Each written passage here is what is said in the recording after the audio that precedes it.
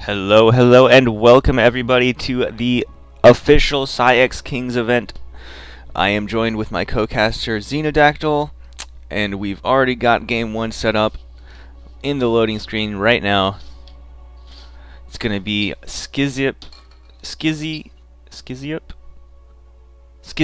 yes, versus Sunny.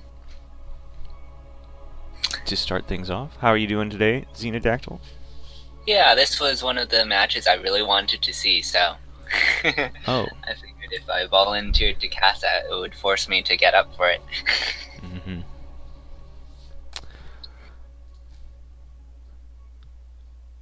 Yeah. So, I'm a little sleepy, but otherwise doing good. Yeah, same here. I just woke up a little bit ago, but I got plenty of sleep. So I am good to go for today. Alright. Now shall we introduce these players? Do you want first or second? I'll take first, I guess. Okay. In the bottom right hand corner we have the blue Protoss. His name is Sunny. And to the top left, as the pink Zerg, it is Skizzy Up.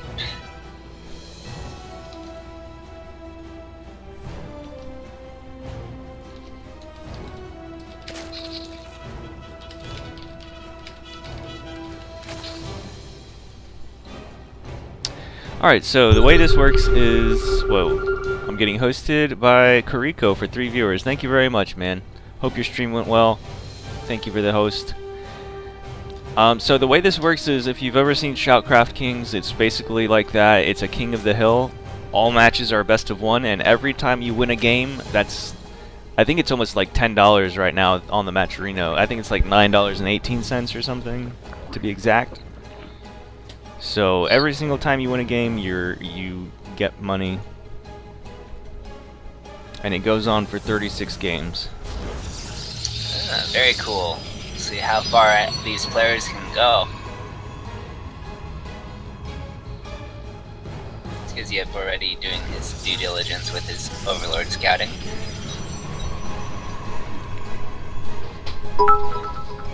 And the bits are coming in already. Mr. Evilly with the bit says, he says, Xeno, take my awakeness.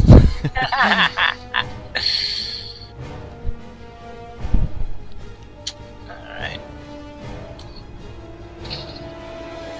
Nice, quick third for, Skizzy Up. Really, no reason why he can't take that, but,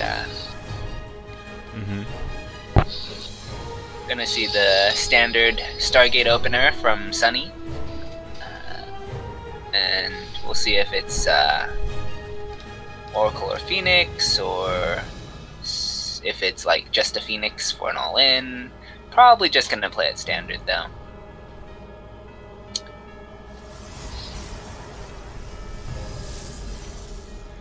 Yep, Overlord gets a full scout off on the main. He's gonna see the Stargate.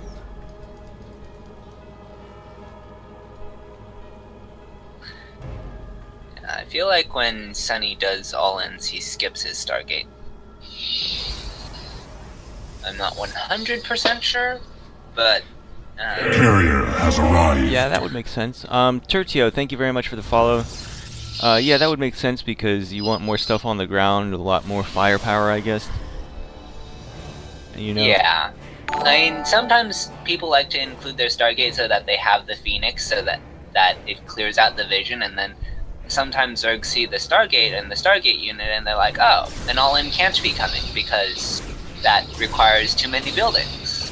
Yeah. But and we just got a subscription from Career Crow as well. Thank you very much, man. Greatly appreciated. You guys are making it very hard to cast this with all these with all these Streamlab alerts. We do have 4 Lings, and I thought I saw it. Is it a probe or an adept? Something went out for I'm not sure. I didn't catch that. Zerglings get here at the front. Sees 2 adepts, 2 gates. Oh, he's getting his glaive upgrade. So we'll probably be seeing some adept harass towards Skizzy Up's mineral line to try and get some drones. Yeah, very likely. Behind that, he'll probably be taking that third. I see the probe was itching to get it down, but these Lings are going to deny it, at least for now. Mm-hmm.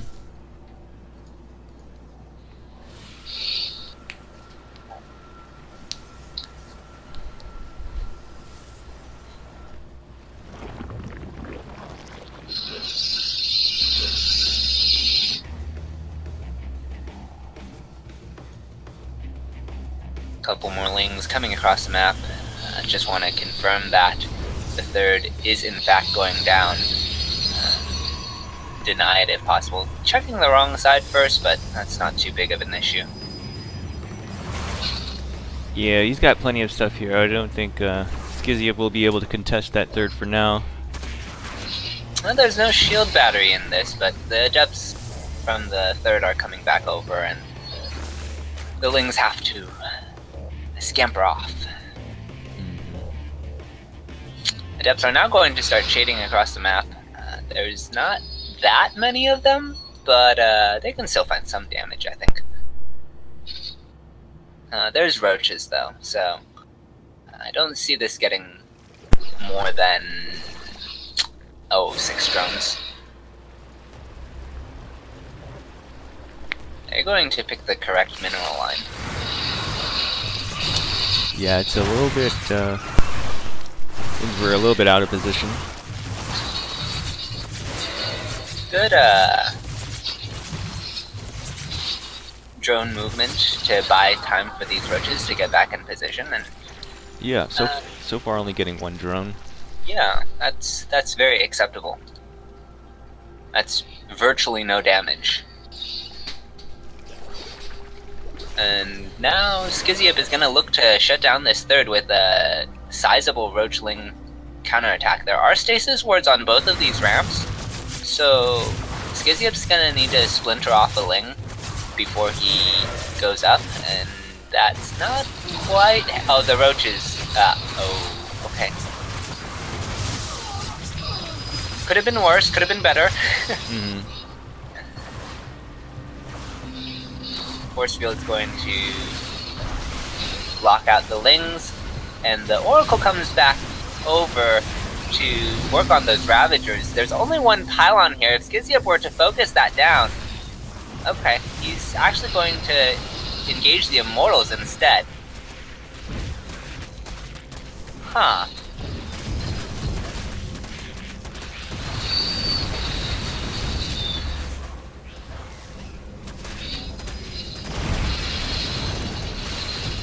Oh. Yeah, that recall. That was weird. Yeah, but I guess it kind of worked out because he was kind of blocking. I mean, he saved the Immortal. I don't think he would have been able to do that. He did it. Skizyup did a really good job of giving the illusion as to where he wanted to commit. I'm not sure Skizyup had fully decided. And he's kind of just outmaneuvering the mobility of the, or lack thereof, in the Protoss army. These 2 Immortals should finish. I don't see him targeting that pylon. Okay. Never mind. Sunny GG's, so we have our first winner of today. It's going to be Skizyup. Congratulations to him. He's just won some money.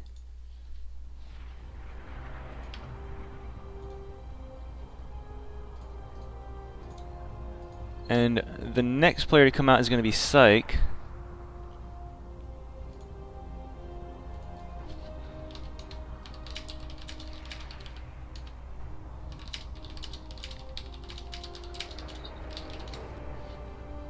Which he is not online right now.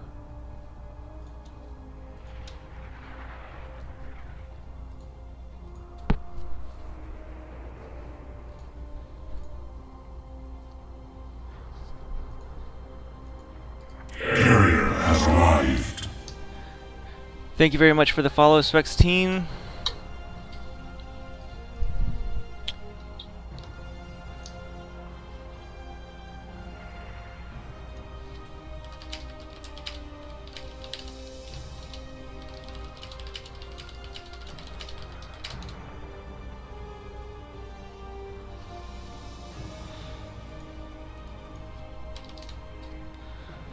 Alright, so we're waiting on PsiX to come. He's got about 5 minutes to respond. If he doesn't respond, we're going to have to go with a backup. Okay. So since we have this little bit of downtime, I wanted to play a little video that I made for the event. Again, this is a memorial event for TotalBiscuit to kind of remember him, as he did pass earlier this year. So I just wanted to play a little video that I made for the event. And here it is.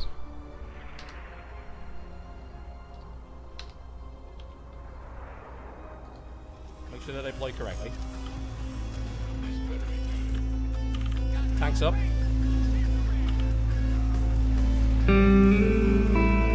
Oh my god! Ah, it's beautiful! Right, yeah. So You just you have been blocked on Twitter. blocked on Twitter. I don't think you understand. I've been blocked on Twitter by Todd for the last 5 years. He probably went around. He's like, about than me. Like, who is Massa? Like, he has no idea who this guy is. That is the worst French That was accent pretty I've ever bad. heard in my life. Listen. All right. Can we all get blocked by Todd today? Can we all get blocked Todd is by getting a Todd? lot of work done here against Nurchio's army. He absolutely is, and Oh, again, hold on, we're hold going to on. see more. Oh, it's a big triple one. kill! Huge supply block right there now. And there are, the army is not together yet for Stefano, but oh, it's a battling sandwich for both sides. He comes in, the Ravager shots land in the center of the Protoss army. The Protoss army in huge retreat right now. as Completely he's crushed. engulfed. Every single unit What an fought, engagement! trapped, and ripped apart. 86th You've got to give him credit, though. Like, you're hiding your build, you do something incredibly dumb. He's going for the sandwich, but he's putting on the first slice of bread a little early. Oh, wait, some of the Bailings getting the Bailings are getting in! He crushed the whole army! What in the actual fuck just happened? What the hell was that? Sue doesn't have much of an army left, but neither does the Protoss, and obviously, and economically, Sue. supplies. Well, I guess we're gonna see how good this Warp Prism Micro is. The answer is real damn good. Holy crap! That was an obliteration of the Zerglings. What a technique by Hero with the Archons. Again, just stabs in, lances in, gets out of there. He feels the need for speed, gets out of there, nice and quickly. You didn't say need for speed, did you? I absolutely fucking did. God damn it. There's not a whole lot of defense. Photon overcharge to the max in there. Oh, that was an absolutely beautiful. Oh my God! Haas sets off the trap.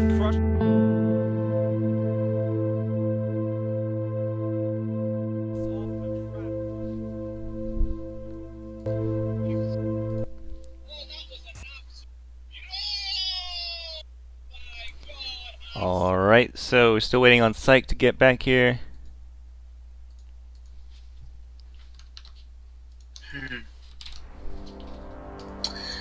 Yeah.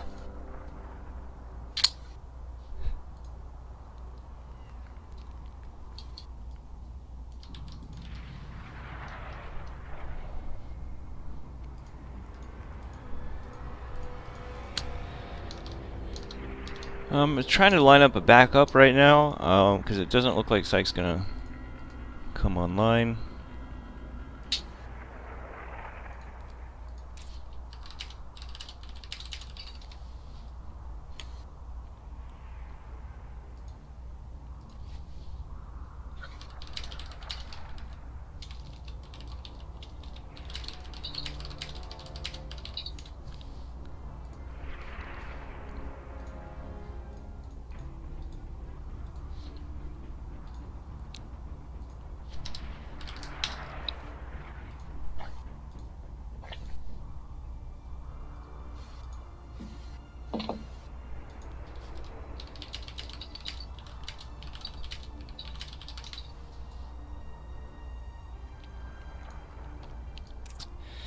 Alright, looks like Ophi's gonna play, I guess, in his spot.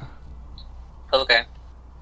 He's the only person that's not already invited and that's around right now. Okay. And he's not too far off in MMR, I mean, 4881. Okay. That's what? M2? M1? I don't know where the cutoff is, or the threshold is exactly.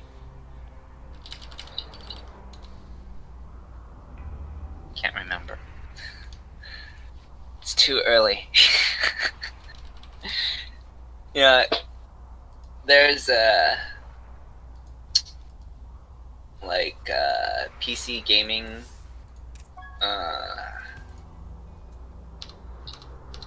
center not far from me, and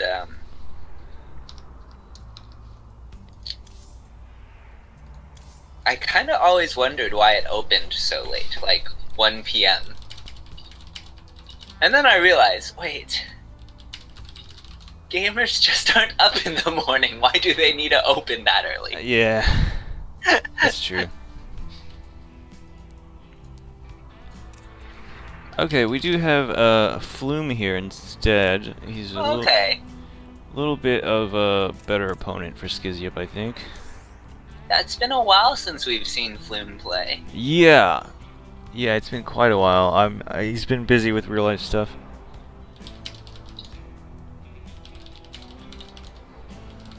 Yeah. The last time I remember seeing Flume play was, I want to say an MVP like 3 months ago or something like that. Yeah, something like that.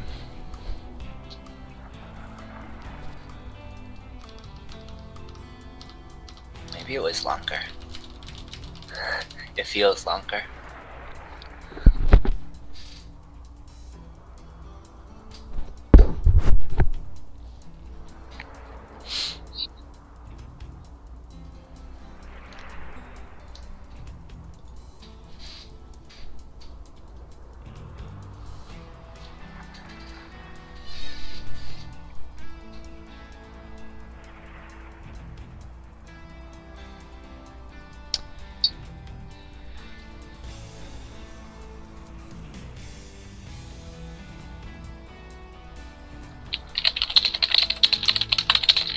Alright, we've got both players in the party, just waiting for a map pick.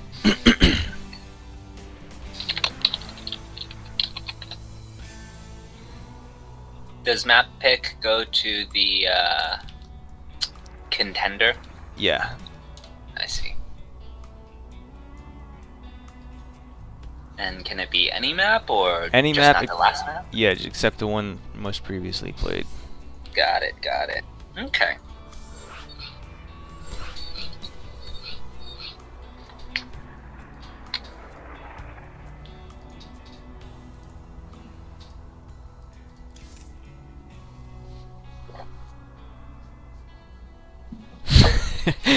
Phoenix Tears says, spam this TB to remember TB.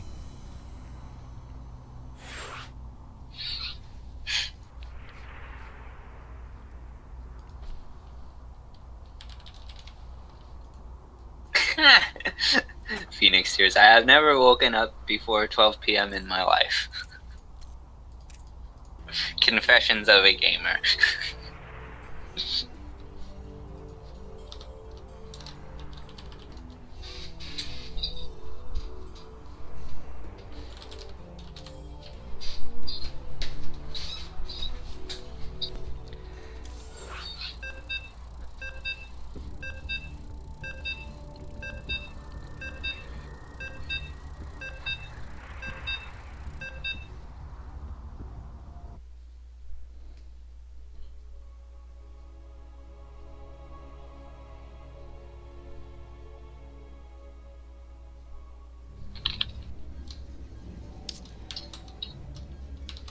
All right.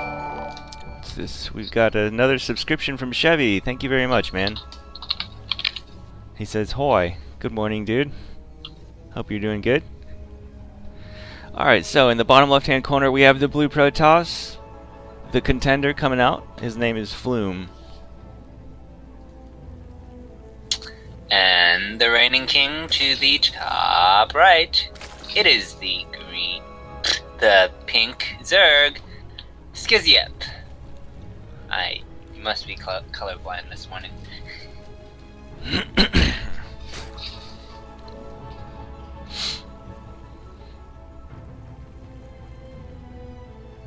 Did you get the overlay? Oops. Thank you. No problem.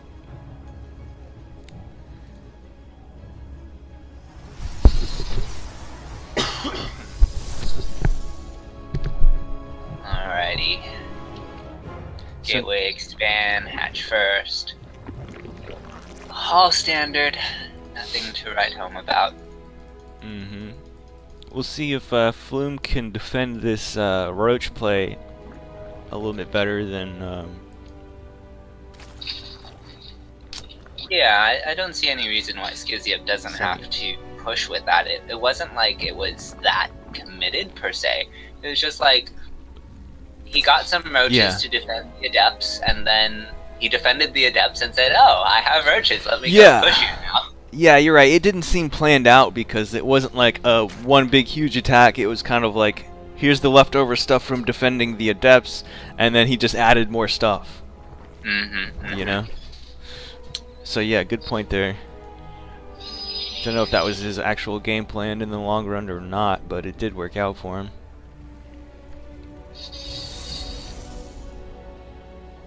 Again, we're gonna see that nice and early third. Nothing out of the ordinary, just denoting a... Daunted says, PVZ is my second favorite matchup because one of the races I don't play will lose. Daunted, spoken like a true Terran. I do appreciate that it's a matchup that's mapped out pretty well. Like, there's a couple random things that could happen, but a lot like TVZ, you kind of know like the stages of the game without too much like wonderment. There's no queen up here, but the shade is actually going to be cancelled. Okay, getting one drone so far, not even losing any shields on the adept. I mean, only losing shields, sorry.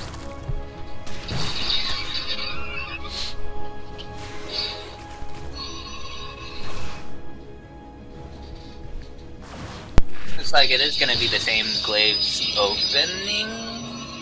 Sort of. It's 4 gateways. And actually, no, this is very different. There's no Stargate. We're probably going to see more gateways and, like, strong timing off of this. This is more of, like, glaives. Like, this is much more committed to the glaives aggression than what we saw out of Sunny.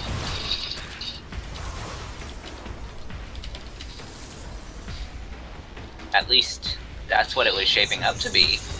He's gonna take a third, and he does have 4 gateways he's working off of though, so I don't know about this. It's kinda funny.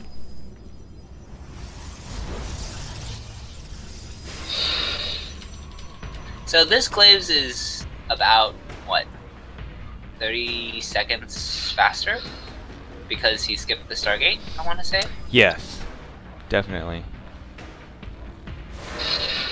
And Shade is going to go up. There's only a few roaches out right now.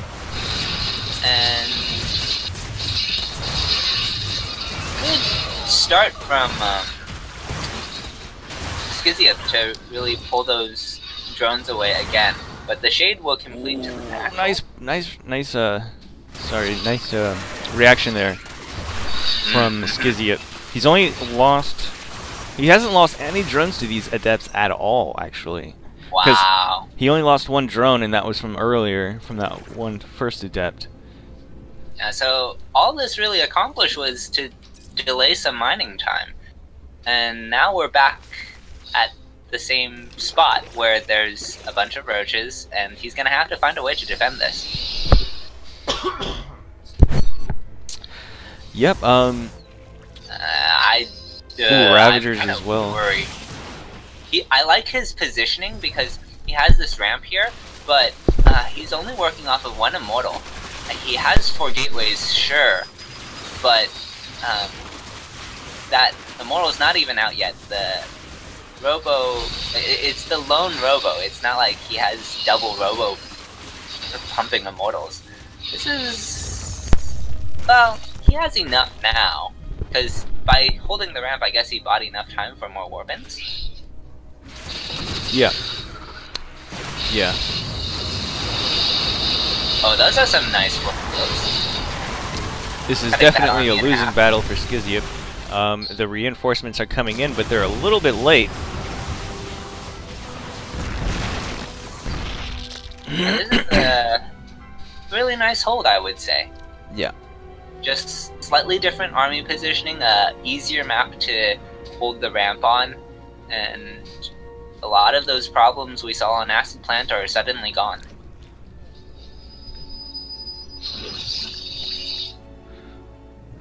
Now with this Warp Prism, he's set up for a Glit Up Sentry push. And these Lings are itching to bait out some force fields. I don't know if they can. I guess they're just going to have to settle for a run by. A recall actually happens instead. Kinda mind gamey a little bit. Okay, he only lost 1 shield battery right there. Didn't lose any probes.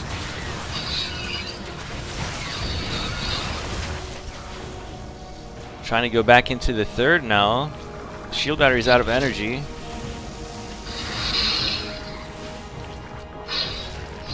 Depths are on the other side, and things are getting a little bit hairy for Skizia. Spire's up, and the Adepts are right there, so they scout it. Drones are finally going to start to go down. The pull is a little late.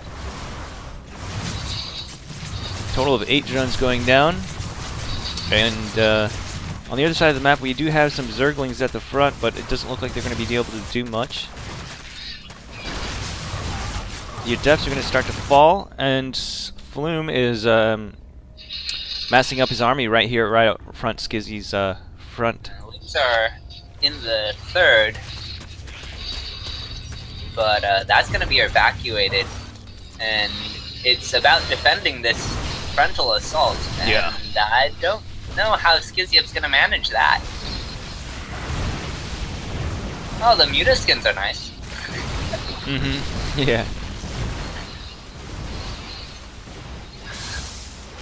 There's a lot of stalkers here.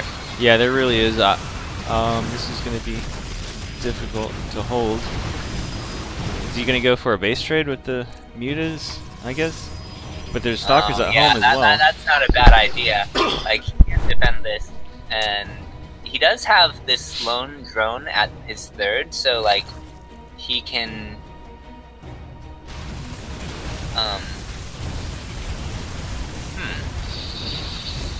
The counterattack's actually doing quite well. Yeah.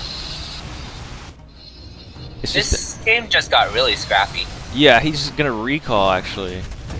Oh, very nice for Skizzy. Ling's still going to town on probes in the main, and Mutas get out of there. Muta's actually coming back into the natural to get even more probes. If he can somehow get an army, he might actually be able to win this, because right now his army supply is pretty lacking. 30 to 65 of Flumes. Blink is almost done for Flume, and that's going to be really important in terms of keeping up with these Mutas, since we're in this low econ environment, and he doesn't have the ability to really tech to Phoenixes or Archons. He's going to have to rely on that Blink.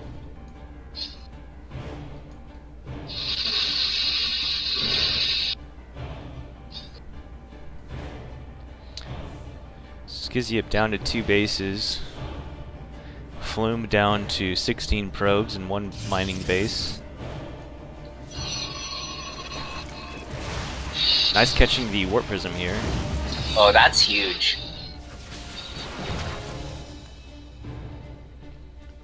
Like, a Warp Prism is already a critical unit, but when you're getting into these scenarios, having the ability to juggle units or warp in at any location really matters.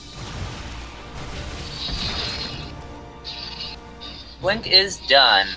The main is pretty much sacked at this point. He has no reason to hold this. It really only contains 2 extra gateways, and I'm not even sure he has the economy to support 6 or 8 gates rather.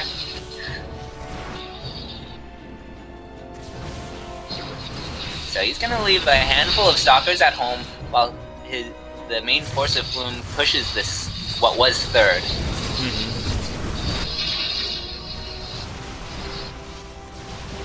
Skizzy just trying to buy time, evacuating the third.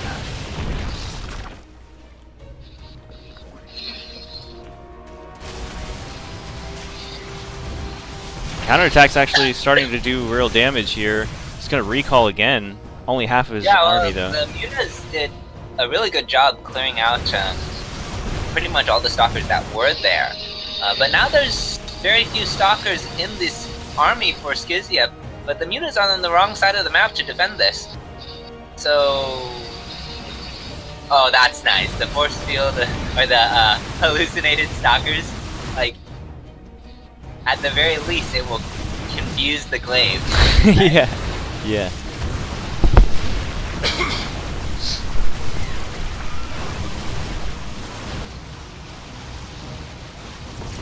Gets the Skiziep cyber didn't core. get this hatch in the corner, so even though Flume is going to kill everything in the main, the drones are hiding, and there's enough drones evacuated to this hidden base. Meanwhile, the mutas are overwhelming this natural, and I think this is looking good for Skiziep. It is, but at the end of the day, the army supply is still pretty heavy for Flume with the Guardian Shield, and as long as he doesn't lose all those stalkers that he has sending up to the top left, Flume should be able to still kill off these mutas, I think, with the Guardian Shields. But if he starts to split up his stalkers and they get picked off and stuff, then yeah, he has stalkers going over to this corner base by themselves, so I don't know if he has the... I feel like he split wrong. Yeah, this isn't even enough stalkers to... Like, the Immortals should have gone over to that top Yeah, base. absolutely, yep. Does he have Blink? Gonna come defend this, like... What are they gonna do against the mutas? Wow, yeah, I think Skiziep's actually done this. Hallucinating an Archon. So... Or actually, hallucinating 2 Archons. Yeah, the hallucination's good. The sentries being here is fine. I just don't like the choice in unit composition. Look, Skiziep's gonna try and catch these stalkers out here. And I think he's gonna do that. Oh, okay, so he does have Blink. Yeah. Does he know that these Archons are hallucinated? Because he hasn't had any type of... He must know that they're hallucinated. I just don't think he wants to engage this army if he doesn't have to. Yeah. That's like a waste for his mutas since they're so mobile. Right. Excuse me. So yeah, he's only on 1 Nexus and it's about to go down. It looks like he's going to try and focus that down, and he does get the Nexus, but he's taking a lot of damage on these mutas. That was really good attention to detail. He stayed there just long enough to make sure he got that probe that had come out of the Nexus. So now there's no chance of like another Nexus somewhere else on the map. And he's picked off a couple more stalkers as well. Oh man, great damage on these stalkers, but the shield battery is going to replenish the shields. Yeah, I think he knows that the Archons are hallucinated, because he hasn't seen any like Temple Archives or anything like that. Yeah, he must. It's just like it's there's like really no chance for Flume as long as Skiziep plays it right. And he's been playing well since we entered this, shall we say, crisis. Yeah, I think all Skiziep needs to do is get a few Lings out before he tries to engage the army, which he's trying to build a spawning pool back in his main. Because Lings will be really helpful to buffer damage.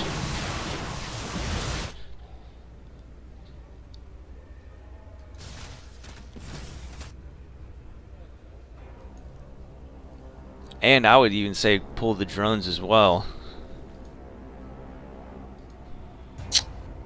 Gonna rebuild a hatchery over here in the bottom right.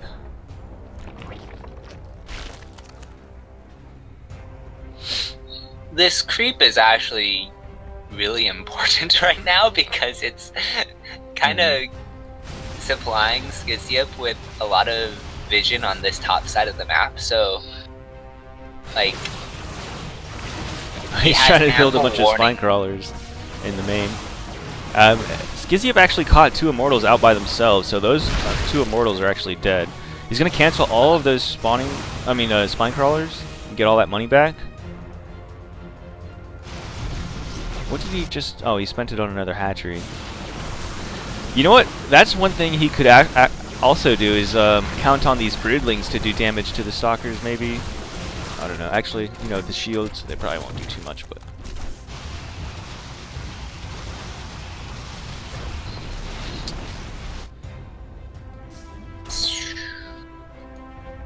Do we have any other drones out on the map, or is it just these 2 hatcheries? There are no drones on the map at all. There's only 2 larvae, 7 overlords, and 13 mutas. But Flume's base is starting to dwindle down. If Skiziev can just go and try and kill all the buildings before Flume kills his hatcheries. This is insane. This is a pretty wild game for game 2. So I guess these stalkers have to make... Oh, there's one more drone. I think these mutas could actually kill all these stalkers, though, to be honest. But they're probably just blink away, though.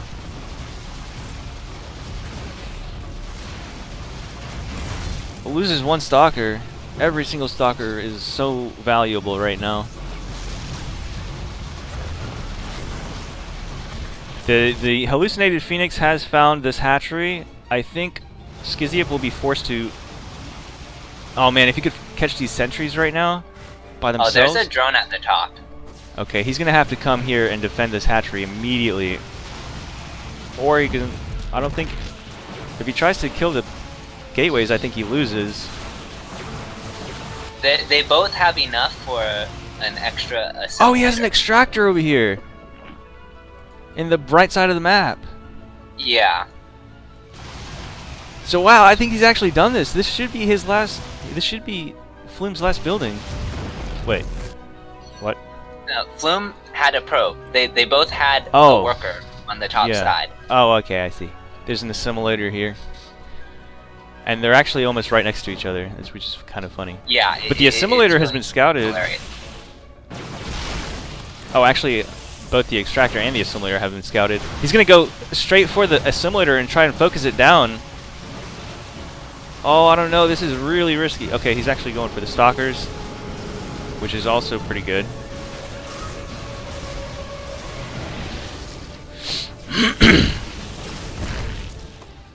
Adept's gonna go for the extractor.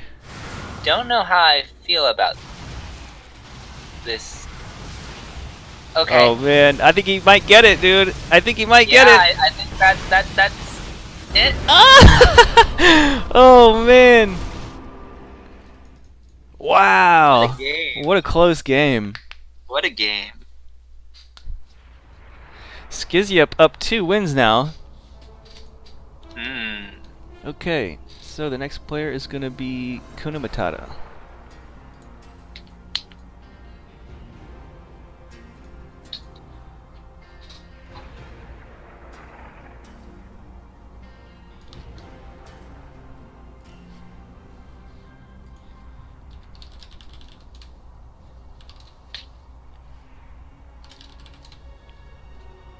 He's offline, but PsiX here now.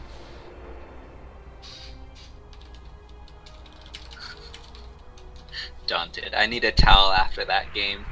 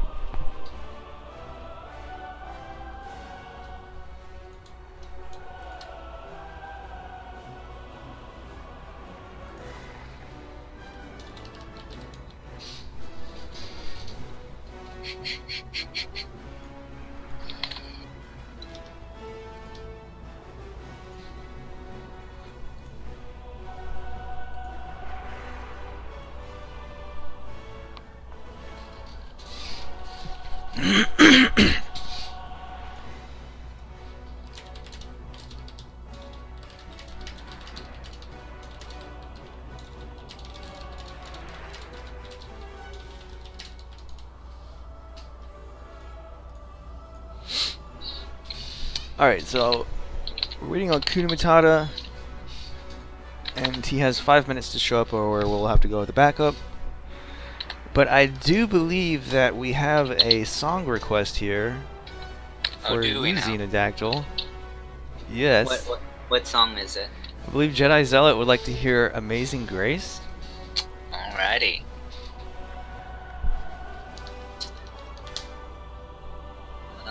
Amazing grace, how sweet the sound that saved a wretch like me. I once was lost, but now am found. Was blind, but now I see.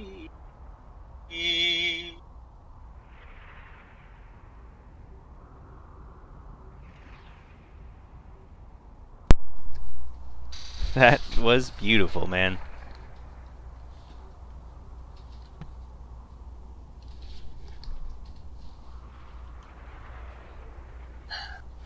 Now that was for Jedi Zealot, and I messaged him, but I don't think he was here, but he could always watch it on the VOD.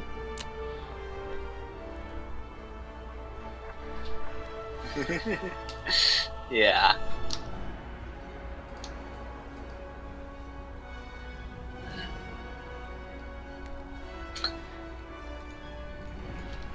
Okay, so Kunamatada's not here, but PsiX's gonna play in his place. Okay. It's musical chairs. Yeah, pretty much.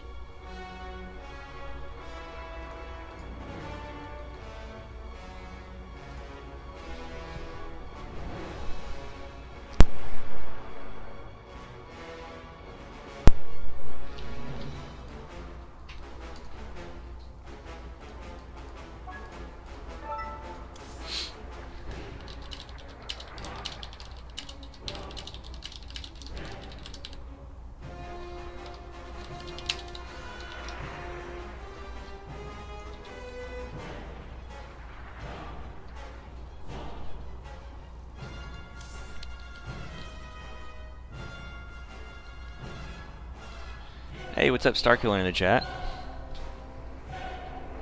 Starkiller. Javier 185-62018. What's going on, man? That's a lot of numbers in your name.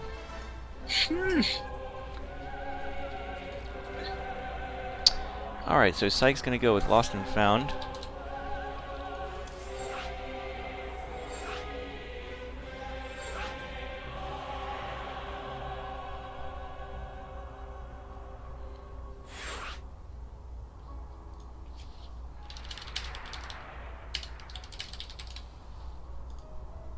I think those are two different years that, like, 1856, 2018, but I don't know what 1856, what the significance of that is. I don't know.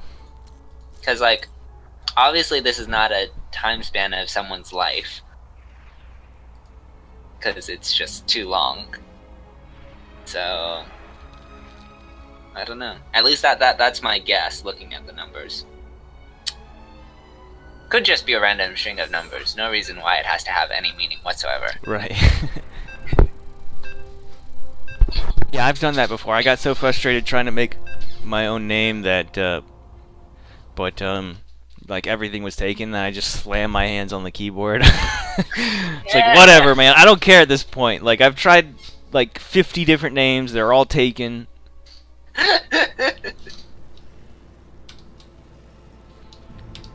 Alright, in the bottom left-hand corner, we have the Orange Terran, the new player. His name is PsiX. And bringing back the last game with a base trade, it is the Pink Zerg Skizzy Up. Now, the way this works, the games are going to get harder and harder because the MMR goes up from lowest to highest. But that ensures that everybody has a fair chance to win some money.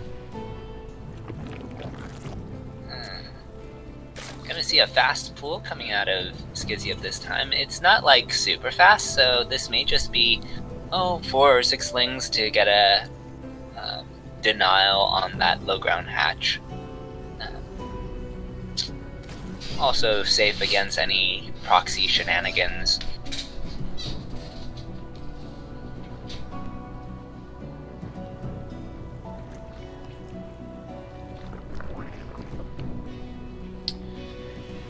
And Psych opting to go for the gas first build, which means you'll have enough for the factory as soon as that barracks is done. Okay. But I think actually he's going to go for an expansion first, and then the factory.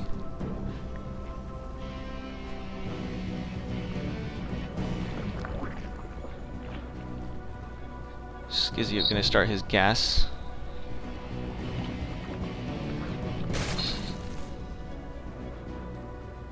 Sixlings are out, and they're going to run across the map.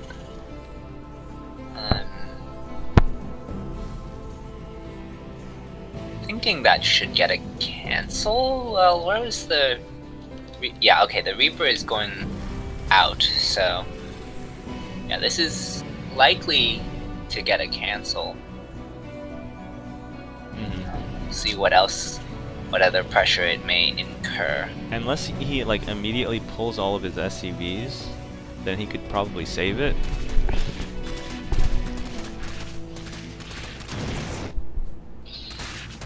Reaper's gonna start coming back home.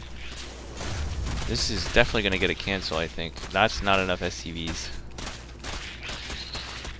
Unless he does start construction. Oh, he does cancel at the last second. Wow. Daunted has informed us that in 1856, Dallas, Texas became an official city. Huh. Who knows? Okay. Maybe Javier is from Dallas, Texas. Well, it's not like Texas stopped being a city this year. Well, yeah, that's true. And maybe it's like, hey, it's 2018 and Dallas, Texas is still going, huh? That's possible, yeah.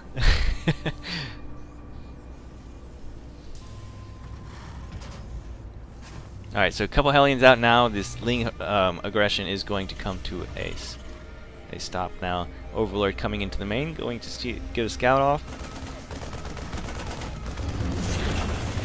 You will see that the starport is being swapped off onto that tech lab. Probably going to wait till the Overlord goes away to see... Oh, nope, nope. Overlord turns around. At the very least, delaying any type of starport tech for now.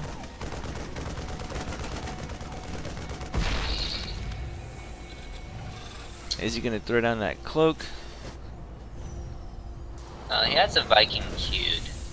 Yeah. I don't think he's going for it because he does have enough resources for it. He has 400 gas. I think he's going to follow up with a Raven.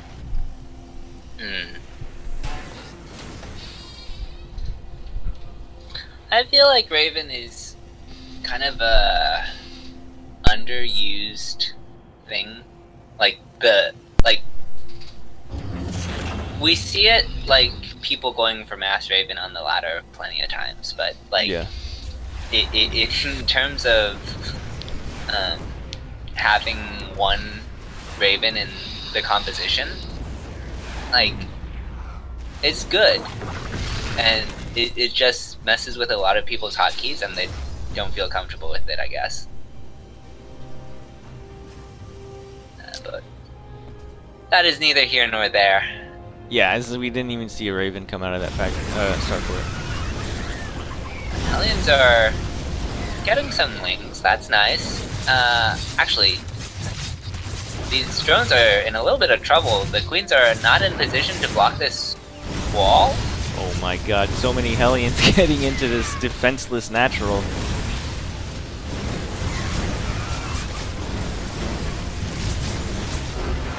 Wow, he's just gonna GG. Okay.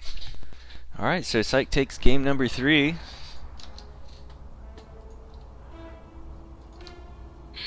And our next player is going to be Eruption from the EU side.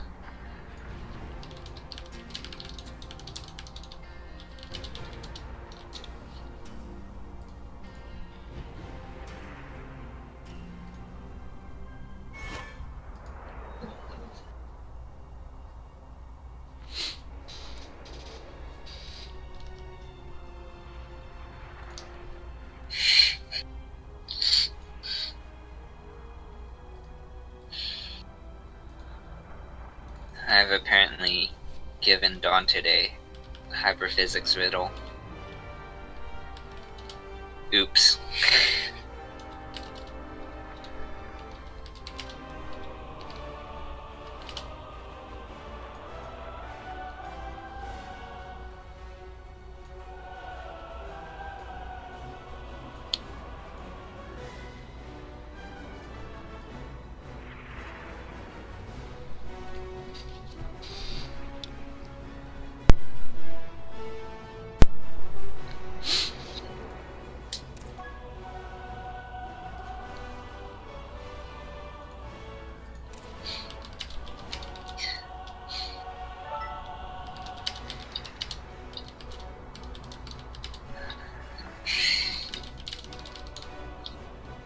No, Daunted, I did not mean that I want to see Mass Raven. I said that I want to see one Raven in compositions more often.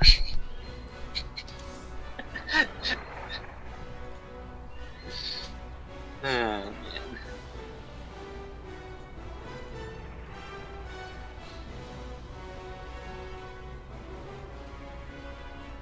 It's actually kind of funny when it comes to balance, is like, oftentimes Blizzard tries to make a unit stronger so that it can be a support unit. And then whatever race they do that for, suddenly they just want to mass their support unit, and now Blizzard nerfs it.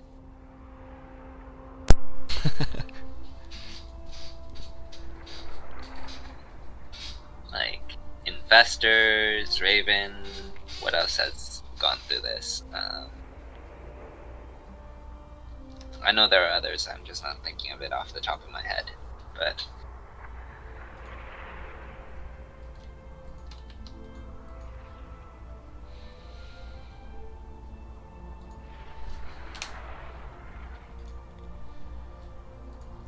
Alright, so it looks like Eruption wants to go with Blue Shift.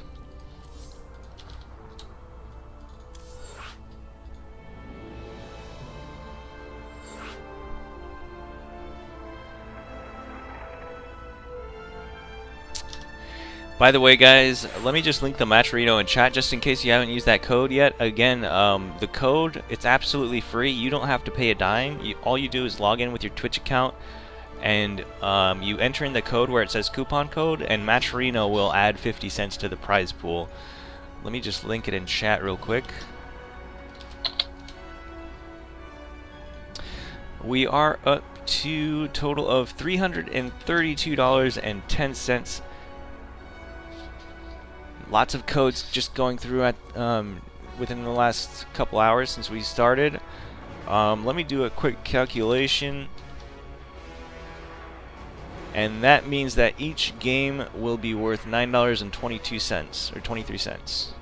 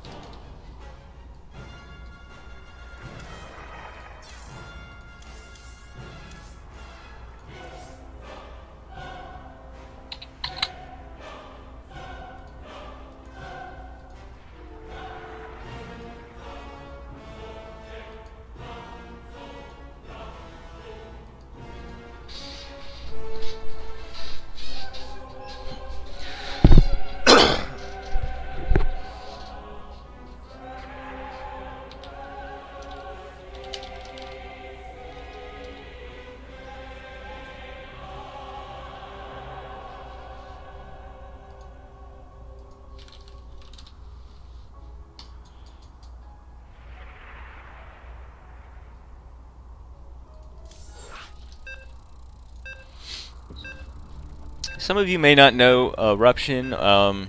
He is from our EU side of things. I have not seen him play too much. He is almost 5,400 MMR though on EU, which is quite good. PsiX is 5332 on NA. He has been a lot higher, so we'll see how this goes. Alright, so spawning in the top right hand corner, the new contender from EU, his name, the pink Terran, his name is Eruption.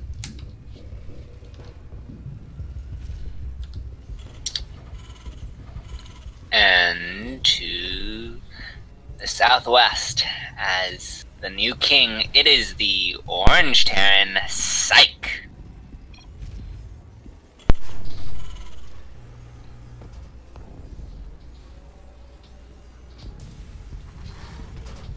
All good over there? Yes. Sorry about that. Did you hear me? I tried to mute my mic. I got this bad cough. I don't know why, but... Anyway,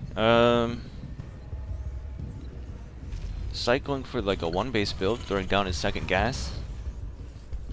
Yeah, or at least fast tech. Like, he can still get a CC maybe after a factory or starport, but it's definitely aggressive.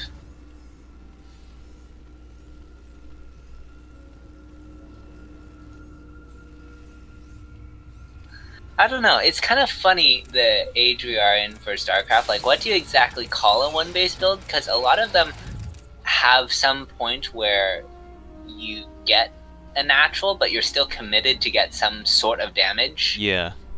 So, in order to, like, justify your later expansion. So, like, what makes it one base build exactly? Yeah, basically like getting your expansion early, like right after your barracks slash gateway slash, you know, or hatch first, is so standard that if you don't do that, then that's like cheesy. Yeah, that there's like, you can't, like, when you actually define cheese down to its root essentials, you can't call it straight cheese. But there's all these eco cheeses, is like the term popping up, that they're a lot stronger. Because, like, you have to now identify how committed is this cheese. Yeah. Like, there's a transition somewhere in there, and that makes it very different from I guess the old cheeses where you stop it and you win. Yeah, it's kind of like a guessing game on whether or not the player is going to continue to commit to this cheese, or like go home and try and macro up, or go for something else. I love cheeses. I love having cheeses in this game. I think it makes it more exciting. Every now and then.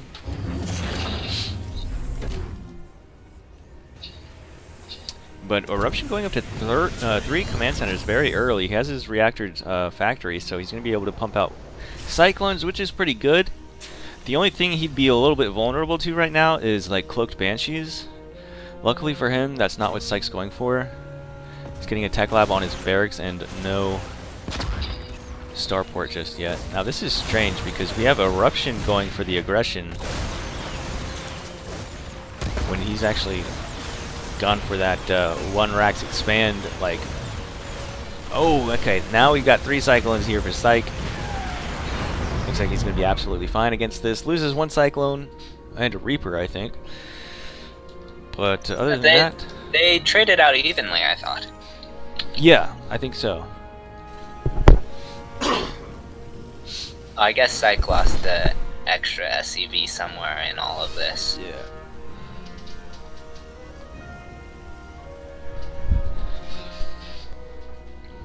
Bunker going down for Eruption.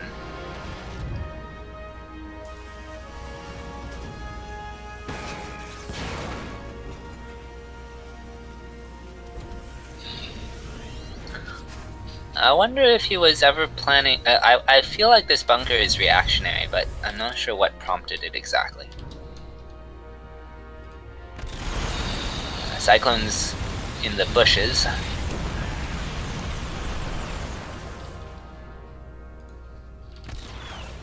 One extra Cyclone for Eruption as he pushes across now. SCVs are going to have to join in this. Another Cyclone comes out for Psych. Defender's advantage going to be leveraged here as he will shoot off Eruption's poke. And the third orbital on the high ground for Eruption.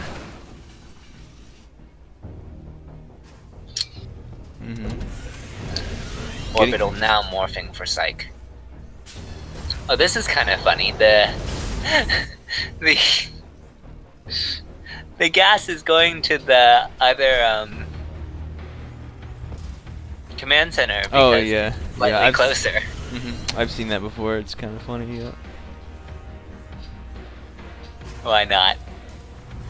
Gain a couple extra gas per second over time. Yeah.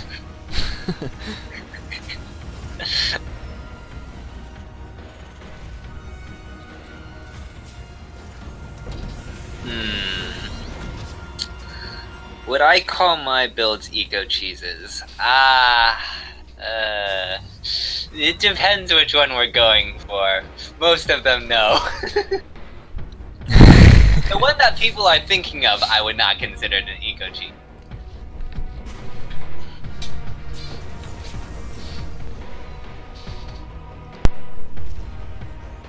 I'd say it's too committed to be an eco cheese.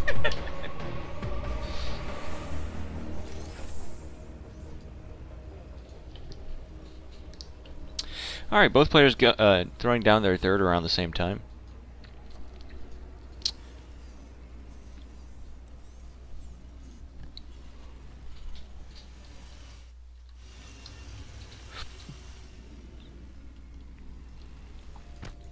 Both players just kind of massing up Marine Tank for now. Upgrades are pretty even. Or actually, I'm sorry, no. Eruption's upgrades are going to be finished slightly faster than PsiX. About 30 seconds faster, I believe.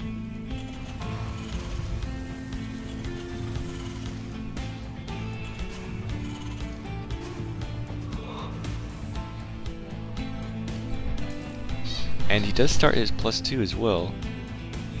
Eruption does. Psych loading up a drop here.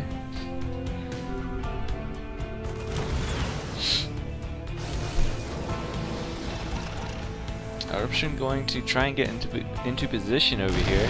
Oh, takes a big volley on that tank. He is in position to deal some damage on this gas.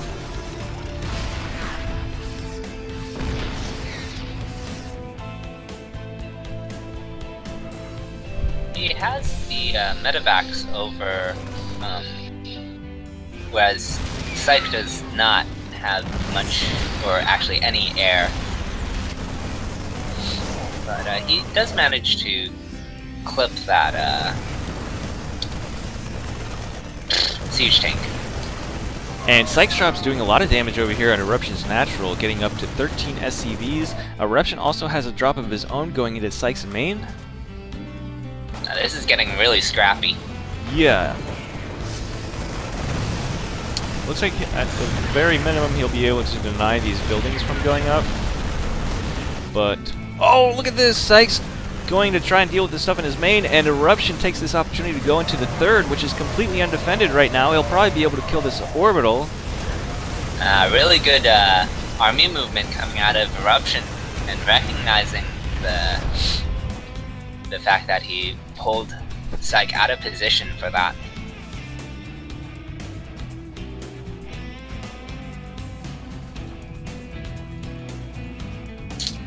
Things are looking good for our European Terran. Yes, they are. He's up to 139 supply, gets PsiX 110. And despite losing all those SCVs, he's still somehow so far... Oh, well, actually, PsiX lost a bunch of SCVs at his third, so that would make sense. He's actually ahead on SCVs 57 to 44. So yeah, Eruption is looking quite well in this game. PsiX looks like he wants to try and go for an attack. He needs to get something done here.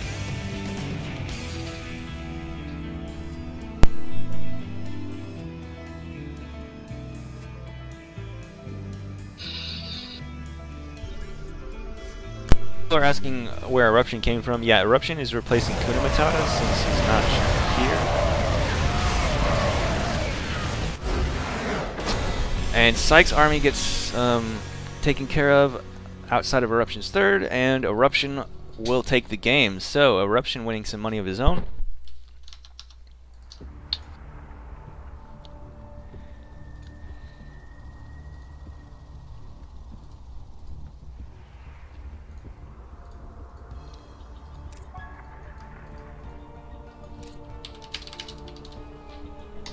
Next player is Jin, but he's not here either. He's offline, so we'll just skip him. We're gonna keep skipping people if they're not here until we play 36 games. So okay, sounds good. Yeah, because I mean, to get through 36 games, it's gonna take a while. We can't wait around till right. And like, if he had said something at all to me today, and said, "Hey, I'm here. I'm gonna," or something, then I'll know to wait for him a little bit. I'll give him a little bit of a chance. But he's not online. Sure. He hasn't responded at all. So if it's something like that, then we'll just skip you, and we'll get 36 games played. So. And if they show up later, we may still be here.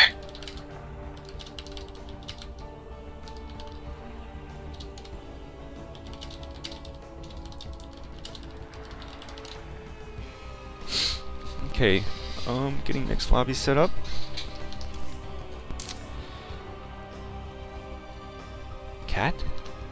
Catalyst? Yeah, that's what he's thinking.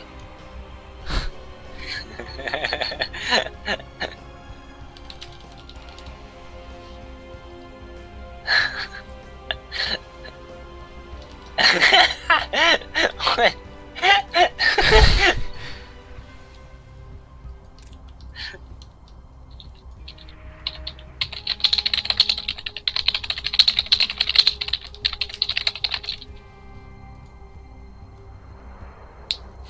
Okay, lost and found. But we just played Blue Shift, so he can't even,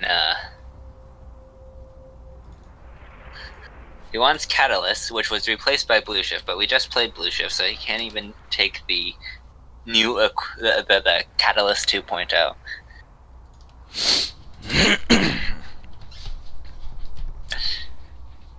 Alright. Okay, acid.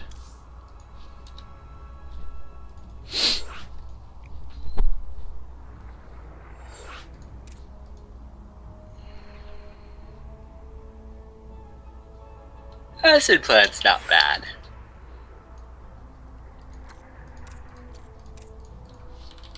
Alright, while the game is loading, I'm just gonna go grab a drink real quick. I'll be like, right back. Okay. I'll probably be back before it finishes loading.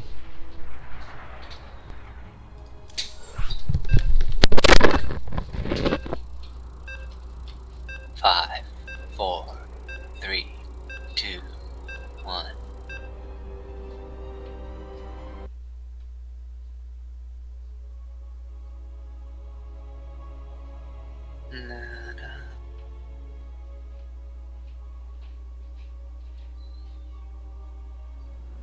Are you back, Droptimus? Okay, looks like we are. Alright, I'm back. Hello. Wanna start the intros? Sure. In the top, in the bottom right-hand corner, we have the player currently up 1 game. The Pink Terran from EU, his name is Eruption. And in the opposing corner, as the Red Protoss, it is Kingslayer.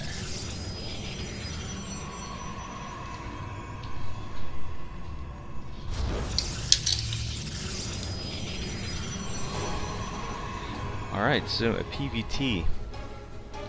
First PVT of the day, I think. Yeah.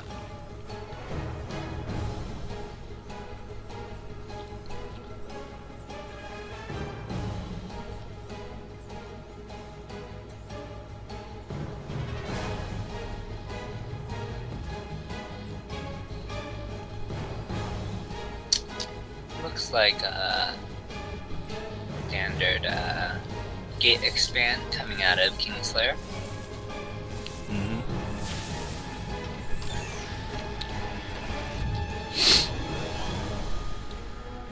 One Rax expand coming from Eruption.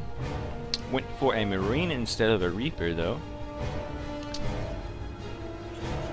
I guess he wants to save that gas for a faster factory, perhaps? Or... He's gonna get the reactor now. Yeah, I think you're right, though. I think he's gonna get the factory. Oh, actually, he went for a second barracks. Huh.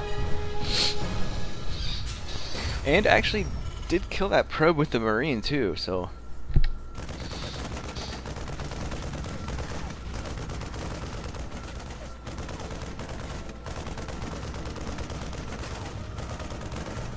eBay going down.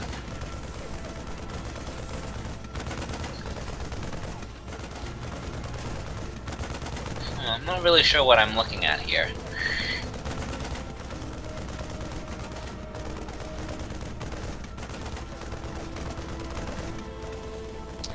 Yeah, this looks like a 2-1-1, except... I don't know. It's very strange. I don't think I've seen this very often, if at all.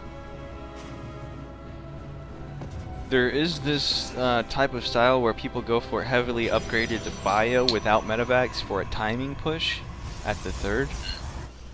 But usually it's a command center first into 3 racks with 2 tech labs. Right.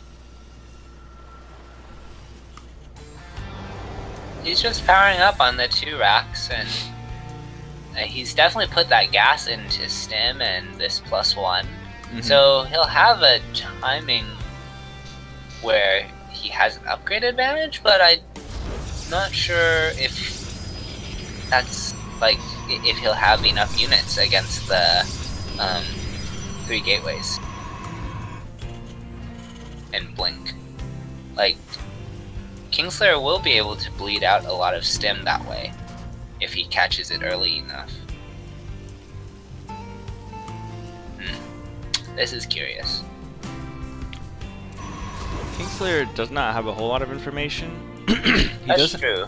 He does have that probe, though, outside the base, so he'll be able to see the army moving out. Stim's about halfway finished, so he'll probably want to move out in a few moments to get there right as Stim is finished. So this probe... There they go. Yeah, the probe is going to scout that. Alarms have been sounded. Yeah. I don't know, it's not looking good. No shield batteries. Blink is almost finished, but Stalker's not that great against Marauders. Yeah, Robo is just now finishing. I guess he could start an Immortal, but that's not going to be done in time. Blink is done though, so... He wants to bait out an early stim, but I don't know if... Okay, sitting at the top of this ramp is nice, because Eruption's not going to really be able to push up that easily. Stim comes out, and the Stalkers blink away. There's a lot of Stalkers, but the Marines are doing decent damage. No medevacs. All the Marauders have fallen, and now there's just 2 Marines left, so... Yeah. Wow, well done by Kingslayer. I didn't think that would go so well for him, but... I mean, he lost a lot of Stalkers, but it was a good trade, I think. Yeah, I think it was really important that he met the army kind of on the bottom of that ramp and then just sat at the top. So he like really delayed that for an extra weapon or 2. And kind of neutralized that push. Observer is going to come in here and see that Bioforce sitting right there. But I think Eruption did hear it. I don't know. Hear it go into siege mode.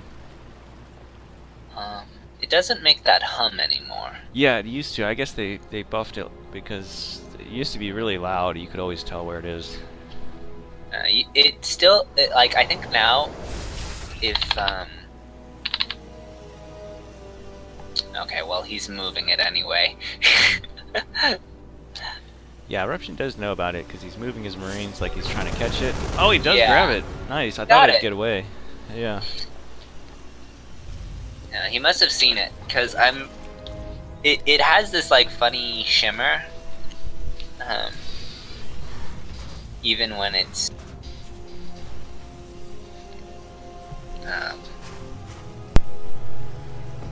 in In that, siege mode? I That's forget what I what that's called, but Let's just call it Observer mode. sure. And the mode for observing. Even more so than its other mode. Right. Exactly.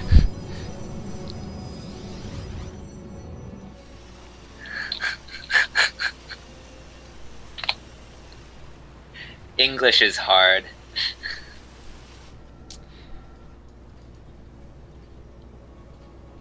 The thing I don't like about this WCS overlay is that it doesn't have any text about the different skills and stuff. Like if you hover your mouse over, it doesn't have the abilities of the units, you know? Yeah, You can't look at yeah. them. Well, Eruption is gonna swing around this right-hand side. There is an observer that's seen all of this, and Kingslayer is pretty well prepared, I would say. He has a lot of charge slots, some stalkers, a sentry. I think Eruption's only gonna find damage if he can outposition Kingslayer, and that's unlikely with the observer. Yeah, Eruption does have his upgrades. +1 all around for both players. He has combat shields, but charge lots are really strong against a pure Bioforce. Oh wait, yeah, okay, he does have charge. And good job with Kingslayer picking off the medevacs as well. Yeah, cutting off the hot pickup and reducing that healing potential for this engage that is going to come in at the third. Wow. It's going to have to be evacuated. Charge lots all over that. Yeah. So many charge lots, man. I think for this you need Widow Mines. For this Very many possible. charge lots?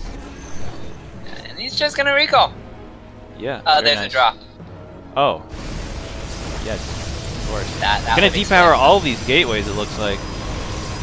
Unfortunately, the recall went to the third instead of the natural main. Yeah. Wow.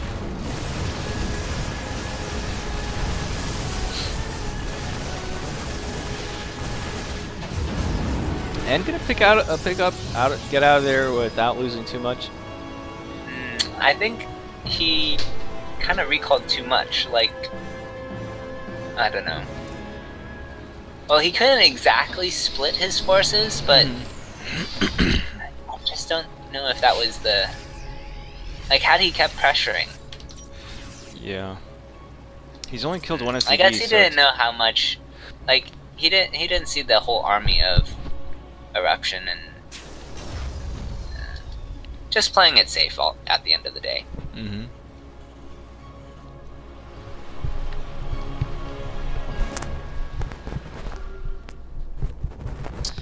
Okay, so observer here to see this army coming from Eruption.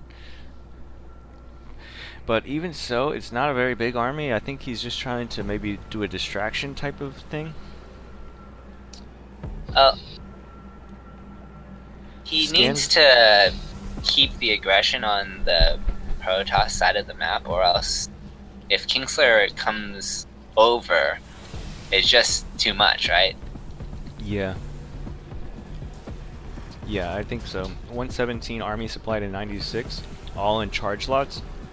Tanks are great, but they're not really that great against charge lots, because when they're firing at charge lots that are slicing and dicing up your bio, then the tank shots are going to also do friendly damage to your bio. Mm-hmm. Widow mines are a little bit easier to dodge with a bio, which is why I think it's better.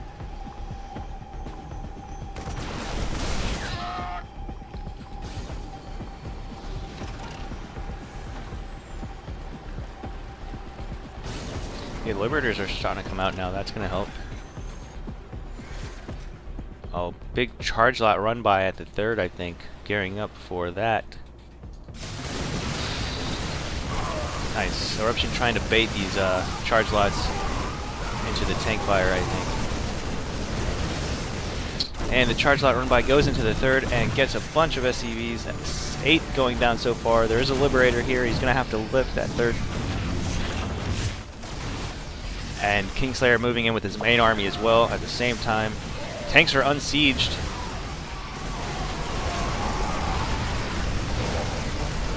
Oh, I think Eruption might be able to defend this though. That's a lot of bio that's still He's alive. lost a lot of SCVs in the back behind this, so even though he cleans this up, he's suffered considerable damage to this Warp Prism. Yeah, you're absolutely right. He's lost 38 SCVs. Oh, there's even charge lots in the main. More SCVs are going down. He's down to 34 SCVs. The one thing he has going for him, though, is his army supply is gigantic. 99 to 27. All Kingslayer needs to do now is somehow survive this inevitable coming push that Eruption is going to go for as soon as he cleans up all this stuff. Yeah, they're both on 3-3 by the time of the next fight. Kingslayer has 4 bases, so his economy will allow him to repair his reproduce his army at a somewhat alarming rate. And Storm is nearly done too, so that will be monumental in this fight. Definitely, I think that's the crutch he really needs to try and defend this, because the army supply is over double for Eruption. Kingslayer knows this army is coming. He did see it move out underneath his observers. Really good observer spread, by the way. I think he has like 6 observers. He might just want to sack this base for now. Yeah. Save time, or buy time. I'm gonna recall the probes out of there. Okay. Loads up the High Templar in the prism. Gonna storm from the low ground. Nice. Nicely done there. But these Liberators are in position to cut the army off from saving the main. And oh, he's just gonna go for it though. Not enough Stalkers to deal with the Liberators, but he might not need them. He's actually cleaning up most of this bio with the storms. There's a lot of charge lots. They're actually going to go down. There's still some bio left over with the medevacs. Should clean this Protoss army up. But it is starting to dwindle down now. Kingslayer down to 13 army supply of the 98 of Eruption. It's not looking very good for him. There's also a Bioforce at his 3rd cleaning up probes there. I think Eruption's done it. It's really hard to get rid of these Liberators now that they're in this choke, and he has Archons, yes, but how does he position his army? He's already used a recall, so he can't even, like, okay, yeah.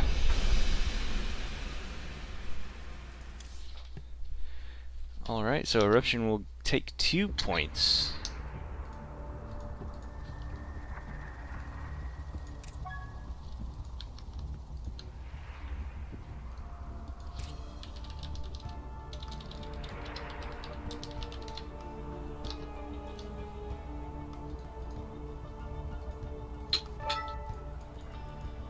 And this will probably be my last game casting with you, since I'll have to go for ATL. Okay.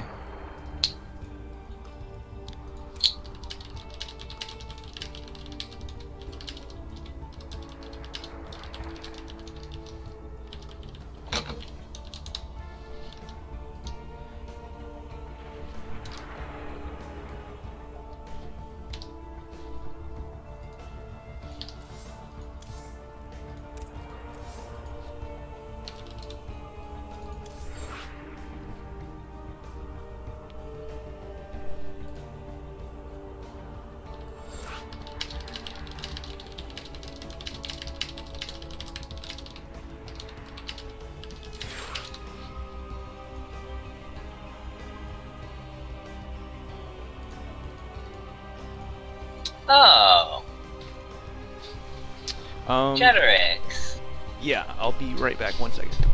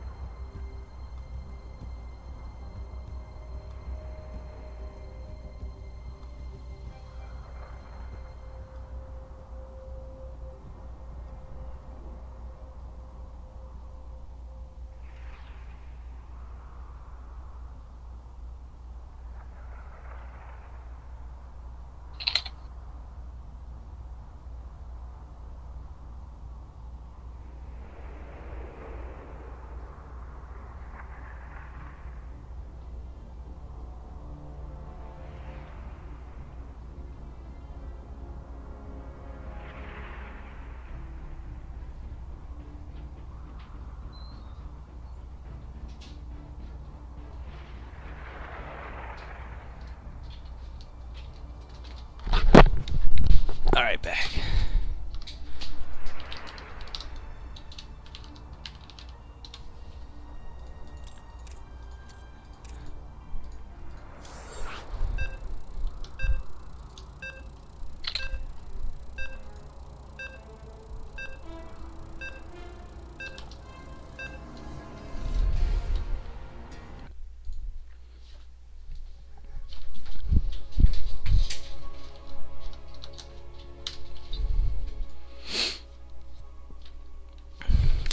Alright, so Eruption is now up 2 games.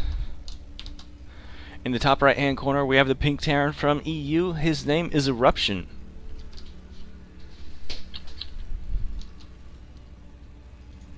And in the opposing corner, as Blue Protoss, it is Jeterix.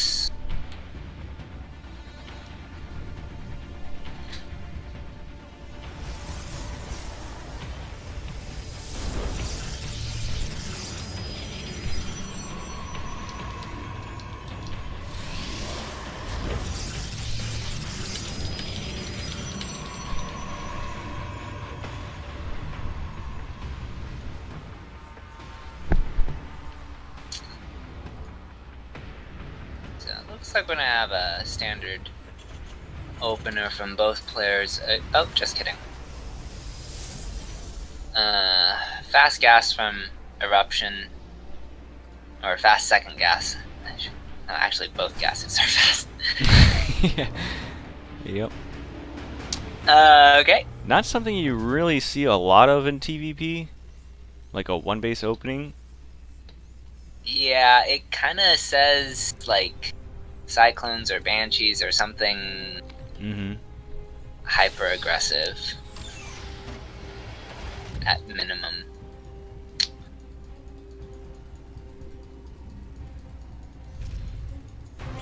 I wonder if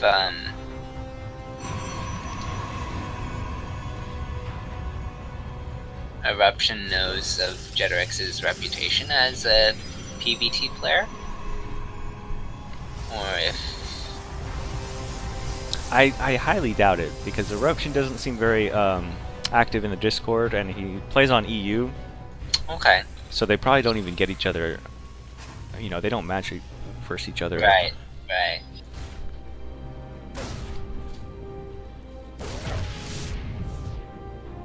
So a nice quick robo coming out of Jeterix. Gives him the tech he needs for whatever this factory will be used for. Looks like it's probably just going to be Cyclones. Because we're still mining gas.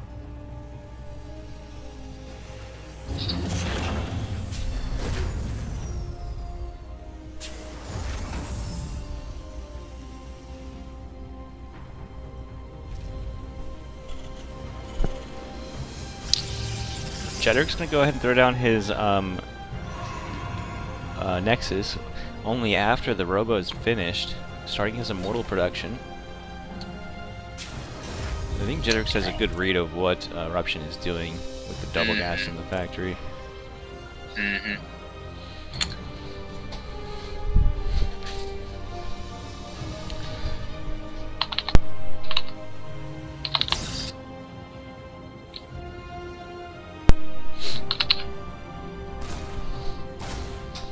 You will see this low ground command center and the Cyclone, so that's nice scout.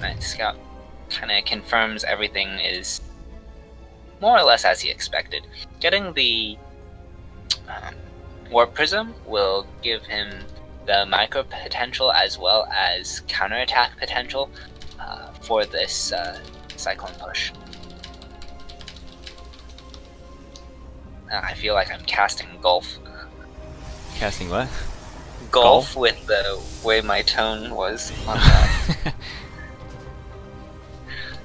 It's like, oh, we have this Cyclone push coming across the map. Very deadly. Oh, it's fine. It's fine.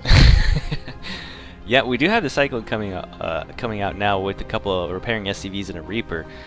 Ooh, but with this Immortal and the Jeterix holding the ramp as well. Oh, No, not like this. Oh no. Oh, nice force fields though. Catches 2 cyclones.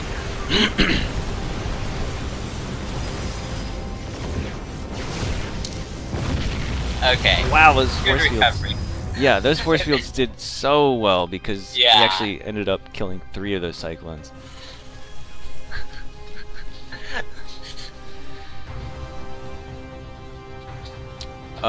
Eruption going up to 3 barracks, so clearly going into bioplay after this.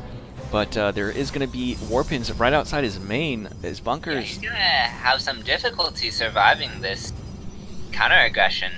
He only has the 1 cyclone. He has a bunker, sort of. No, no bunker. No natural expansion, no cyclone, no Good marauder. force field gonna lock out much all of the low ground units and have a nice contained setup on by Jetrix. He doesn't really have to push his advantage either because he does have his own natural. He can position his observer to get a better idea of what Eruption is doing should he so desire. There it goes. And the Warp Prism's just going to back off. Oh, no. Gonna go for some micro.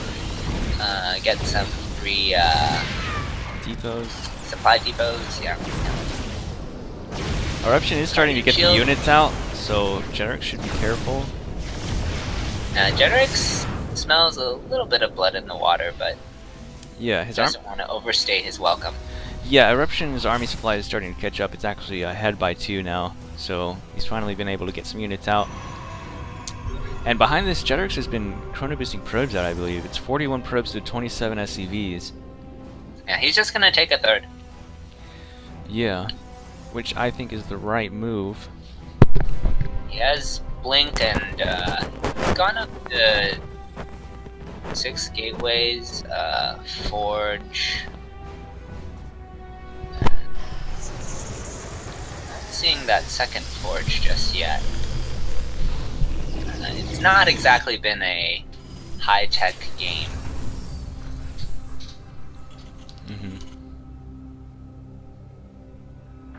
Okay, this time he's just gonna sit at the top of this ramp. And the burden really is on Eruption, because... Oh. Warp Prism goes back into the main, getting some extra SCV kills. Good force field's going to block off much of this Terran force. Yeah, not looking really great. Really for well Eruption. handled by Jetrix on both Yeah. fronts.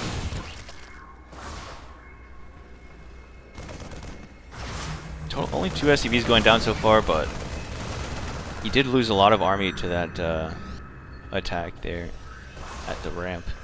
I mean, the economic deficit for Eruption is so severe at this point that it's like it's more about the lost mining time. Yeah, Jetrix takes the game. Eruption will GG. Army supply was like almost quadruple for Jetrix, so that was clearly the end of the game. So Jetrix taking a game off of Eruption. Eruption has been knocked off of the King of the Hill as the King of the Hill.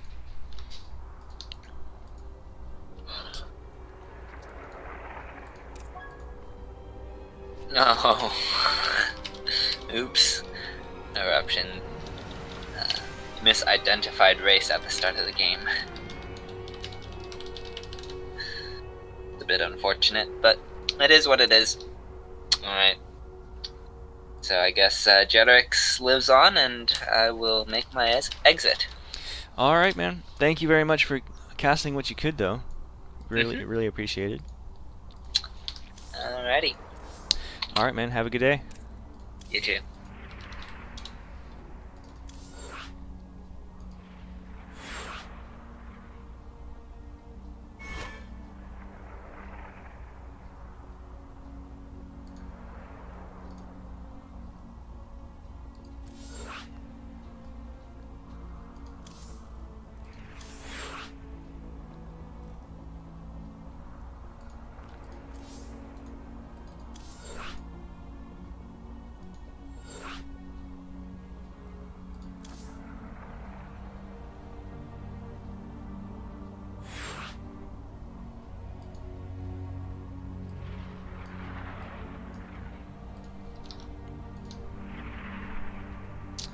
Let me update the score here.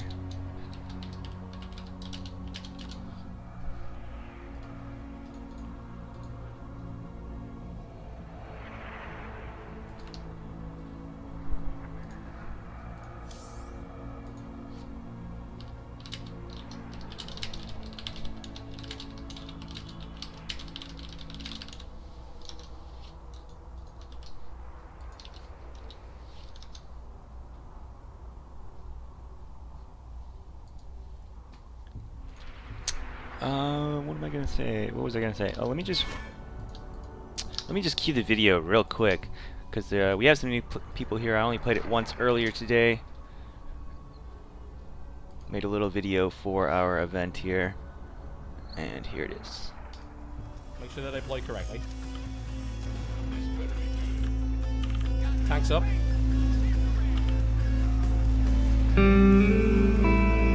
Oh my god!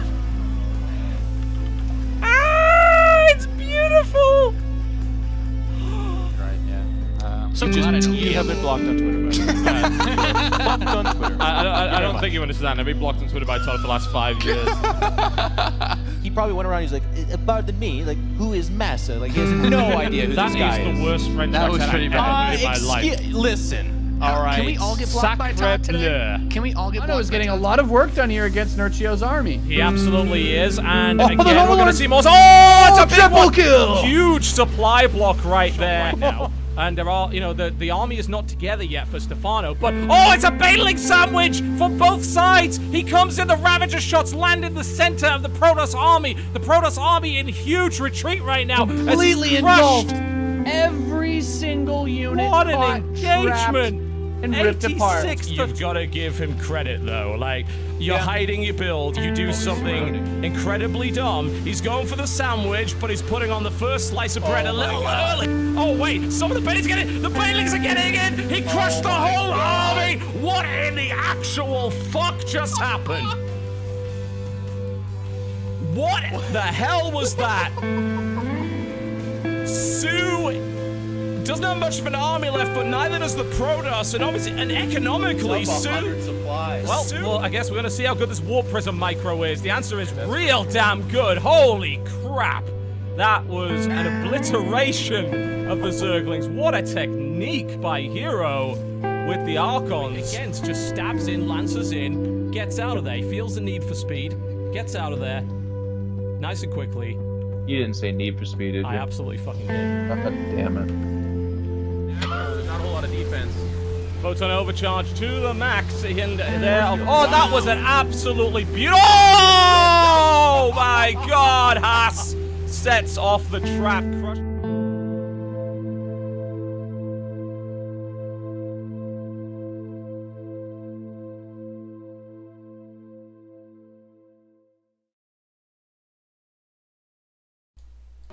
Alrighty, getting to the 6th game of the day. Let me just go, oh actually no, 7th game of the day. Oh, sorry. Did not, Jedrix just did not know, was AFK or something, didn't know the game started. What was the map again?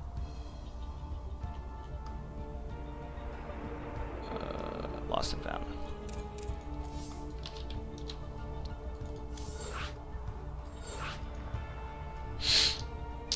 Yeah, let me just talk about who has won games so far. Right now we have Skizyp 2 wins, Psych 1 win, Eruption 2 wins, and Jedrix just now taking a win. Each of those wins being worth $9.23 as it stands on Matcherino right now. If you want, you can add 50 cents for free to the map pool by putting in the code, or you can just add, donate your own money if you want. There is the Matcherino, and the code is TotalBiscuit. Capital T, capital B.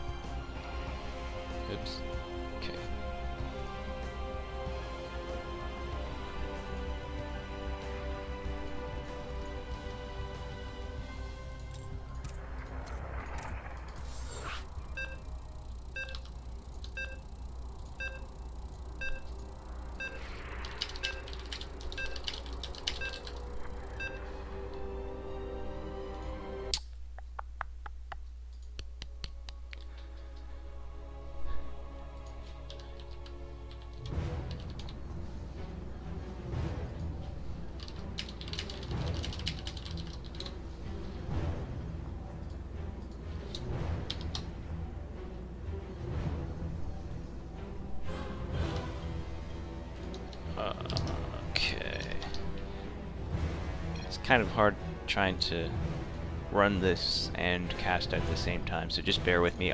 During the beginning of the games, while during downtime, I may be trying to communicate with the players.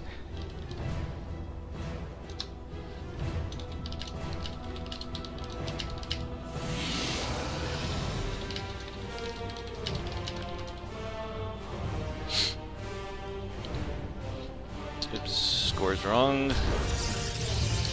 Alright. Top right hand corner of the map we have the blue Protoss, his name is Jeterix. And in the bottom left we have the green Zerg, new player coming out to try and win some money. His name is Ravage.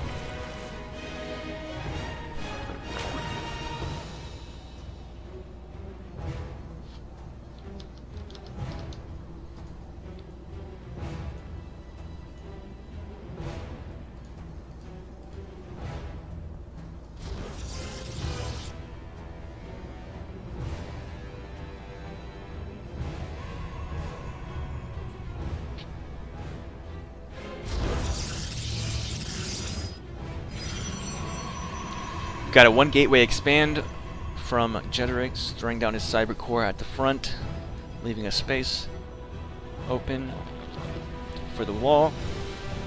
Ravage going for that hatch first, pool's almost finished.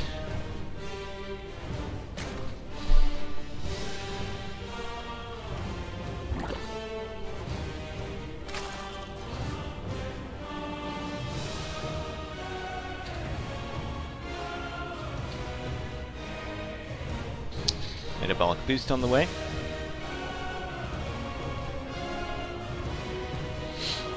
Stargate going down in the back of the base. Ravage going to be taking his third hatchery at 220. Pretty standard stuff out of both players so far. Nothing too out of the ordinary. Adept going to be shading across the map, trying to get some scouting. Probably try and pick off a drone or two if they could do that.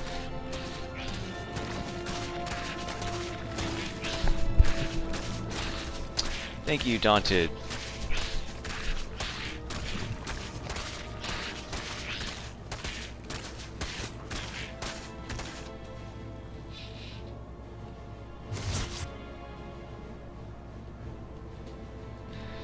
Okay, so the Adept gets in here into the natural. Shades into the main, but there's plenty of units to deal with that. Gets 1 drone. Would've... I think if you get 2 drones, it's okay, but 1 drone, not really worth it for an Adept, as they do cost 100 minerals and 25 gas.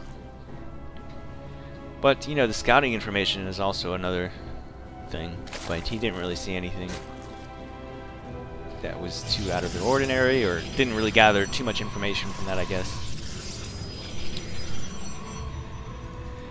A couple more gateways going down here at the wall at the front for Jeterix.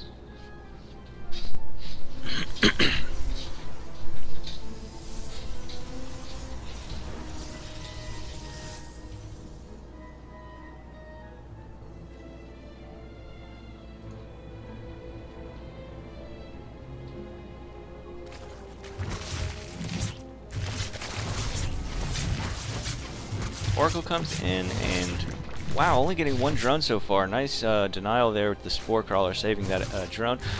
Oh, that Oracle's gonna go down too. Only getting 1 drone. Phoenix is out now, gonna clean up some Overlords.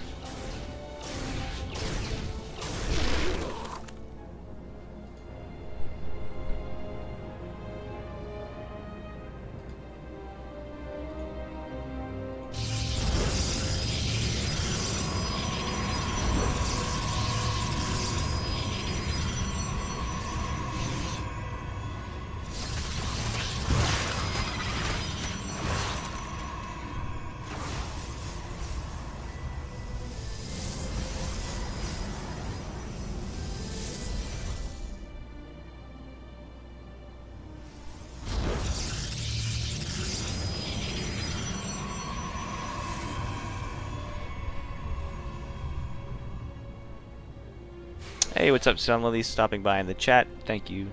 Hope you're doing okay.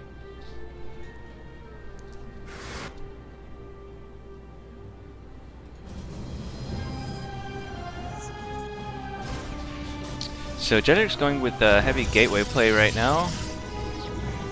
And a double robo at the front of the third.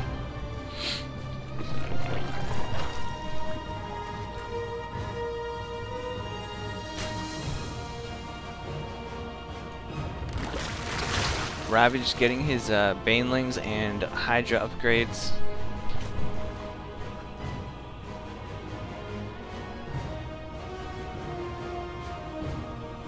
Jedrick's going to be moving in with a few Adepts. They are spotted now over this Creep Tumor. Probably going to try and shade around to see if they can get some drones. Oh man, the Banelings move in. Adepts are trying to run away as fast as they can. Oh man. Wow, a lot of Adepts. Lots of trades there. I think probably better trade there for Ravage, as Banelings are much cheaper than Adepts. He gets out with 2 Adepts over here though.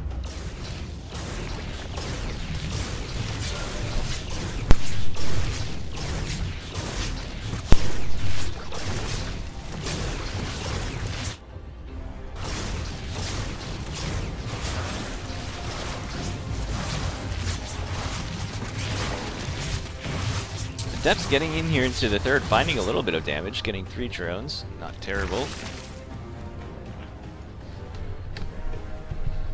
Ravage going to be throwing down his 4th base over here on the right side. Looks like Jedrick wants to try and take his 4th too, but there's a Zergling there to try and stop it for now.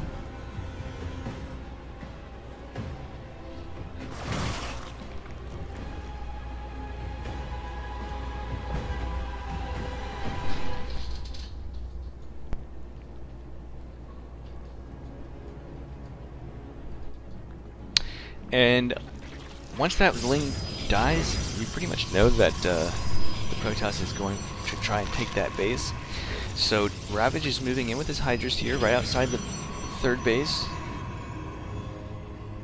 Nice size amount of Hydras. and Baneling's being morphed in as well. The Immortal's way out of position though, but I think I think Jedrick should be okay against this, I think. It's hard to say though. I mean, there's a lot of Immortals, but then again, they're not great against a bunch of Zerglings, so even more Hydras joining in the fight now.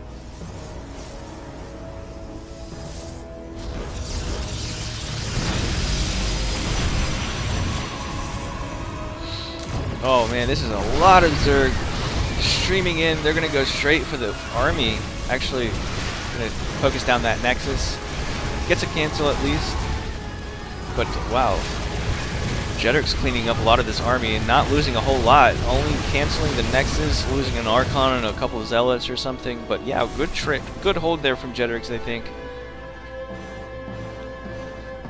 No significant damage going on to either side just yet.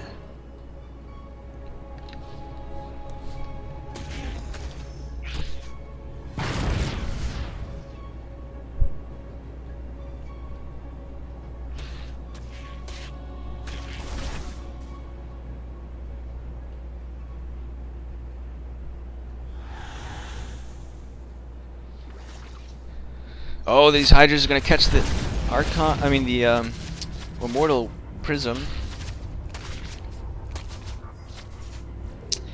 Good pick off there from Ravage. Good catch. Both players about 75 workers.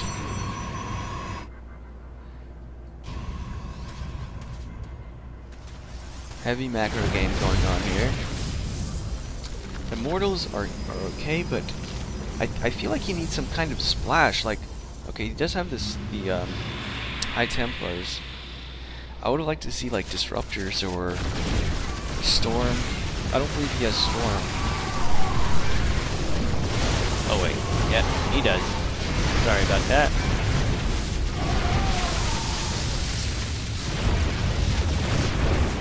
Oh man, so many Hydras here. I think Jetrix needs just more splash damage. There's another good storm.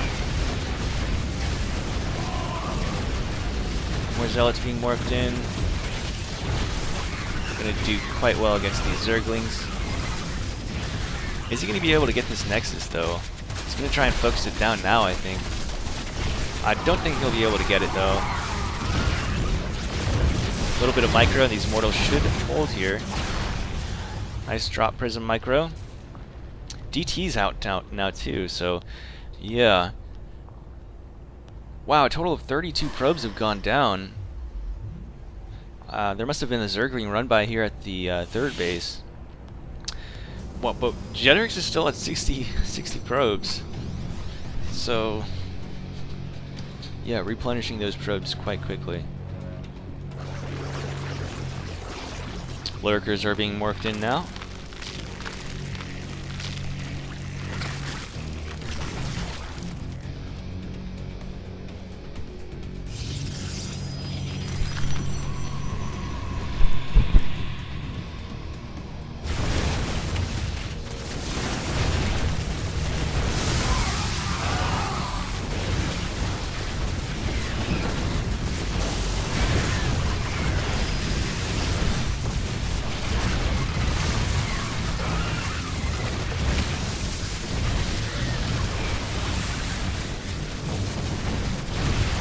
I think this might be it here. Ravage getting a bunch of Lurkers in position, and Ravage will take the game. Jetrix GG's. So Ravage getting a win of his own.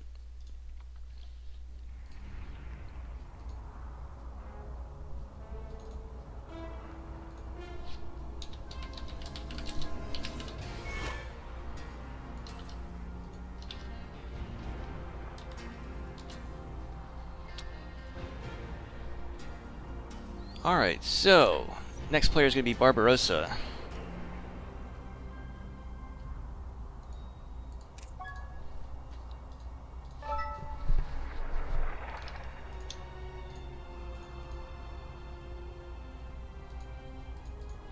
So we'll be seeing a ZVZ.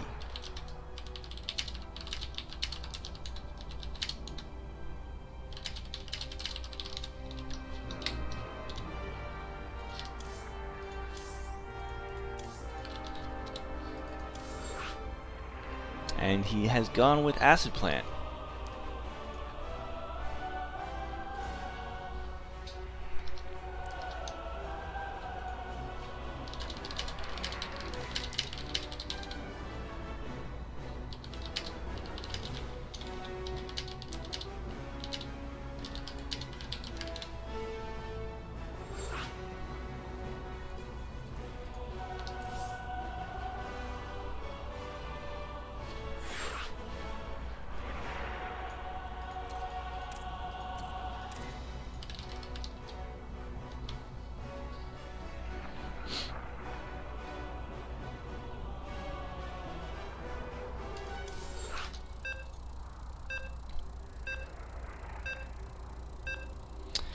Hey, what's up, Skullzer? Thank you for stopping by the stream. Welcome. We are into our 8th game. We are going for a total of 36 games.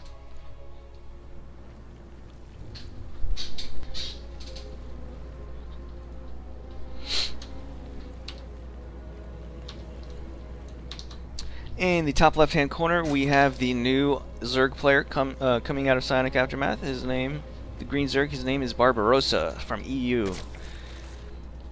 And in the bottom right-hand corner, we have the player currently up 1 game. His name is Ravage, the red Zerg.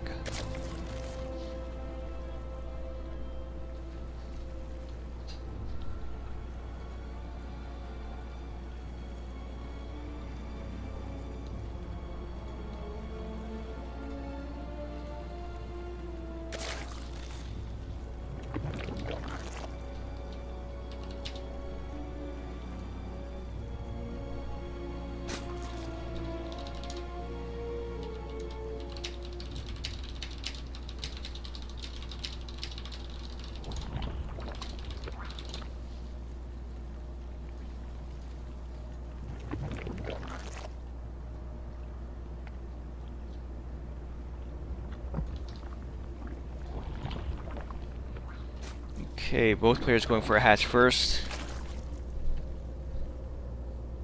Oh, actually, no, I'm sorry. Barbarossa has gone for a pool first.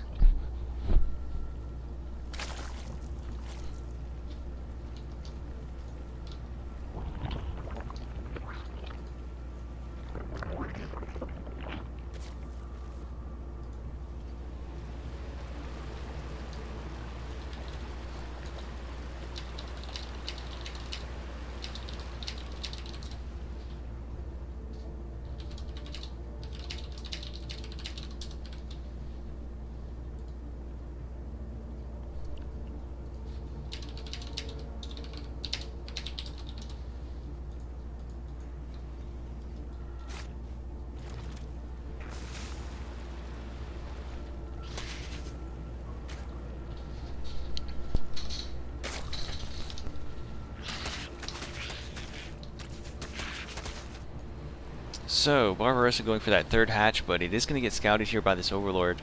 I don't believe Barbarossa had gone for any early lings with that pool first. Perhaps it was just for, just in case Ravage was going to, like, ling cheese. It is a best of one, so can't, I'd rather be safe than sorry, you know?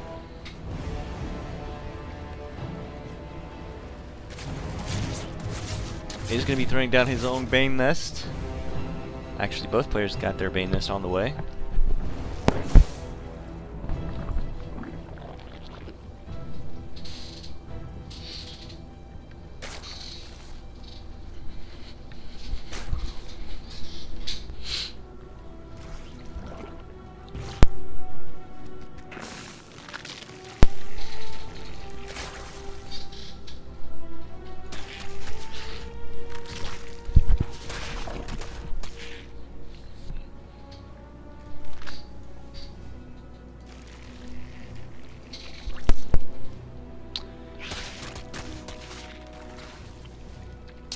Ravage morphing in some Banelings right outside Barbarossa's Bane. Looks like he's going to try and go for an attack here.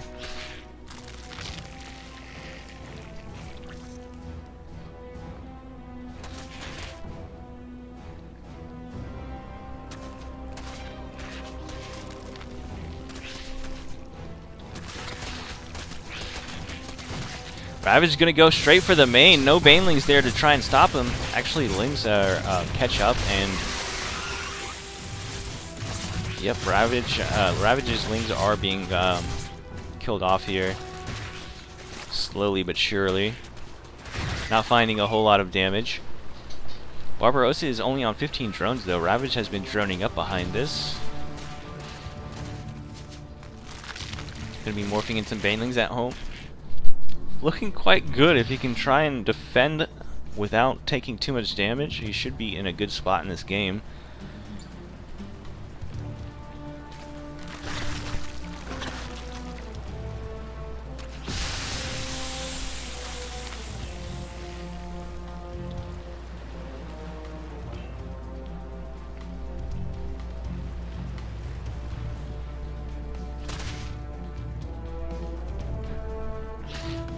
Roachborn now finishing for Ravage. Alright, here comes the attack from Barbarossa. Banelings are a little bit out of position. This third might go down. Oh, wow. I think the Baneling splash actually is what broke the camel's back on that one. Takes the hatch out. So, yeah, Ravage a little bit behind now with the third going down, but he is far ahead on workers. If he can get that back up, he should be not too far behind. Is he going to go for like an all-in here? He's building only drone Lings and Roaches. Okay, he's going to start to drone up a little bit behind this. But yeah, he is ahead on army supplies slightly, so it looks like he does want to try and go for an attack.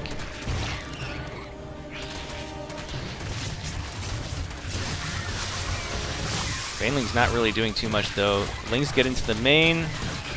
Oh wow, he even uses some of his Lings to block the other Lings from coming in.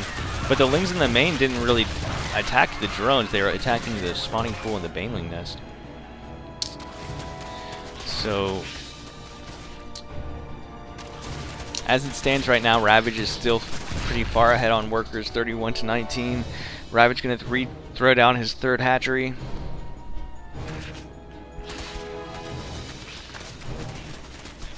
Ravage has roaches out now though to try and defend.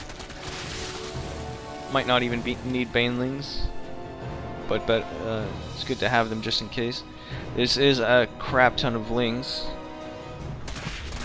Probably gonna deny this third.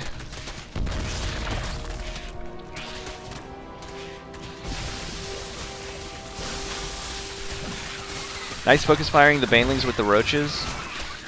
Oh, the banelings come in now, and yeah, Barbarossa has to be careful. Alright, not bad, not bad. Looks like Ravage will defend this for now. Even another baneling left over.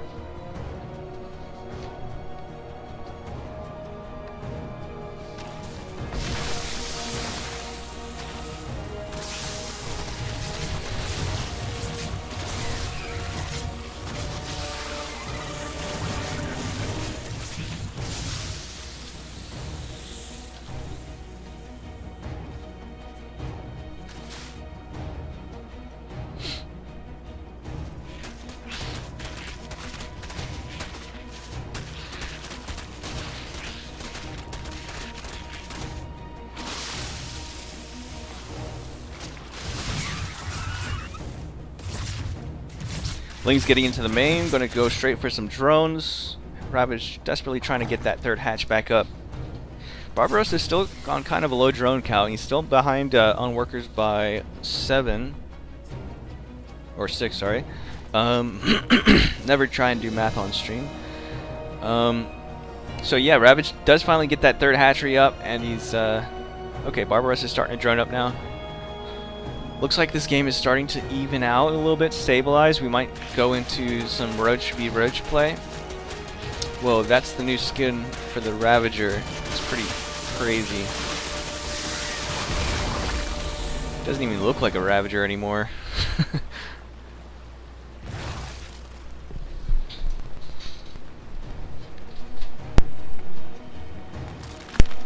So yeah, Barbarossa actually got another kill on that third hatch, and he's ahead on... or actually still slightly behind on drones, but Ravage has this gigantic army of roaches now.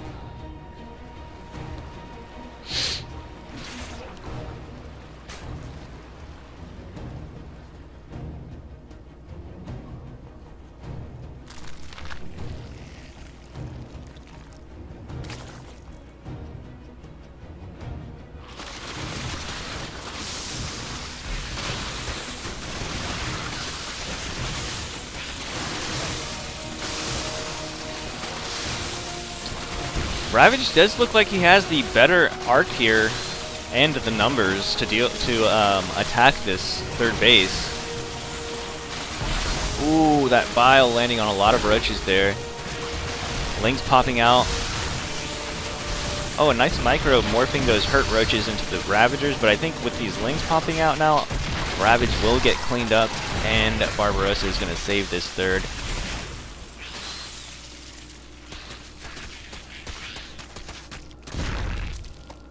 Oof. That was disgusting.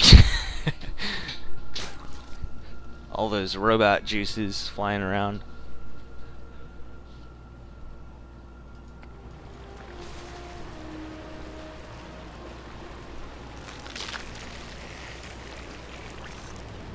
Lots of Ravagers. Really heavy with the Ravagers, I think. Isn't something you typically see this early in the game, unless they just from trying to save your roaches. Oh, nice Vanling, gonna deny that little Ling run by. Ravage, let's look at the numbers. He's actually ahead on supply, 96 to 65. Both players even on workers.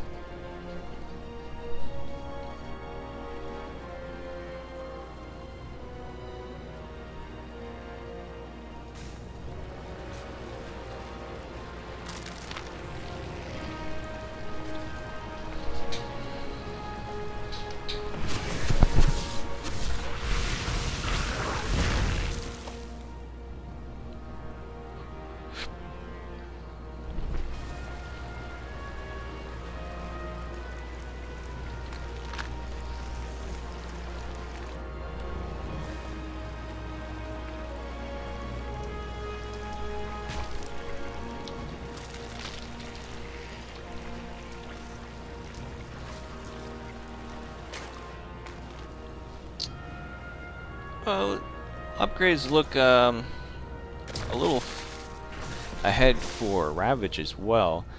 I don't believe... Okay, Barbarossa hasn't even started, +1 carapace. His range is almost finished, and his roach speed is almost finished. Meanwhile, Ravage has got his +1 carapace almost halfway done. His +2 range almost finished as well.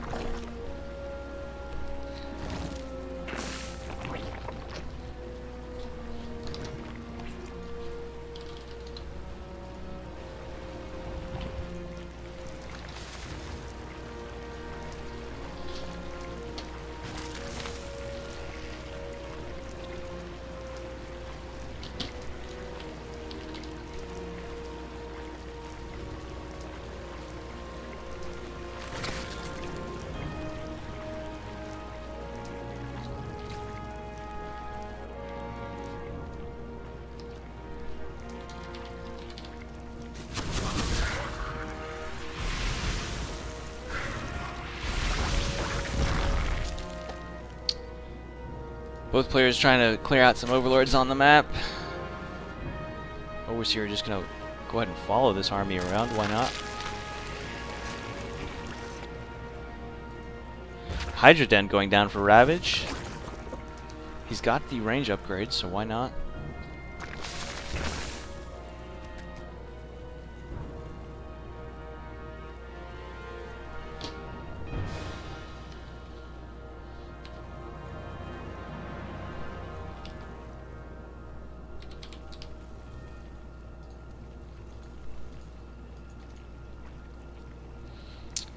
Ravage getting up to a large amount of Roach Ravagers, and looks like he's going to reposition around to try and attack this third. He's going to go straight up the ramp.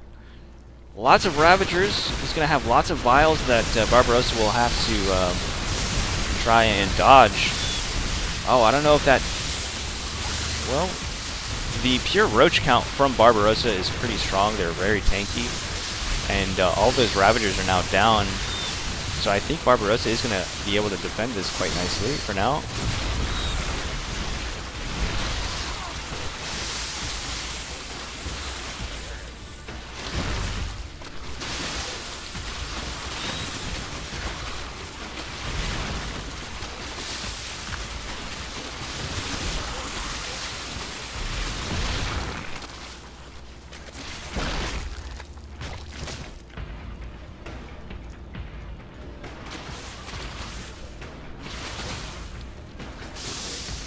So Barbarossa is going to start grouping up and try to counterattack on Ravage's side of the map.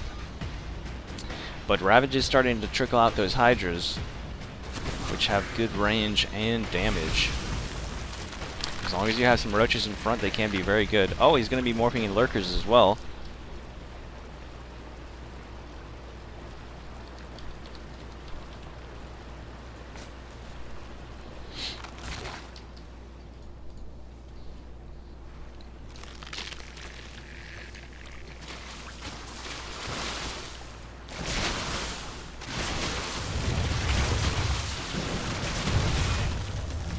Lurk is in position here at the 4th base to try and defend this, which does prove useful, as Barbarossa does turn around. Gonna try and reposition those Lurkers.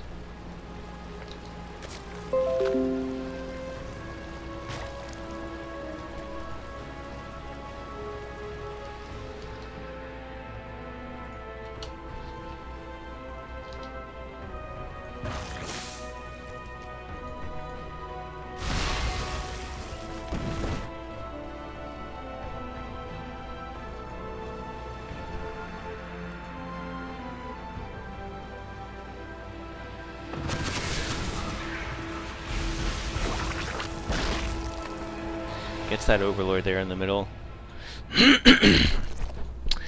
Ravage going to be scouting this 4th base timing right here.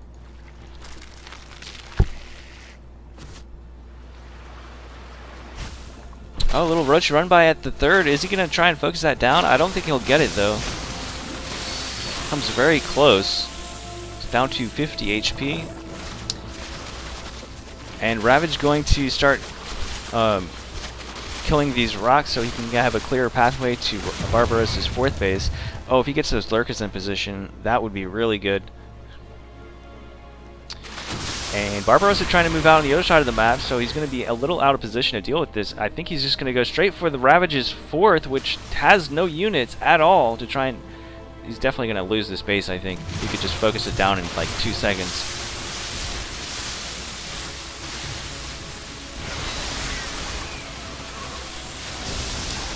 But at the end of the day, I mean, they're even on workers. I mean, they're even on bases because Ravage just denied Barbarossa's 4th from going up. Oh man, these roaches could do a lot of damage over here. Getting drone kills, getting the queen. It is going to get cleaned up now, though. Whoa, the 3rd base from Barbarossa went down to these roaches. A little roach run by. Well played from Ravage.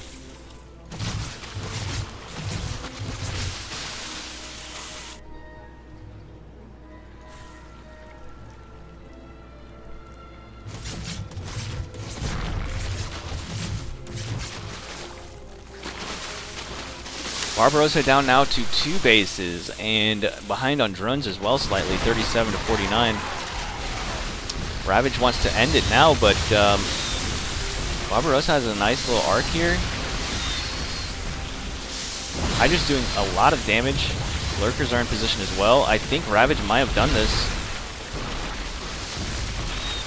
Barbarossa says, well played. And Ravage will take his 2nd win.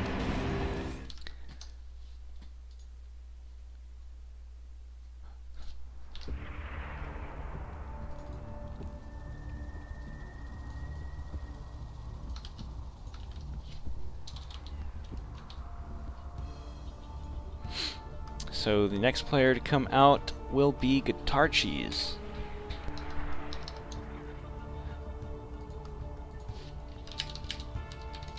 And he is playing Terran, by the way.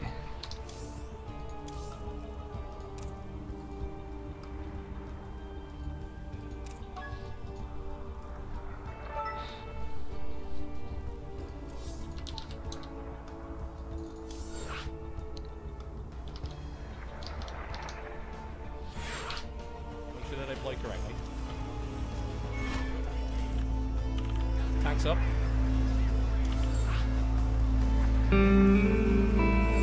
Oh my god! Ah, it's beautiful! You have been blocked on Twitter. Blocked on Twitter. I don't think you understand. I've been blocked on Twitter by Total for the last 5 years. He probably went around. He's like, pardon me, like, who is Massa? Like, he has no idea who this guy is. That is the worst French That was accent pretty I've bad. ever heard in my life. Listen. All right. Can we all get blocked by Todd today? Can we all get blocked? I was getting a lot of work done here against Nurchio's army. He absolutely is, and hold again, on, we're going to on. see more. Oh, it's a big triple one. kill! Huge supply block right there now. And there are, you know, the army is not together yet for Stefano, but oh, it's a battling sandwich from both sides. He comes in, the Ravager shots land in the center of the Protoss army. The Protoss army in huge retreat right now. Completely engulfed every single unit. What an caught, engagement! trapped, and ripped apart. 86 You've got to give him credit, though. Like, you're hiding your build, you do something incredibly dumb. He's going for the sandwich, but he's putting on the first slice of bread a little early. Oh, wait, some of the Bailey's getting, the Bailey's are getting in. He crushed the whole army. What in the actual fuck just happened? What the hell was that? Sue doesn't have much of an army left, but neither does the Protoss, and obviously, and economically, well, I guess we're gonna see how good this Warp Prism micro is. The answer is real damn good. Holy crap! That was an obliteration of the Zerglings. What a technique by Hero with the Archons. Again, just stabs in, lances in, gets out of there. He feels the need for speed, gets out of there, nice and quickly. You didn't say Need for Speed, did you? I absolutely fucking did. God damn it. There's not a whole lot of defense. Photon overcharge to the max in there. Oh, that was an absolutely beautiful. Oh my god, Haas sets off the trap.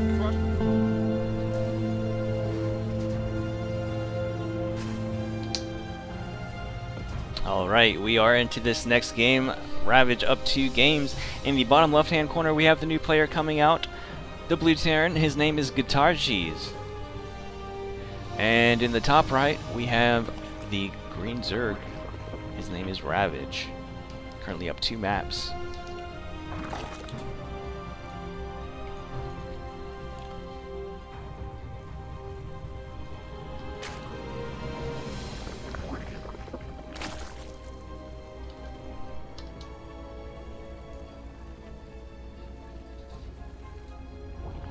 So we do have Guitar Cheese playing Terran instead of Zerg. He has been playing a lot of Terran lately.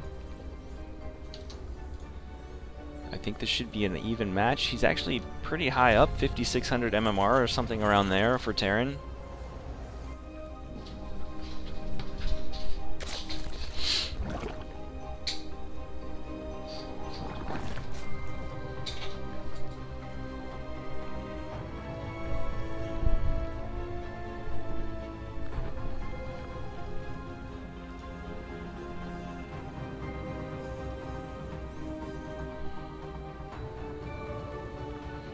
Reaper comes in here. No drones at the natural.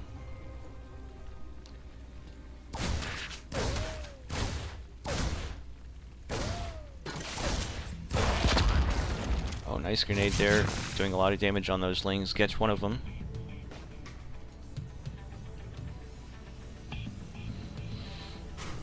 Back home, he's going up to a reactored factory, it looks like.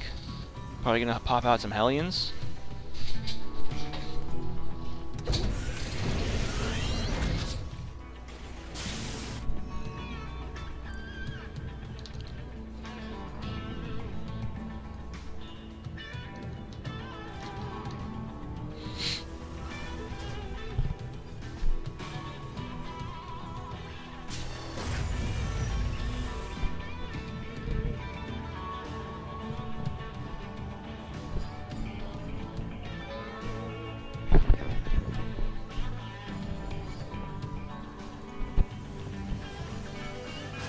First 2 Hellions are out now, going up to 4 Hellions, it looks like.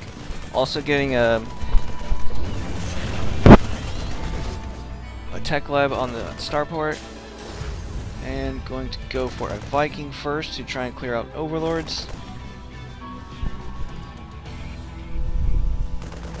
Okay, he has gone for that cloak, and it does look like it gets scouted by this Overlord. So we'll have to see whether or not he cancels it or not. Regardless, Ravage does have to take necessary precautions by throwing down spores.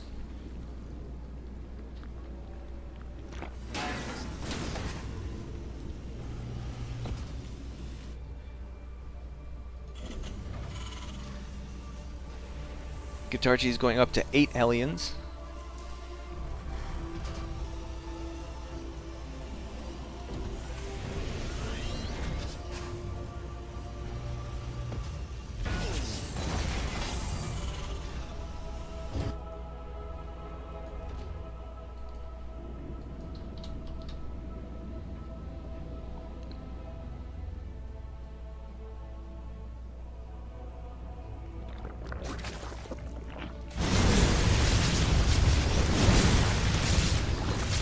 Coming in here, getting 3 drones, not losing any Hellions just yet.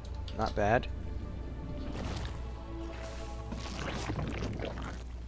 No lair started just yet. He's just kind of droning up, getting queens.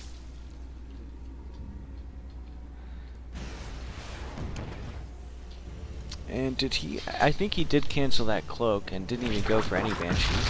He's gone for a Liberator instead.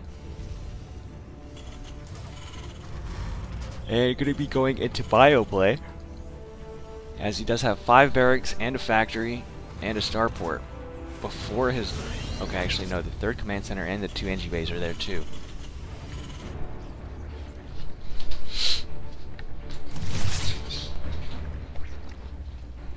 So yeah, way too many queens for any damage to be done here at the 3rd.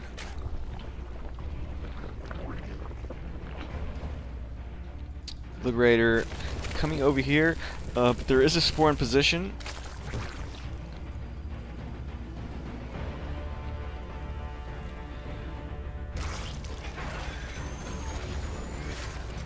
will start to get a few drones. There's a Hellion run by at the third as well.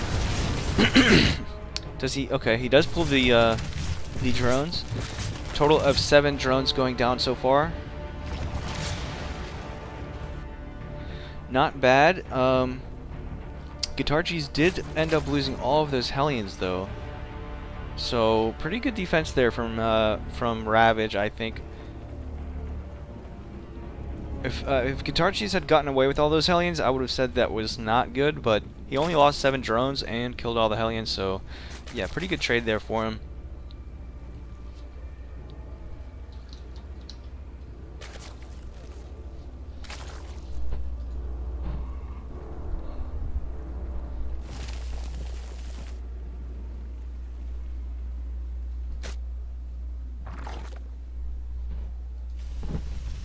Guitar Cheese going up to Marine Tank play for now. Trying to secure his 3rd base. Is he actually going to move out? He's moving out with 2 tanks and a handful of Marines. No medevacs just yet. The creep spread from Ravage is quite good though.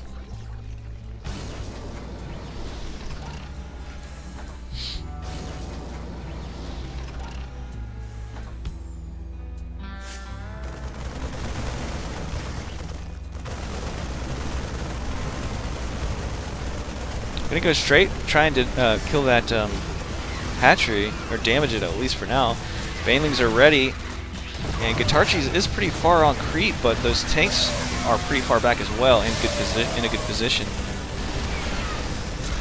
Oh man, this is starting to get a little ugly here for Ravage.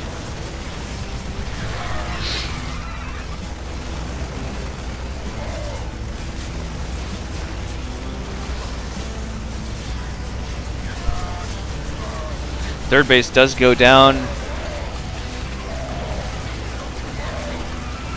Oh, and the mutas are out now. I didn't even realize he was going for mutas instead of hydras.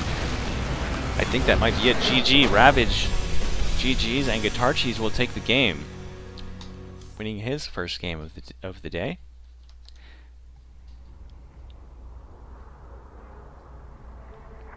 Oh wow, Control-Shift-K will say King of the Hill instead of Best of One. Thank you very much, Coltaran. I did not know that.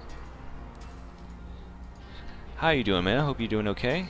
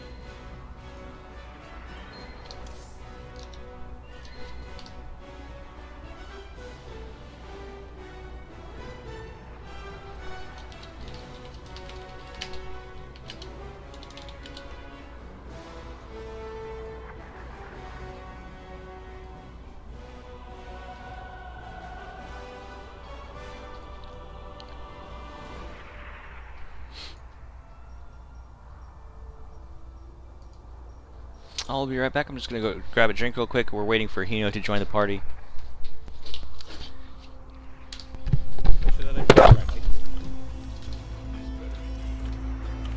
Tanks up.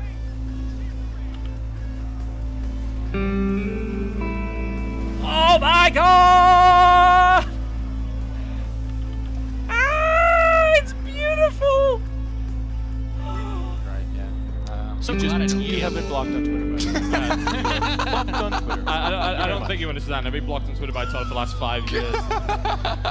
He probably went around. He's like, pardon me. Like, who is Massa? Like, he has no idea who That this guy is the worst French That was accent pretty I've bad. ever heard in my life. Listen. All right. Can we all get blocked by Todd today? Can we all get Todd blocked was by getting a Todd? lot of work done here against Nurchio's army. He absolutely is, and Oh, again, hold on, we're going to hold on. see more. Oh, it's a big triple one. kill! Huge supply block right there now. And there are, you know, the army is not together yet for Stefano, but oh, it's a battling sandwich for both sides. He comes in, the Ravager shots land in the center of the Protoss army. The Protoss army in huge retreat right now. as he's Completely crushed. engulfed. Every single unit What an caught, trapped, engagement! and ripped apart. 86th You've got to give him credit, though. Like, you're hiding your build, you do something incredibly dumb. He's going for the sandwich, but he's putting on the first slice of bread a little early. Oh, wait, some of the Bailings are getting in! He crushed the whole army! What in the actual fuck just happened? What the hell was that? Sue doesn't have much of an army left, but neither does the Protoss, and obviously, and economically, Sue. Well, I guess we're gonna see how good this Warp Prism micro is. The answer is real damn good. Holy crap! That was an obliteration of the Zerglings. What a technique by Hero with the Archons. Again, just stabs in, lances in, gets out of there. He feels the need for speed, gets out of there, nice and quickly. You didn't say need for speed, did you? I absolutely fucking did. God damn it. Not a whole lot of defense. Photon overcharge to the max in there. Oh, that was an absolutely beautiful. Oh my god, Haas sets off the trap.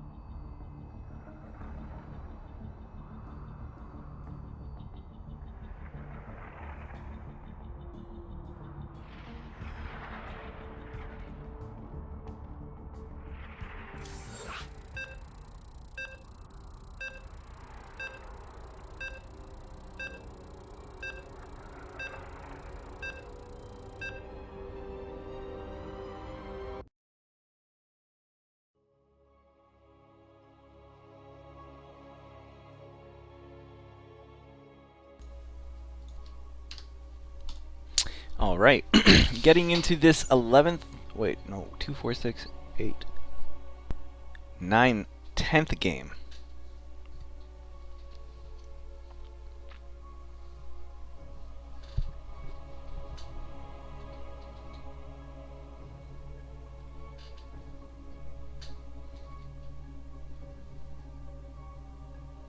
Hino versus Guitar Cheese. Again, Guitar Cheese is playing Terran on Acid Plant.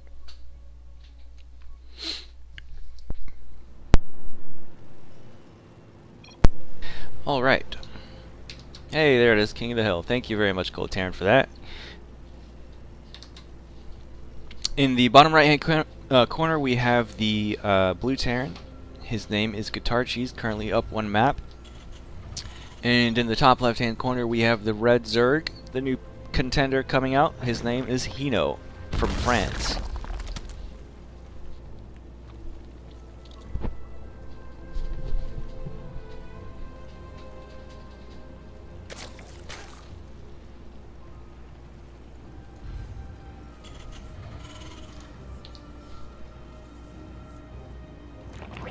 Ooh, very fast pool coming out of Hino. Looks like a 17 pool.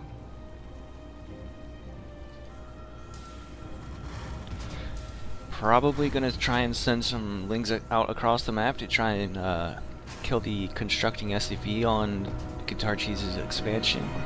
Possibly even get a cancel depending on how many lings he commits to this. There's the hatchery. No gas just yet.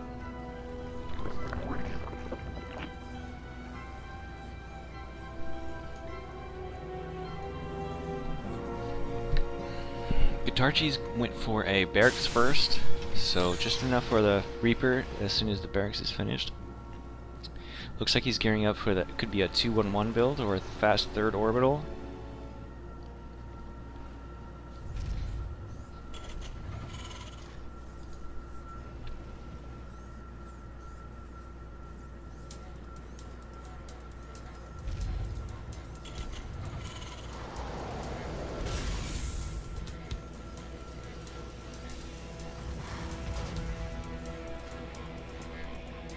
Second Reaper is out now, right? Or no? No, sorry, that's first Reaper. Yep, getting his factory.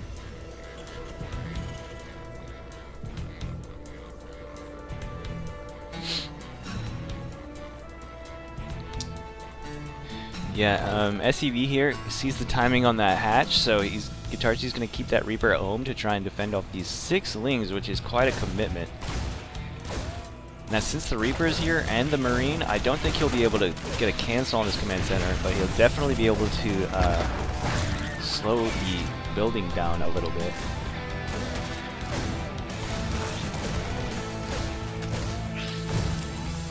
Well played from Guitar Cheese, holds that without taking too much damage, only loses 1 SCV, doesn't even deny the command center, or delay the command center for that long. Factory being swapped on to that Hellion, to that reactor, sorry, to get double Hellion production. Eric's gonna come over here and drop an add-on for the starport, I believe.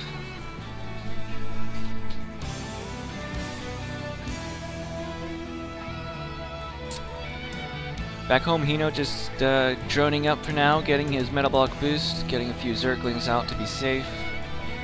And he knows that there'll probably be some Hellions coming soon, as that is very popular in this matchup. Also, they're passing right underneath that Overlord, so that could be another huge tell.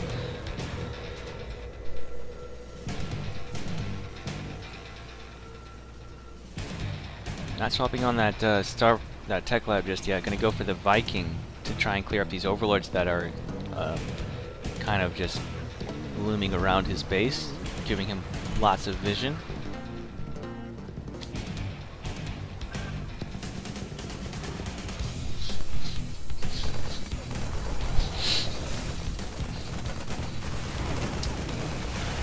Overlord's going to try and come in, but he shouldn't see too much.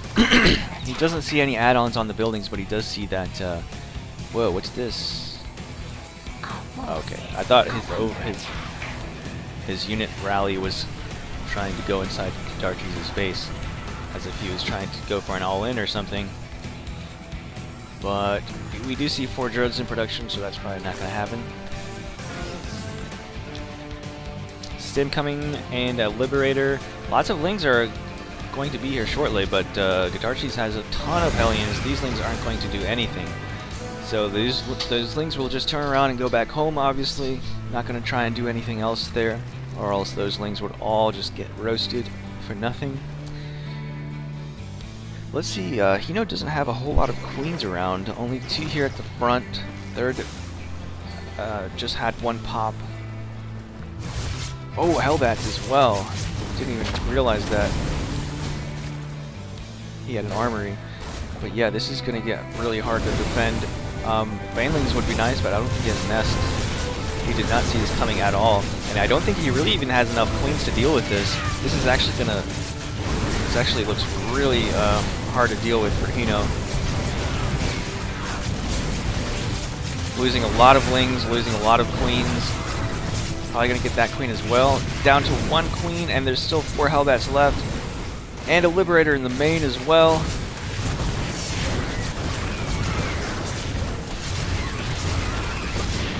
Does finally clean up the Hellbats. And after all this, he's only lost 5 drones, so not terrible. Pretty good defense there from Hino. He is down on worker count, though. 50 to 40. Third command center is now finished for Guitar Cheese.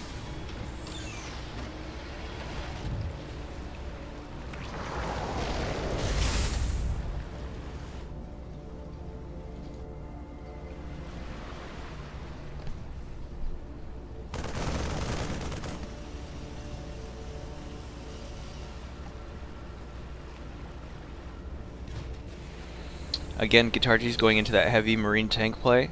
5 barracks behind this third. Hino trying to drone back up. He's got 6 drones in production. Going to be catching up soon. Alaris about to finish here at the natural. Throwing down a Baneling nest as well. Liberator here at the third. Going to get more drone kills.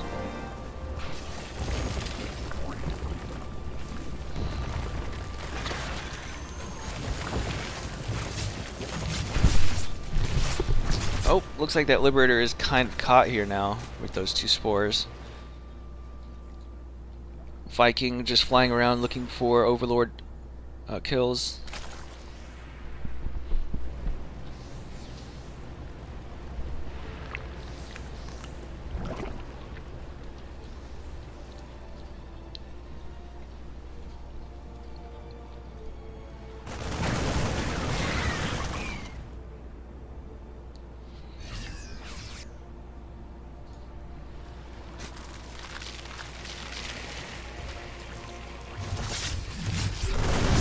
Like another big marine tank push like he did last game, but this time Hino actually has Banelings. Stim is ready, so he should be able to micro against those Banelings. Lots more Banelings coming in though. I wouldn't even engage off the creep though like this. Doesn't have to, the tanks are dead.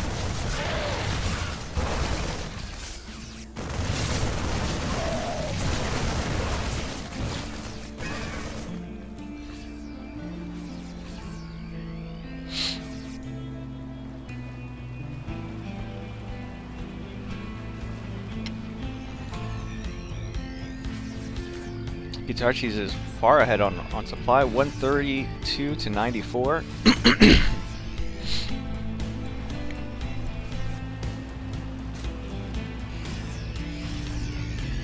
Meters are out now. 2 more tanks joining the fight. Hino did just start his Speed Bane upgrade, but it's going to be really late. I think, oh my goodness, those Banelings!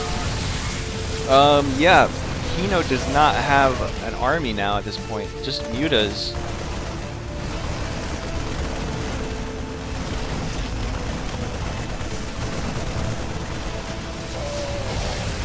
Oh man, Hino's gonna GG. There's just no units to hold that. So Guitar Cheese goes up 2 points. Now he's gonna play against Starkiller. I wonder if he's going to stay with Terran?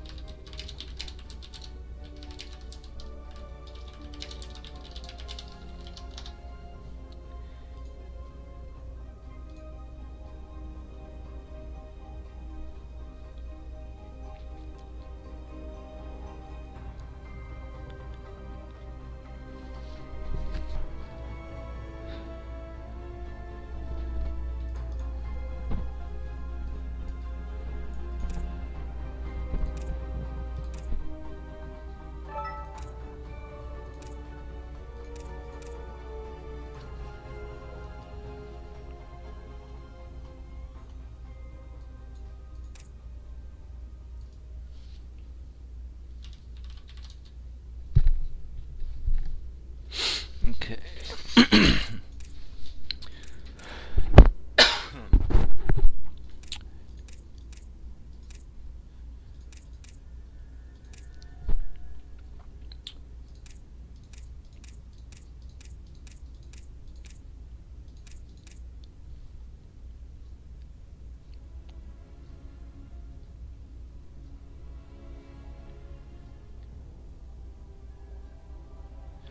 Two, four, six, eight.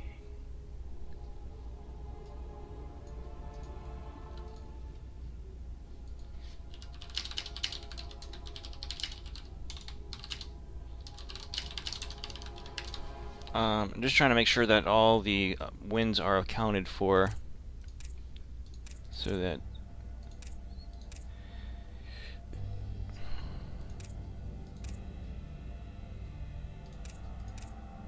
Skizzy with 2, Psych with 1, Eruption with 2, Jeterix with 1,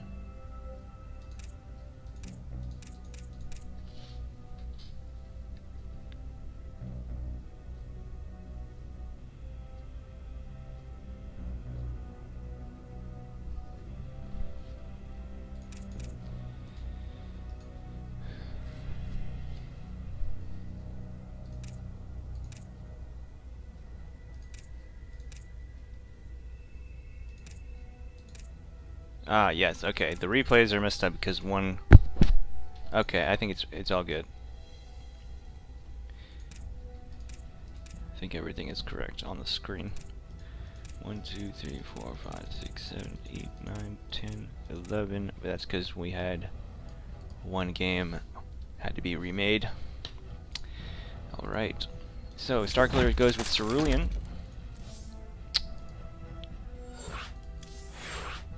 Wrong button.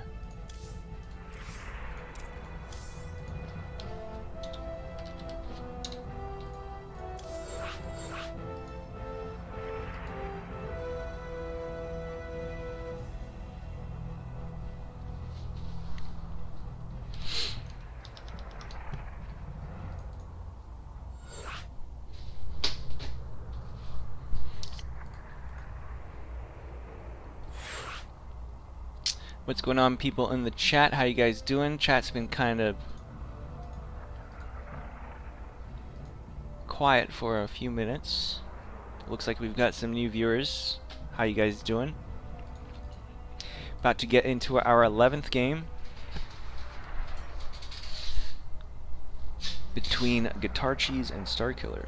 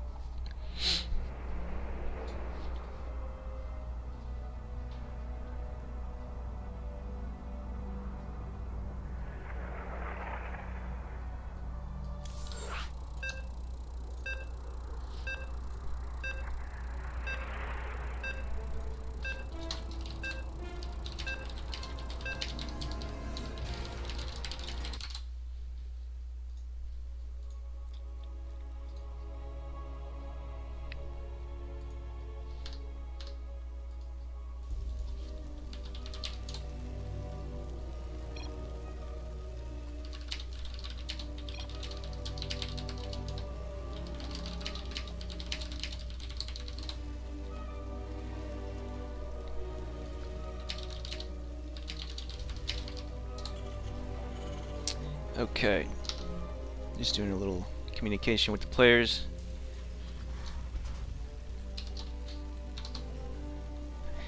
Alright, so in the top right hand corner we have the blue Terran, currently up 2 map points. His name is Guitar Cheese.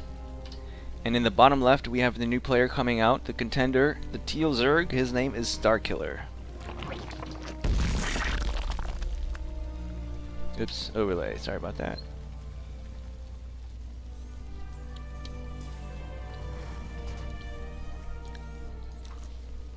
Hatch first here from Starkiller.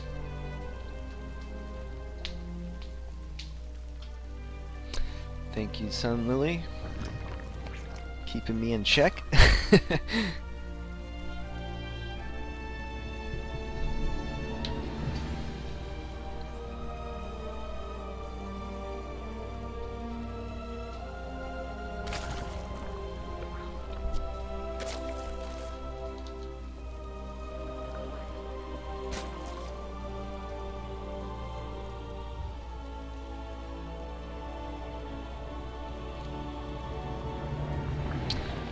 Now, I heard that that Guitar Cheese and Starkiller played a bunch of customs the other day, but Guitar Cheese was playing Zerg.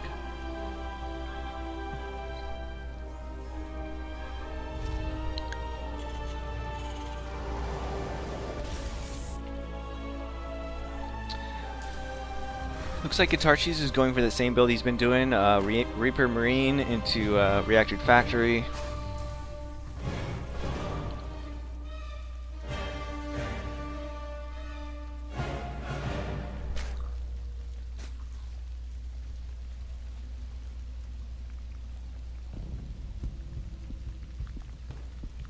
Okay, so ZVT is his weakest matchup.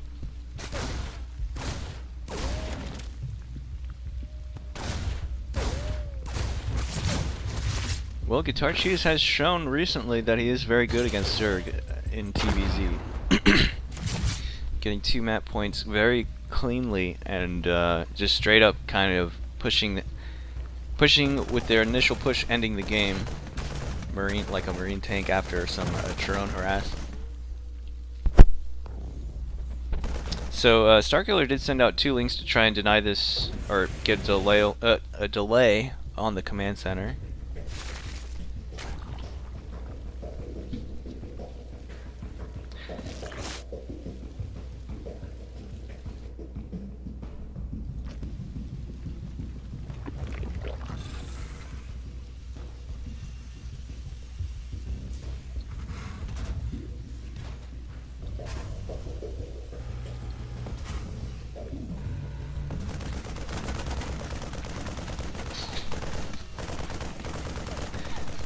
Marine here to deny that Overlord from scouting.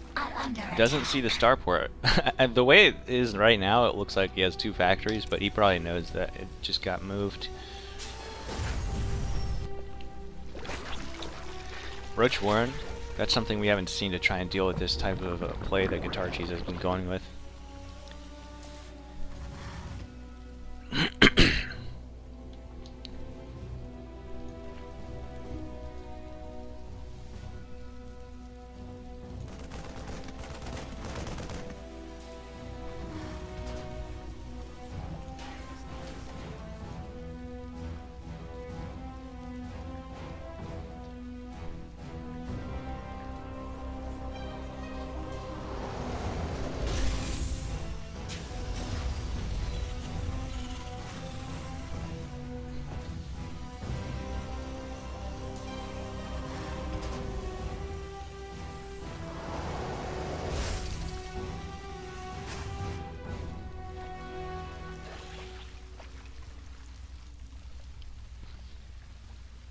So, I've noticed there's still no 3rd base from Starkiller. It looks like he's going for like a big Roach all-in with +1 upgrades. Not really something you see often with 2 base like this. Oh, this time Guitar Cheese has gone for Banshees, and the Spore Crawlers look like they're going to be ready just in time. Yeah, Starkiller playing very safe. Just now going to take his 3rd. Lair's already finished as well. Has an Overseer. I wonder if he was watching the games that were just played where Guitar Cheese was very aggressive in the early game, followed by a tank push.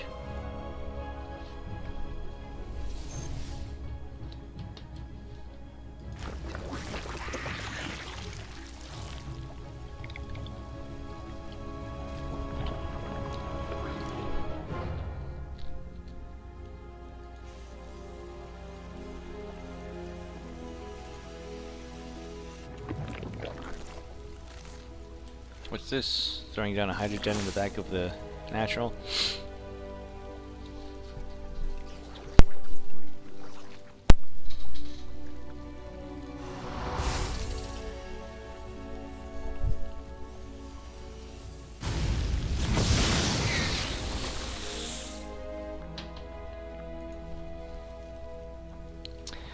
Yeah, so far Guitar Cheese not able to find a lot of damage just yet.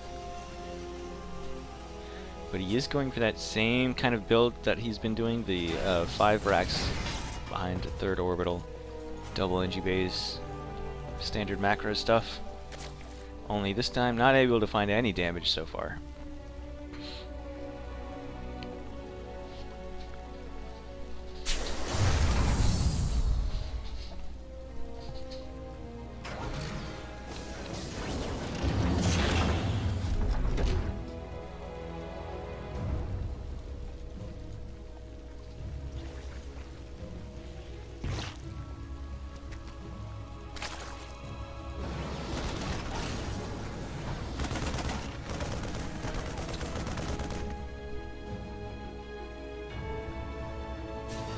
Guitarchi's going for this far left. Oops, what's going on? Okay. Is that right? Okay, yeah.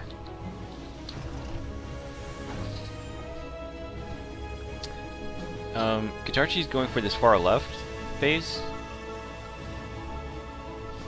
instead of the one that's closer towards Starkiller's expansion pathing, which is something Terrans like to do because it allows the Terran to have all of their units like rally close to defend and put pressure on when they want to do that. Scan going down here catches the main army dead center, so that's pretty good information just for one scan. Sees what Starkiller's up to. He's just kind of massing up an army right now. Both players kind of doing the same thing. Look at this creep spread from Starkiller though. It's pretty out of control. Almost half his entire half of the map is covered in creep. Should be covered completely very shortly. Starkiller going to be sending his units out across the map. He's nearing a max supply, so Guitarchi's with 4 tanks, one of them unsieged. Okay, that tank volley going off probably should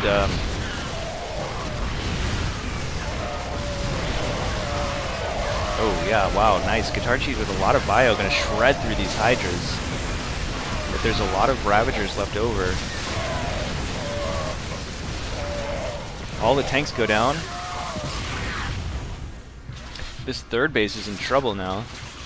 Army supply is 91 to 23. I don't know if Guitarchi's can actually hold on. I think he's just dead here. Most of his army supply is in production still too.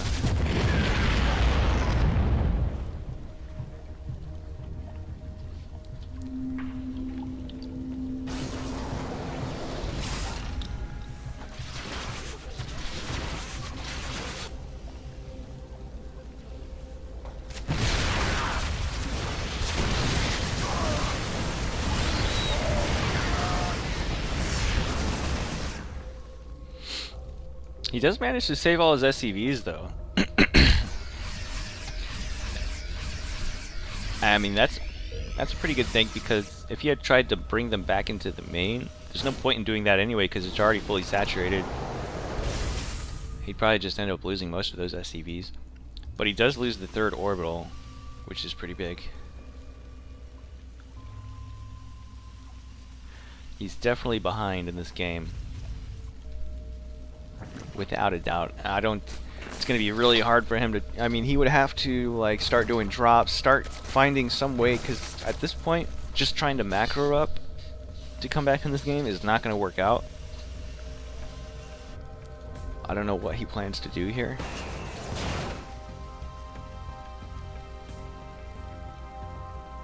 He does have, he is like catching up. He hasn't skipped a beat with his upgrades, is what I mean to say. 3-3 is almost finished, or it's like halfway finished, so that is one thing he's got going for him. Starkiller trying to get the creeps fed is now at Guitarchi's front door.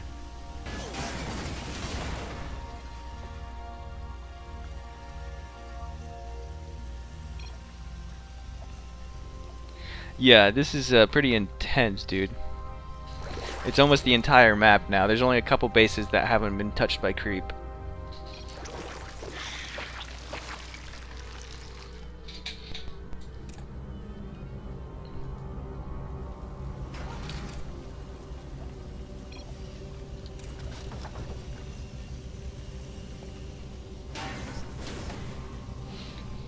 Pull the boys. There they go.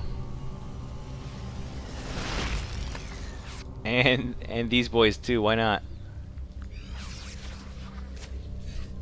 Does he have banelings? No, but he doesn't need them. Even if he loses this army, he has the bank to replenish this army immediately. So yeah, so far so good from Guitar Cheese. He actually ends up killing most of the army. But with that bank now gone, we know where it is. It's in production. I mean, this could work, I guess. Starkiller pulling his own drones.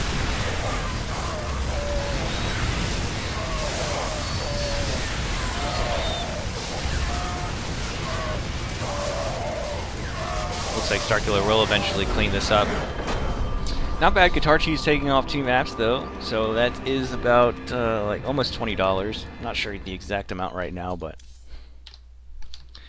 now we'll see if anyone can take a map off of Starkiller.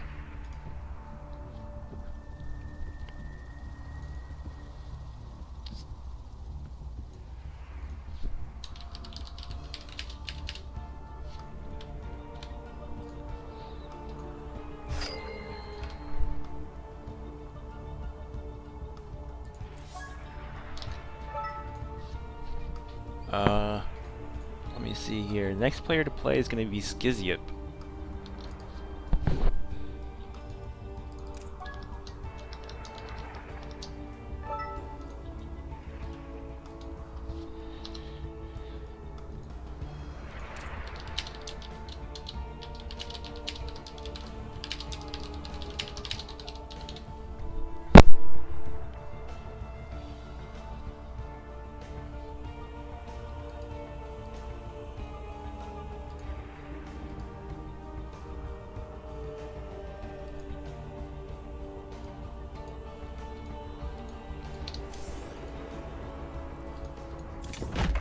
Oh, I think we're gonna have Jeterix come on as a guest co-caster.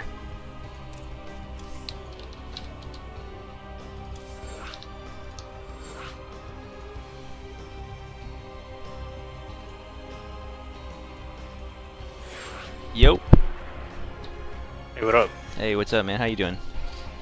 Good, how are you? Good. Alright, so now we are cycling back through the player list, starting with PsiX. Cool, so it's gonna be ZVZ then? Yeah. PsiX has gone for Fracture. Something tells me he's gonna try and go for like some type of early cheese or something. That's usually what people want to do on this map when they pick it. It's probably his best bet. Yeah. It's very short rush distance, but the problem with this map is the natural is so small, and I think it's pretty close too, so they can get creep spread over there pretty quickly and get a full wall. Yeah.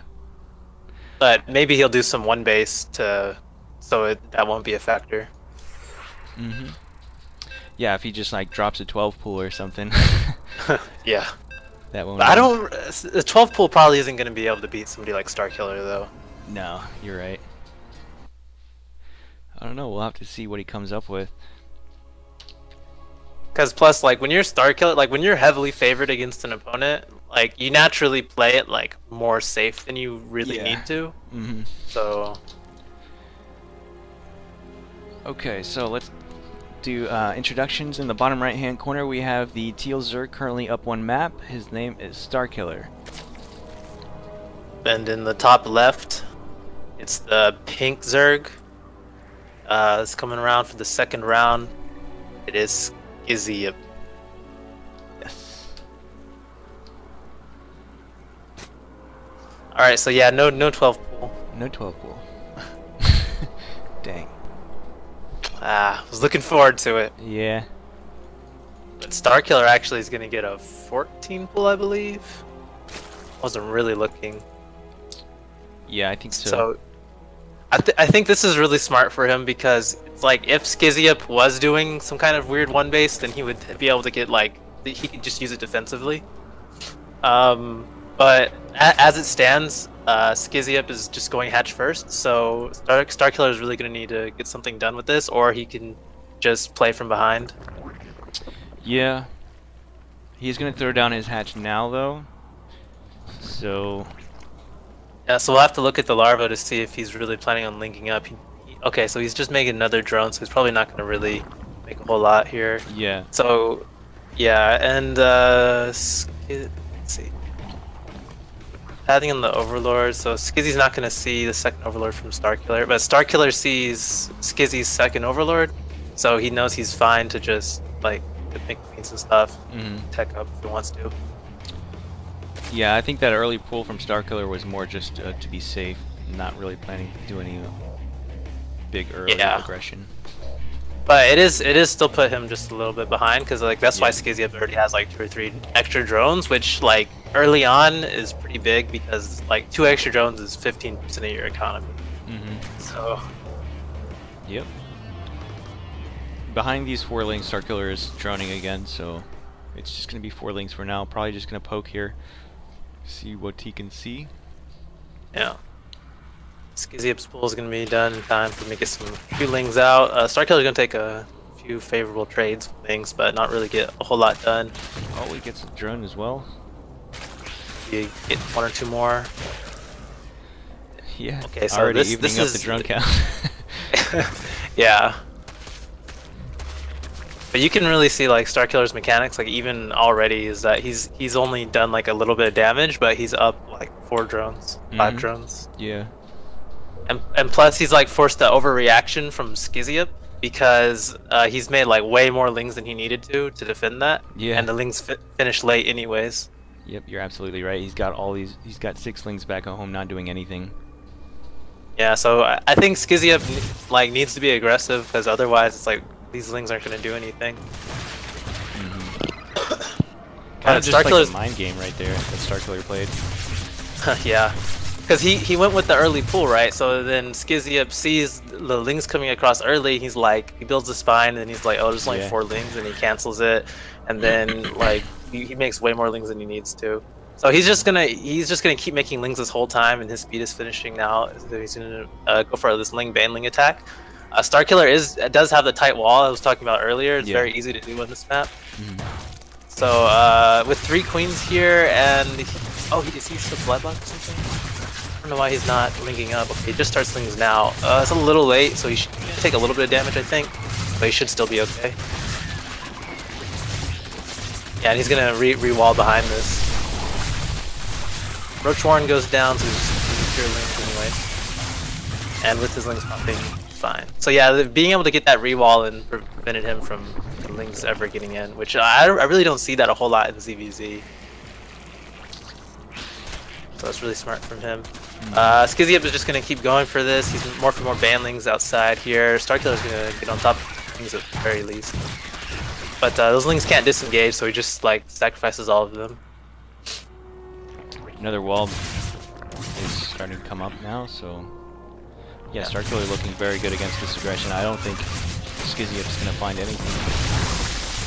The thing is, if he had saved those banelings, he could have just been like stayed outside, soft contained, and drone up. Because with ling baneling attacks, usually it's not a huge drone discrepancy. Like before, he was only down like 2 or 3, and now it's just even.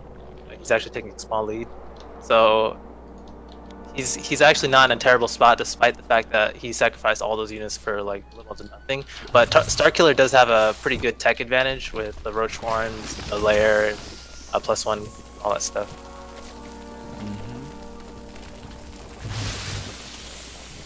So yeah, Starkiller's ahead, but like this isn't impossible for Skiziup to come back. If he can like buy a little bit of time, because if he can threaten with these Zerglings, prevent Starkiller from really wanting to move out, then he'll be able to buy time for his lair to get up and get his own roach speed. Yep. We just got a bit donation from Snoopy, 25 bits. He says, just want to give a big shout out to Drop Tennis and Sushi for their huge contributions to this event. Also thanks to Chevy for his donation as well. TotalBiscuit, rest in peace. Thank you very much, man. Very kind words.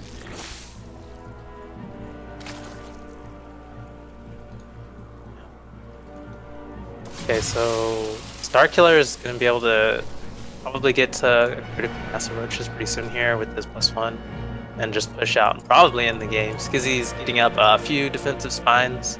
I don't think it's going to be enough. I don't really see more tech coming out here yet. He's probably going to go Mutas since he's making so many spines. But we'll have to see.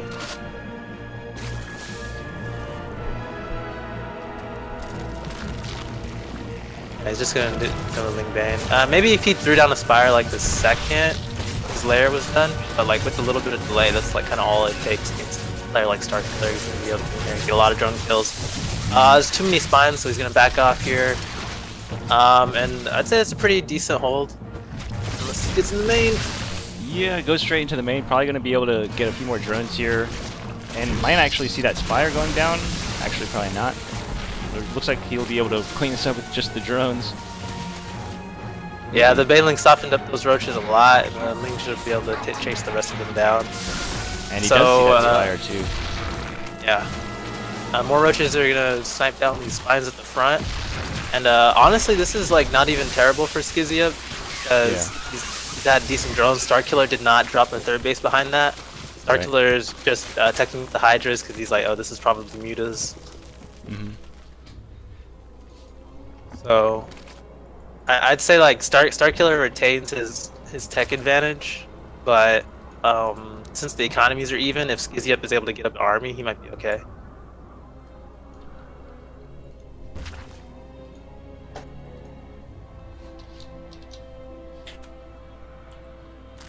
So Skizzy Up's gonna run across the map here. He's just gonna chest out. He's gonna see all these Hydras at the front. So he already knows that Mutalist play is unlikely. Oh, Nidus Swarm coming down here for Starkiller. Ooh, so, yeah. Maybe yeah, I would assume he's gonna load up because he has a lot of queens. He has 3 for 5. Yeah, if he can just Nidus all his army right into his main, right into Skizzy's main, I think he could just pretty much end the game because he'll have enough AA. The Mutas aren't gonna really be able to be good for defense there. Yeah, for sure. And he can always bring some drones through the Nidus and throw down some spores. They finish up pretty quickly, honestly. But he should have enough Hydras. He doesn't even need to do that. He's gonna have like 7 queens and 10 Hydras maybe. And with spores in each of his mineral lines, I don't think the Hydras would be able to do any base trade damage. Oh, yeah. And the roaches are going to go through to the natural at the same time he's going to Nidus in the main, so this is going to be a pretty impossible defense for Skizzy up here. Just GG's. Skizzy up well, with the swift GG after that Nidus goes off. Yeah, so he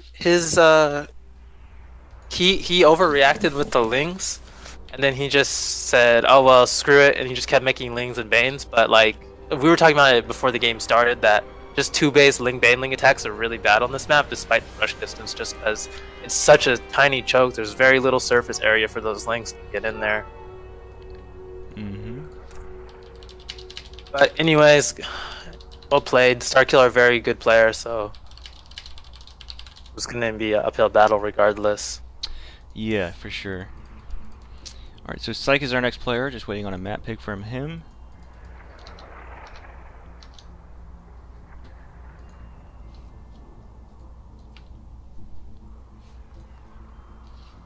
By the way, when do I go? Am I like 4 people down? Let me check real quick. So PsiX's gonna play, then Eruption, and then Kingslayer, and then you. Okay, cool. So it's all ZVT, and then Kingslayer. Yeah, you and Kingslayer are pretty much the only Protoss players, as Sunny is not here anymore. Okay. He had to leave for work.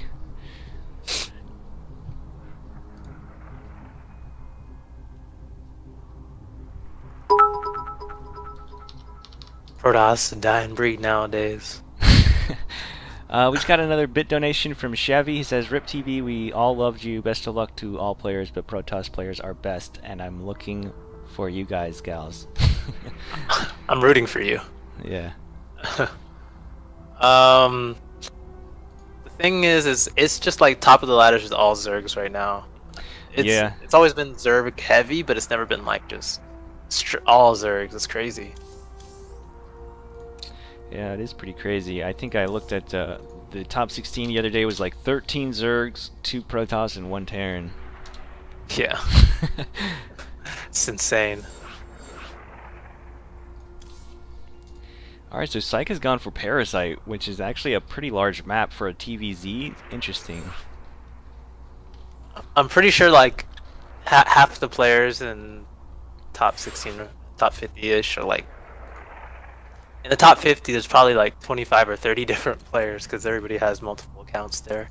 Yeah, you're right.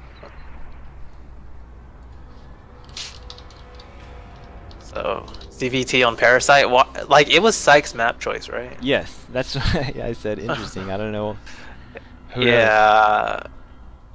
I mean, unless he has some kind of specific cheese planned, I wouldn't really think this is a good map for Terran. It is kind of a decent map for proxies, which is, I think, I know PsiX has done this like 2 racks bunker rush a lot in TVZ. I'm thinking we might see that. Well, every Terran is doing that nowadays. Yeah. I'm trying to play like Maru. So, unless he has something really specific planned that like is kind of map specific, I would say that this is like the worst map because Zerg is gonna get 12 bases and they're gonna roll you. Yeah. Okay, so Starkiller up 2 maps. In the top left-hand corner, we have the teal Zerg. His name is Starkiller. Yep. And in the bottom right, we have the orange Terran, PsiX.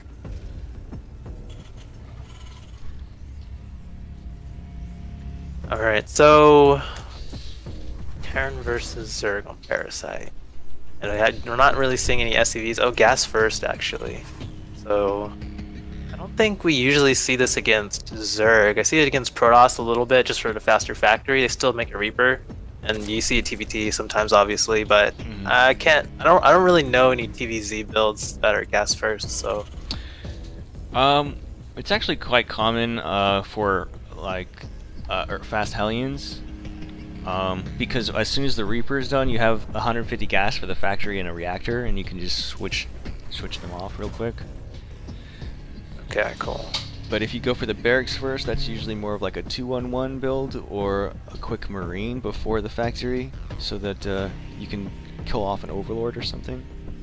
And you don't die to the the early pool where they just circumnavigate the Reaper. Yep. All right. So yeah, without scouting, this is pretty vulnerable to that pool first, like Ling aggression, but that's not what Starkiller's gone for anyway. So.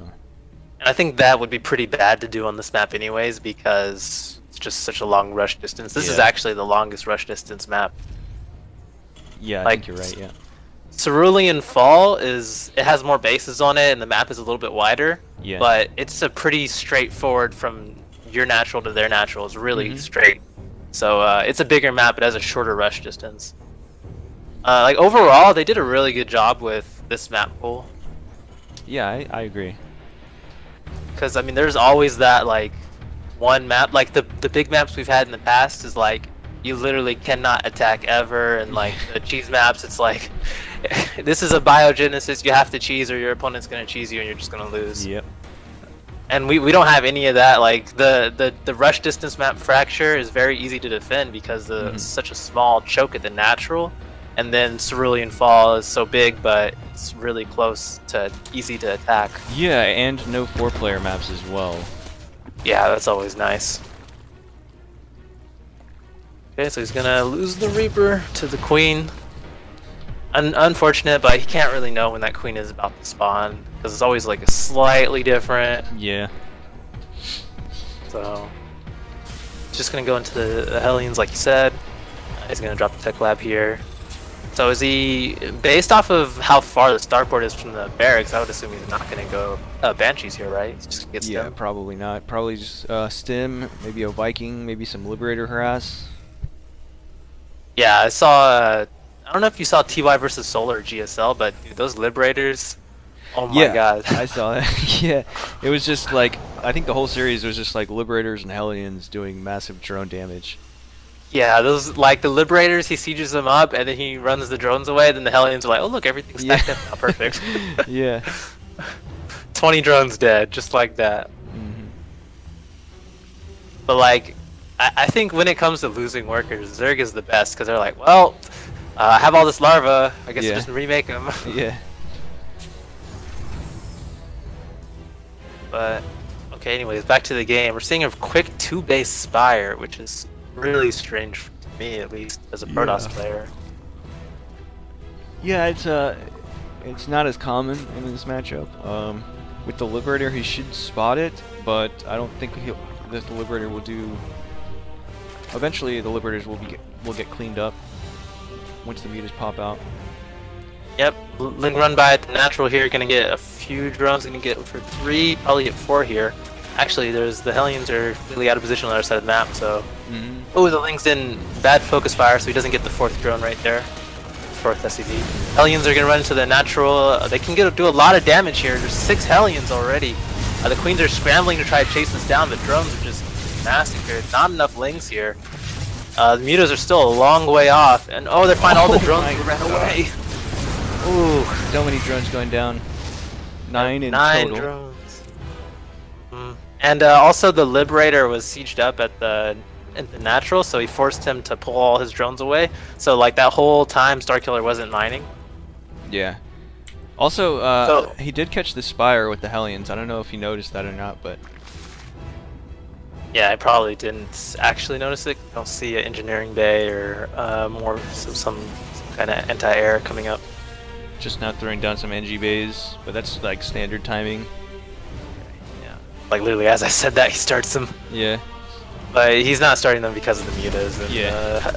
Hellions aren't really going to be able to get a whole lot extra done here. Just a few drones there. The mutas are going to shut down this Liberator.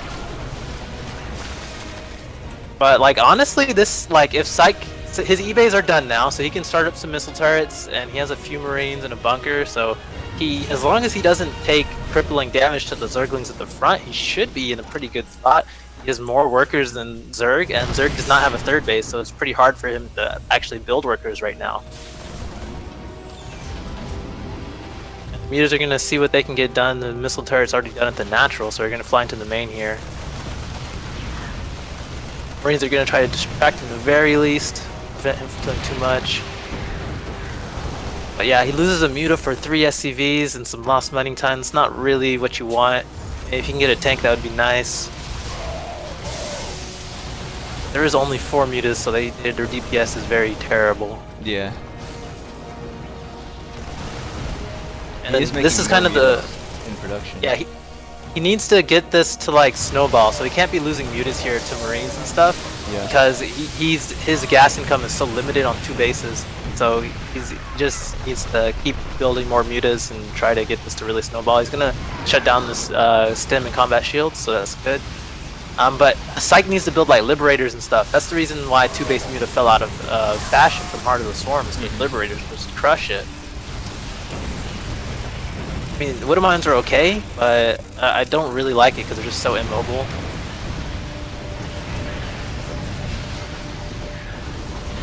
Yep, Widow Mines just and pick once off they go off Siege once, tank. they can get kicked off. Yeah.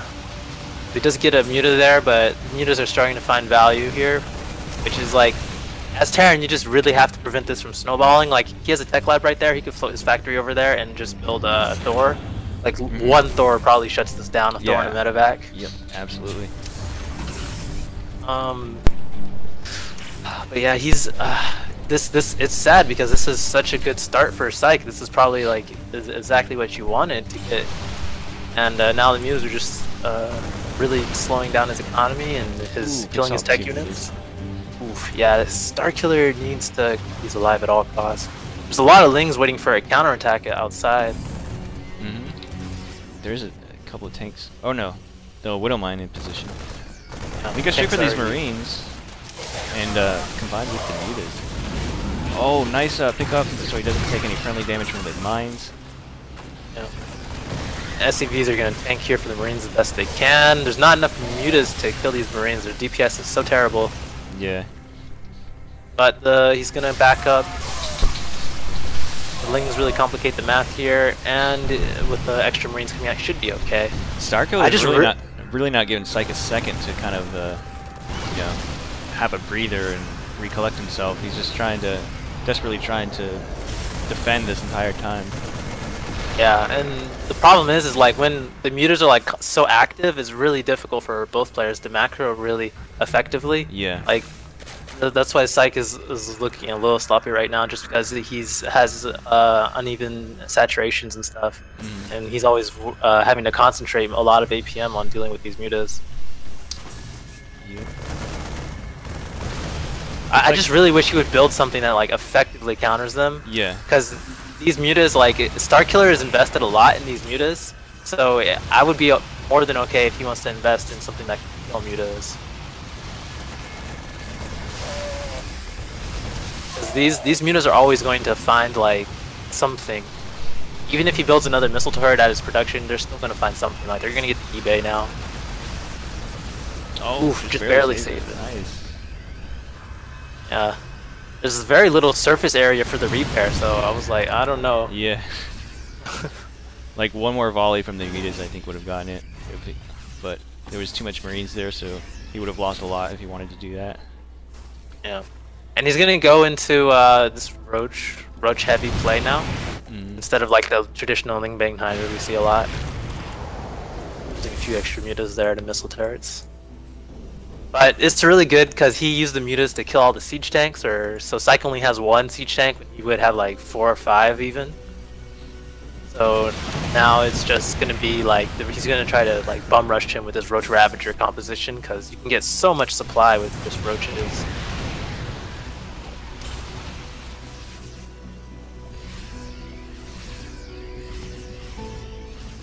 Okay, so PsiX is gonna push out here, but he scans ahead and he sees Roach Ravager coming across the map, so he's gonna go back and play a little more defensively.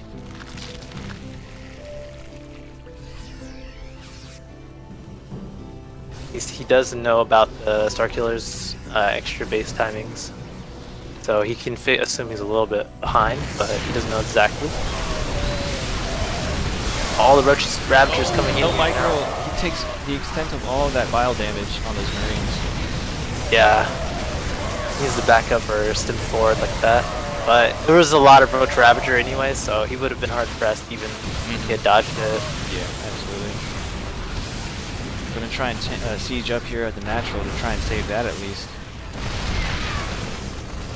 Yeah, it's not just about like all the damage the Mutalisks did, it's all the indirect damage, like forcing SCVs to run around and like just messing up his macro and stuff, because he is. So it's just so much indirect damage that's why it looks so bad. But it comes down to who has better multitasking for the past 5 minutes, you know? Yeah. And as Zerg, when you make macro mistakes, it's a lot more forgiving than with Terran. Yeah. Because you can obviously just make everything at the same time. Okay, so let me get the scores correct here.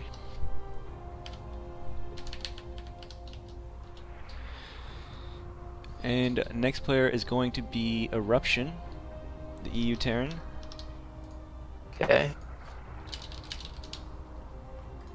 Starkiller's gonna be making a lot of money today. Yeah. Like I knew he was gonna make a lot of money, but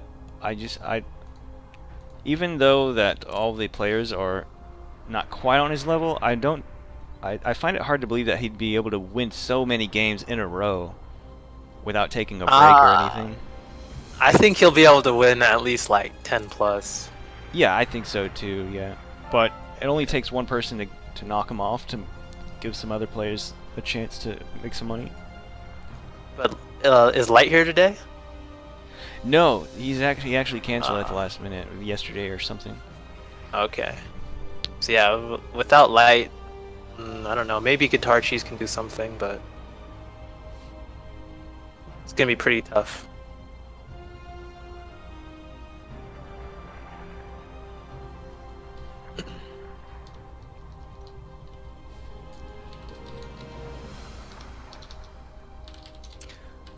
I'm hoping that somebody else can beat him before I play. Because Who knows? Eruption might be able to do it. You know, Yeah, sometimes especially- people are extremely inconsistent, and when you're extremely inconsistent, you can play like someone 300 MMR below you, or like also 300 MMR above you. And sometimes people just have some amazing games. You know, I mean, anything's possible, really. yeah, but I mean, from what I've seen, at least, Starkiller's been one of the more consistent Zergs. Yeah, for sure. I remember when he got top 50, he was like, I was like, dude, you just mix roaches. I don't get this. How is he top 50? And then like the very next week, he was like top 16. I'm like, what is going on here? Mm-hmm.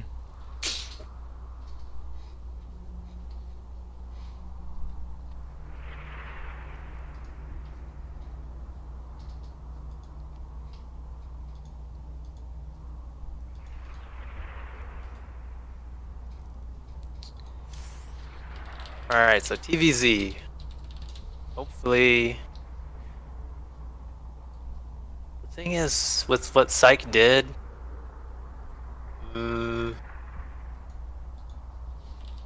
because he picked Parasite, which was a big map, which is why Starkiller went for the 2 base Bermudas, because it's a little bit easier to be defensive. Mm-hmm. But PsiX got in there and he still did good enough damage. Like this, like that's basically all you would hope for. 10, what was it, like 5 Hellions, 5-6 Hellions for 10 drones. Ton of lost mining time. I mean, that's pretty good. And Zerg was on 2 bases. Just give me 1 second. I'll be right back. I don't know.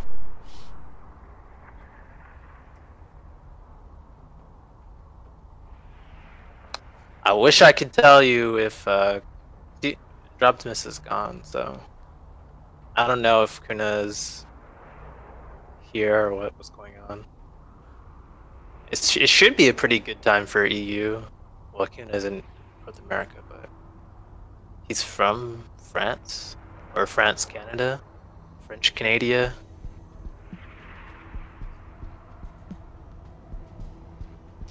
Or he might be from California. I don't know.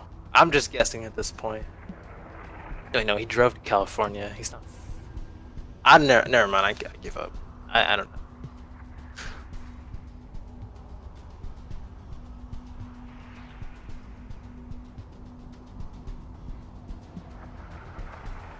Yeah, Kuna.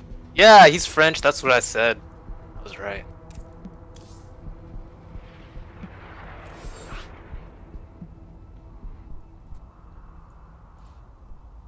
I didn't know if he was the French, you know, like France French, or if he was just Canadian French. I couldn't remember that part, but I knew he was. I knew he spoke French. That's about it. Yeah, I believe Kuna Matata is French Canadian. Ah, see, Sushi lied to me. He told me he was French.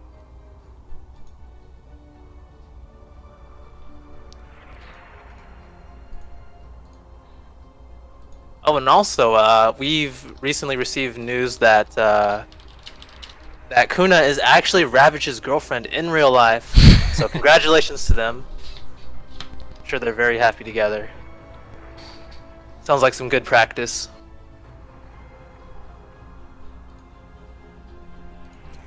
Okay, actually, Sun Lily says that Kuna is from France.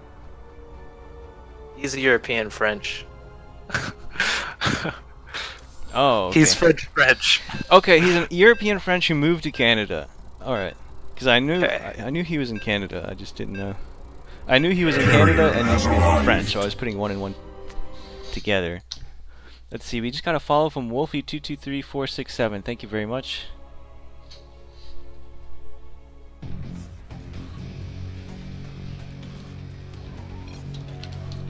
Sun Lily says Kuna has never been to Canada. So we're way off.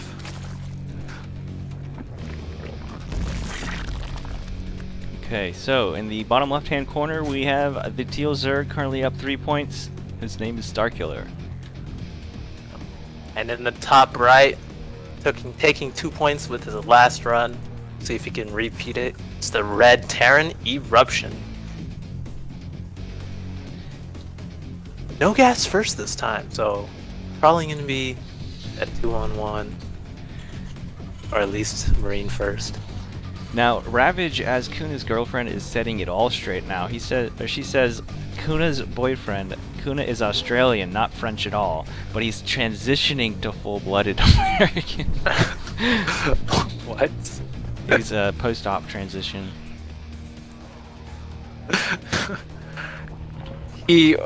How did he learn French in Australia? Maybe he's from like French Vietnam area or whatever that is. You know what I mean? No. Like they're like that Southeast Asia region where they speak France, because they speak French. I mean. I did not even know that. Like they colonized the world, and then, like England had India, then like France got the other. Okay, never mind.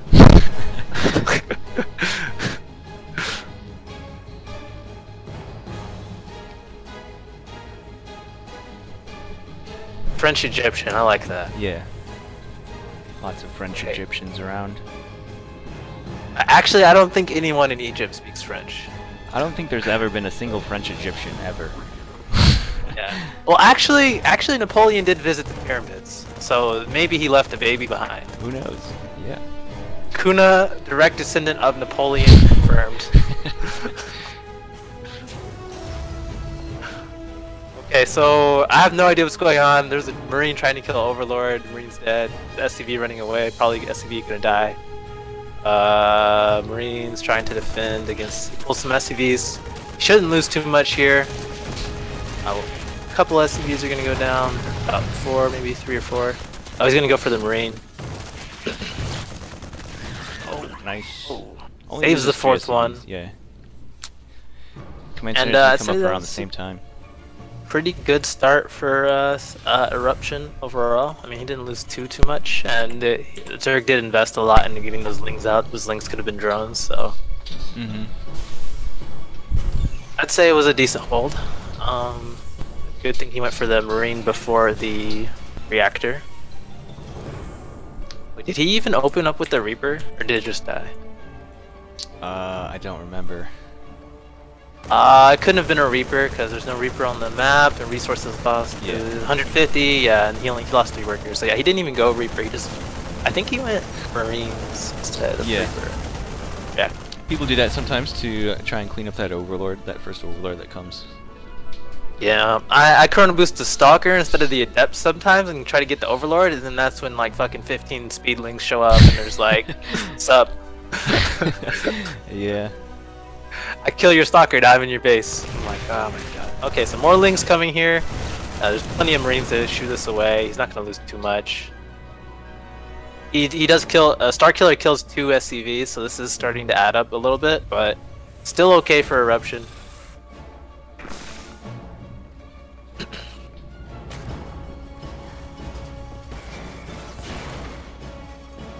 If you look at the income graph, you can kind of see Starkiller's mechanics. He's already up like 15 workers or something.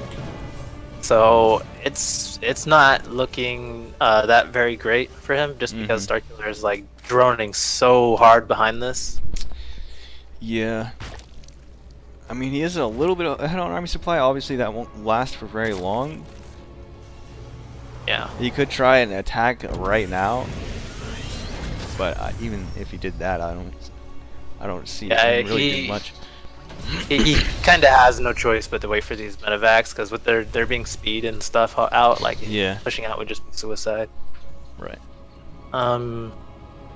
Starkiller is getting his Evo chambers now. He's still droning up his 3rd base a little bit.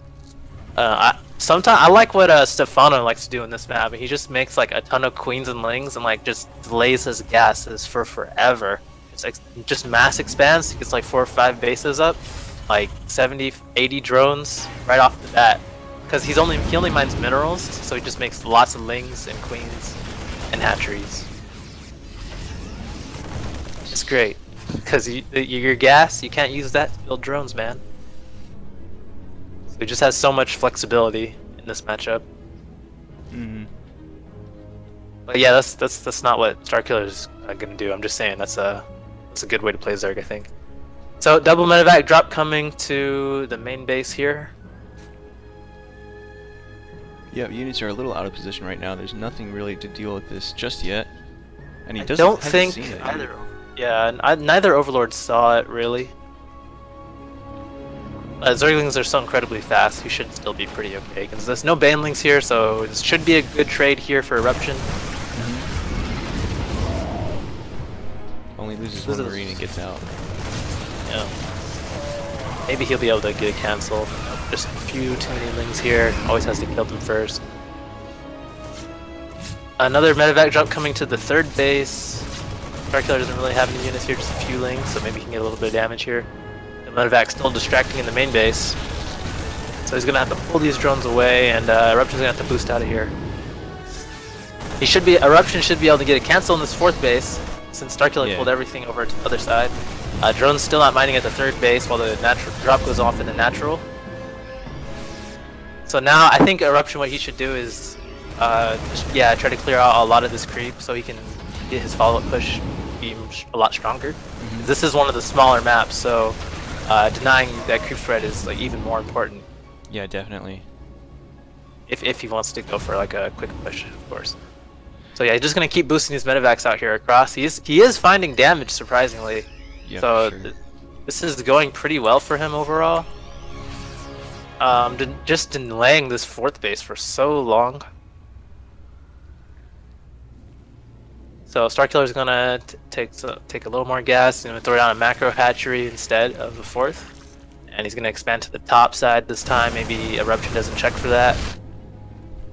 But the army is gonna distract over in front of the third while he drops behind the natural. Oh, he didn't unload. Oh, that's actually a pretty big deal because those Marines could have stemmed and killed like 5 drones in 2 seconds. So the original drop's gonna go to the main while this drop is still hindrance to the natural. Gonna get cleaned up by enough lings here. And the drop of the third gets cleaned up as well. Ooh, but the drop in the main base hasn't been contested, so it's finding a lot of damage here. 8 drones going down. He's gonna go for the spawning pool. A lot of lings streaming in here, but they might be just... Okay, he's not gonna focus it down. He's just gonna get a trade and boost out. Yeah. So yeah, that's probably smart. He doesn't want to lose all 16 Marines, or there's not 16 anymore, but he doesn't want to lose all the rest of his Marines for maybe a pool, so it's not hugely impactful unless he's going to push like right now. Okay, and... They're just now going down for Eruption, and Starkiller rebuilding his fourth up at the top left position. Yeah. The problem with this fourth is it's just way closer and way easier for Terran to push, because Terran's going to figure out that's there eventually, and he's just going to have no problem just going straight there from his third base. Yeah, and probably going to be taking his fourth base towards that base as well, in that little position to the left of his third. Yeah. Like, this is such a good map to be just constantly aggressive on. So, okay, the Zerglings are going to get a run by here. The natural, going to delay some mining, but probably not going to get SCVs with the bunker there. And Baneling's crashing into the third base, getting 7. There wasn't a whole lot of SCVs there to begin with. So overall, we're looking here. It's not that great for Starkiller, honestly. He only has 64 drones to 54. But with triple mule, like being down 10 workers is perfectly fine for Terran. And there's no... I don't see a Hydralisk Den down anywhere. I'm pretty sure he doesn't have one. So he's just going to be on Lingbane defense for a while here. Yeah. Which it is certainly possible. I was talking about it earlier. You can just stay on Lingbane for a very long time with your 4th base drones. What is this? This push out is kind of random for Eruption here. He's going to lose a little bit of his army here. He saves the siege tanks. That's good. But these Banelings should get a decent trade. Oh, not going to. He went for the greedier clump of Marines at the back and didn't get much. If he had just detonated on the Marauders, it probably would have been fine. Because, like, Banelings are kind of broken even against armored units. But this is just way too much Zerg and not enough Terran. Not even close to enough Terran there. So he's just going to swap that army. I think there was a drop at the natural, but it was like very small, like 1 or 2 Marines. So Oh, gets cleaned up. Oh my god, so many banelings being morphed in right outside Eruption's third. Yeah. There's just so much Zerg here. And he lost a lot of his tanks. Yeah, he only has one. Yeah, so he has to abandon this base for sure. And probably go all the way back. Wants to hold, but it's gonna be pretty difficult here. It's a lot of Zerg. Yep, Baneling's crashing into absolutely everything. Liberator's gonna siege up, and he's gonna hold the choke to his main. But he's gonna lose everything in his main and natural, except for the command centers themselves. Down to only 20 SCVs, now 47 in total going down. Yeah, what Eruption needed to do this game is, like, when he can't deny the 4th base, he knows that Starkiller is gonna take a 4th base. So he was just staying at that 4th base. He needed to check the map for other 4th bases. Because when his drops were still dealing damage, the army was way out of position. Just like 8 Marines and Medevac could have canceled that 4th base.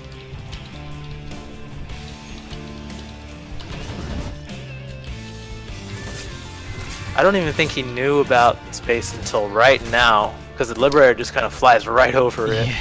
Yeah. So I don't think he even knew that was there. I think you're right. I think he probably thought he was a lot farther than he was, farther ahead, since he didn't know about that 4th base.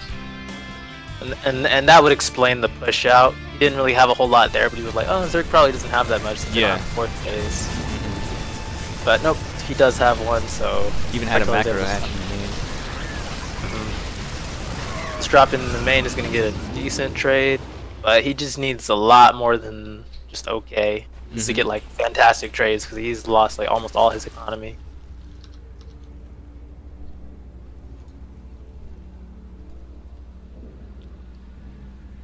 And like Starkiller is denying a lot of mining time too, which is like even worse after killing all those SCVs. Yeah, let's see where's that. Eruption can't really start his 3-3. He's so poor. And that would be like the one thing that might be able to save him. Oh, there's not any units at this 4th base, so maybe he can get some decent damage here. Corruptors are going to clean up this triple medevac drop at the bottom. Going to force it away. Drop going up to the 4th base. Nothing to defend here, but it looks like Starkiller just wants to end the game because he's gearing up for a big attack. He's got his Corruptors now to deal with medevacs and... Yeah, and he's going to be able to clean up the 8 Marines pretty easily. He wasn't microing his drop, so he didn't really get anything there.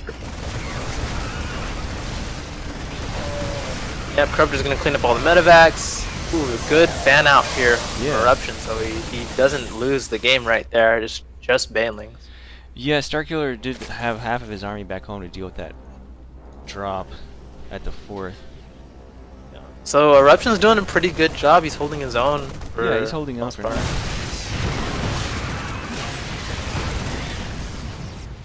And so Starkiller's going to go for another big attack here. Massive amounts of Lingbane. And the Corruptor's going to really make kiting difficult. Because he's going to lose all his medevacs, and then once there's no healing power, it's kind of over. Yeah. But it might not even matter because there's just so much Lingbane. 103 to 59 army supply. Yeah.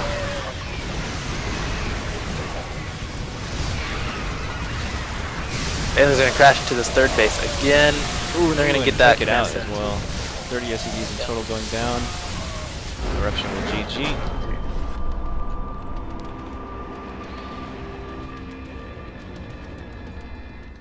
He had a good plan there, but just misread. The misread on the 4th base cost him a lot. Because honestly, he was doing good. He was finding damage like all over the map. He was clearing creep. He denied the 4th base like twice at least, and then Starkiller took the top base.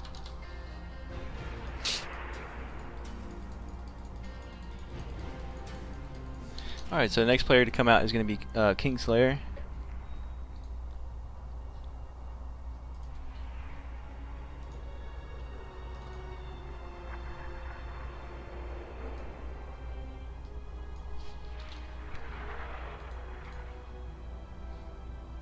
Alright, finally. Not biased at all, but I want Kingslayer to win.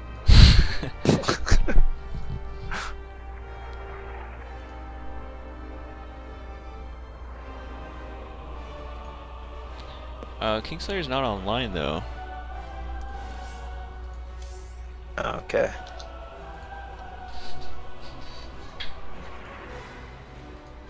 So how do walkovers work? Do you still... Basically we'll just skip whoever's not here until Okay. You don't still make the $9 walkover? no, it's not like a walkover. You just get skipped, and then there's still going to be 36 games played. Okay. Yeah.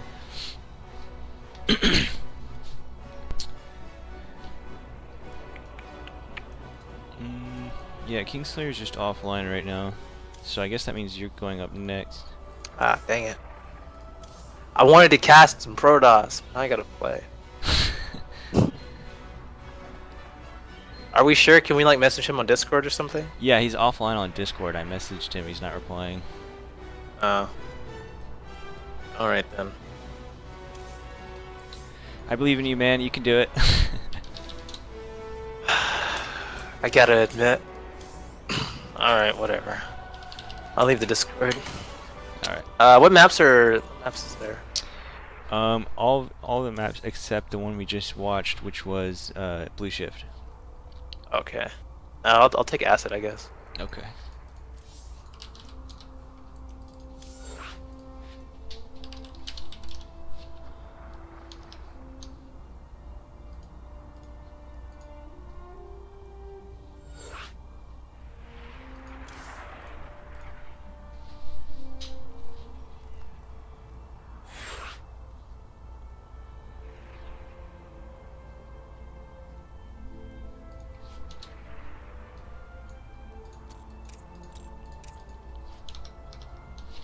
Make sure that they play correctly.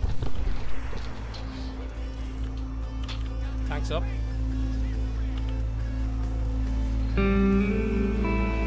Oh my god! Ah, it's beautiful! So we have been blocked on Twitter. Blocked on Twitter. I don't think you understand. I've been blocked on Twitter by Todd for the last 5 years. He probably went around. He's like, pardon me, like, who is Massa? Like, he has no idea who That this guy is the worst French That was accent pretty I've ever heard in my life. Listen. All right. Can we all get blocked by Todd today? Can we all get blocked? Mano is getting a lot of work done here against Nurchio's army. He absolutely is, and Oh, again, hold on, we're hold going on. to see more. Oh, it's a big triple one! kill! Huge supply block right there now. And there are, you know, the army is not together yet for Stefano, but oh, it's a battling sandwich for both sides. He comes in, the Ravager shots land in the center of the Protoss army. The Protoss army in huge retreat right now. as he's Completely crushed. engulfed. Every single unit What an caught, trapped, engagement!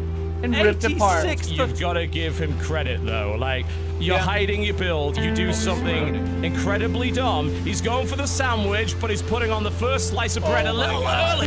Oh wait, some of the baitings the bailings are getting in. He crushed the whole army. What in the actual fuck just happened? What the hell was that? Sue doesn't have much of an army left, but neither does the Protoss, and obviously, and economically, Sue. Well, I guess we're going to see how good this Warp Prism micro is. The answer is real damn good. Holy crap. That was an obliteration of the Zerglings. What a technique by Hero with the Archons. Again, just stabs in, lances in, gets out of there. He feels the need for speed, gets out of there nice and quickly. You didn't say need for speed, did you? I absolutely fucking did. God damn it. Not a whole lot of defense. Photon overcharge to the max in there. Oh, that was an absolutely beautiful. Oh my god, Haas sets off the trap.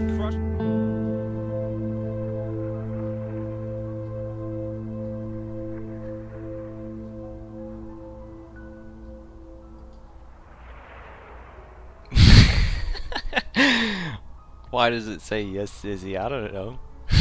Why does it say yes, Gizzy? I guess I had my cursor in the wrong window or something when I was replying yes to someone? I don't know. No idea.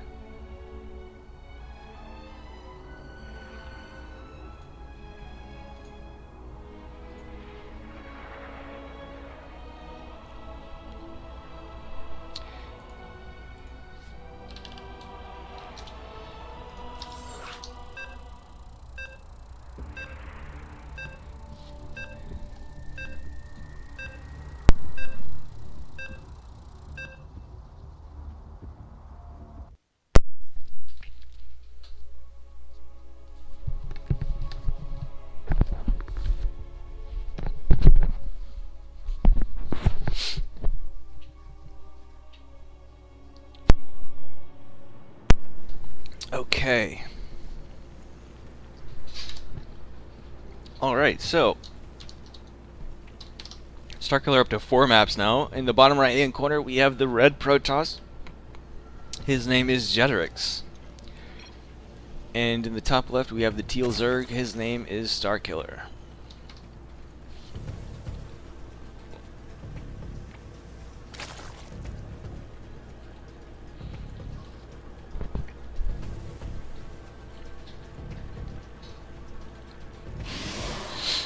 By the way, if Starkiller beats everybody and comes back to him, he'll get a revive because everybody gets the same 3 chances. So that means someone will have to beat him twice in a row in order for him to stop playing or to get kicked off. And that's only if he beats everybody and comes back to him.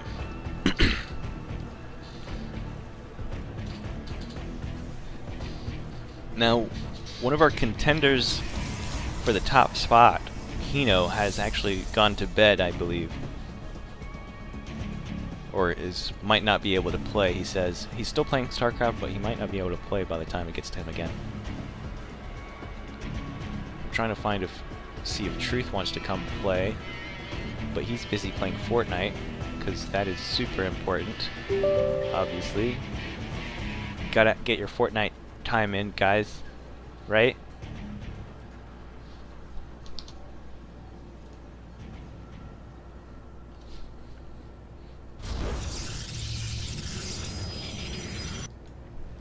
Jeterix throwing down his wall down here at the natural, getting his Nexus. 1 gate expand, pretty standard stuff, going up to 2 gates. Does see that these lings are out now.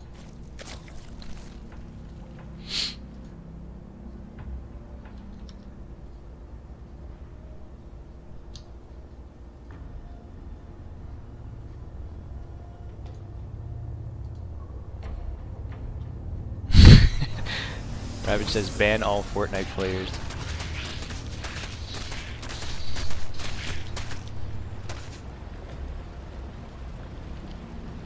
Looks like Jeterix is going to be quite good against this Ling aggression. Starkiller going to go ahead and drop his 3rd hatch as well.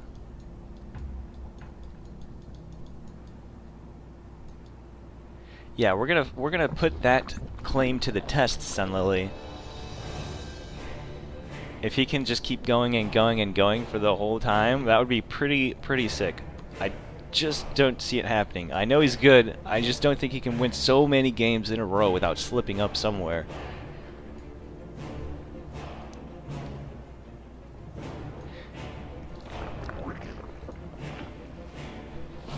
Yeah, Ravage gets around.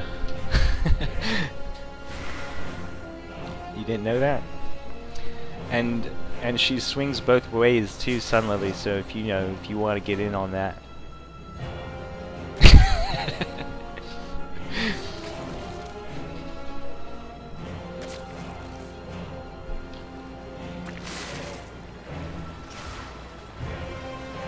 Chevy's like, will you be my girlfriend?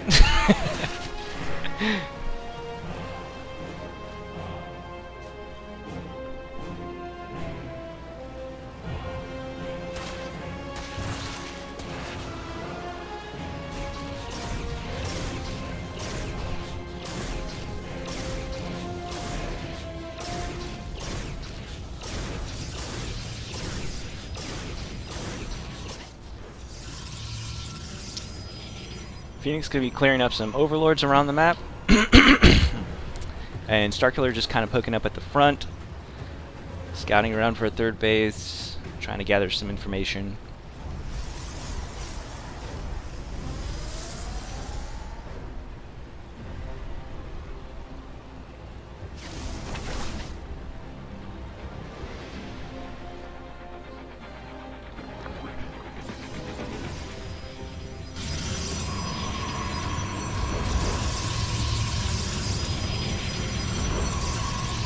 Wow, look at this.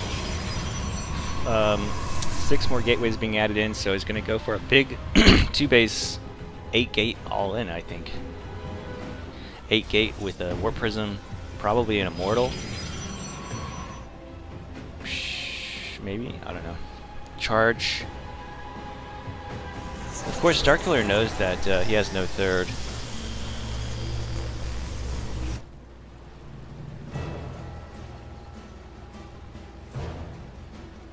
Starkiller's up to 52 drones, though. Oh wait, is he gonna drop a Nexus? Okay, he does drop the Nexus.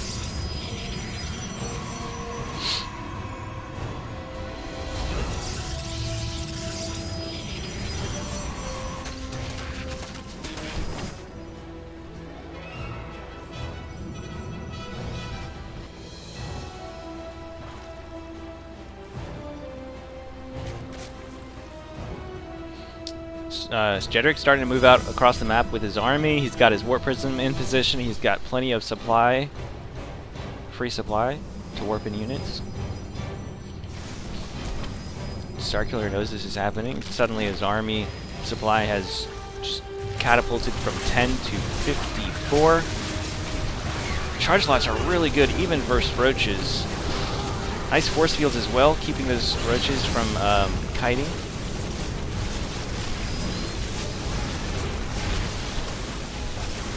Charge Lodge still doing good damage here at the roaches.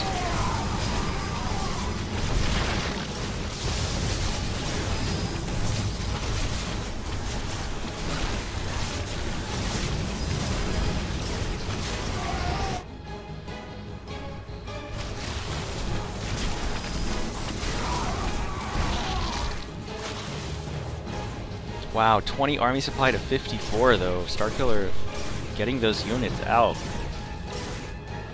I don't think Jedric's... Oh, he actually canceled the Nexus too, so this is super all in, so he's not going to be... He wants to kill Starkiller here.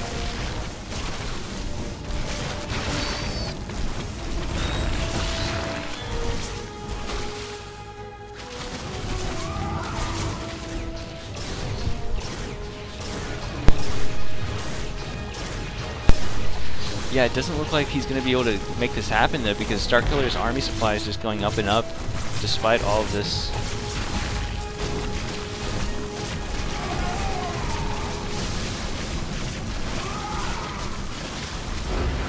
Jedric's will GG, and Starkiller takes another map, going up to 5 maps. So now we're going to see Ravage play again.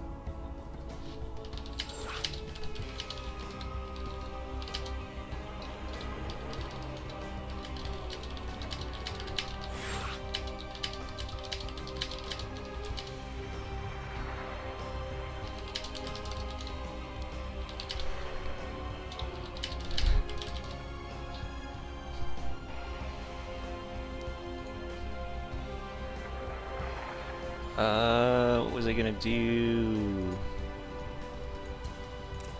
I forgot.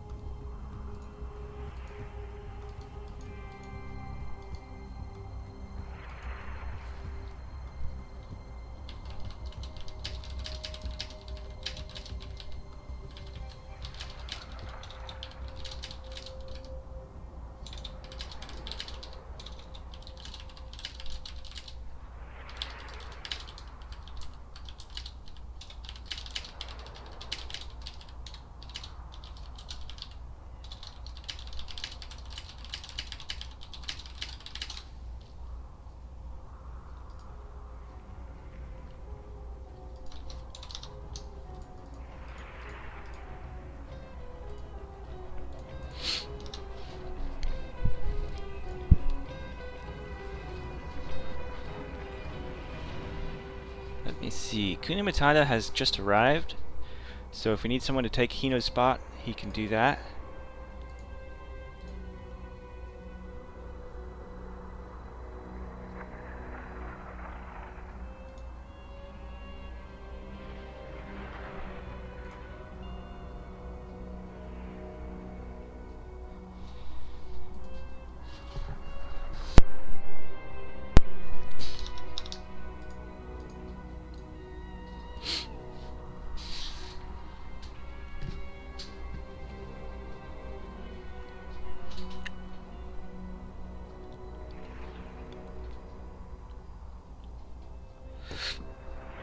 $15 games so far. We're getting into our 16th game. So even after this, we've got 20 more games. 20 more games to go. It's fun. I knew what I signed up for when I did this. I'll make it. I might have to go just grab like a little snack or something at some point.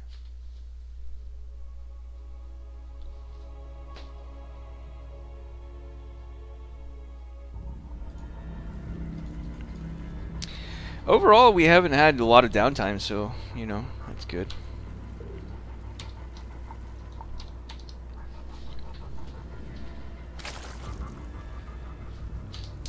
Alright, in the top right-hand corner, we have the new contender from,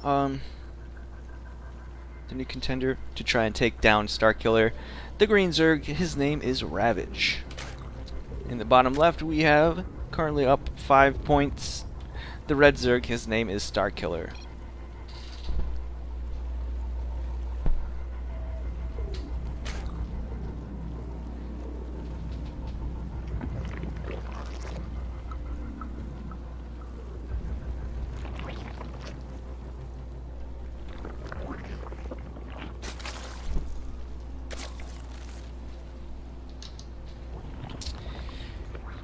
Yeah, let me take a look at the Matcherino. We're up to $333.60. So that means $9.27 per win.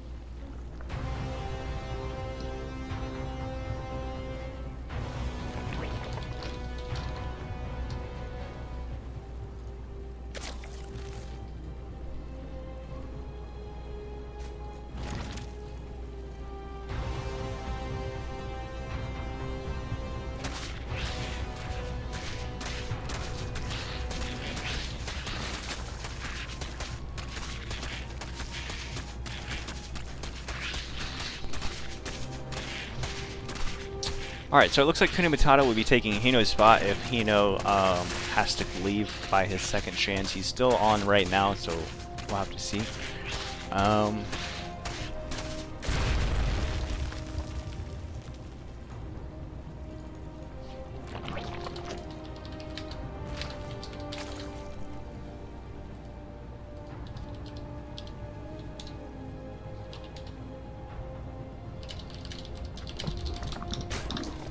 Okay, let's see. Sorry about that. Let me get into this game. Baneling Nest finally is about to be finished for Ravage. And Starkiller has his own Baneling Nest already. Starkiller has a bunch of army going in for the natural. Oh man, huge Baneling eruptions there on the drones. Gets 4 drones.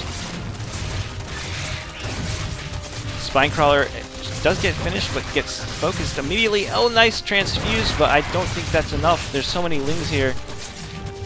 Overall, only uses 5 drones and denies Lings getting into the main. That's good. Getting some Lings of his own. 2 Banelings being morphed in behind the Queens, and a Spinecrawler being morphed in at the top in the main. Starkiller going for more and more units. This is starting to look pretty all in. He's on 23 drones. Ravage down to 17.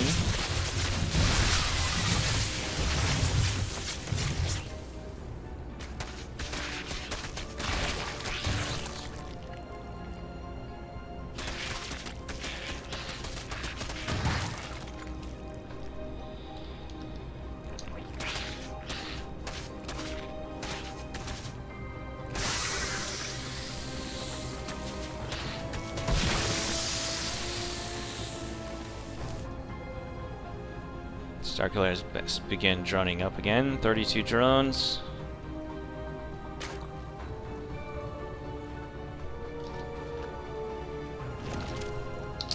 Thank you, Chevy. So far, Starkiller has earned $46.35.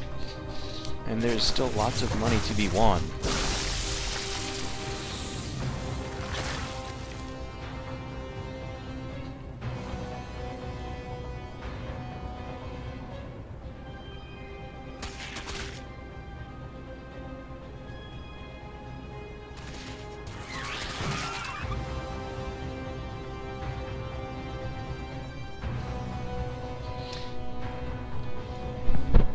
Ravage trying to take his third, but it's right underneath this Overlord.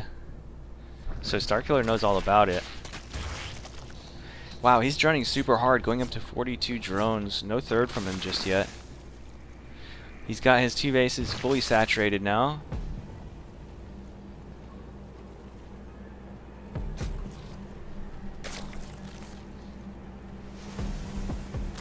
I think he was expecting some counter aggression out of Ravage.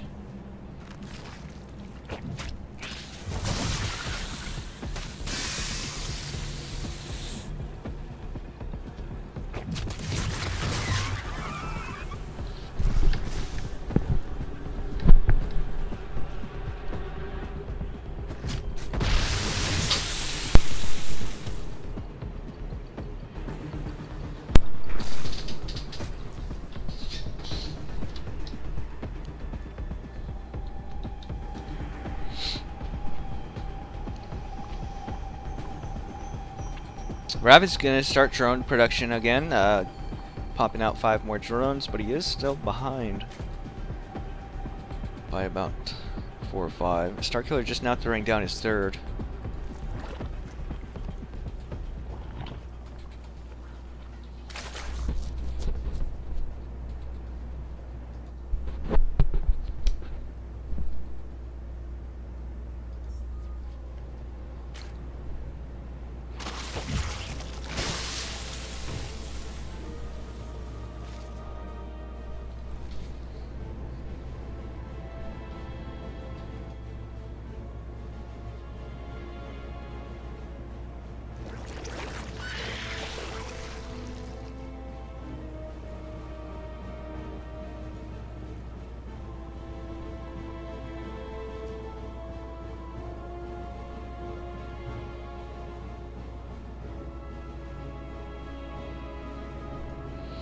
Starkiller with the gigantic army now of Roaches. Oh, did Ravage drone too hard? He's gone up to 51 drones now. Starkiller with double the army supply. I think Starkiller is going to end the game here. Roaches are streaming in from all directions.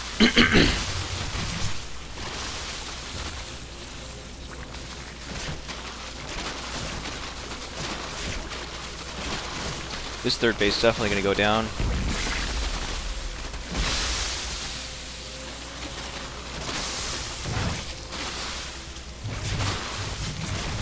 Oh, getting that +1 attack as well. That's GG. Starkiller goes up to 6 maps.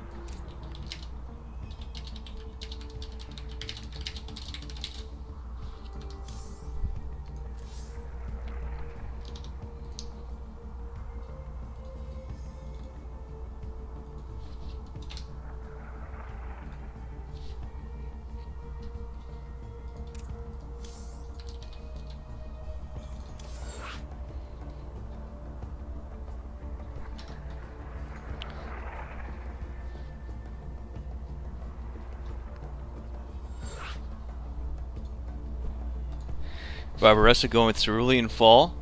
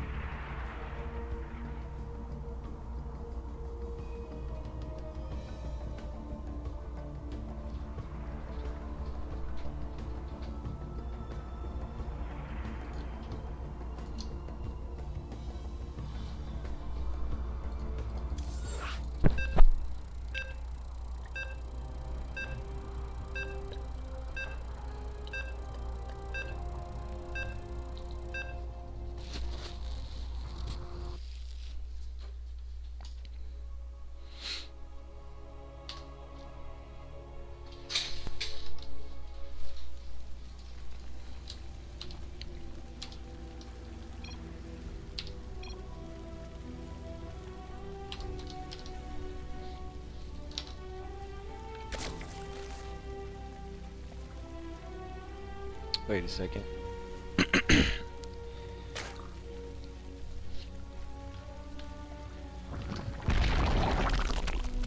Okay, just checking something. Barbarossa has not won any games just yet today.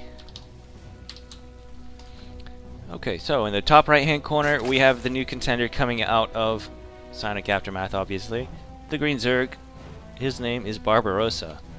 In the bottom left hand corner we have the red Zerg, currently up 6 maps, his name is Starkiller.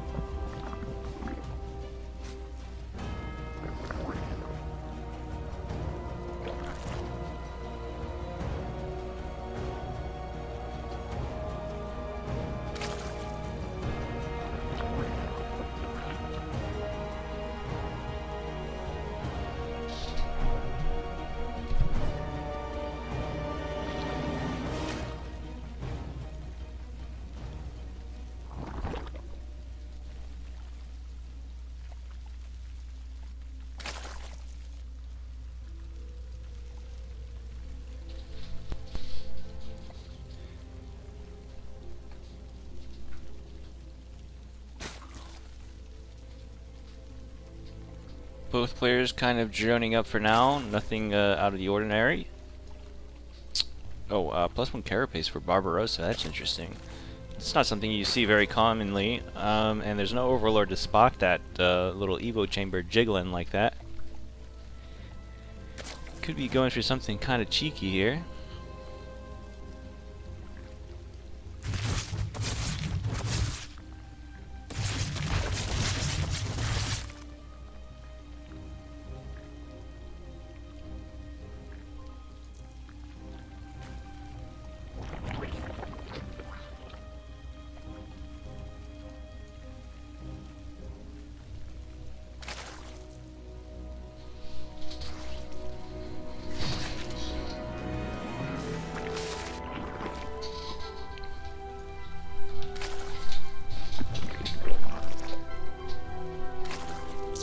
Roach Warren at the front. So is he gonna go for some super tanky lings here? Ling Baneling Nest.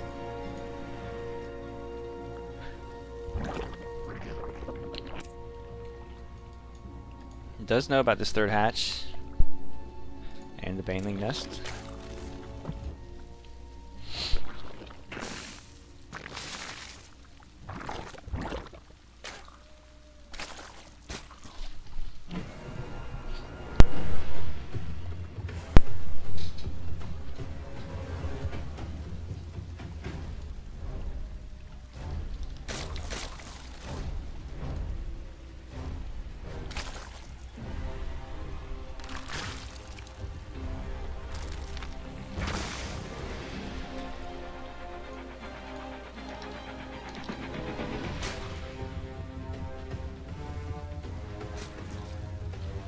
Alright, Barbarossa gonna go for the attack. I think +1 carapace is ready. He's getting his melee.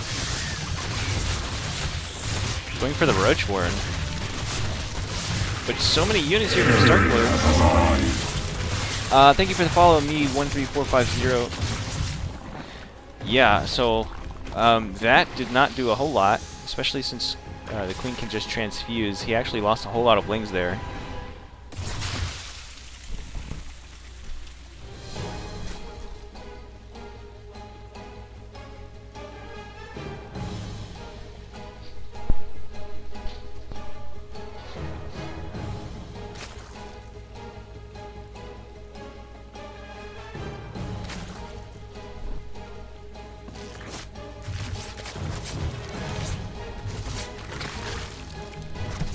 The one thing he does have going for him is he does have that third hatch up, and he's still slightly behind on workers, but this is the same thing Starkiller did last game. He got his first, he stayed on 2 bases for a while and got them fully saturated, and then took his third behind a Roach push out, a 2-base Roach timing.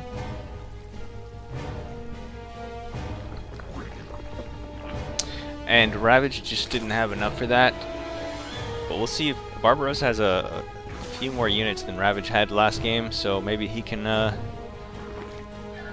maybe he can actually fend that off. Who knows? Barbarossa going up to 49 drones.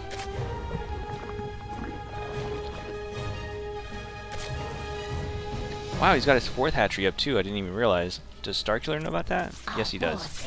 Are under attack. Sees it with the Overseer.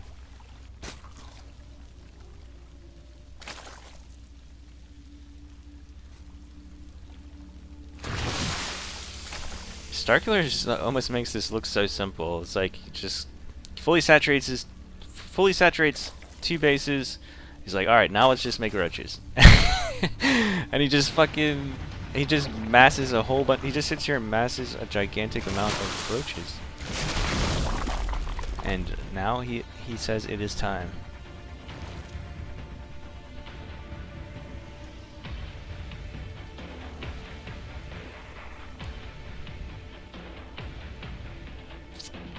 Army supply is hugely in Starkiller's favor, 98 to 64.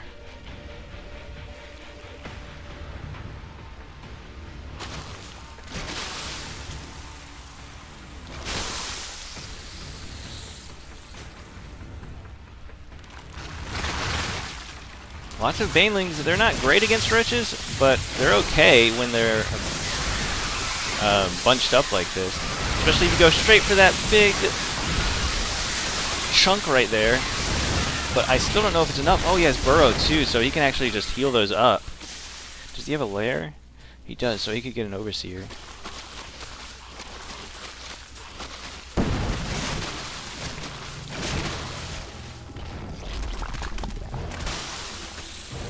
Go straight for the main, why not? Army supply is 94 to 25. I don't think Barbarossa will be able to hold this. Oh! Nice damage with the banelings, but it's just not enough.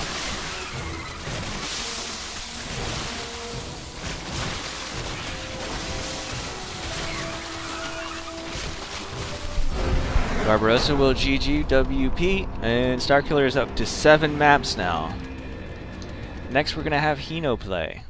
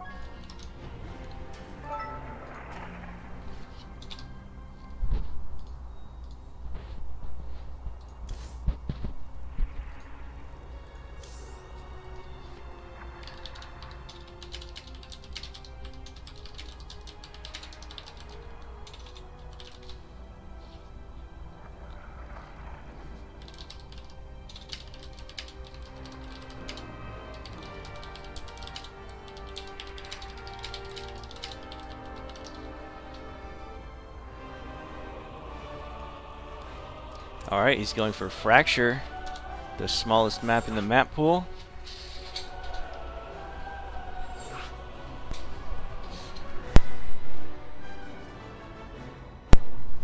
Jeterix does not think Starkiller will lose a map. Yeah, even if Starkiller loses after he plays Guitar Cheese, then he'll get a revive, so that means he'll get to play again. Because everybody gets the same 3 chances. And if you beat everyone all the way up back to rotate to yourself, you get a revive.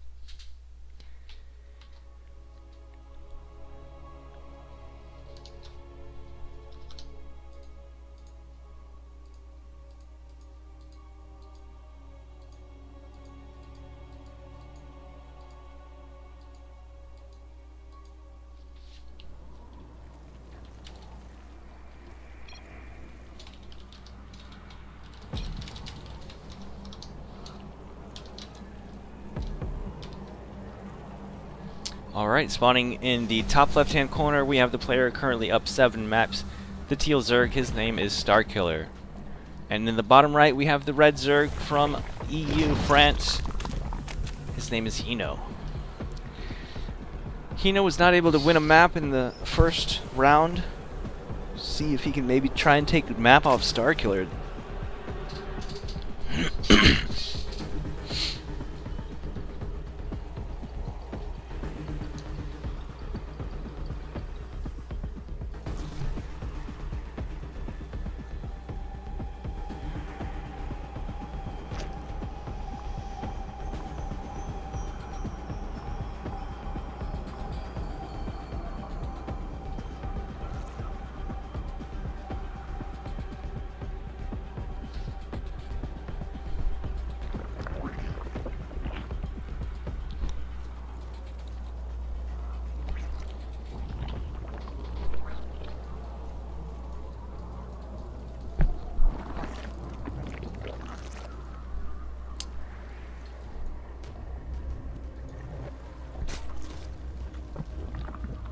Starkiller's still on one base here.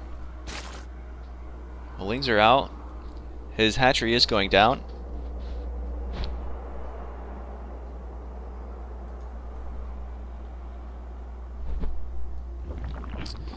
This does not look good. Oh my god, Starkiller has a spine crawler in his main, just outside his vision too. He has no idea that's happening. I think this is going to be a very short game.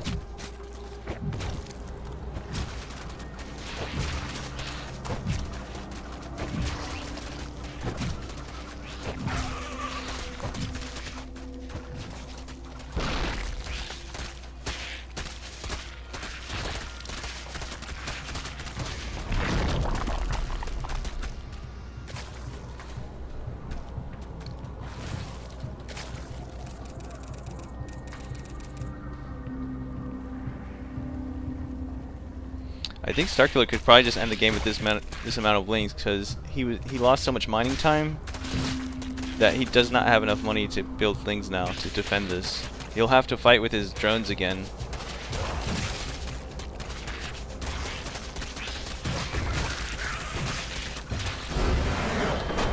Very quick game there for Starkiller. Goes up to 8 maps. So next we'll see if Guitar Cheese can take a game off him.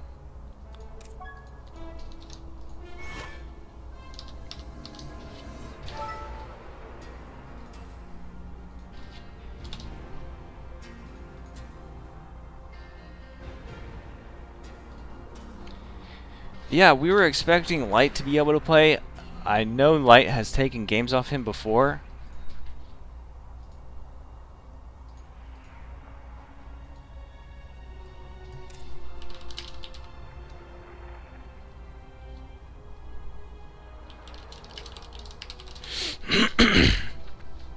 Because they played an MVP Cup and they went back and forth. But Starkiller did end up taking that victory.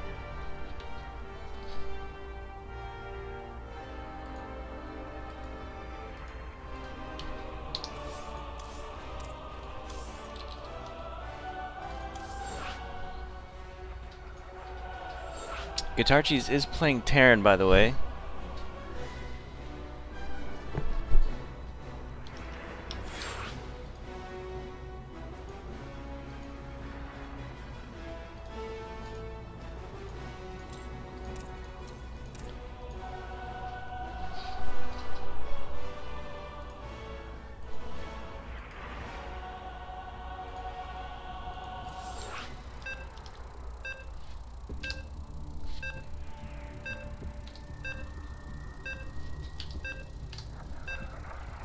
Alright, while it's loading, I'm just going to use the bathroom. I'll be right back.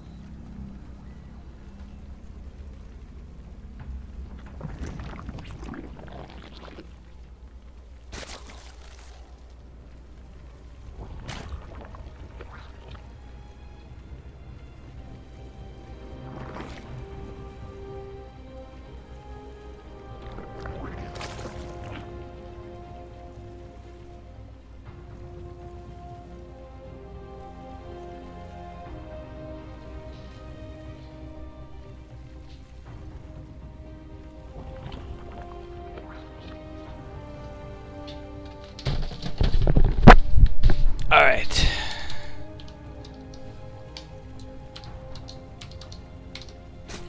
In the top right hand corner we have the Teal Zerg. Going for a pool first into Roaches. Ooh, could be a Roach Rush. His name is Starkiller. looks like a Roach Rav Rush probably, but there is an SCV Scout. The Red Terran in the bottom left, going for his second round. His name is Guitar Cheese.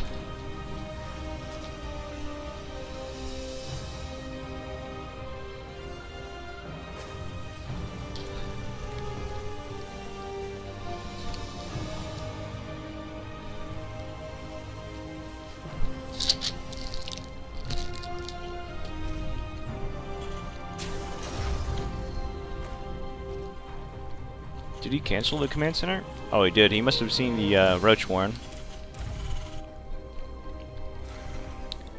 Which he did. He's going to rebuild that on the top, on the high ground. Only 3 roaches in production still. It's going to be a minute before they get over here. Getting a tech lab on the barracks, going for Marauders.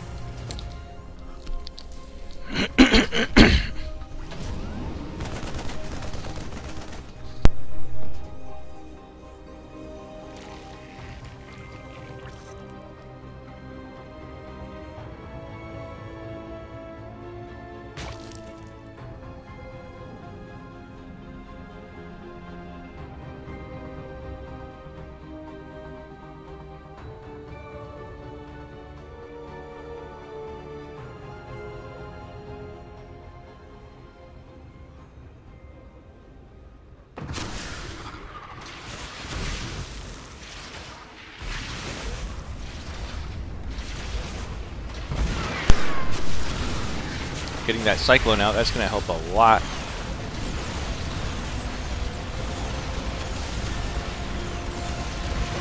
Lots of micro potential with that. As soon as it starts to get low, you can just bring it back and heal it up. Behind this, looks like Starkiller is droning up. He didn't want to overcommit to this. But, yep, going up, popping out 8 more drones now. He might actually end up killing these Ravagers. Oh, kills one of them. Oh! What? I think could have killed one more.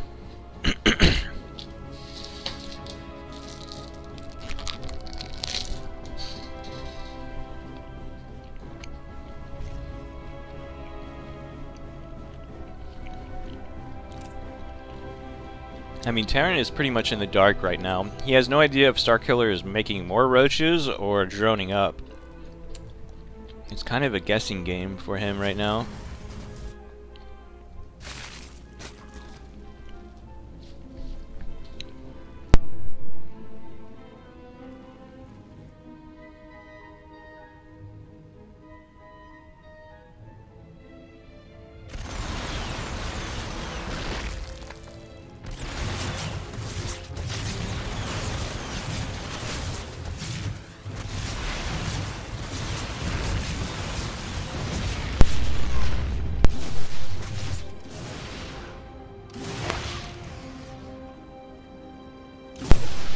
So nice call from Guitar Cheese going across the map with only a Cyclone and 2 Marauders. He had to find out whether Starkiller was droning up or continuing the aggression, which obviously he was droning up, which is why he's losing drones now. But he is ahead on workers, 39 to 37. But well played from Guitar Cheese actually for that move. Was probably his best chance. Now the Speedlings are out now and this tank is out here by itself. It looks pretty vulnerable. If I were him, I would have liked to keep it on the high ground. Here comes the Zerglings. Late siege on the tank as well. Nice, he gets a repair on the tank, but some Marines are about to pop out. He should be able to clean this up without taking too much damage. Stim is up, is ready as well, so yeah. Looks like he'll be able to clean this up. Roach, one Roach coming to join the fight. He's like, yeah, let me just kill these SCVs. 12 SCVs going down. So Starkiller definitely still in a better position here.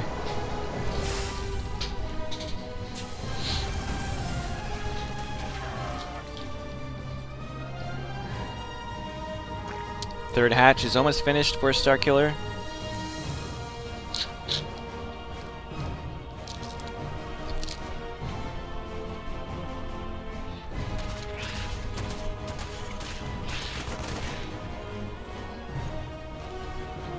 How far is medevacs? Okay, medevacs are about... One medevac is about to pop out. He could start trying to do some aggression on the other side of the map.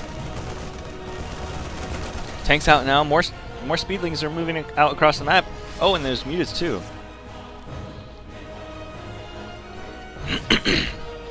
Oh, he wants to move out across the map.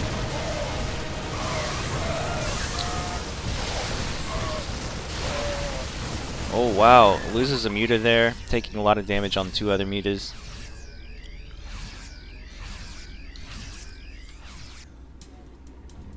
How do you pull up the units lost tab? Where it shows you. I have no idea. More lings and mutas coming in now, but looks like Guitarchis is prepared for this. Starkiller not being able to find any damage.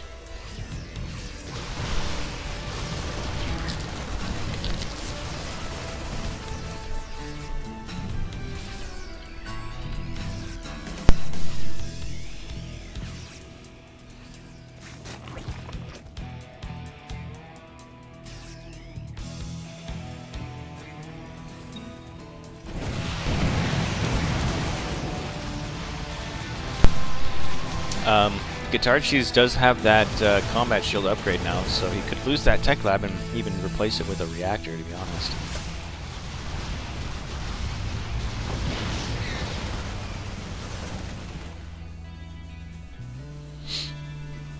Guitarchis has been doing pretty well with defending all of this. He's up in army supply 54 to 36. He's a little behind on SCVs. He doesn't have a 3rd orbital yet. He might want to think about like pulling his SCVs and going for a big all-in. Okay, he's going to throw down his 13 center, so never mind.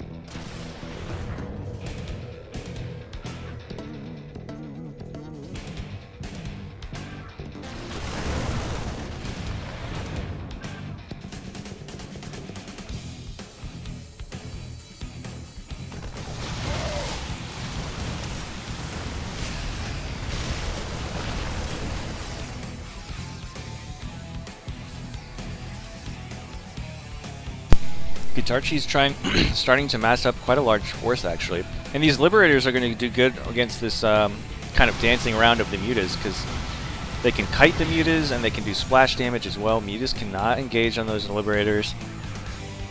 Guitarchi's said he wants to move out across the map, and nice Starkiller is going to cut off the reinforcements. Keeping the liberators at home. Oh my god, so much damage on those mutas. They all down to like 1 shot. That's not good for this because, oh man, lots of banelings on creep. Good splits though from Guitarchis. Oh man, this is not looking good for Starkiller. The splits are good and the mutas are all really damaged.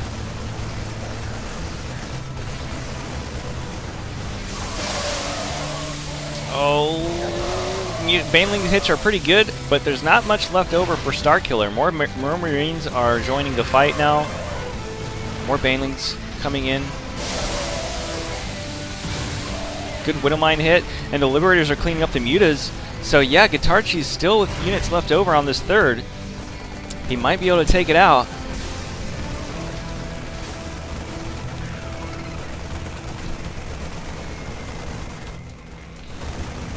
Yep, definitely going to take out that 3rd hatch. Wow, Guitarchi's only on 3 barracks though.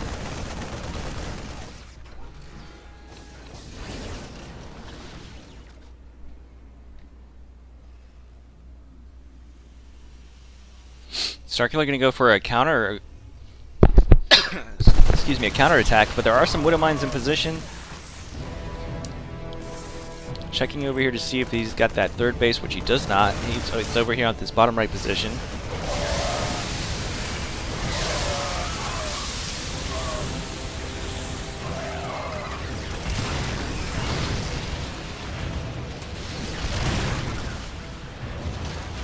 Looks like Guitar Cheese will barely clean this up.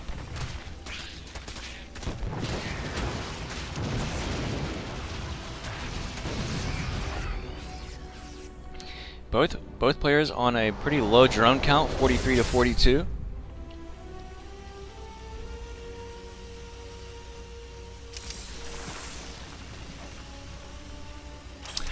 Yeah, well, Chevy, that's why we did the MMR from lowest to highest. Everyone has had at least one chance to play against someone that was near their MMR.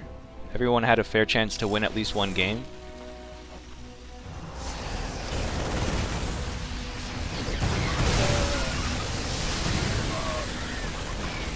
I think what would have been better is maybe if we did more money per game and less amount of games.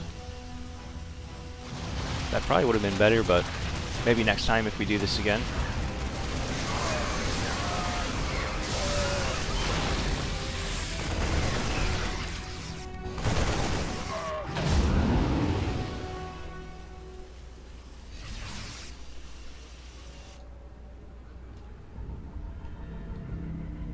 But yeah, Guitar Cheese is actually doing quite well. 114 supply to 80. So maybe Guitar Cheese can take him out. But even if he did, he'd have to play him again.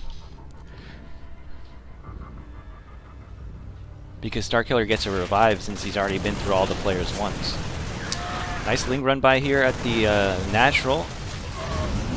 Trop going down here at the third. Starkiller has not rebuilt that fourth base just yet. Corruptor's out now to deal with these medevacs and the Liberators.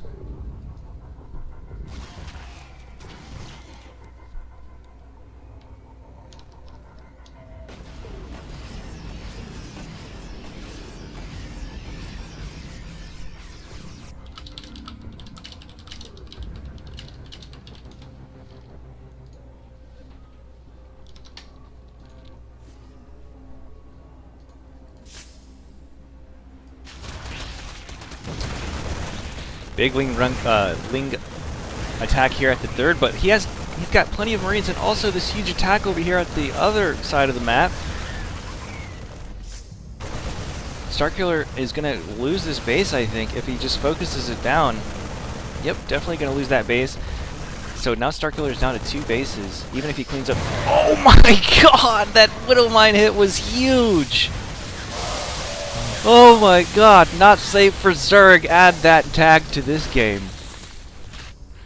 Jesus, that Ling got like 20 Ling. I mean, that Widow Mine got like 20 or more Lings. Oh, that was disgusting. Look, there's still blood on the floor from that bloodshed. Starkiller down to 2 bases. Not looking good for him. Guitar Cheese almost double his supply. Yeah, I think he's taken this for sure.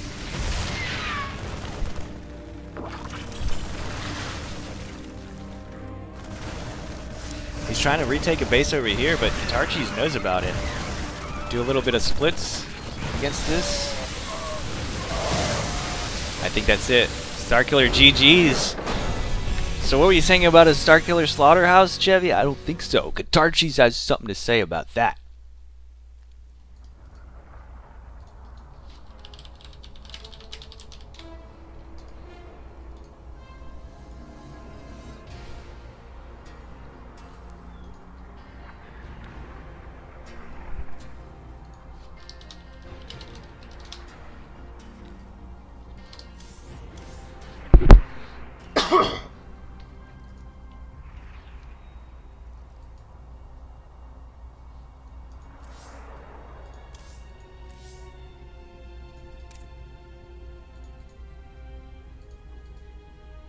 Jesus Christ, what did I do? I'm sorry. I pressed the wrong button.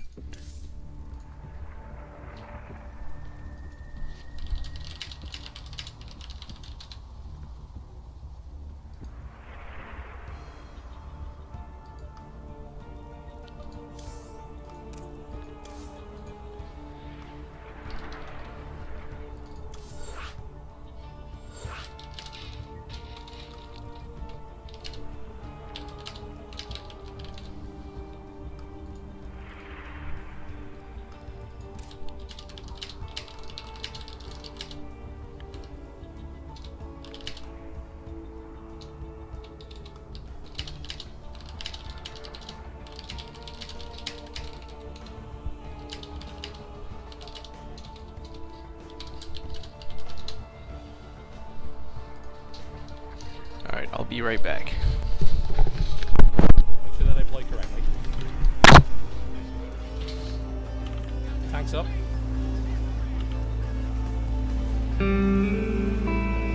Oh my god! Ah, it's beautiful! You have been blocked on Twitter. Blocked on Twitter. I don't think you understand. I've been blocked on Twitter by Todd for the last 5 years. He probably went around. He's like, about the me. Like, who is Massa? Like, he has no idea who this guy That is the worst French That was accent pretty I've bad. ever heard in my life. Listen. All right. Can we all get blocked by Todd today? Can we all get I blocked was by getting a Todd? lot of work done here against Nurchio's army. He absolutely is, and Oh, again, hold on, we're hold going to on. see more. Oh, it's a big triple one. kill! Huge supply block right there now. And there are, you know, the army is not together yet for Stefano, but oh, it's a battling sandwich for both sides. He comes in, the Ravager shots land in the center of the Protoss army. The Protoss army in huge retreat right now. as he's Completely crushed. engulfed. Every single unit What an caught, trapped, engagement! and ripped apart. 86th You've got to give him credit, though. Like, you're hiding your build, you do something incredibly dumb. He's going for the sandwich, but he's putting on the first slice of bread a little early. Oh, wait, some of the Bailey's getting, the Bailey's are getting in. He crushed the whole army. What in the actual fuck just happened? What the hell was that? Sue doesn't have much of an army left, but neither does the Protoss, and obviously, and economically, Well, I guess we're gonna see how good this Warp Prism micro is. The answer is real damn good. Holy crap! That was an obliteration of the Zerglings. What a technique by Hero with the Archons. Again, just stabs in, lances in, gets out of there. He feels the need for speed, gets out of there, nice and quickly. You didn't say need for speed, did you? I absolutely fucking did. God damn it. There's not a whole lot of defense.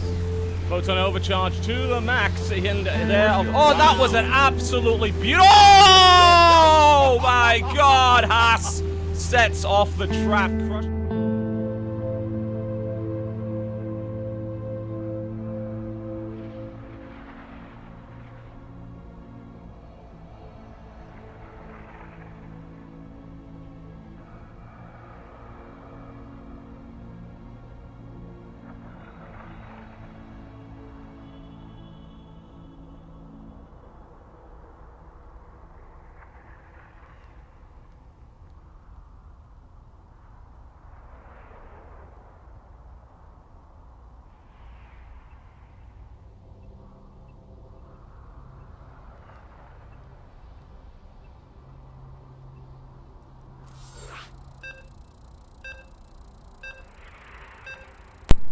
All right.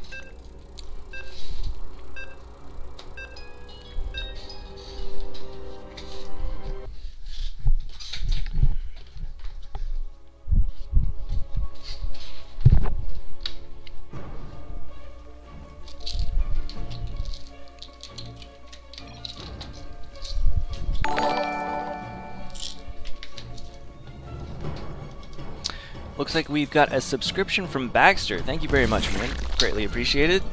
How you doing today? Hope the ATL matches went well.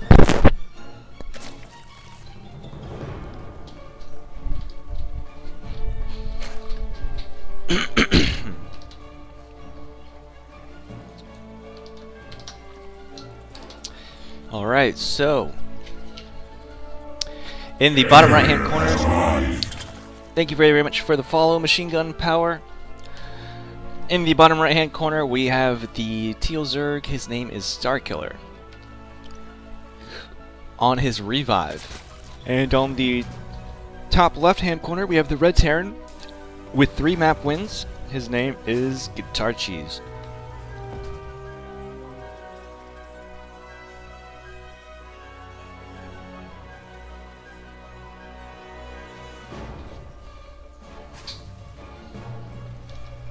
Yeah, let me just change or move that the Streamlabs so it doesn't pop up on top of that thing.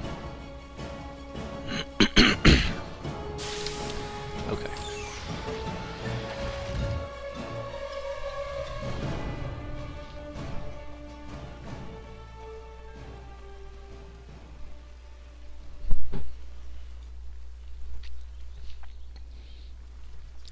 Got a hatch first out of Starkiller. Reaper expand from Guitar Cheese.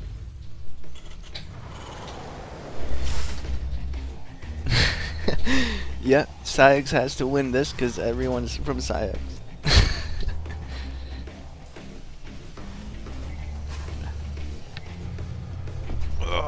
Sorry, just trying to stretch.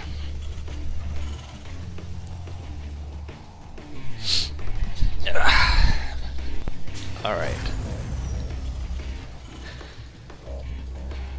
Factory on the way. Marines out to try and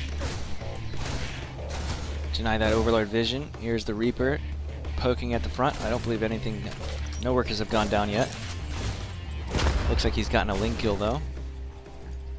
Oh, watch out, that Queen's out. Very low health on that Reaper. Looks like this Overlord's gonna get away, I think. Just barely. Yep. 25 HP. But we'll have that Overlord there for vision. Actually has Overlord on both sides.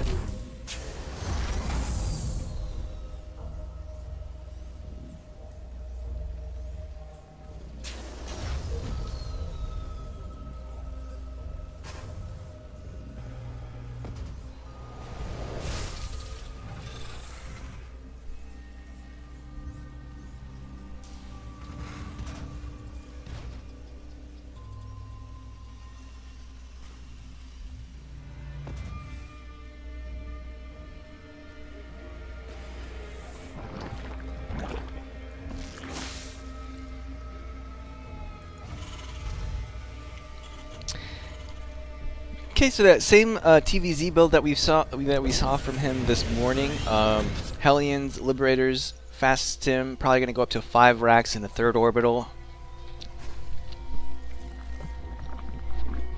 Hellions out now, but Starkiller does know that this is coming.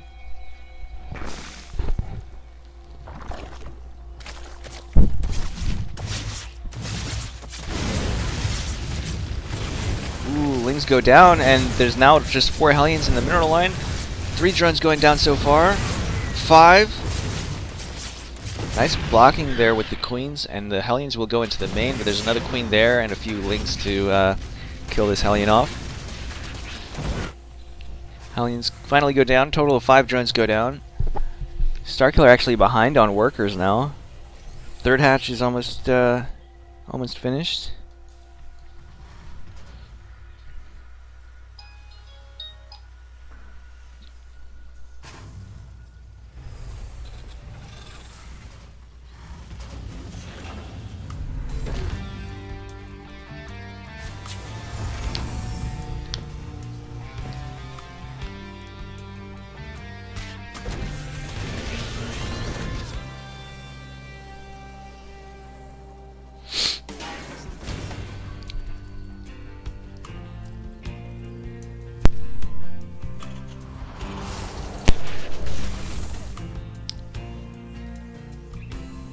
Building his 3rd orbital, 3rd command center.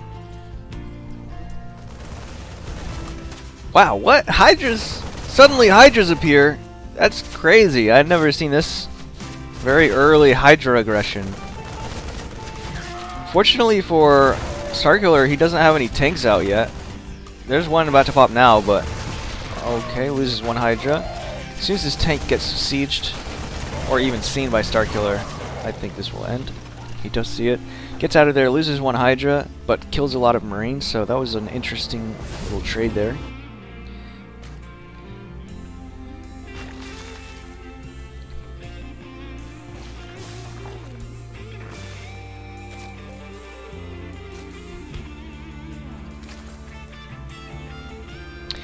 Starkiller starting to saturate his 3rd base. Guitar Cheese going up to that 5 barracks behind his 3rd orbital. One differentiation from his earlier builds that he's done this is no 2nd NG bay, so it's a little bit slower on the upgrades. Nice drop there, denies that 4th base. Hydra's moving in position. Oh, actually, I think the Marines could have traded quite well there. It was only 5 Hydras, but he did not know if there was going to be a swarm of Zerglings right behind it or not.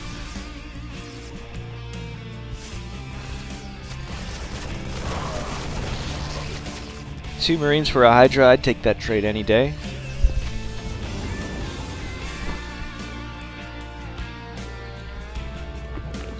Scan goes down over here, sees that the third base is fully saturated. Looks like Guitar Cheese wants to go out for a big attack towards this third base, I think. Or not. Maybe just trying to secure his own third.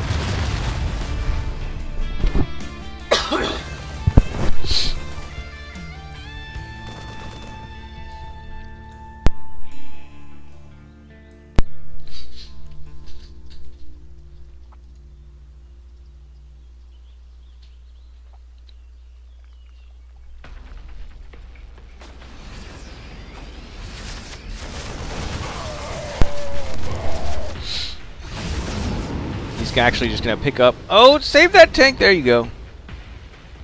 Hydra's off creep. Should not be able to catch up with the medevac, I don't think. But then again, okay, he sees these banelings morphing in. He knows a big attack is coming. He is up to 76 army supply, but the tanks get sieged in time. I don't think. Oh no! A little bit of the army getting.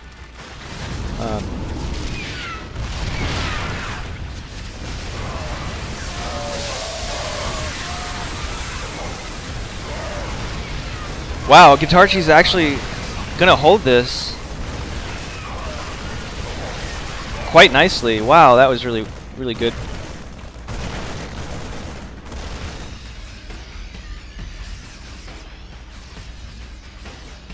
Fourth phase is up and running. No saturation just yet.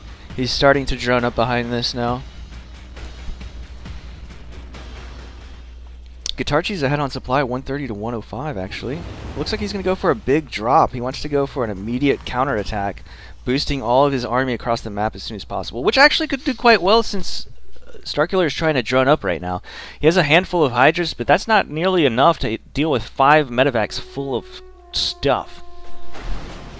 Beautiful positioning with these tanks as well. And Starkiller is just going to evacuate this base. Trying to do Ling run-bys in the natural. But there are Marines to swiftly deal with that. Oh, huge Banelings go off in the third orbital. At the third orbital, killing 21 SCVs.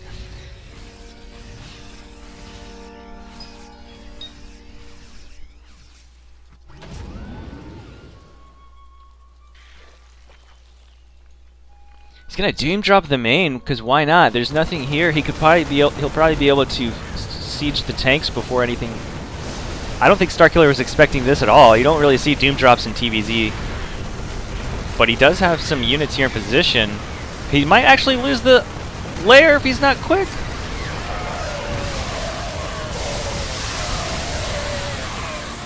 Wow, the lair does go down. Wait, did he get the Hydra? Okay, no, the Hydra den's still there.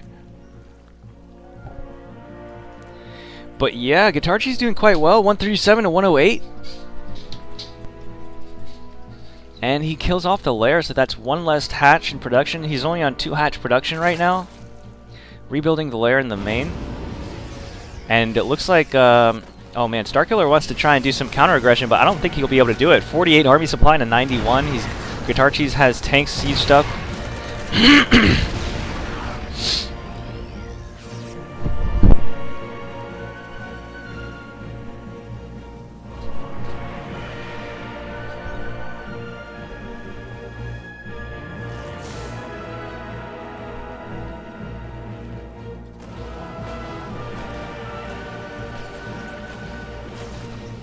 Small drop going here at the 4th base. But he does see it with that creep tumor. Going to be able to defend that now, for now. Guitarchi's up almost maxed at 173 supply to 136 of Starkiller. Excuse me. Yeah, losing that lair in the main cut his income by almost half. Or like at least 1/3. Oh no. Some medevacs being lost there, but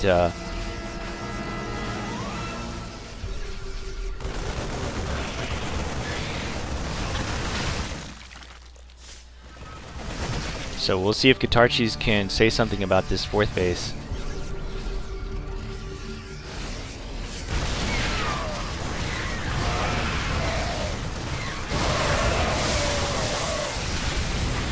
Oh no, so many Marines are left over, and there's only a couple Banelings.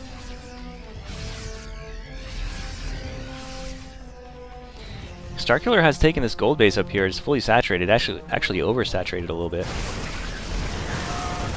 I don't think this is very good from Starkiller, engaging off creep like that with the Hydras. Guitarchis is reinforcing with even more units now. Oh, that Baneling connection was pretty good. All these Hydras out here, vulnerable, gonna lose a lot of them. Tanks are starting to leapfrog forward. But even if Starkiller loses this base, he does have that gold base, so it's not the end of the world for him.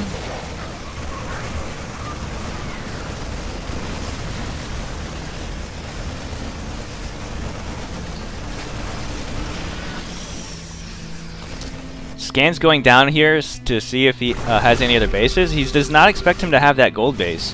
He might think he's a little bit farther ahead than he really is. I mean, he's still pretty far ahead. I'm not going to try and deny that. But he's getting a little overconfident, I think. Trying to engage on all of this creep. Some decent trades, but Starkiller is able to defend it. Another big army trying to reinforce over here. He has no idea this gold base is over here. And Starkiller is trying to take another base as well.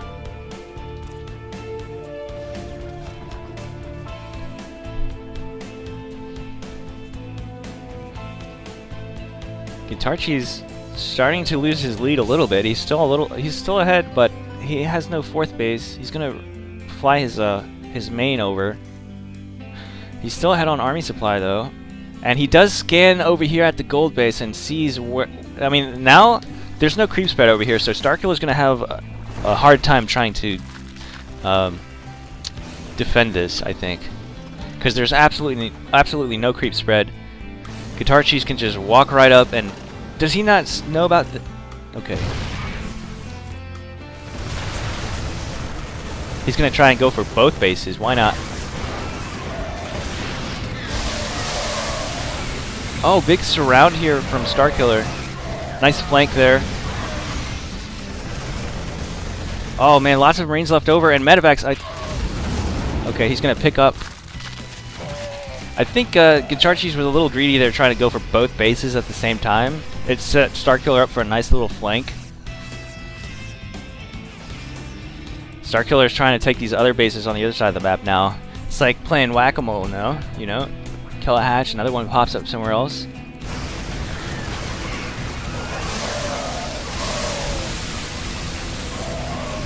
Oh man, but nice little arc there from Guitarchis. He's actually been able to push into this base now. He's going to kill off this base, killing off a bunch of drones as well. And I don't think Starkiller knows about this base. Yeah, he doesn't know about that base. But he's going to send some Lings over there to check, I think. And it's pretty much completely undefended right now. Guitarchis should be able to kill off this base as well. Starkiller down to 47 drones.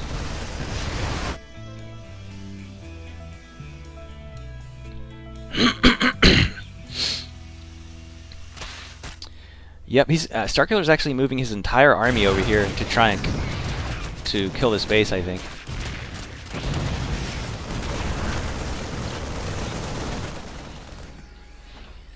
Yeah, you need a planetary over here, I think. Take a planetary right there.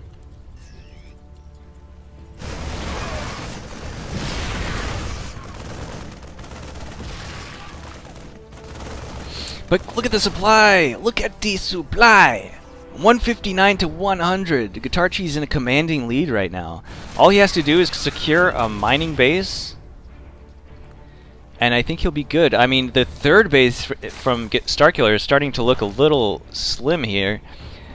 Right now, he's really only on 2 mining bases. Nice. Guitarchi's keeping some army back home.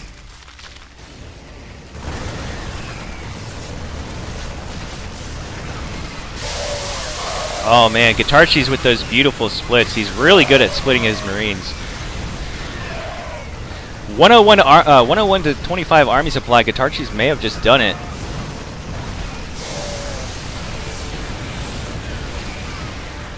$20 army supply to 100. So many tanks left over. Marines all up in your mineral line. Wow, Guitarchi's 2-0 Starkiller and knocks him out of that crown king position. Knocks him off the hill, I should say. Sorry, first time casting something like this.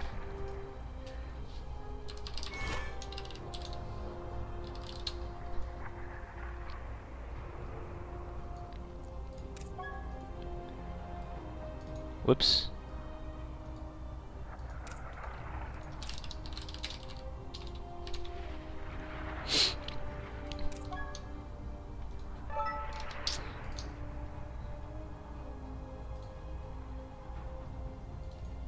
Alright, so I think you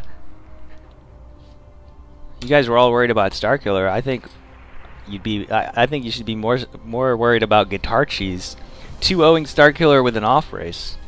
But is it really an off race at this point? Because he's been playing only Terran for so long now. And he's played extensive amounts of random.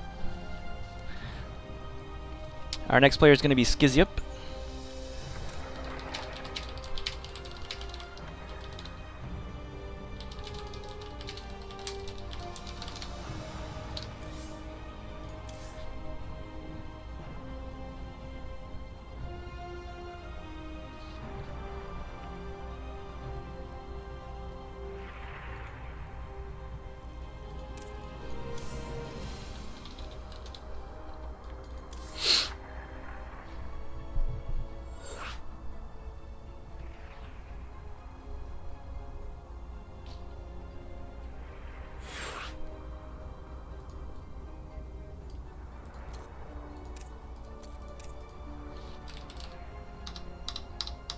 I would love to see one of these guys at the bottom, you know, take a quick win off of one of our top dogs.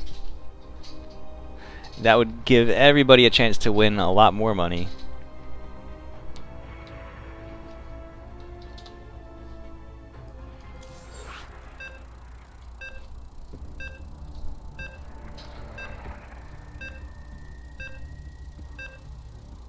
Oh, it's PsiX backwards. How did I never see that? I'm usually quite good at realizing when things are backwards.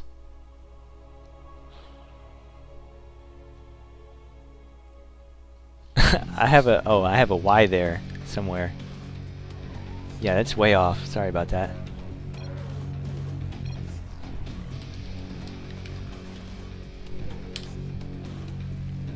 There we go. Alright, I just have to update this spreadsheet. Okay.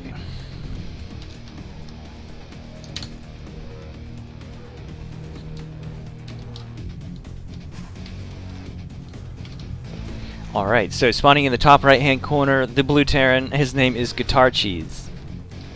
And in the bottom left we have the pink Zerg, his name is Skizyup.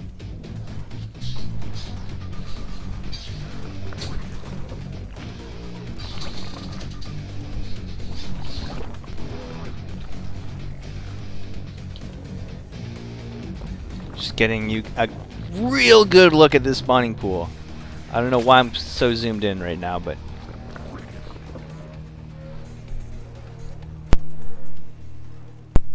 that is a super fast spawning pool. Oh, and there's the Roach Warren. But we saw Starkiller try this against Guitarchi's, and it didn't quite work out. But then again, Starkiller didn't follow up with more Roaches. He only did 3 Ravagers and then droned up behind it. So if Skizyup tries to go for a full-on Ravager all-in here, who knows? Maybe it could happen.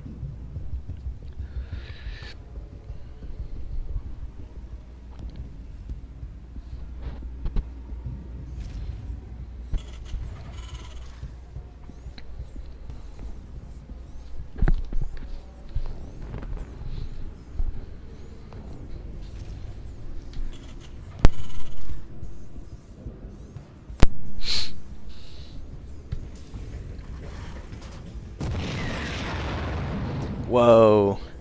Yep. So scouts the no hatch and the roach. Warren. Looks like Guitar Cheese just cancels that command center as soon as he sees that there's no hatch, which is a good idea.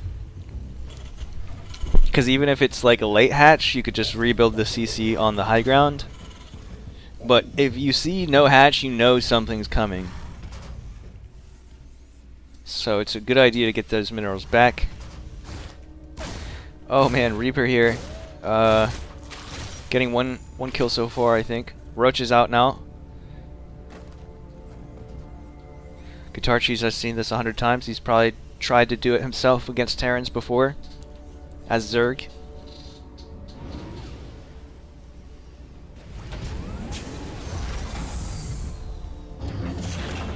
Three Ravagers at the wall. Ready to start going to town on these depots. And Guitar Cheese already rebuilding depots behind his mineral line because he knows those are going to go down. Getting a tank, yeah, that's going to be really important, but needs to be careful not to siege that too far forward because they can get biled down. No hatchery out of Skizzy yet. Looks like he's going to want to build. He's building more and more roaches back home. Eventually, he should be able to like one-shot these bunkers. This one's going to go down, I think. Yep. Eventually, the Biles will be able to one-shot these bunkers. There's tanks out now. Gets both bunkers though. If he can get a couple of roaches in front to tank one of the tank shots and then bile down the tank, that would be perfect. He's got 2 roaches back home though. He's not sending them across the map. Oh, is he gonna get that tank? He does get the tank! Oh no, this is not looking good for Guitar Cheese. Bunker's about to go back up. Skizzy just walks right up. Another tank is about to pop out though.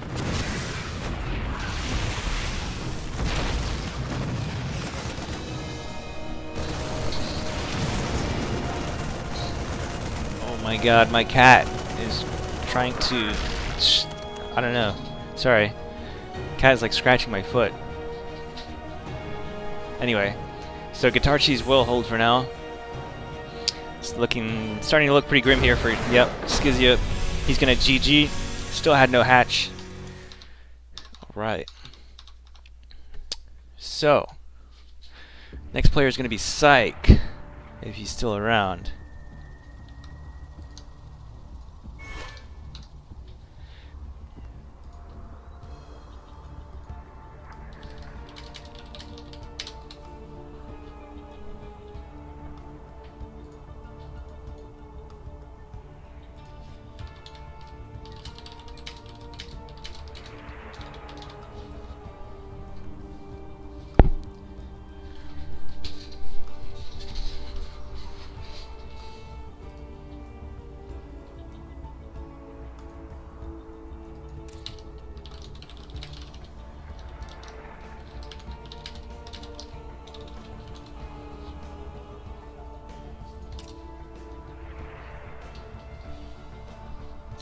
Thank you.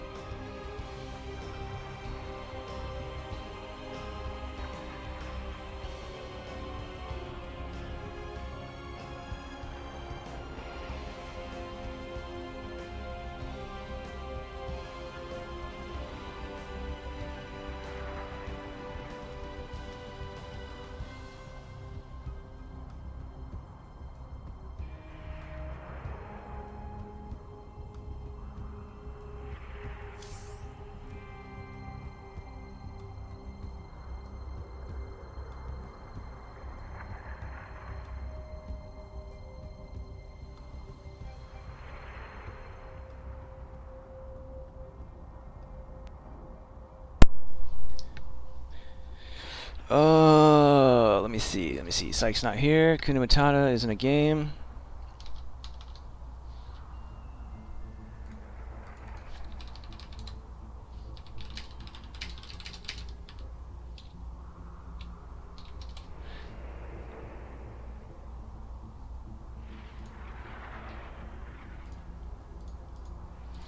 Hold on a second.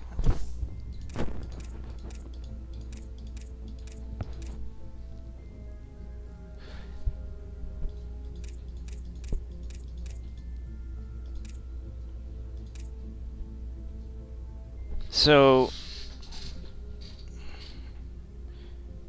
we are on the third cycle, right? I don't.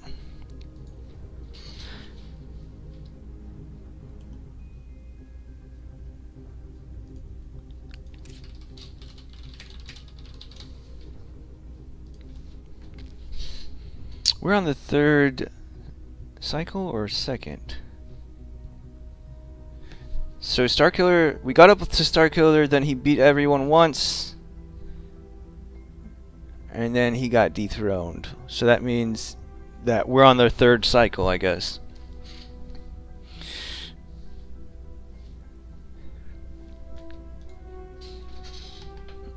Yeah, thank you. But even if we get through all the cycle 3 times, we'll have to keep playing until 36 games are played, because I believe we're only on like 22. 10, 15, 16, 17, 18, 19, 21 games have been played. Psych is not here.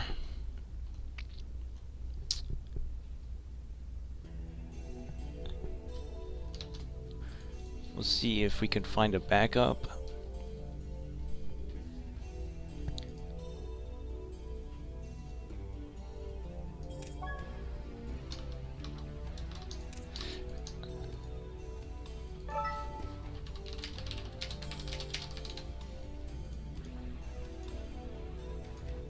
Okay, Eruption will be playing his third game.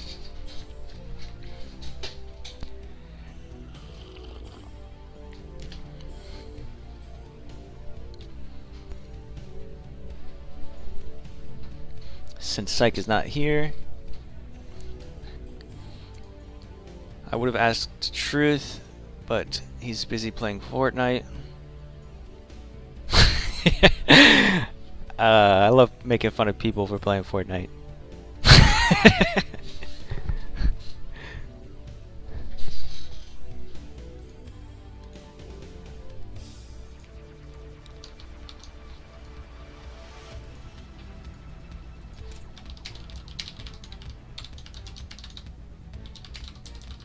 Which one did we just now see?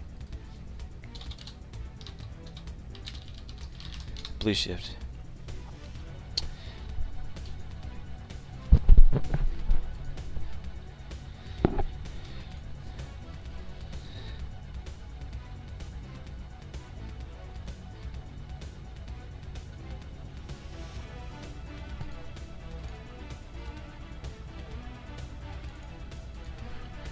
I don't know, Guitar Cheese. You think that he's gonna out multitask you because he plays Terran, but I'm like the opposite of you, where my worst matchup, like my best matchup is TVT, and my worst matchups are TVZ and TVP. I don't know what it is, and I have terrible multitasking. I think it's just because I all in all the time.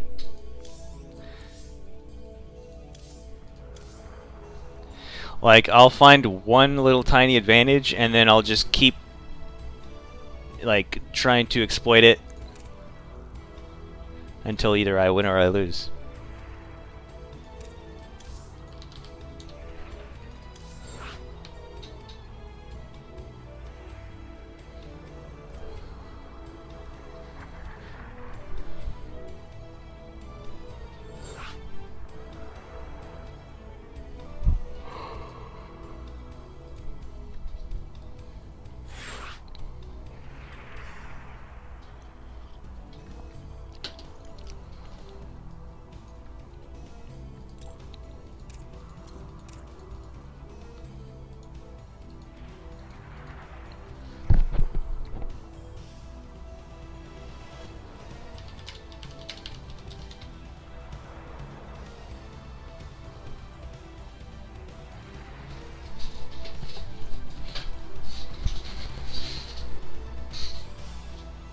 Oh, so Guitar Cheese is gonna go back to his roots and play Zerg.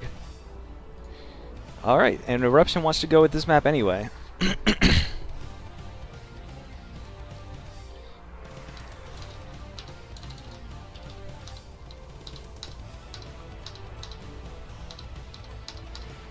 Oh my god.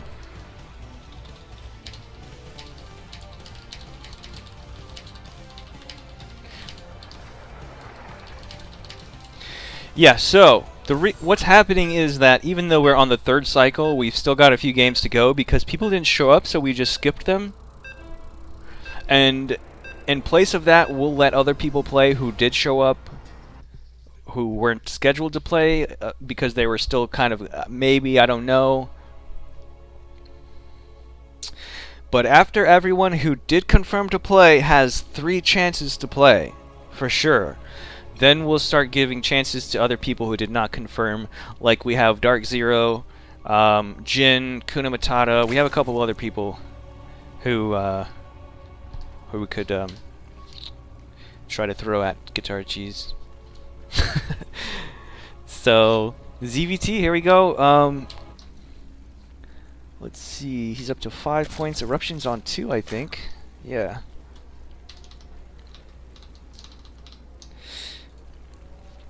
Alright, in the bottom right hand corner we have the blue Zerg. His name is Guitar Cheese, currently up 5 map points.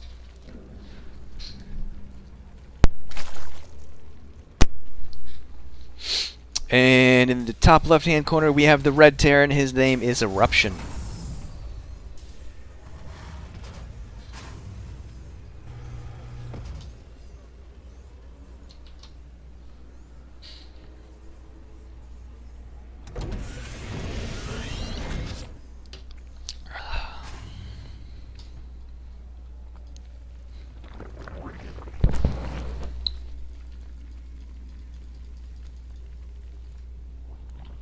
Hatch first build from Guitar Cheese.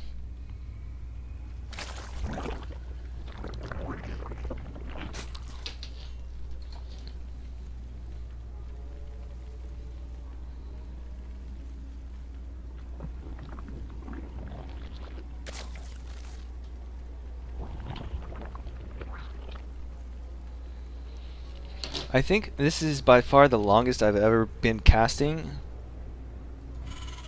which I'm actually pretty impressed and surprised with myself because I'm still doing pretty good. I'm still feeling pretty awake and pretty okay to finish this out. We've still got quite a few games. I think we've just passed over the halfway point as far as number of games. 22. Oh no, we passed it a while ago. So we're well into the second half of the game of the event.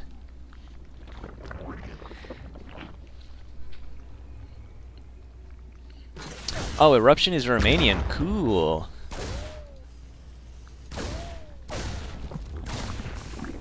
A bunker here at the hatchery. There's no... Maybe it was just to psych him out that there would be a Marine rush or something, but... It's only one Reaper, which... Oh, he's gonna try and salvage it. If he can get it, that'd be good. No, he didn't get it. But not bad. Kind of, Guitar Cheese overreacting a little bit with all those things. Now he has a whole bunch of things kind of doing nothing. Eruption's gonna go up to 3 orbitals, 3 command centers. Let's say, so Light, Eruption, Chris, and Baxter are all Romanian. Cool, man. Romania is one of those places I'd always like to visit, man. I would love to visit all of Eastern Europe. I think there's a lot of cool culture there. And I hear it's very beautiful as well.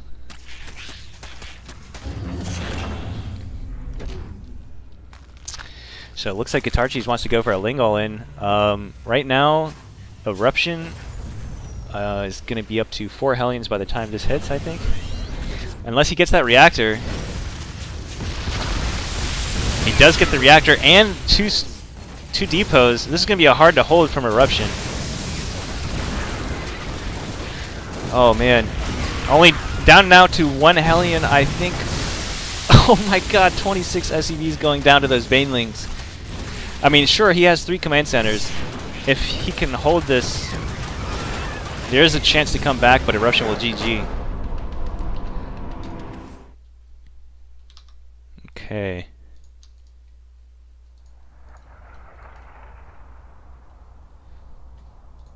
Okay, let's see if Dark Zero has popped up yet.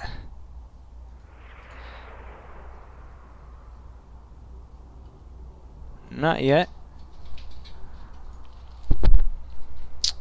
So, what about Jin? Not yet either, so I guess Kingslayer will be next.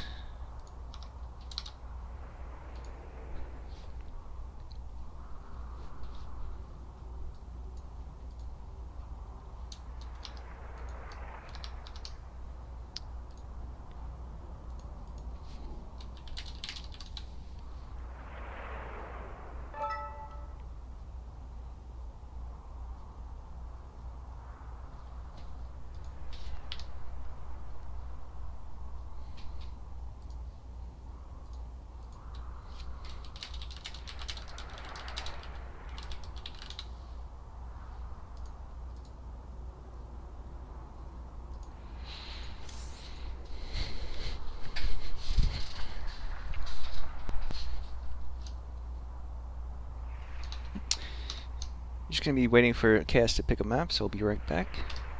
Make sure that they play correctly. Tanks up.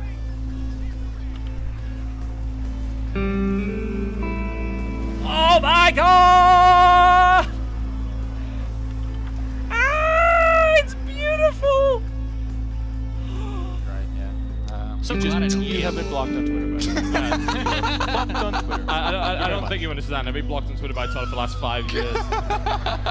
He probably went around, he's like, pardon me, like, who is Massa? Like, he has no idea who That this guy is is. the worst French That was accent pretty I've ever bad. heard in my life. Listen. All right. Can we all get blocked by Todd today? Can we all get blocked? Fano is getting a lot of work done here against Nurchio's army. He absolutely is, and Oh, again, hold on, we're going to hold see more. Oh, it's a big triple one! kill! Huge supply block right there now. And there are, you know, the army is not together yet for Stefano, but oh, it's a Baneling sandwich from both sides. He comes in, the Ravager shots land in the center of the Protoss army. The Protoss army in huge retreat right now. as Completely he's crushed. engulfed. Every single unit What an caught, engagement! trapped, and ripped apart. 86th You've got to give him credit, though. Like, you're hiding your build, you do something incredibly dumb. He's going for the sandwich, but he's putting on the first slice of bread a little early. Oh, wait, some of the Banelings getting the Banelings are getting in. He crushed the whole army. What in the actual fuck just happened? What the hell was that?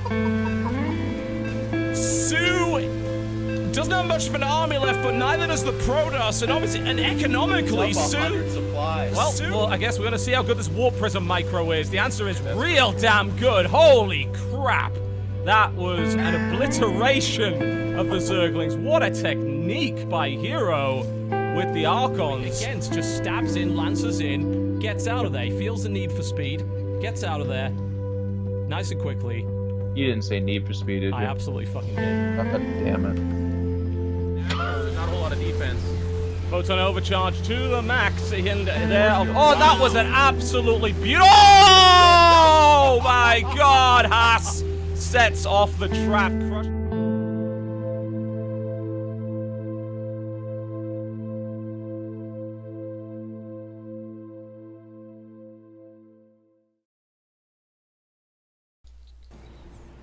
Alright, so into this next game between Kingslayer and Guitar Cheese. Top right, the blue Terran. His name is Guitar Cheese. And spawning in the bottom left of Lost and Found, the red Protoss. His name is Kingslayer.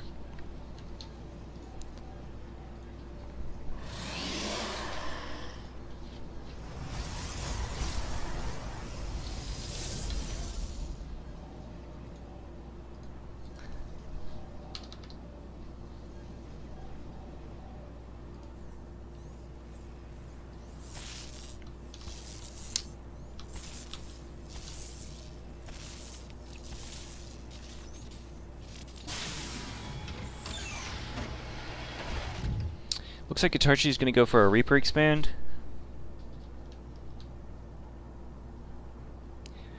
And Kingslayer. 1 gate expand, cyber core, double gas. Pretty standard stuff out of both players so far.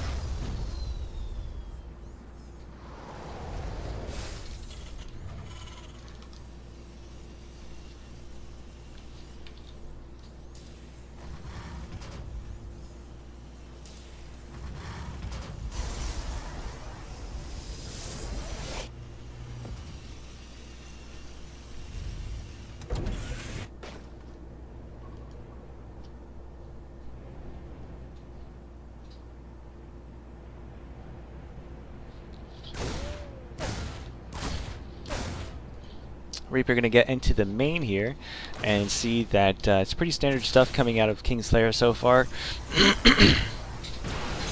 Is he going to catch this? Oh no, nice grenade there. Delays the Stalker. So saves the Reaper. And back home for Guitarchis, he's going up to 3 barracks. No factory just yet.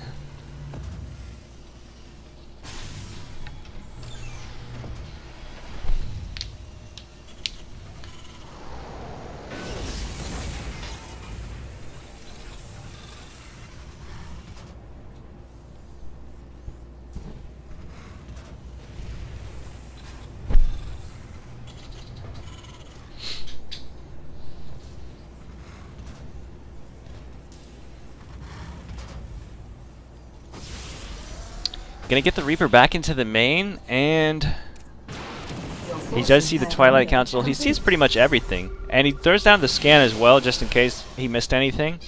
He's gonna see that the Twilight Council is being chrono boosted, so that means that it's not like a towards a DT tech or anything.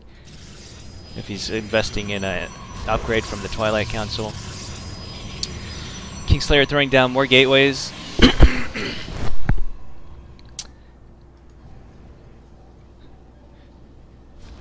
Going to be poking it here at the front of Guitarchis' base with 3 Stalkers, but Guitarchis were really nice positioning holding this ramp. Oh no, he's going to lose a Stalker for free.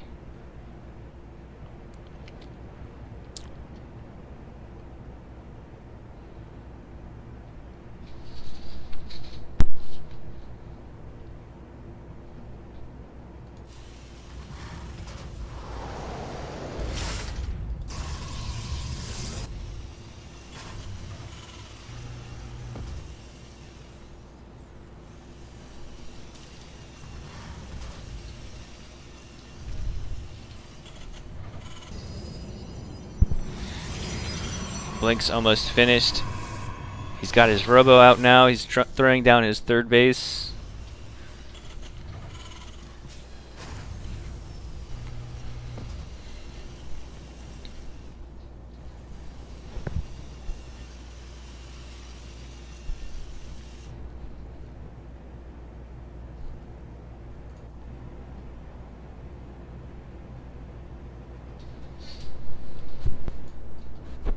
Guitarchi's going to be moving out now that he has Stim. It's just now finishing. Concussive Shell's going to finish too. Combat Shield's already done. He's got a lot of upgraded bio.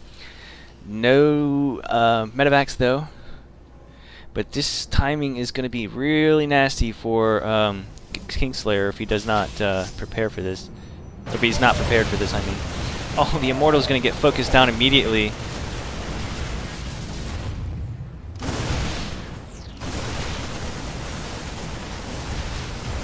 Oh, and the Immortal, the second Immortal gets, the Robo gets empowered, so it can't even come out. Kingslayer's gonna GG, and Guitarchis will go up to 7 maps.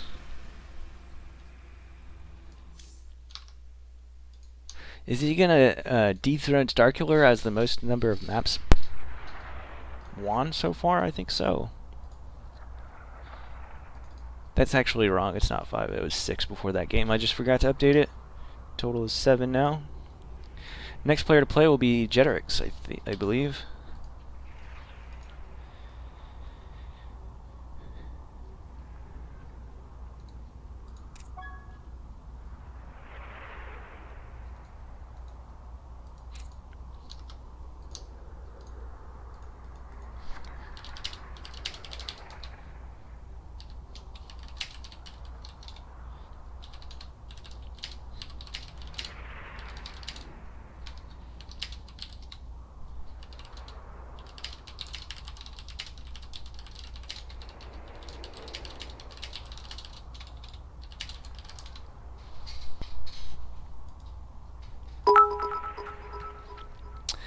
got a bit here.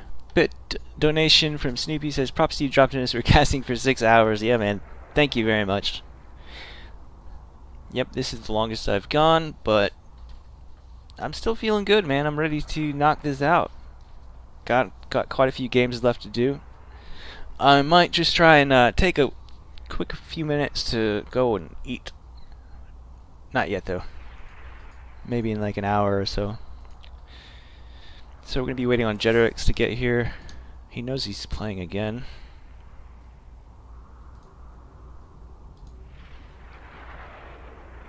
Just message him on Discord.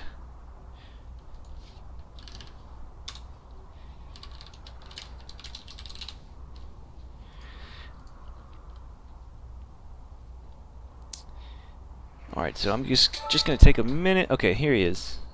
I need to go pee, though. I'll be right back.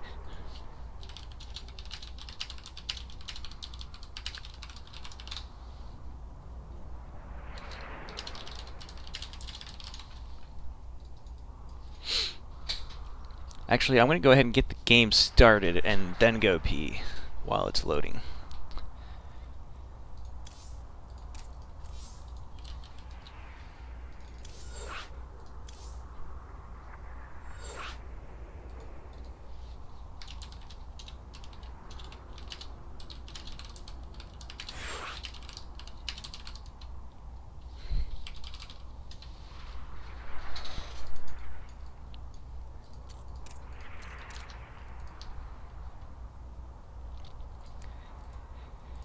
Alright, I'll be right back.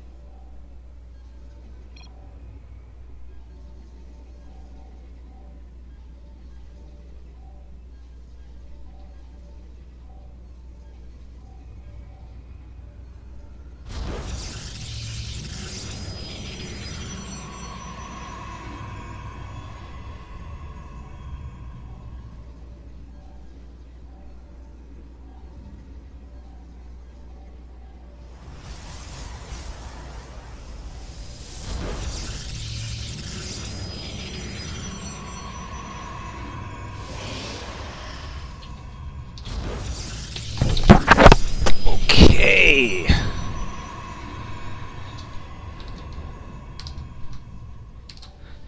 Alright. So, spawning in the top right here of Blue Shift, the Blue Protoss, sorry, his name is Jetrix. He's got one map win under his belt. In the bottom left hand corner we have the Red Terran. His name is Guitar Cheese. I'm pretty sure Guitar Cheese will play Zerg against any Terrans, because he does not like TVT, but against Zerg or Protoss he'll go with Terran. Since they are all best of ones, you can change your race from map to map.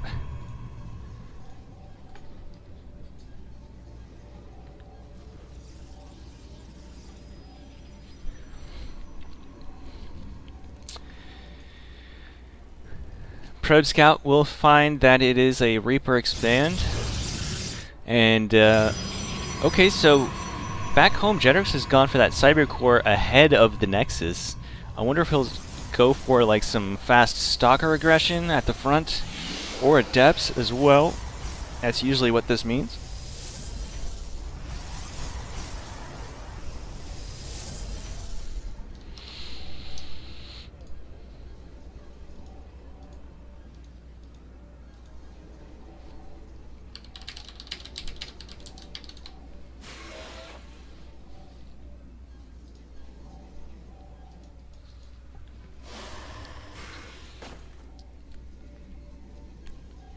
Reaper coming into the main here.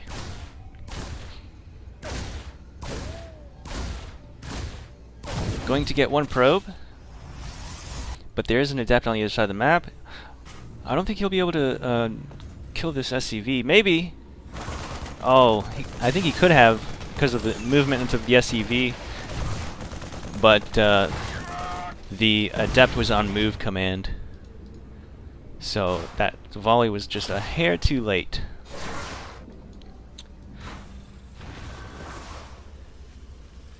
Looks like Guitarchi's going to be going for that same build he did last game. Extremely heavy bio push with all 3 upgrades. It's the same. It's funny because that's the same thing that Terrans were doing at the very beginning of Wings of Liberty, when everybody was saying Terran is so OP. It's like a 3-rack stim with all the upgrades. It's funny how we've seen so many different things go on since then, and it's like cycled back around.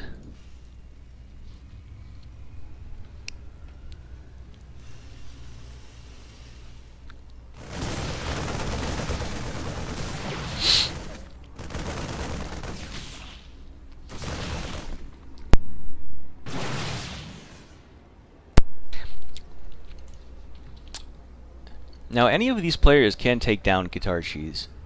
I mean, his Terran, I believe, is around 5,600 MMR, and Jetrix is around 5,400. So, I mean, 200 MMR is within that range that you get on ladder. Like, you know, you'll that's perfectly, you know, good chance of winning there, I think.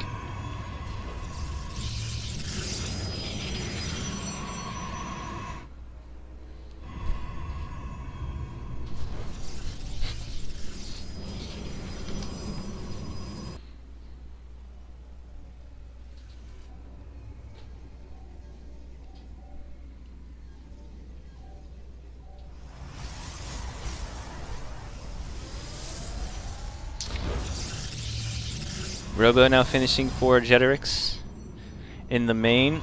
It's going to be safe against depowerization like he did against Kingslayer.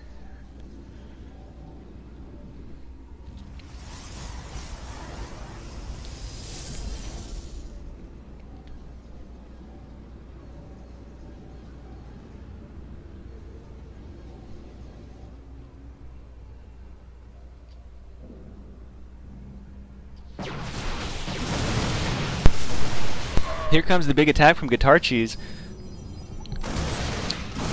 He does have a shield battery. Oh, but he's going to focus it down. Again, there's no medevac, so he needs to be careful about how much he stims.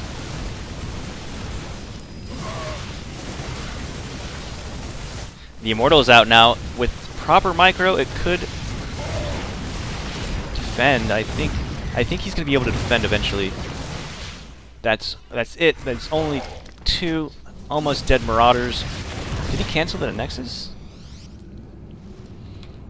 And I don't believe that Marauder got close enough to realize whether the base was there or not. Could have. Guitarchi's going to throw down at 3rd Command Center after all that. Getting his starport.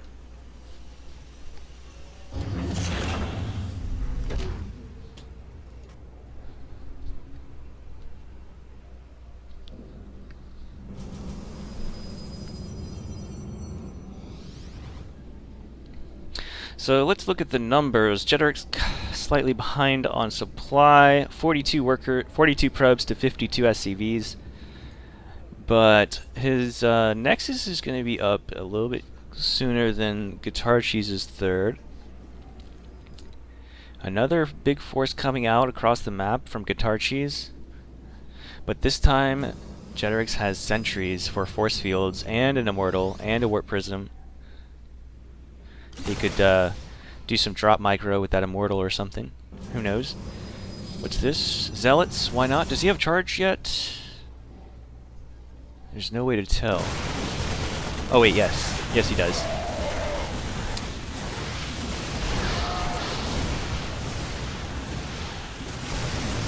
Oh man, losing the sentry there.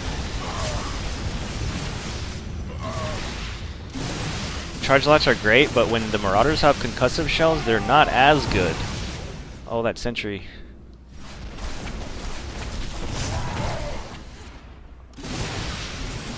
Might be getting a little antsy here, Jeterix.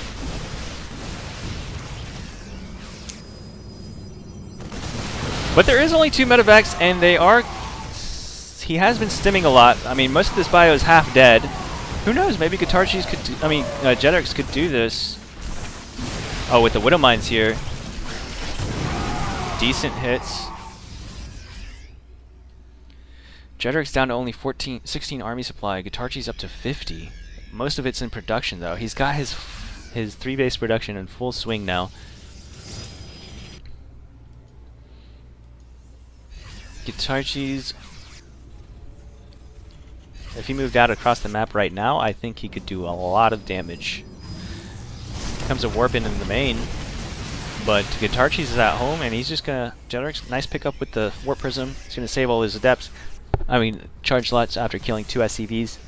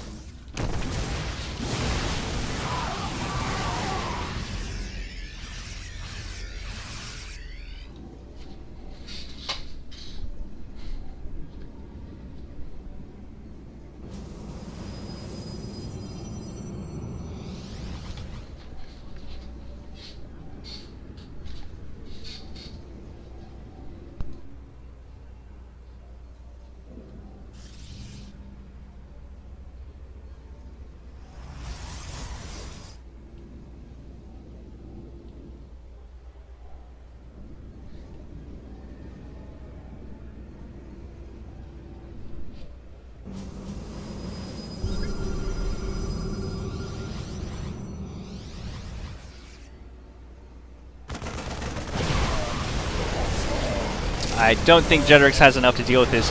Guitarchis' army looks gigantic. He does have his 4th base up, but there's no way he's going to be able to hold this.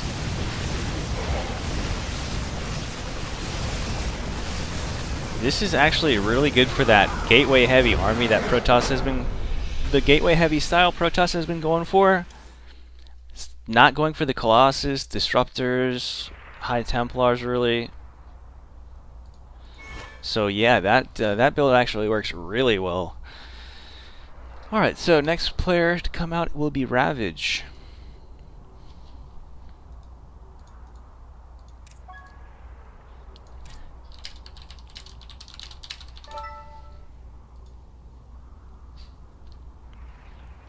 So after we get through the 3rd cycle, we'll start giving other people a chance who...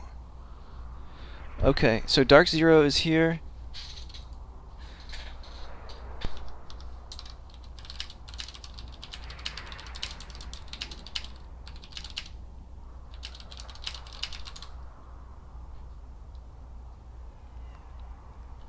Yeah, after we finish all 3 cycles, that way everybody that was invited had 3 chances. Then we can start inviting other people who were not confirmed to play or anything.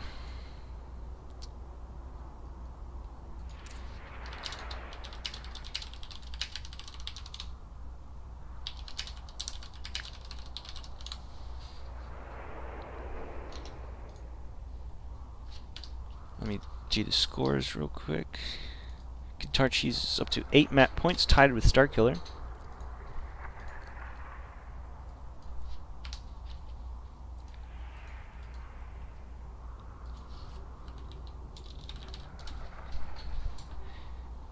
Hino and Guitarchis switch places. So after Ravage it'll be Barbarossa and someone to take Hino's spot since he's no longer... he went to bed, I believe. And then he'll play Starkiller.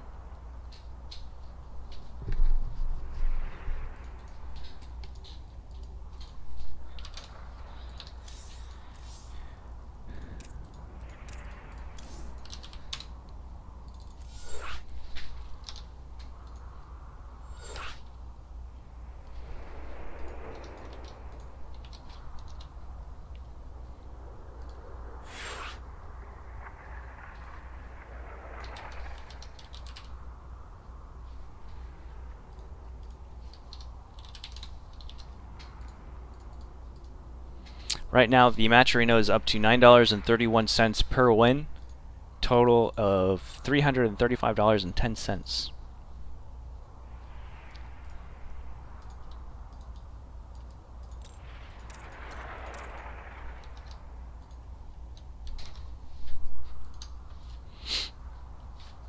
Okay, both players are ready, so let's get this game underway.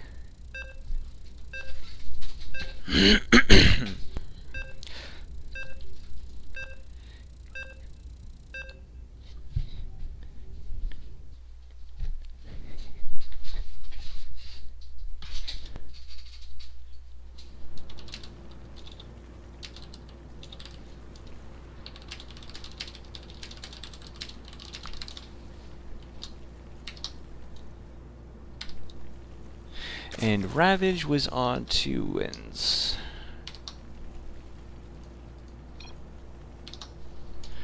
Okay. Bottom left-hand corner, we have the Green Zerg, new player, new contender coming out, trying to dethrone Guitar Cheese. His name is Ravage.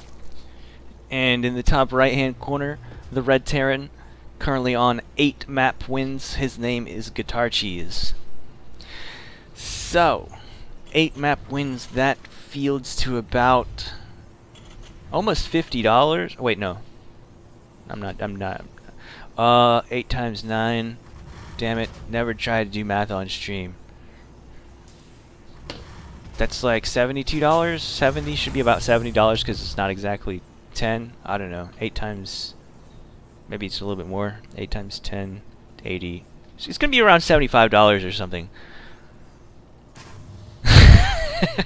I've been out of school a while, okay? Give me a break.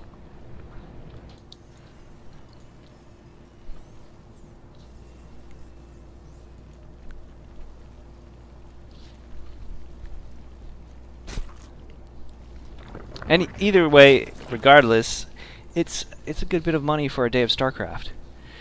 All right, Sunlily says she's got to go. All right, have good night. Have a good night. Thanks for chilling in the chat.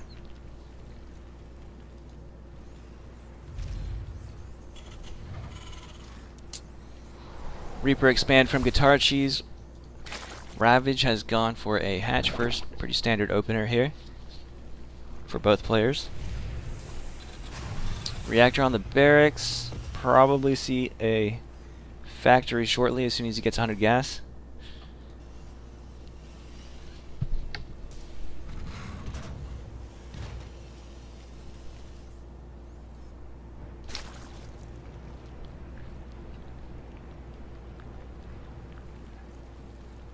Reaper gonna get into the main. There's no queen here yet. There are Lings in position to try and deal with this Reaper. There's the factory at home.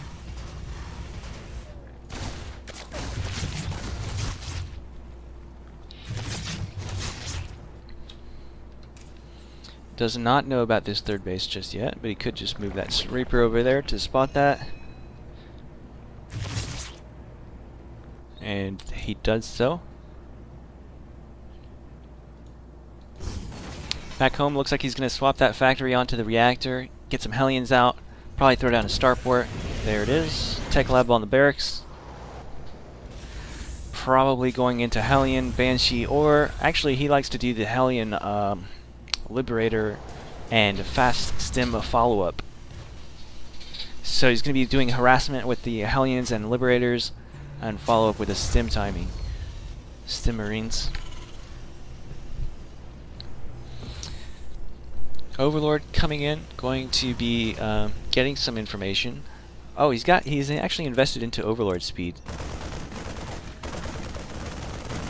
Will this Overlord get away? I don't think so. Maybe. Yeah, if he does a full turnaround like that. It would really suck if you invest in Overlord speed and then lose an Overlord this early in the game. 2 Hellions and a Reaper out now over at this third base. There's no drones though. Yet. He is denying creep tumors though, that's good.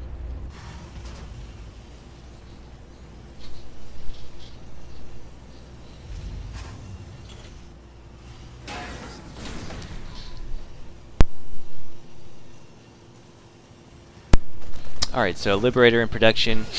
He does have that Viking to try and kill off these Overlords.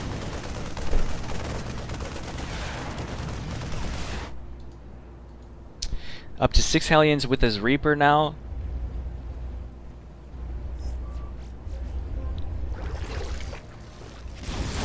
Oh!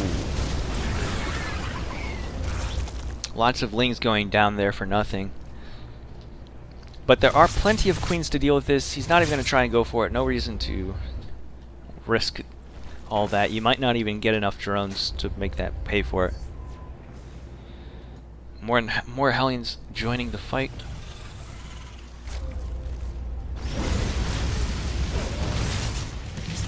Okay, losing 1 Hellion. A Liberator is out now. Is making its way across the map.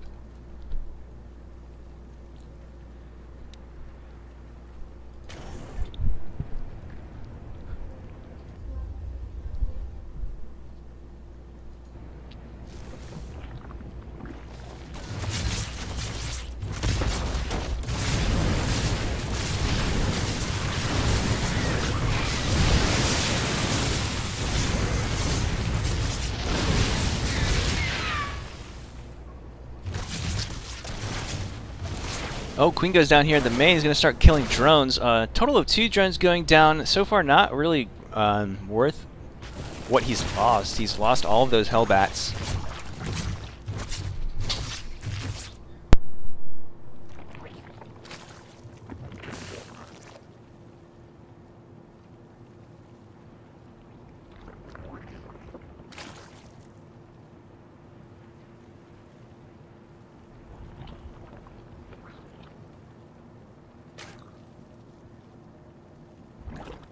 Okay, sorry about that. Had something else to deal with in real life. Anyway, so back into this game. Yeah, Guitarchi's not finding a whole lot of damage just yet. It does get away with this Liberator on like 1 HP though. Or 9 HP, excuse me. Starting to secure his third base. He does have a good tank positioning. A good position with this tank, I should say. Ling's going to try and get in here. Probably going to be able to kill a few SCVs actually. 2 SCVs going down. 3, probably 4. Yep. Baneling's even trying to join in. Like, let me get him.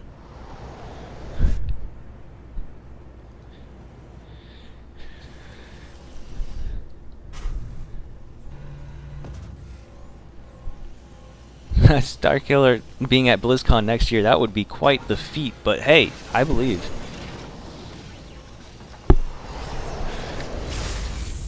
By next year, absolutely, definitely possible.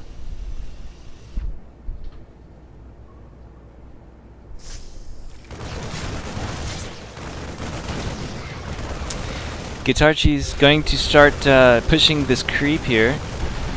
Nice scan, gonna get a lot of these creep tumors out. Ravage is actually doing quite well with this creep spread, and it's just overall in this game defended all of that harassment quite nicely.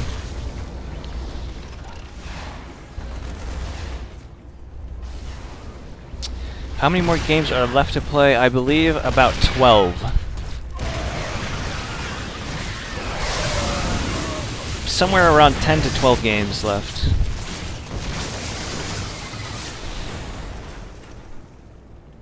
Wow, Guitarchi's being cleaned up right there. Going to... Ravage going to counterattack on this third, but there's a tank in position and plenty of upgraded Marines.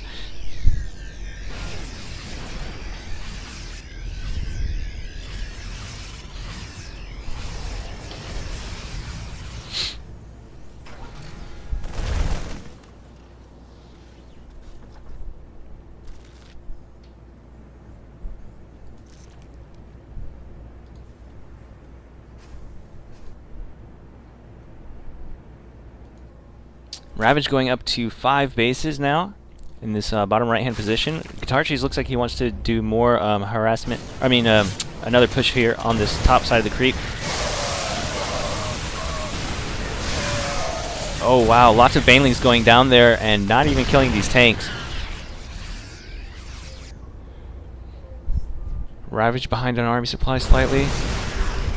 Looks like Guitar Cheese will be able to clean up a lot of this creep. If I were Guitar Cheese, I'd start looking around for that fifth base, I guess. Or looking for a different place to attack from, because right now the creep spread is keeping him back from getting too far, too close to Ravage's base. With speed banes like this, he can't really engage too far on the creep. Nice splits there, but Ravage has way too much stuff, and he's going to clean up all of this.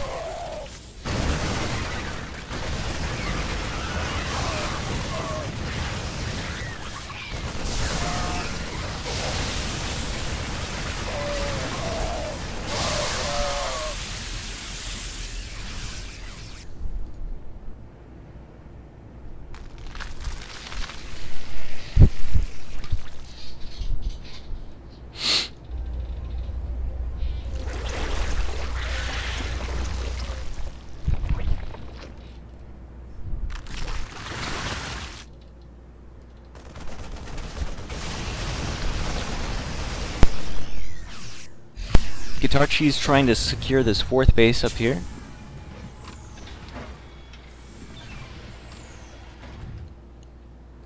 You know, there is absolutely no creep spread over here. Like, I would have liked to see Guitar Cheese try to push over here instead of up here. Uh-oh, unsiege at the worst time. It looks like Ravage is trying to go for an attack, but not really, can't really engage that with the Thor and that many Marines off of creep.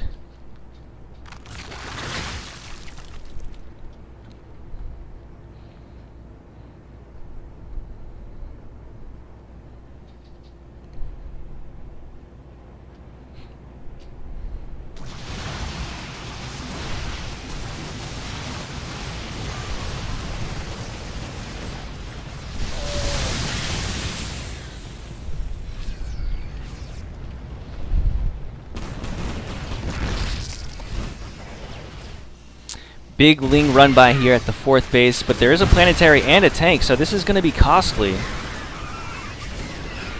Loses a lot of Lings there, doesn't really kill anything, kills one tank, damages the planetary, but will be able to heal that, repair that.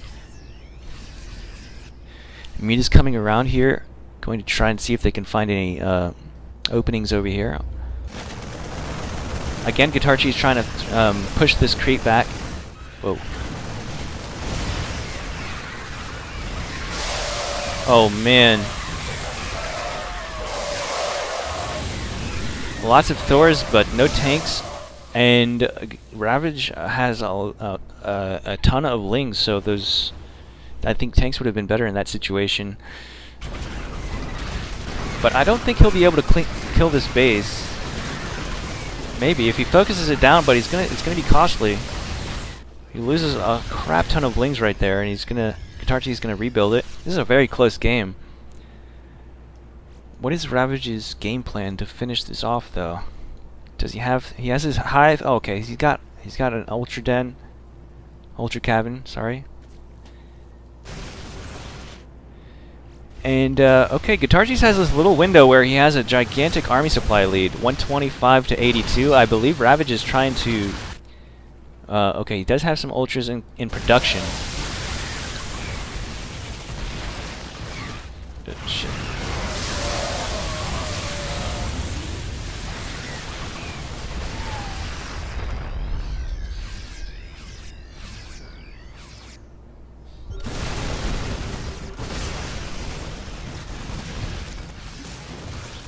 There's one ultra out now. Oh, this little this little choke point. Need to be careful with that. The banelings are going to help with that, though.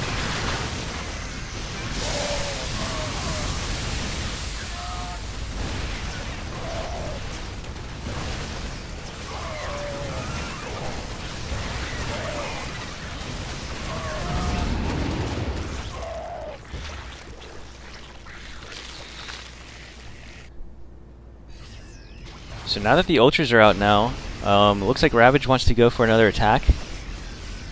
Gonna go straight for that 4th base, but these Ultras are kind of out of position. But does Guitar Cheese even have enough to deal with all this? There's no splash damage.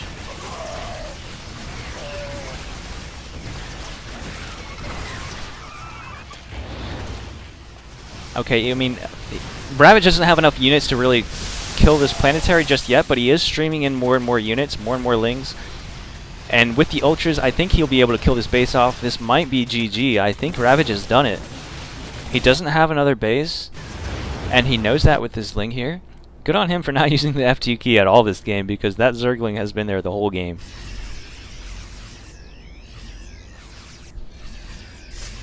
Where are his...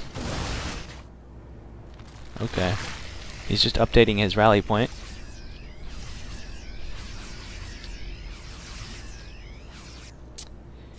Ravage still on 5 bases, though. If Guitar Cheese could somehow hold all this, I mean, it's not. Then at that point, it would not be over by any means. He's just Ravage just now trying to throw down his 5th or 6th base. Sorry. Guitar Cheese is gonna GG, and Ravage takes a map off Guitar Cheese, so he's going up to 3 map wins. Well played from him.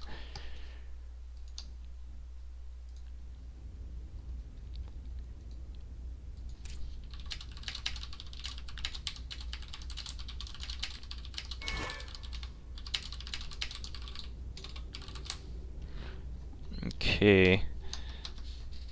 Let me see. Next player is going to be Barbarossa.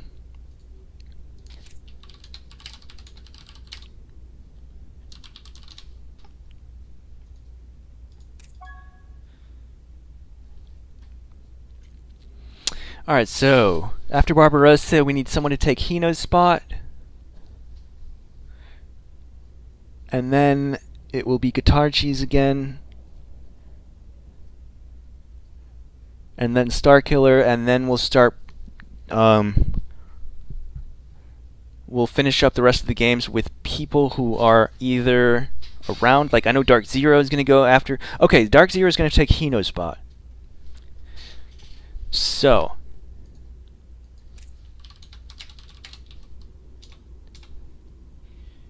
let me just want to make sure this is all correct.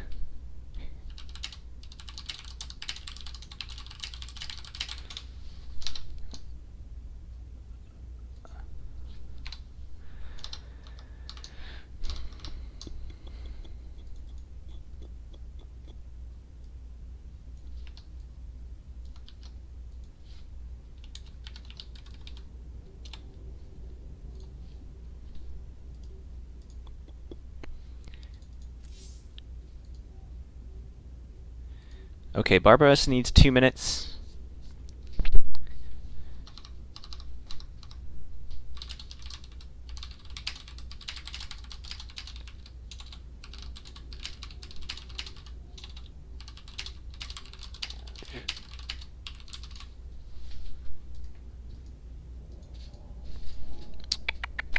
Yeah, I'm gonna go grab something to eat real quick, swallow it down, and come right back.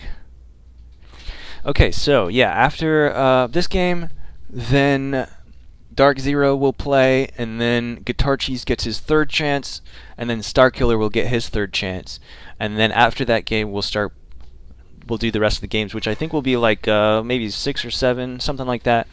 We'll start just pulling out people who are around who want to play, maybe even some people who are not confirmed or invited at all, if anyone wants to give it a go, because after everyone's had their 3rd chance, everyone that's confirmed and here to play has had their 3rd chance, then it's free game. Anyone can have a chance to win a couple maps since people didn't show up and stuff like that. Okay, so give me 2 minutes here. We're going to be waiting on Barbarossa, and I'll just go grab a snack real quick. Make sure that I play correctly. Tanks up.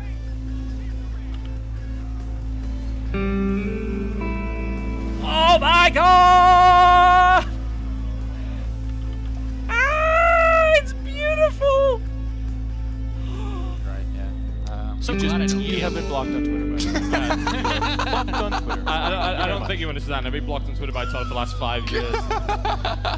He probably went around. He's like, pardon me. Like, who is Massa? Like, he has no idea who That this guy is the worst French That was accent pretty I've bad. ever heard in my life. Listen. All right. Can we all get blocked by Todd today? Can we all get blocked Todd is by getting a Todd? lot of work done here against Nurchio's army. He absolutely is, and hold again, on, we're going to hold on. see more. Oh, it's a big triple one! kill! Huge supply block right there now. And there are, the army is not together yet for Stefano, but oh, it's a baneling sandwich for both sides. He comes in, the Ravager shots land in the center of the Protoss army. The Protoss army in huge retreat right now. as he's Completely crushed. engulfed. Every single unit What an caught, trapped, engagement!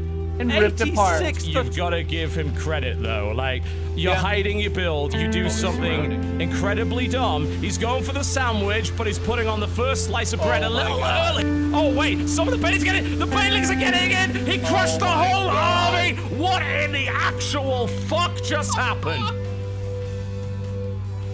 What the hell was that? Sue doesn't have much of an army left, but neither does the Protoss, and obviously, and economically, Sue. Well, I guess we're gonna see how good this Warp Prism micro is. The answer is real damn good. Holy crap! That was an obliteration of the Zerglings. What a technique by Hero with the Archons. Again, just stabs in, lances in, gets out of there. He feels the need for speed, gets out of there, nice and quickly. You didn't say need for speed, did you? I absolutely fucking did. God damn it. There's not a whole lot of defense. Photon overcharge to the max in there. Oh, that was an absolutely beautiful. Oh my God, Haas sets off the trap. Crush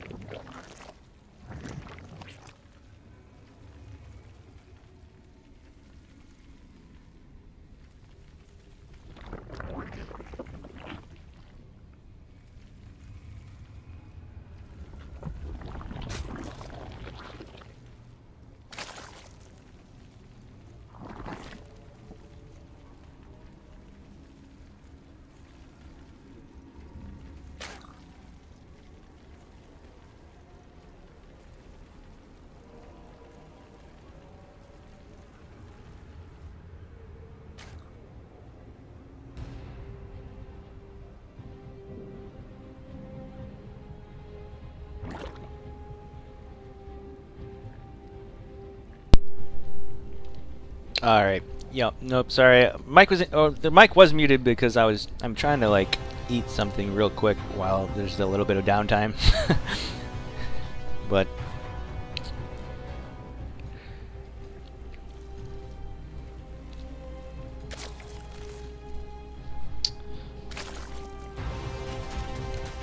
both players going up to metabolic boost. A couple queens. Yeah, it's happened before. Thank you for the reminder.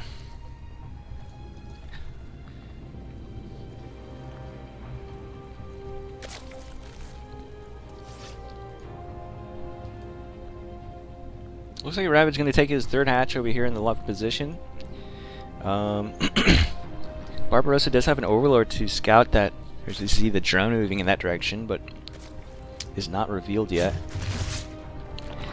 Ravage's Link gets into the main and sees everything so far. Does not see the timing on that lair though. Swarm forces under attack. Whoa.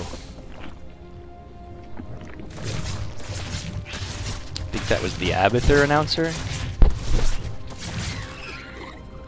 Link's gonna pass by that Roach Warren, so he does know about that.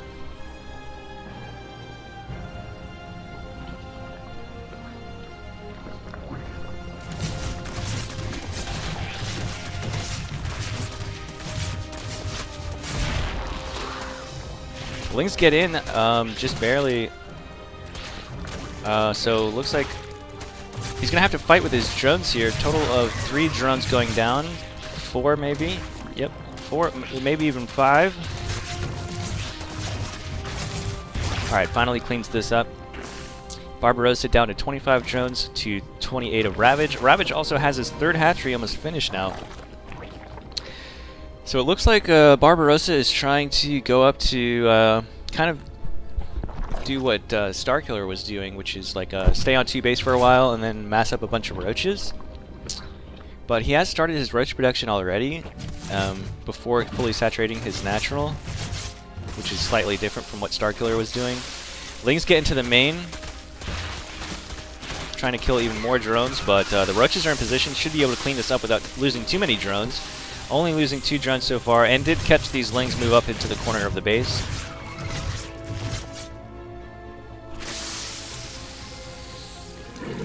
Oh wow, I didn't even notice that Nidus.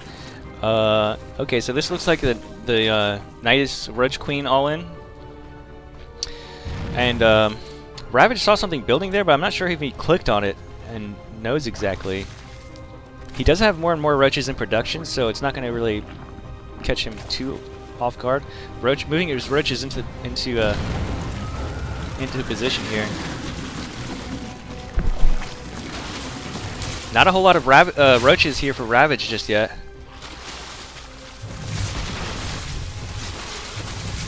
Wow, this is not looking good for Ravage. His army kind of caught out of position. Not to mention there's no queens for him joining this fight. But Ravage does have a surprising amount of roaches. Spycrawler goes down. Does he have enough? You should bring this queen up here and transfuse. Okay, yeah. Barbarossa still only on 18 drones. It did look like Ravage was going to be able to defend that quite nicely, quite easily. 71 to 25 supply. Barbarossa is going to GG, and Ravage will take another map win, going up to 4 map wins. Not bad. That's going to be about like $38, $39, something like that. What am I doing? Why am I still here? Sorry about that. Let me update the score.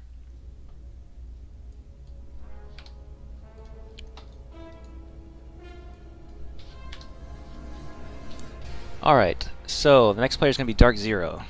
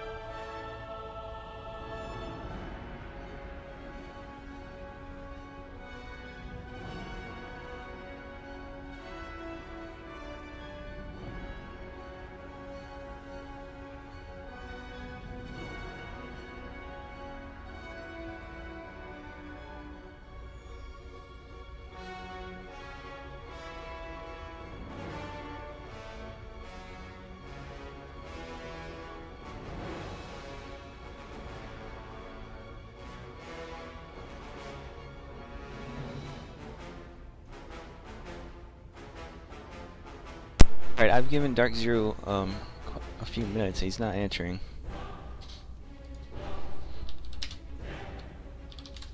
We'll give him a chance again later.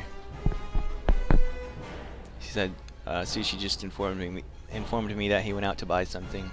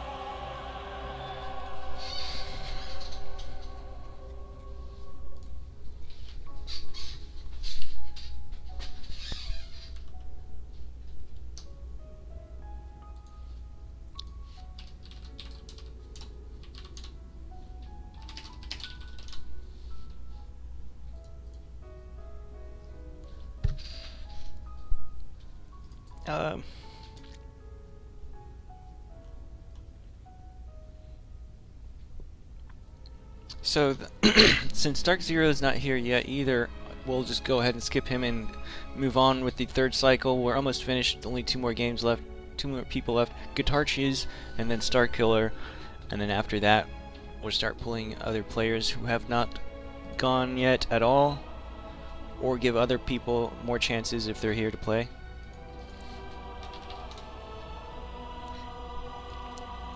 I'm just gonna go grab a drink real quick. I'll be right back as we wait for Guitar Cheese.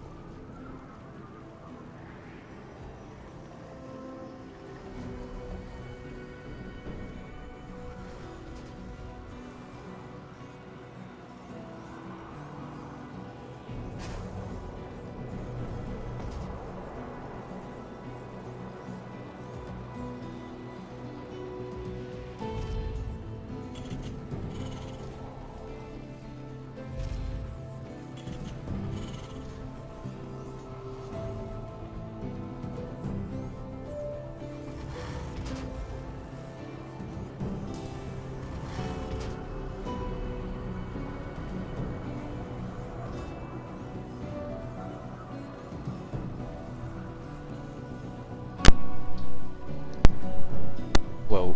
Wait, was my mic muted? I don't know. I think so. Hello. So, I don't know if my mic is muted, but I just did introductions. And it's not muted now. Sorry about that.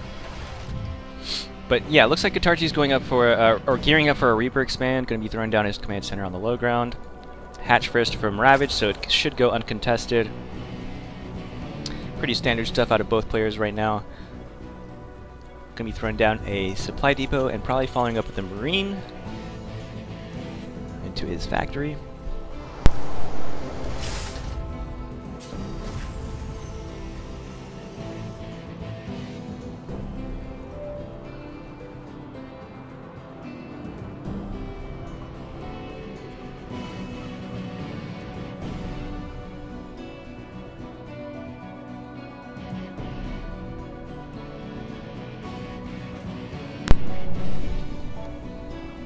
Overlord pathing to try and check for proxies.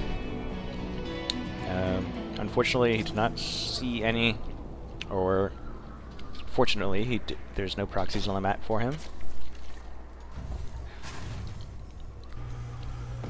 Reaper gets into the main, just scouting around for now. Going to try and get in position to try and deny a third base.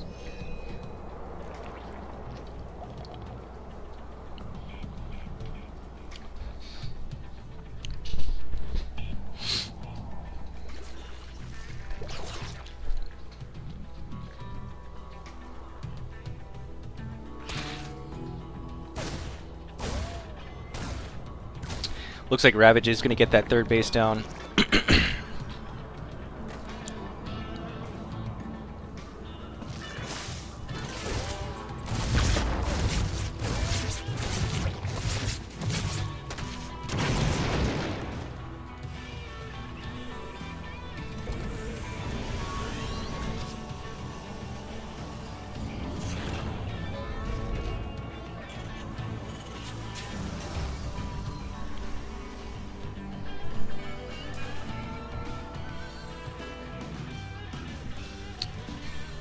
Okay, so Guitarchis is going for Cloak this time, but it gets scouted immediately by this Overlord. So I wonder if he'll continue to research that, because even though it gets scouted, it can still do some damage, especially if you go up to like 3 Banshees. You see that a lot.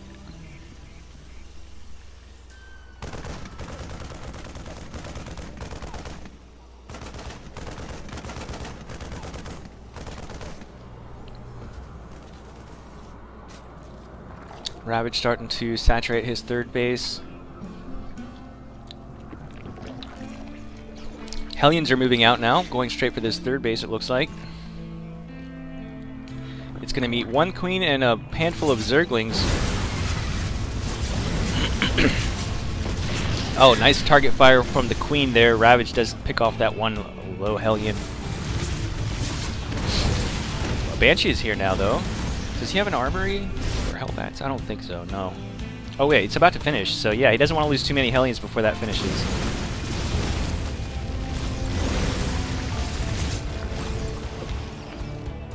Second Banshee is almost out now too, so he probably wants to wait for that, I think.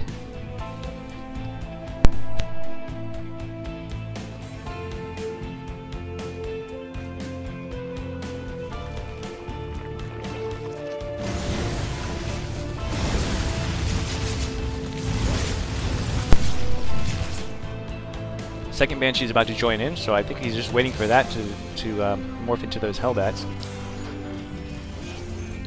Spore Crawler right there.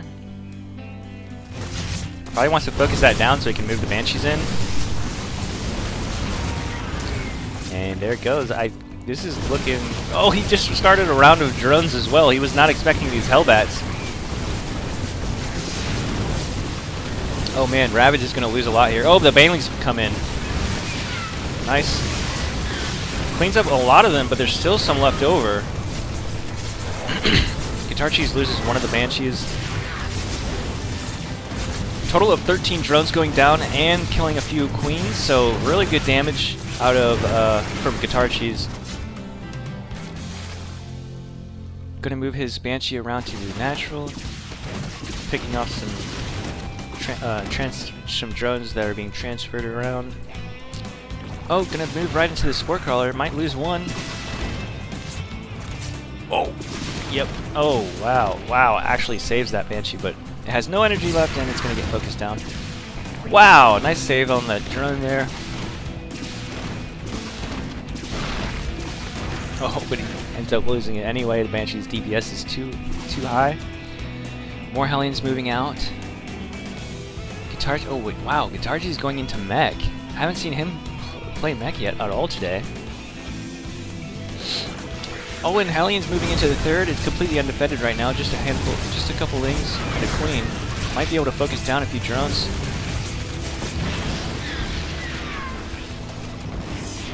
A couple more drones going down. In total, 22, but Ravage has kept up on that drone production. 60 drones to 60 SCVs, dead even on the worker count.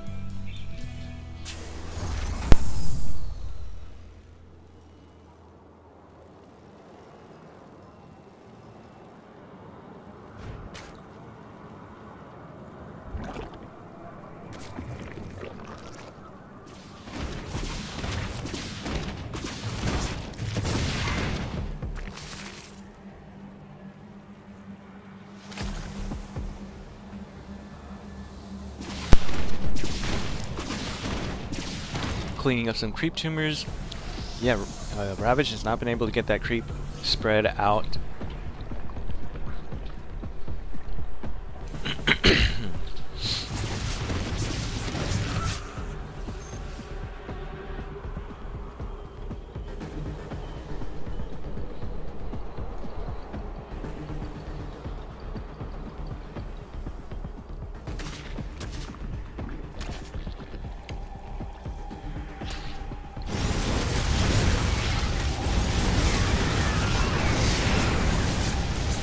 Oh my god, those drones are stacked up. So many drones stacked up. Banelings are out now, and they do have speed. Only losing 7 drones there, not bad. And taking out all of the Hellions, I think only one survived with like 8 HP. Somehow just sitting right there. The Baneling's gonna kill that off. Another Banshee still alive over here. Total of 4 kills on this Banshee.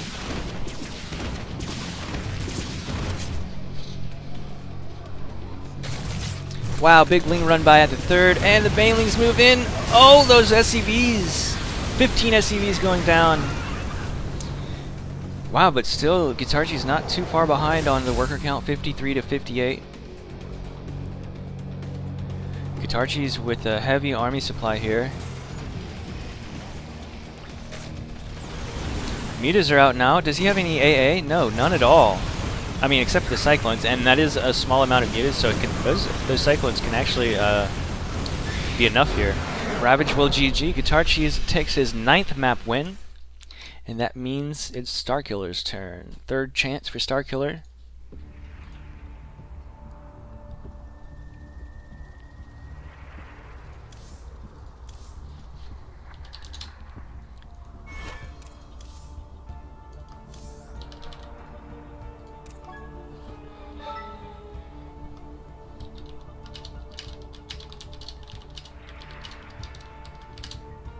What map did we just watch? God, I have the worst, like, short-term memory ever. Okay, Cerulean.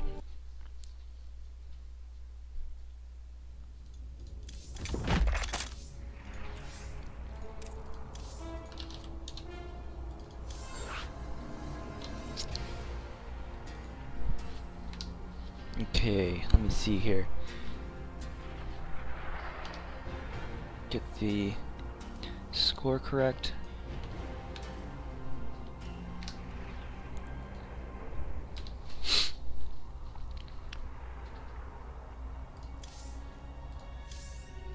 Let me just count up the maps really quick. Make sure this is correct, that I have the score tallied up correctly.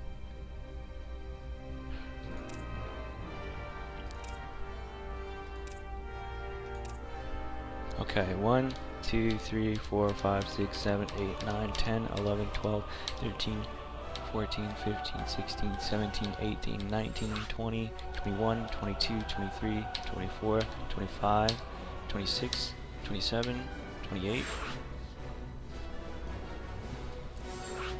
Yeah, so a total of 27 games have been played. And 18, 22, 24, 26, 27. Is that what I said? 27? I think so. We're all good. So 27 games have been played. That means there are 9 games left.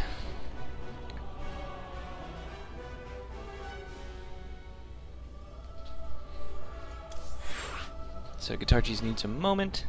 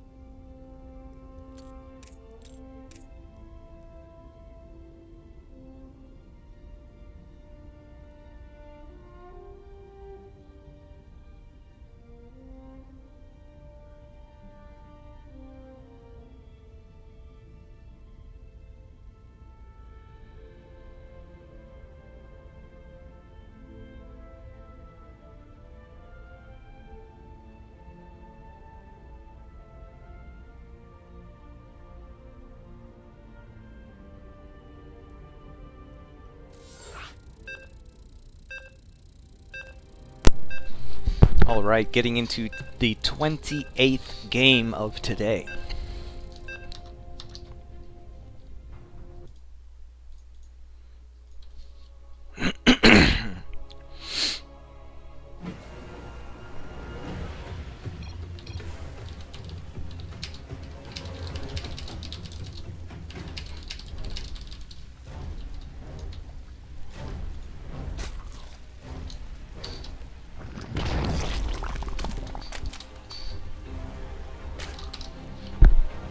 Okay.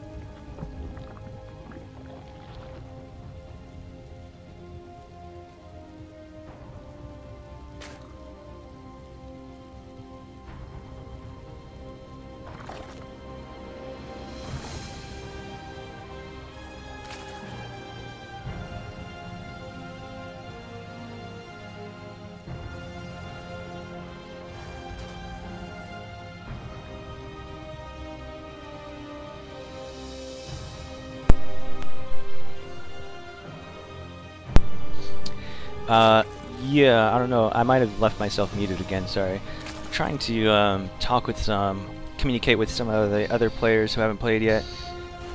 Make sure they're ready to go after the next game during this downtime. Guitar Cheese going up to a factory.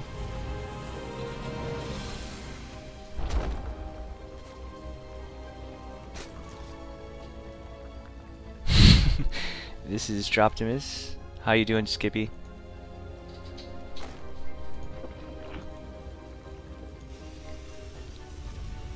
Okay, Guitarchi's going for a very fast third command center, what we have not seen from him yet. I don't know what happened with this wall, but that depot is way off.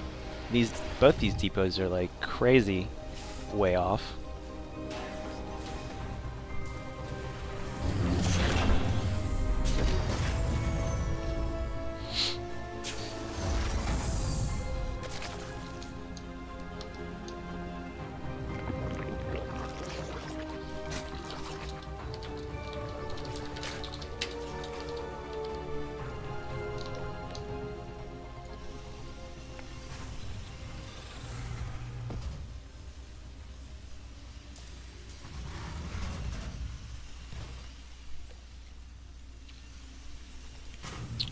Getting his starport as well, so this is kind of what he's been doing, except he's getting a really fast third command center instead, a little bit later on the starport.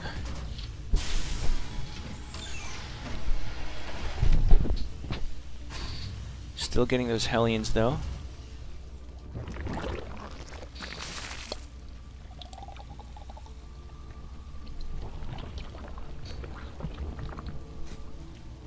Starkiller joining up. Going up to 40 drones. Starting his roach production. This is something that he has done a lot today against all races. He fully stays on 2 base a while, fully saturates both bases, then starts massing up a ton of roaches.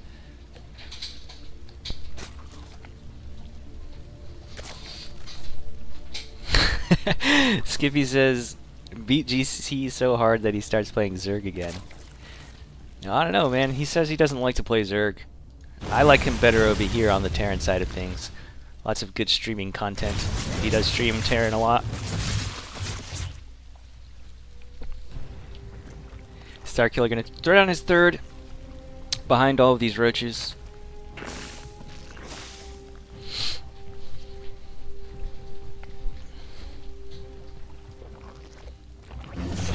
And Guitarchi's going to go with this heavy bio play, which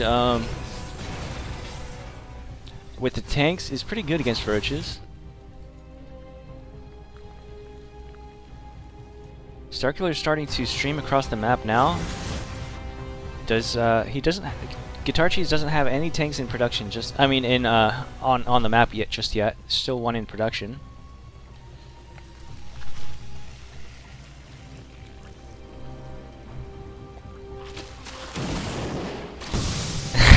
Yep, Skippy finally talking some sense. Says he's playing the hardest race when he could play the easiest race. I wholeheartedly agree with that one.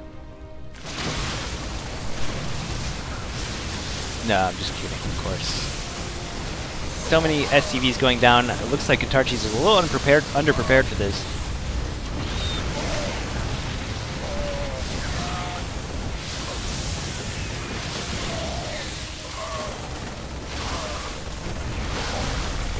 Two tanks out now though, so with some proper kiting, he should be able to clean this up eventually.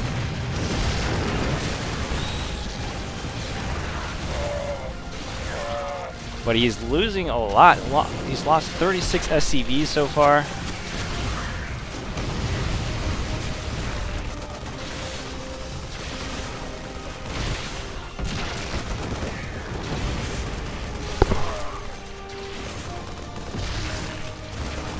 Wow, total of 50 SCVs going down. Jesus, he's down to 7 SCVs. I think this is going to be GG right here. Yep, Guitarchi's GG's and Starkiller takes the game. So, now that we have completed all 3 cycles, we're going to start inviting other players. And I believe Swagger has come online.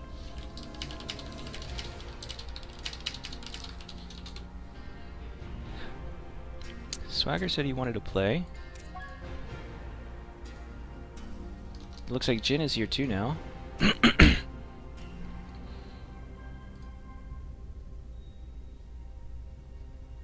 What in the world? Oh god. Guys. Oh no. Swagger just destroyed a grilled cheese sandwich. It looks like. Ugh. Oh man. It does not look pretty. But anyway, after he gets done eating that, he'll try his luck against Starkiller.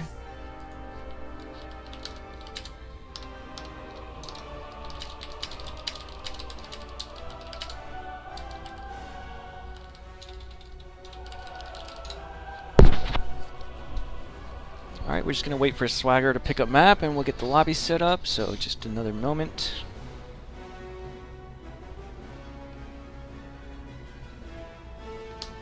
Make sure that they play correctly. Tanks up.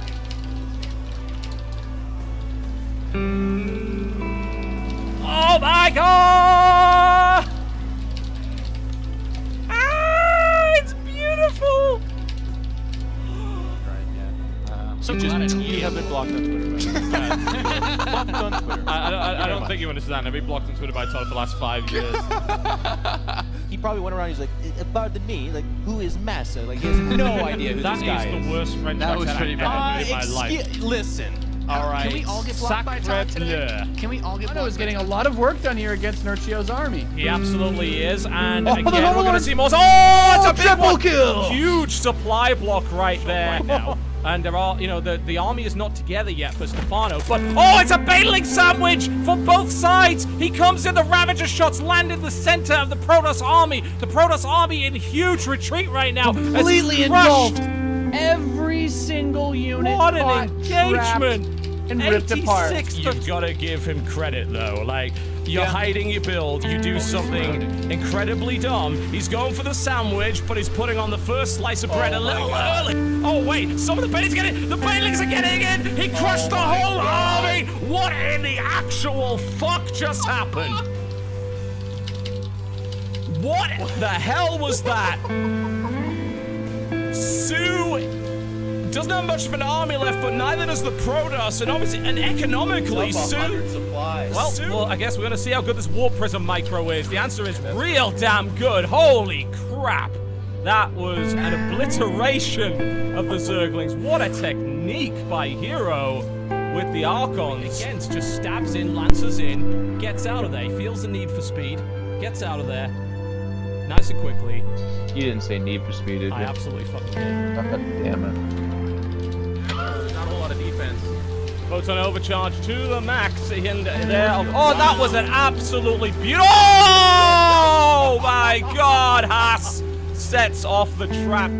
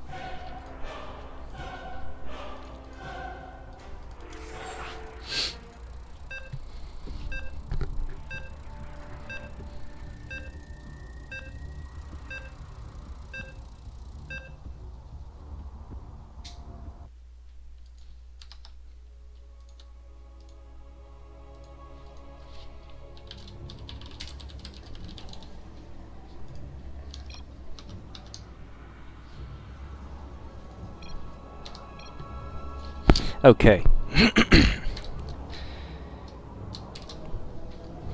Alright, so the new contender coming out for the first time today. The orange Protoss, his name is Swagger.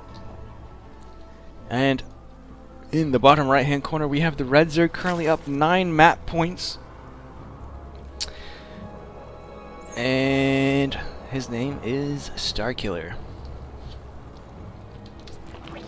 Hey, what's up, Ophi in the chat? We'll get you in on the next game, I think. Actually, Jin first, since he was actually confirmed to play, and then Ophi, and then maybe Dark Zero if he's back in time.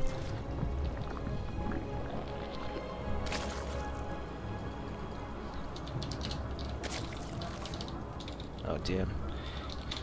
If anyone is in the clan chat, could you whisper Jin and let him know he'll be playing next?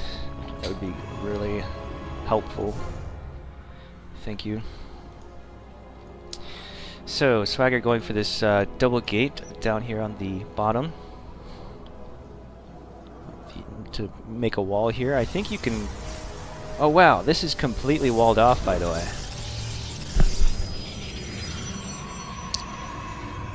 Oh no, it's not.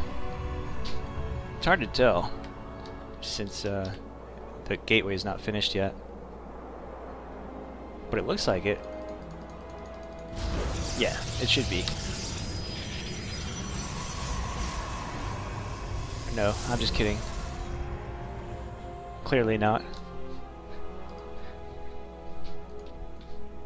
Cheeky probe over here in the bushes. Swagger is going to need a unit quickly because there's 6 Zlings coming up the ramp. Okay, chrono boosting 2 adepts. But Starkiller did go spawning pool first. Gonna go straight for this pylon. Oh my god, if he actually got that pylon before these adepts popped out, okay. That would have been, like, so bad.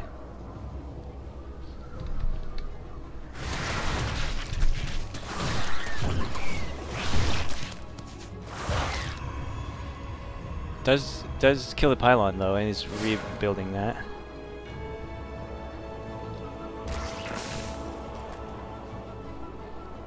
Starkiller droning back up a little bit, or droning up. Throwing down a creep tumor, getting his queens, metabolic boost. Twilight Council going out down in the main. Cheeky probe over here, still hiding in the bushes. Adept's gonna try and shade it around, see if they can get a few probe kills, I think. Might be able to get one.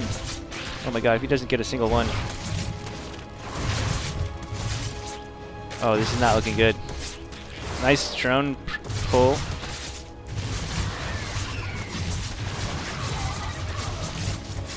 Okay, gets out with one adept and did kill a few lings, but no drones have gone down. In fact, Starkiller has killed a probe.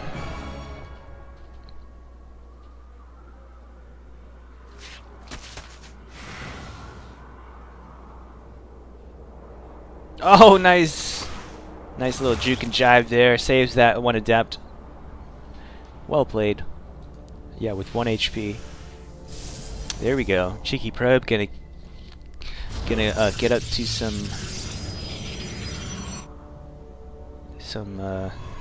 something over here.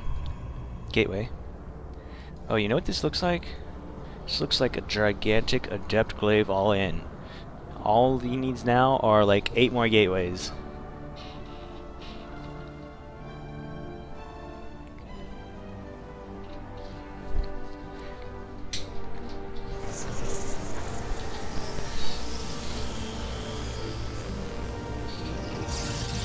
And there they are. 4 more gateways coming down over here in this forward position. It's not going to get scouted. So, you know, Starkiller is getting a lot of scouting done with these overlords around his base. But he has no idea this is over here. Probably has no idea what Swagger is really doing. But he is up to 41 drones. 90 supply. Not going to get supply blocked anytime soon for sure. Starting his roach production as well.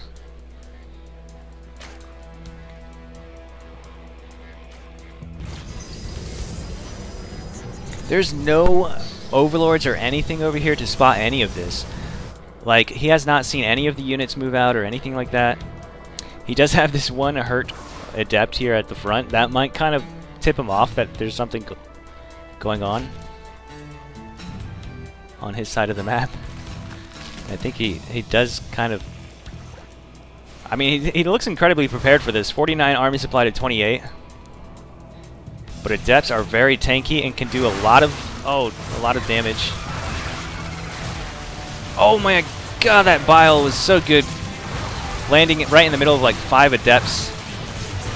Total of 5 drones have gone down, 6 drones.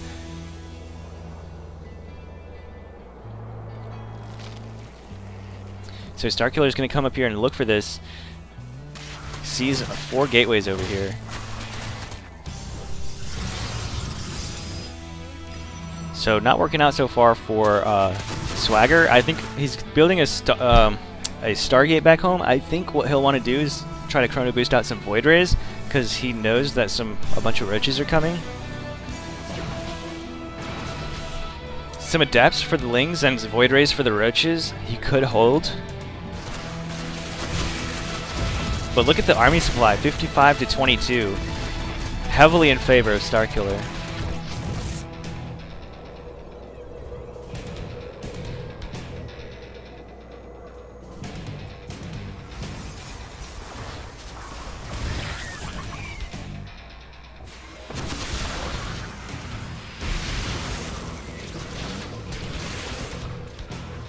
He's getting a Phoenix.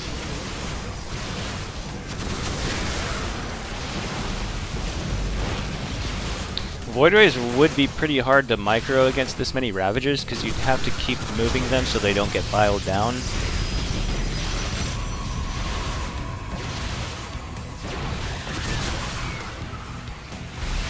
These 4 gateways go down. Still somewhat of a wall here for Swagger, though.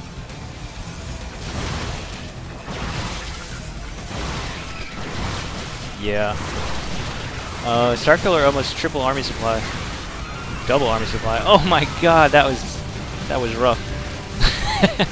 Gets a full surround on those stalkers, then like 8 biles.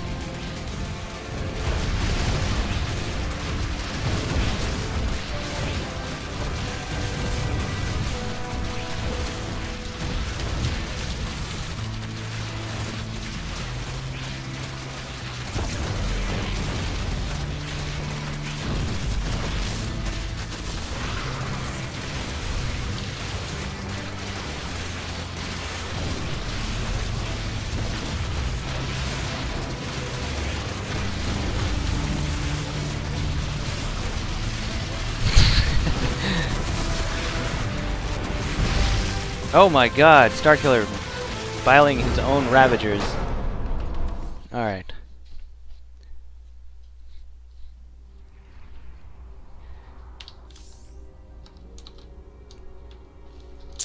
Okay, so the next player is going to be Jin. If he's not in a game.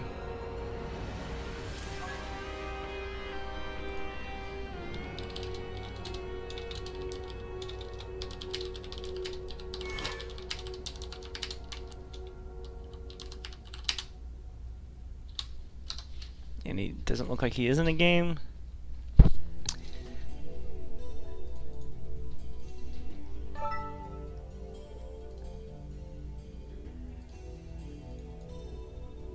Starkiller up to 10 map wins.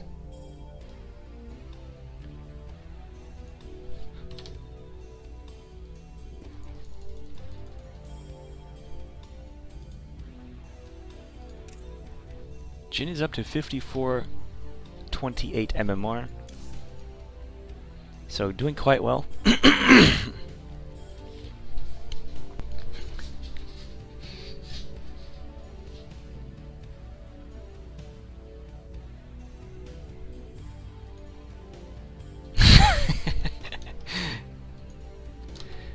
Alright, I just want to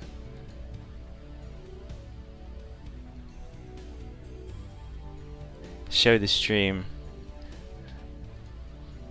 what Swagger is calling food.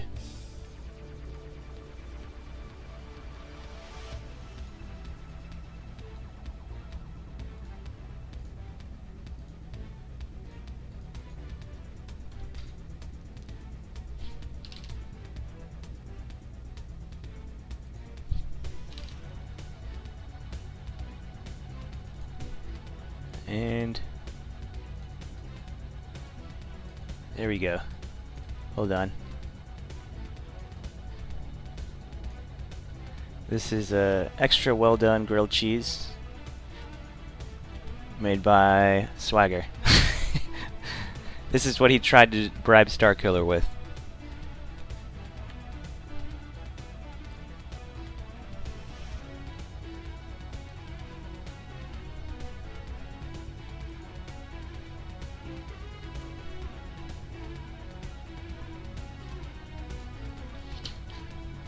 Okay, sorry. It looks like we've got a map pick from Jin. He's going with Cerulean, actually, as a Terran versus Zerg.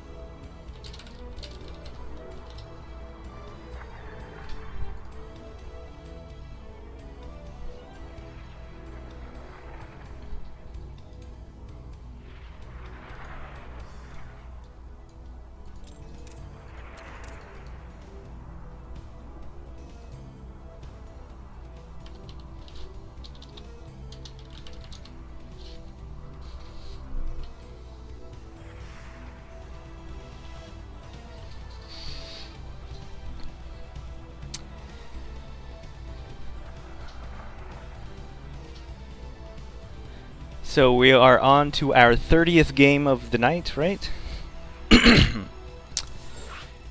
20, 26, 29. Yep, 29 games have been played. So this will be the 30th. That'd be something if Jin took this game and then won out the rest of the time. Didn't play at all, that ends up winning quite a bit of money. It could happen. We've got 6 more games to, or 5 more games after this one. Oh god, you can't even write 10 for Starkiller. Oh well, you guys don't need to know that. It's in the overlay. In the bottom left-hand corner, we have the Teal Zerg currently up 10 map wins. His name is Starkiller. And in the top right, we have the Red Terran, new player. Haven't seen him all day today. His name is Jin.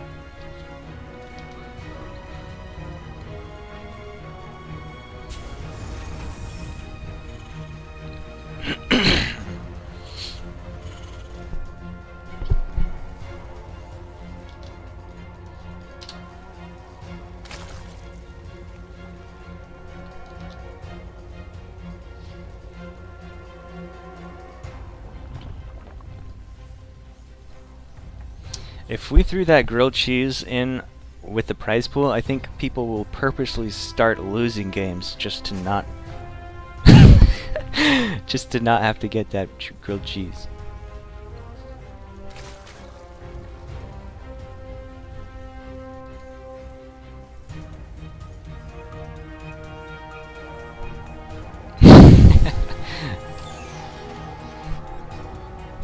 Master plan. It could happen, man. Jin is a very good Terran, very solid player. Just a very solid all-around player.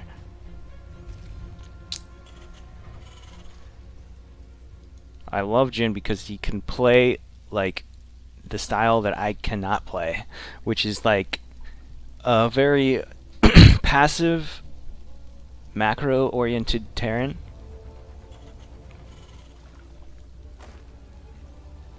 Yeah.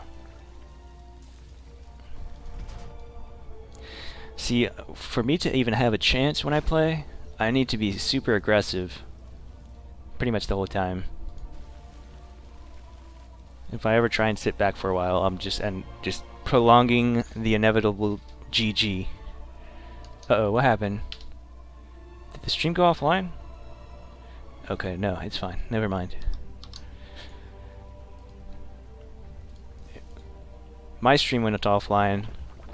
or my window of this stream went offline, but the stream did not go offline. Alright, sorry about that. Starkiller going up to 4 queens. Back home, Jin is getting his 3rd command center in the main base, and a reactor factory.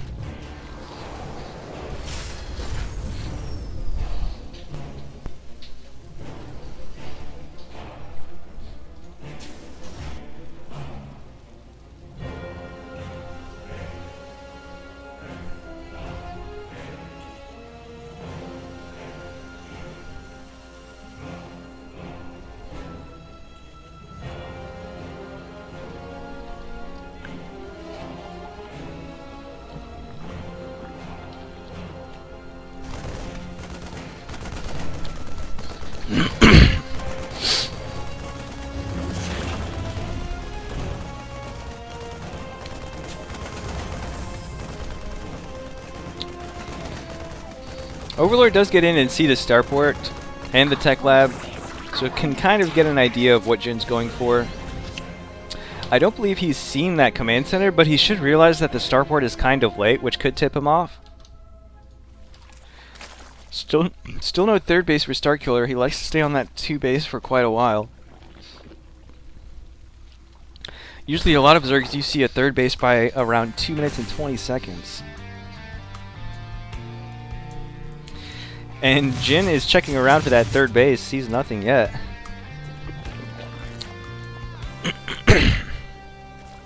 And does see the Roach one as well. Gets scan into the main, sees roaches, sees upgrades. I wonder if he'll put 2 and 2 together here and realize that he's going for like a big roach timing.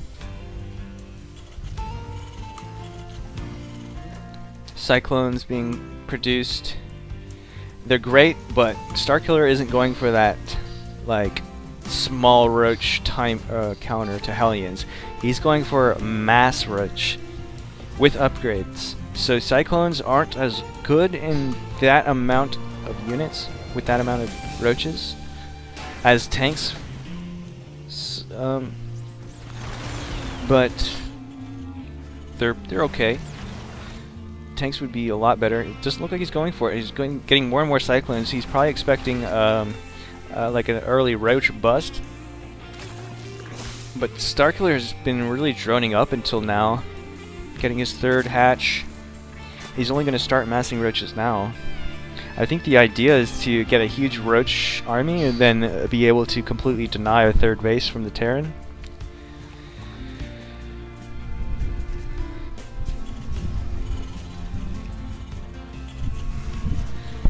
It does look like Jin is going to be going into mech.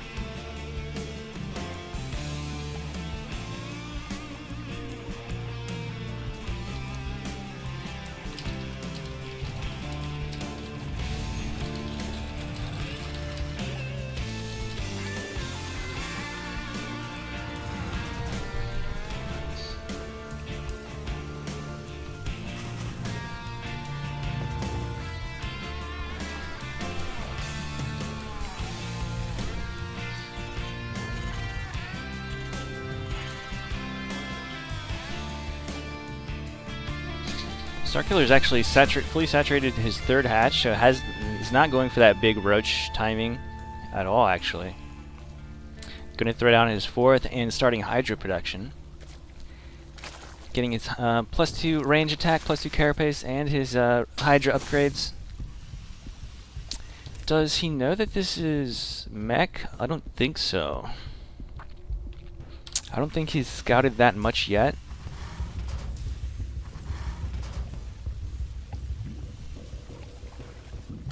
Because Hydras are okay against mech, but really you want a more roach-heavy army, I think. Because Hydras get obliterated by both Blue Flame Hellions and tanks. So you need something beefy in there. He does have a small amount of roaches, but I think that's just from earlier. He's just massing pure Hydra at this point. I don't think Starkiller has any idea this is mech.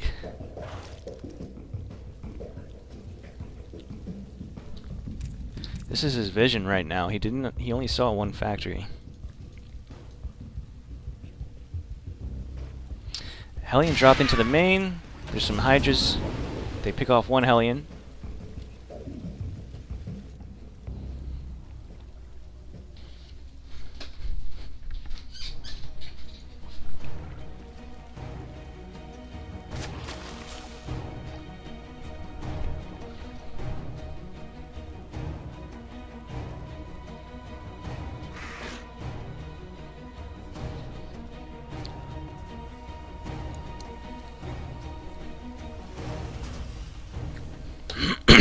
Jin going up to his 5th and 6th command center.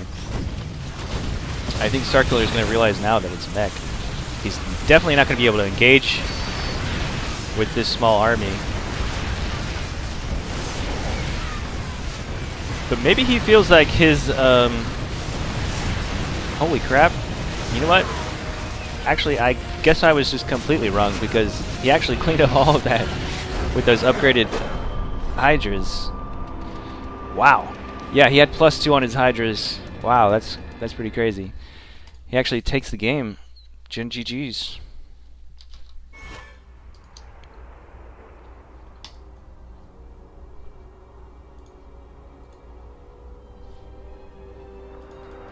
Okay, so Dark Zero's still not here. Let's bring Ophi in. OFE.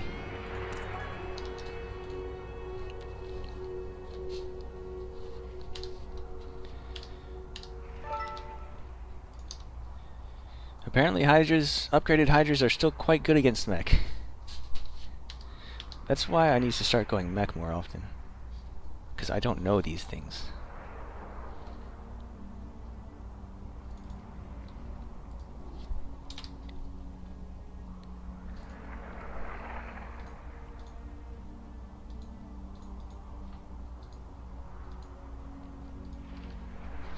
Alright, we're gonna bring in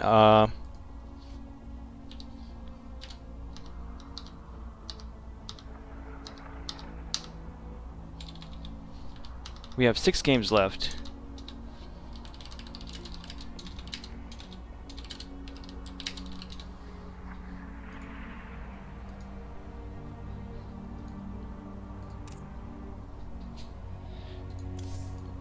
Wonder if Snoopy will want to play.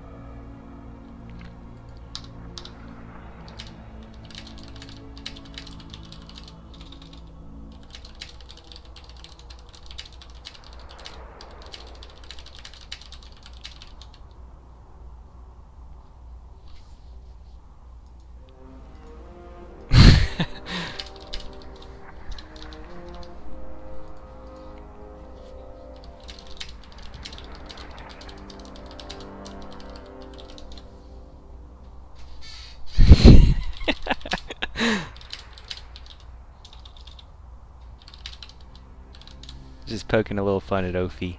Hope he doesn't take that personally.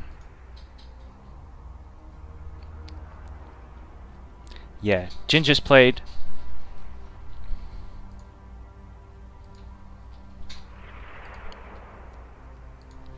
Okay.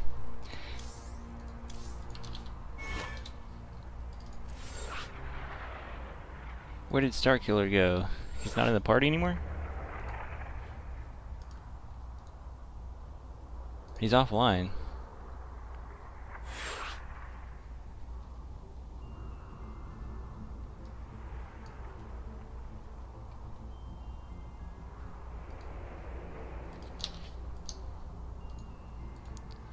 Oh, okay. So, yeah, he has to go, so... let's see. Starcolor had to leave, so who shall we bring in?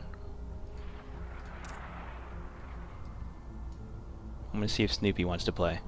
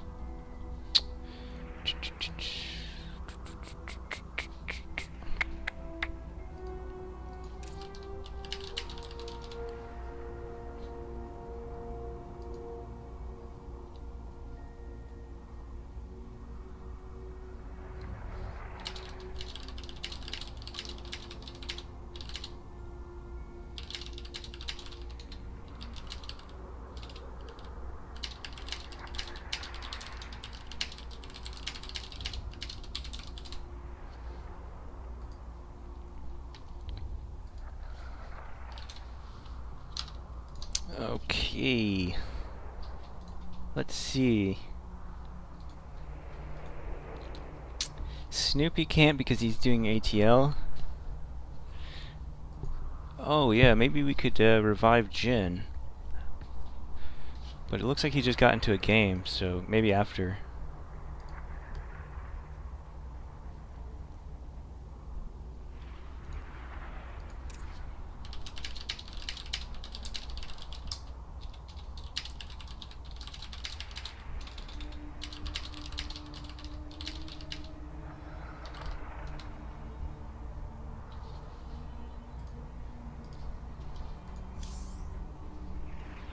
Okay.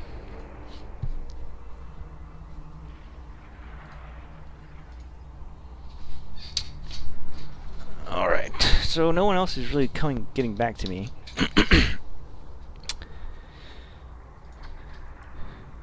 Yeah, we could throw Zeno in there if he wants to play. Who knows, at this point, you'll be playing up against Ophi, which is 4.9, I think. 4.9k. So we'll give some of the lower guys a chance to win some monies. This is an interesting turn of events. I didn't expect this to happen. But hell, we just wing it, I guess. Let me see.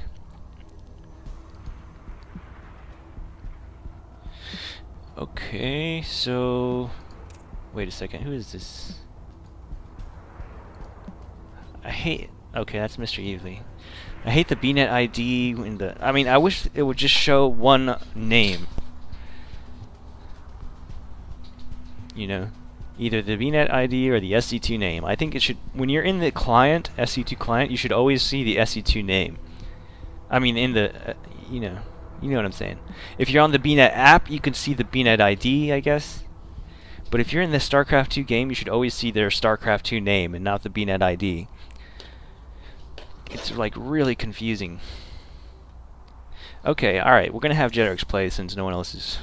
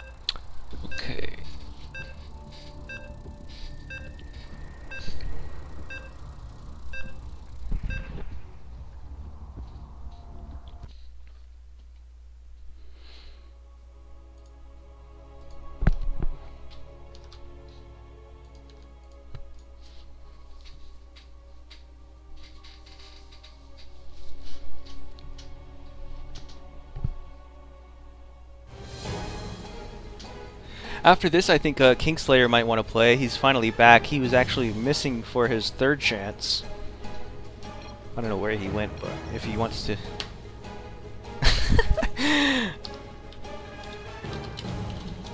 Why are we on a Singapore server?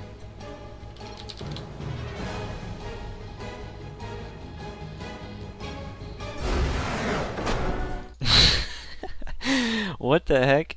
I don't even know.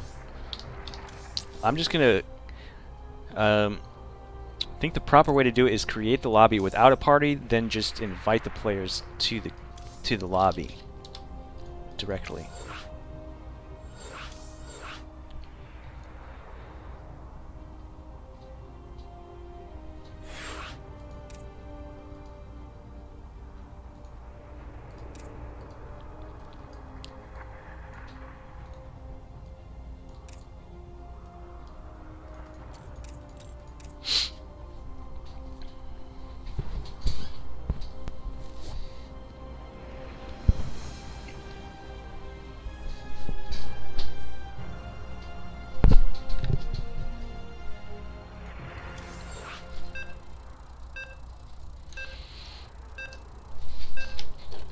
What's wrong with Singapore? Just on the other side of the planet, and we're all in America. So I mean, that doesn't make any sense at all. Like, it's not even like a queue where you like get random people. It's a lobby where all the players are from America. So why in the world would we be on Singapore?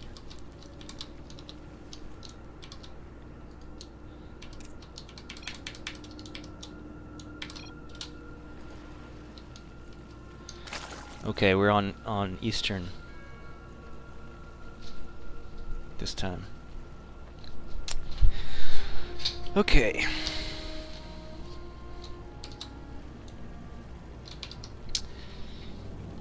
Alright, so spawning in the bottom right hand corner we have the new player coming out for this first game of the day. The Teal Zerg, his name is Ophi. And in the top left we have the red Protoss, currently up 1 map win. His name is Jeterix.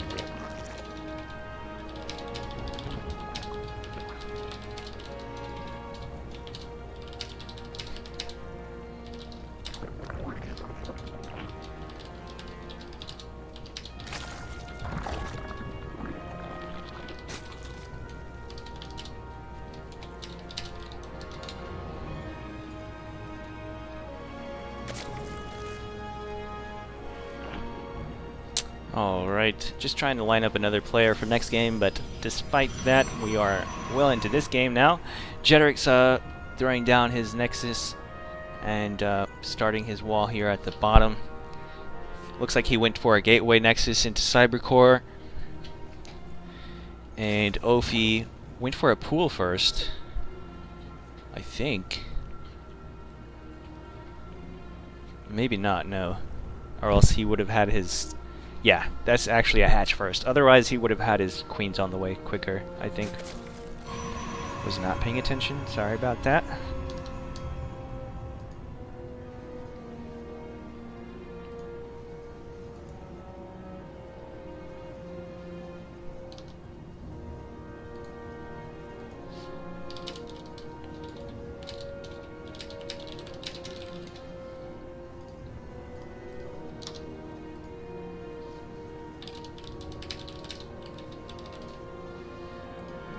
Okay, looks like Froby's going to come on for next game.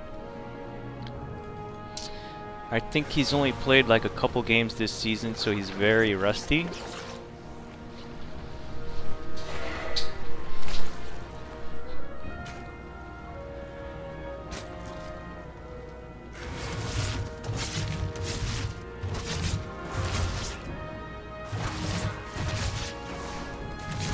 Adept coming in here, getting a total of 2 drones so far.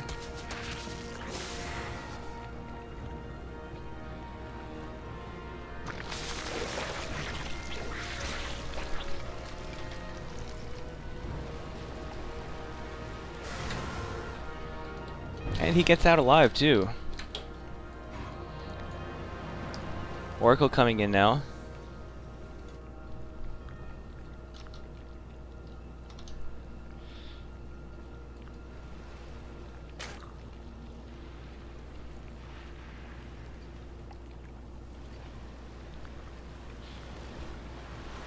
Spore Crawler is going to pop just in time. This Oracle shouldn't be able to get too many kills. 3, 4, as the Queen pops out, it needs to... Oh, he actually loses the Oracle. For 4 drones is not terrible, though. It's a pretty decent trade, I guess. If you got a couple more, it definitely would have been worth it, but 4 drones isn't too bad. Phoenix is... Overlord does not care about this Phoenix. He's like, nope, I'm staring down this Stargate.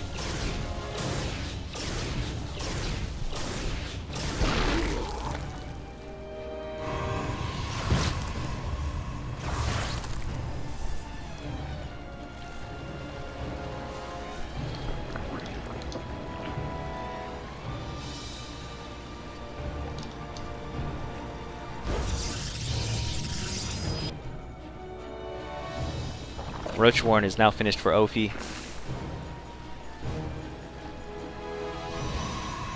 And here we have that double robo at the 3rd. So very Immortal's very good against Roaches, obviously. Does Ophi know about that 3rd yet? Yes, he does. Adept's coming into the natural, gonna get a few more drone kills.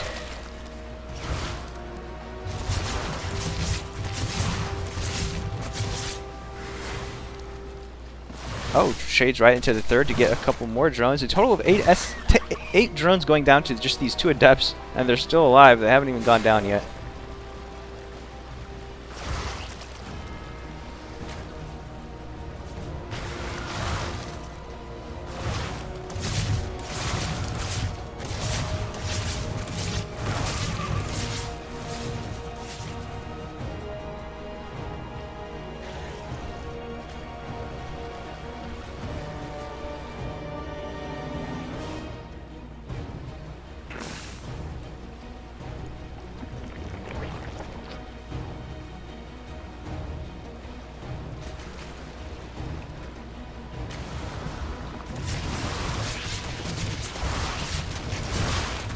Adept's coming in here, and it doesn't look like Ophi has enough to really deal with this just yet. Roaches are starting to pop out now, but Adept's going to get shaded over into this natural. Luckily for Ophi, he does have Roaches in position, so the Adepts aren't going to be focusing drones down too much. Losing only 7 drones. He has taken a lot of damage overall in this entire game, though. A total of 26 drones going down to only just a few Adepts, really. I mean, Generix hasn't even gone for like a big attack or anything. He's just been shading Adepts around. And a couple of kills went down to that Oracle. But back home, Generix is macroing up Immortals, Gateway Heavy Army. So he's looking pretty good, even though he's a little behind on supply right now.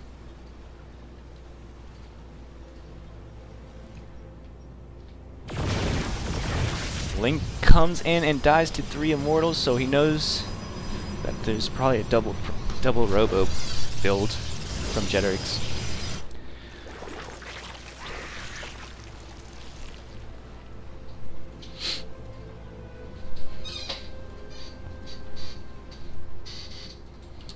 Ophi going for a big Roach attack now, but like I said, Generix does have a lot of gateways ready and a ton of Immortals. He even dropped a stasis ward down there. Yeah, so these Roaches are going to turn around without being able to do anything. Generix is going to be taking his 4th Nexus over here on the left side position.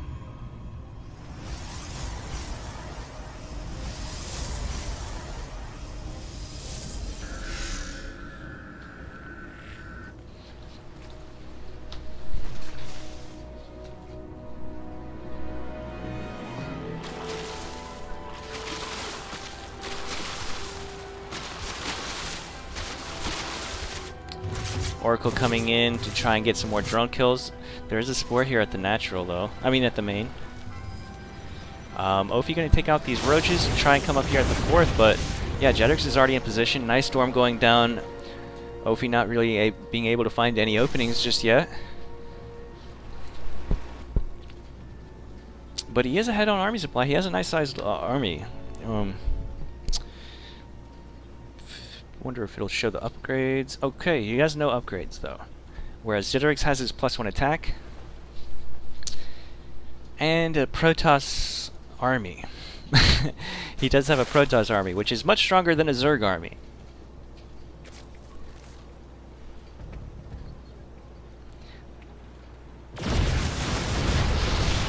Oh, nice force fields.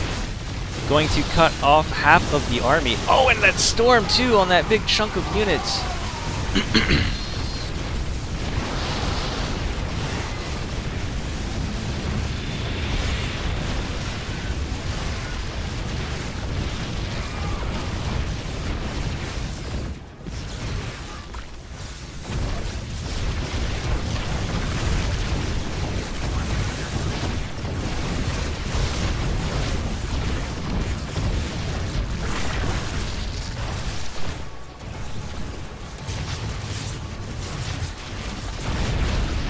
He's just gonna recall these extra units after killing that base.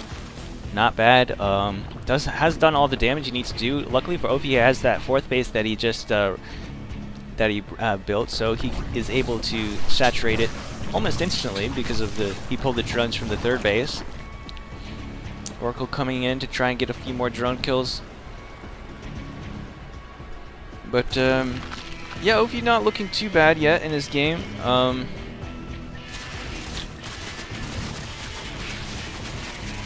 I mean, it's starting to look a little grim for him, but if he can get that base back up, he will be up to... He should have enough drones to fully saturate it as soon as it's finished.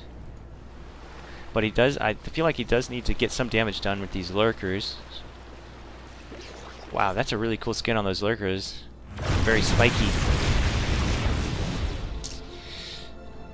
Does he have an observer? Yes, he does. This is going to be very difficult for Ophi. Definitely an uphill battle for him.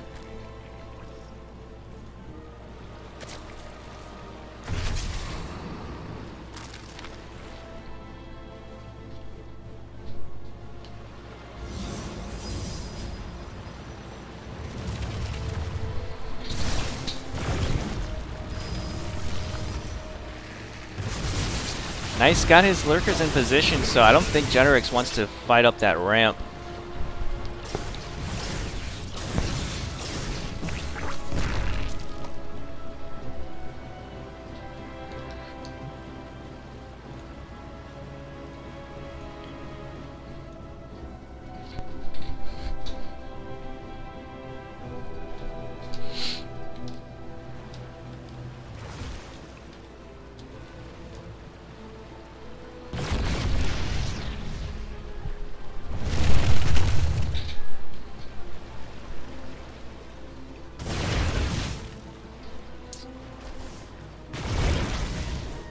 Splitting up his army quite nicely, though. The lurkers over here against the bulk of Jetrix's army.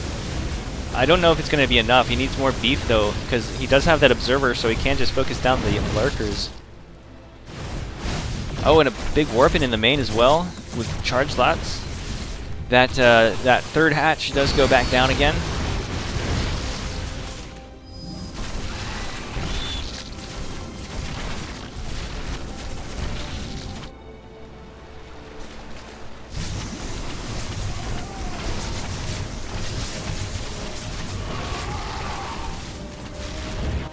Ophi is starting to break down here. He's being attacked from 3 different fronts, and he will GG. So Jetrix takes the game, going up to 2 map points. I believe our next player is going to be Froby.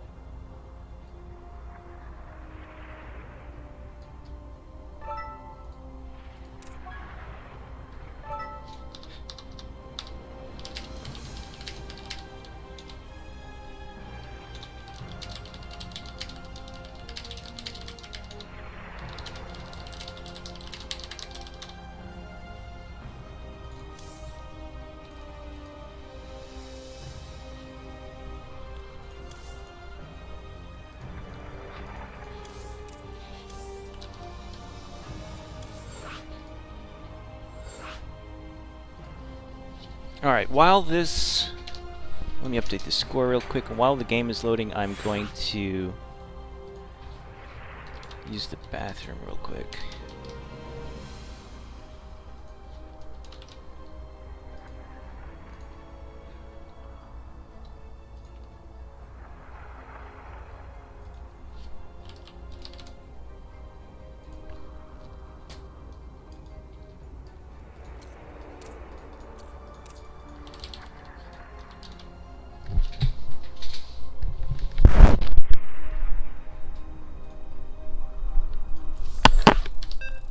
Alright, I'll be right back.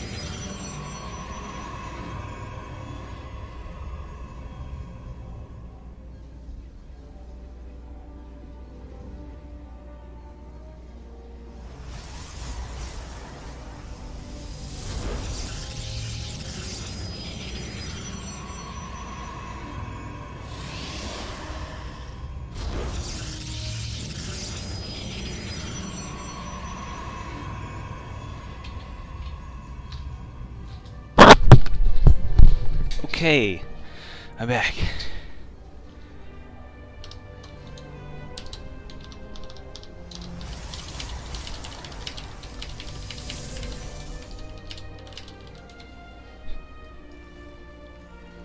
Alright, so spawning in the top right hand corner we have the red Protoss.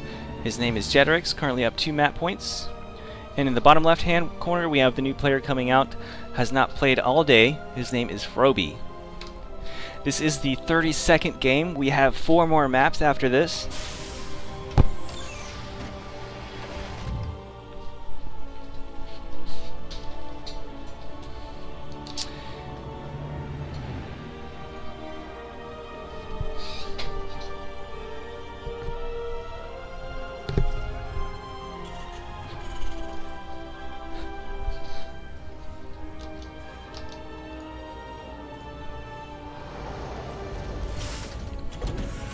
Froby going for a command center, a Reaper expand, but the command center is on the high ground.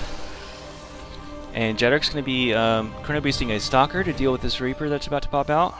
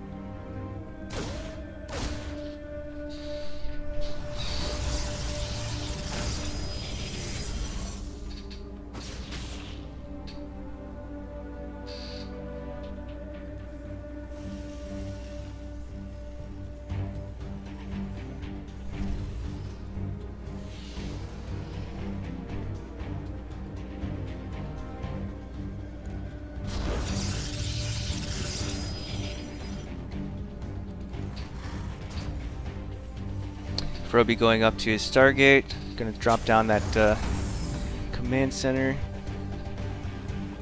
on the low ground, whereas back home Jetrix is getting his Robo. He's got his Twilight already, adding a couple more gates. Pretty standard game we've got from both players.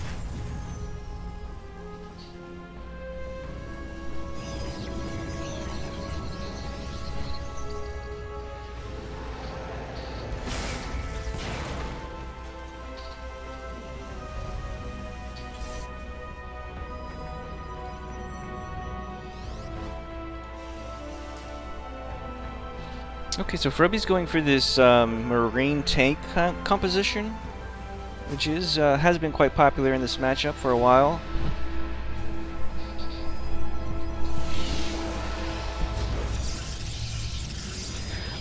Again, I should mention that Furby has been not been playing much this season, so he's a little rusty, but he was around 5,500 MMR before he stopped playing. So maybe he might not be as knowledgeable on the current meta, but definitely a possible contender here, or someone who could take out Jeterix.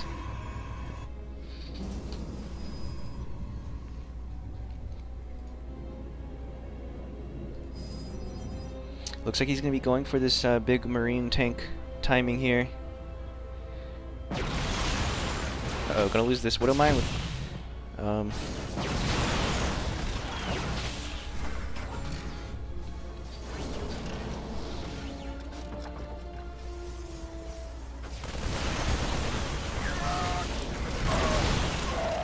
Does siege up the tank, nice, but not really in range of the Nexus, so he's going to try and... He does blink on the tank and take that tank out. I think he'll be able to clean this up eventually. Does kill that constructing SCV. Whoa, what happened? 20 probes just went down to something. I'm sorry, I completely missed that. What the hell was that? Don't know. Possibly Hellions? No, I don't know. Oh, maybe a Widow Mine drop?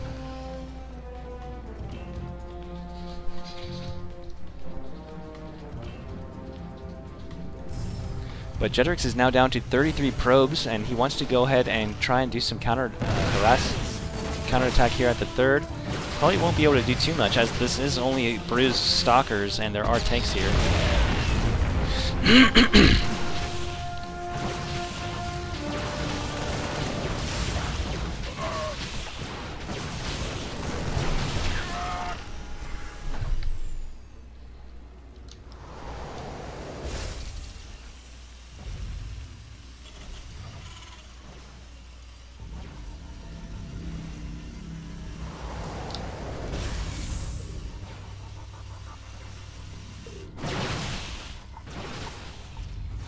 Nice positioning on this observer. Froby's going to be throwing down a 4th command center right underneath it. Oh wow, Froby's going into mech against Protoss. Interesting. I knew he was a mech player, I just didn't know he did it against Protoss as well.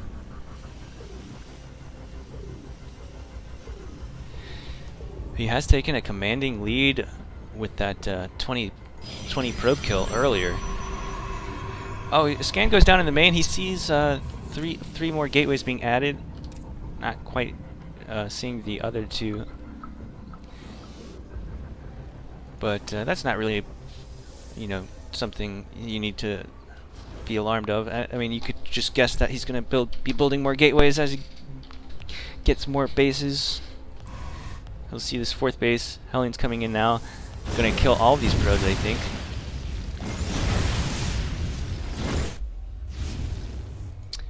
His army is a little out of position. Wow, even more gateways being added here.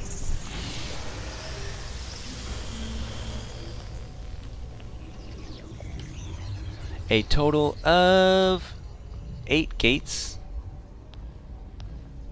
Or actually 11 gates, because these 3 coming in right now. He's on 61 probes, so despite losing so many probes, he's not doing too far behind.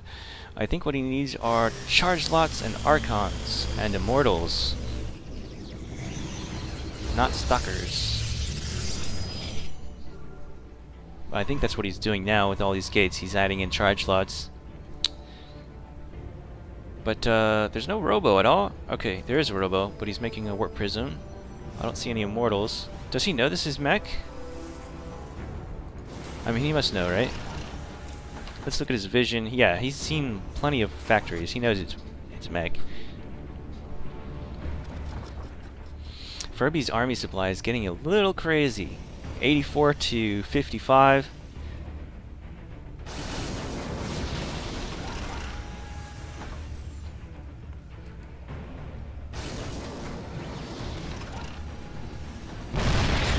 Oh my god, that stalker got wrecked.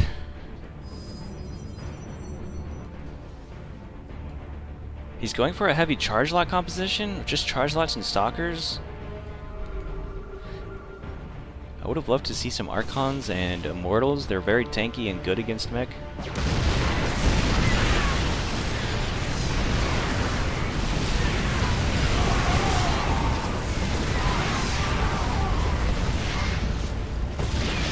Jedric's losing a lot there, and only killing 7 SCVs, not really killing any big tanky, any big units like the tanks or anything.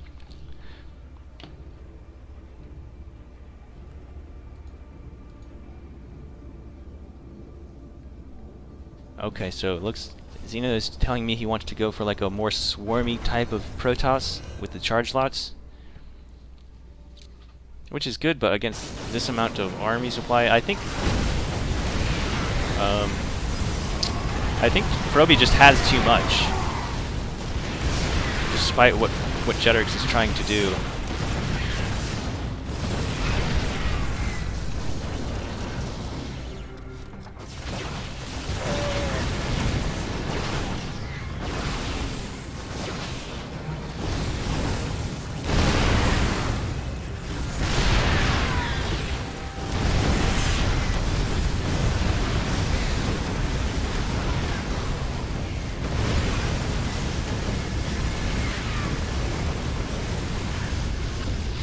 Because he's been behind ever since he lost those 20 probes.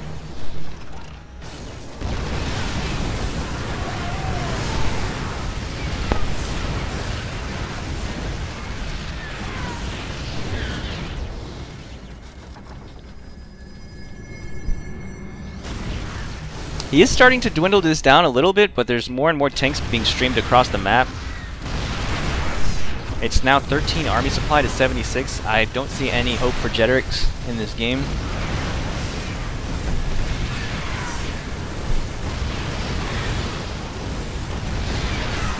Yeah, just some Immortals would have been great, especially if you used them to focus fire the tanks.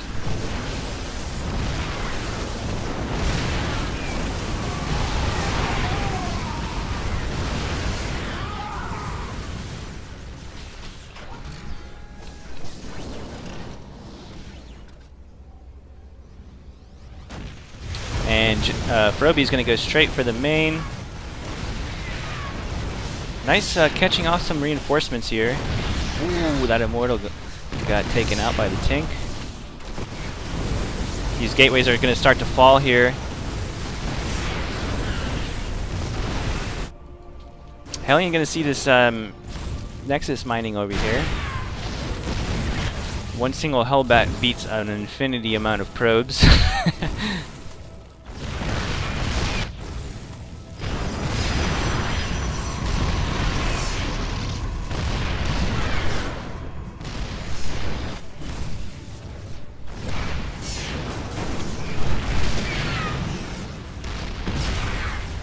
Alright, here he goes. He's going to try and clean this up in the main, but I still don't think...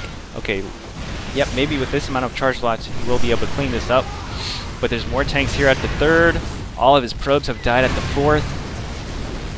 Even if he can defend all of this, he'd just be so far behind.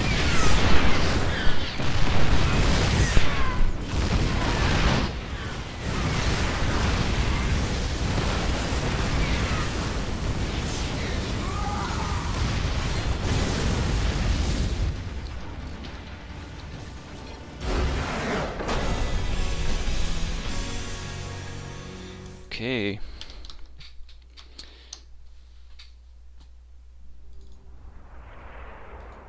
So Froby taking a game.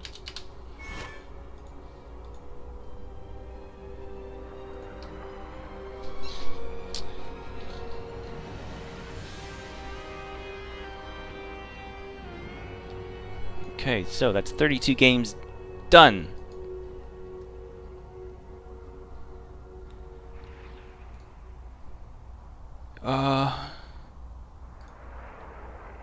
Where's Barbarossa? He's next.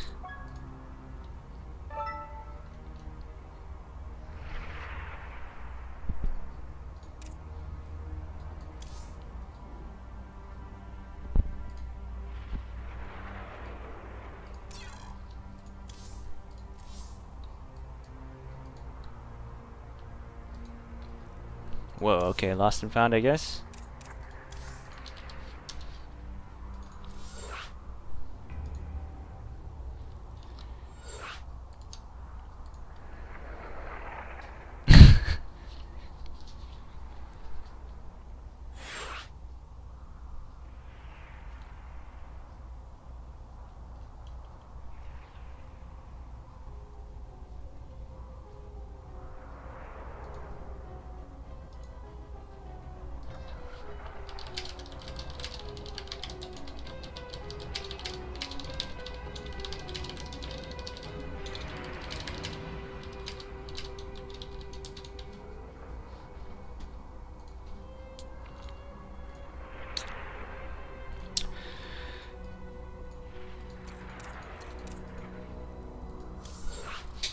Okay, getting on to our 33rd game. We've got 4 more games to go.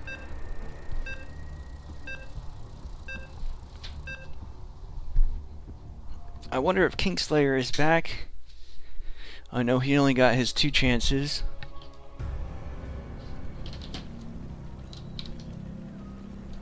Barbarossa is still not having map win all day, so maybe he can take one now. In the top right hand corner we have the green Zerg, his name is Barbarossa. And in the bottom left we have the red Terran, his name is Froby.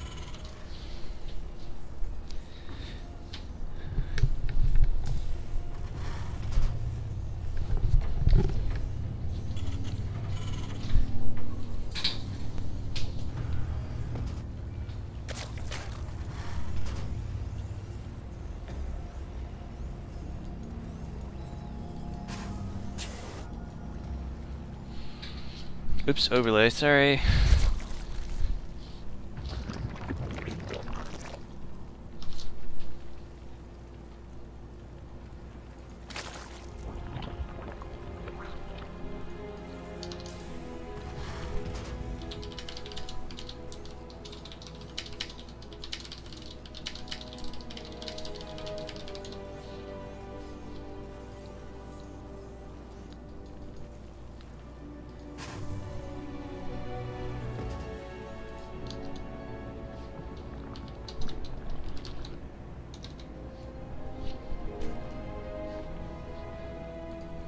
Hatch first, or no, I'm sorry, pool first from Barbarossa. Looks like he might try and go for try and get a delay on this command center. Last game, Froby did throw his command center on the high ground, but it looks like he's not going to do that this game. So perhaps Barbarossa can get something done here. No, just 4 more games. Not 44, it's only 4. Including this one. So after this game, only 3 left. Jesus Christ, if I had to do 44 more games, I would probably just fall out of my chair.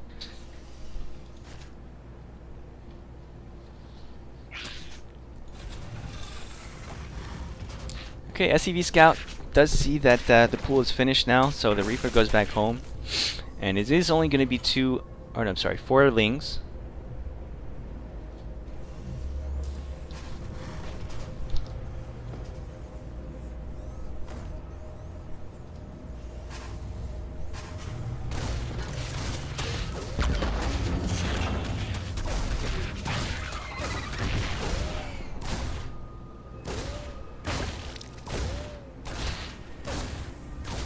Loses 1 SCV, but and delays the command center a little bit.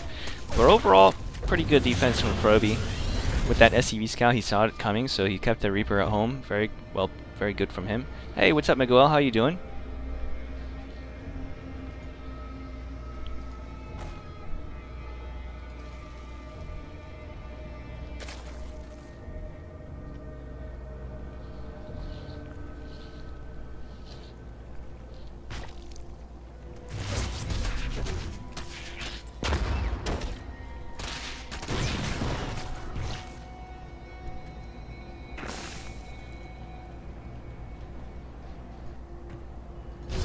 Alright, so he has seen this large amount of Lings coming out now. And what has he got back home? He's going to have 4 Hellions, which, to be honest, is enough to deal with this, depending on how the micro is played out. If the Lings can get us around, then that would be good for him. Doesn't even let him get inside the main. Doesn't even need to go down that ramp, really. There's no SCVs down there. Wait until 6 Hellions, and then that's more than enough to deal with this. You could retake your natural. Interesting, he's only on 23 SCVs, though. Usually there's some Hellions, there's some SCVs down at the natural. So now he has that 6 Hellions, he can push down this ramp, kills a lot of those Lings.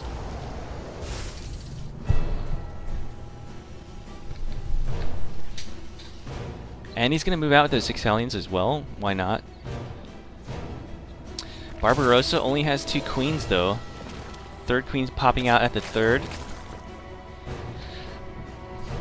Hellion's going to move in, the Lings are out of position as well. Hellion's only getting 1 drone so far. Oh, they're morphing into Hellbats now. And Banshee as well. Yeah, there's not enough stuff to deal with this here at the 3rd. He's probably going to end up losing this 3rd hatch. He just built a couple drones as well.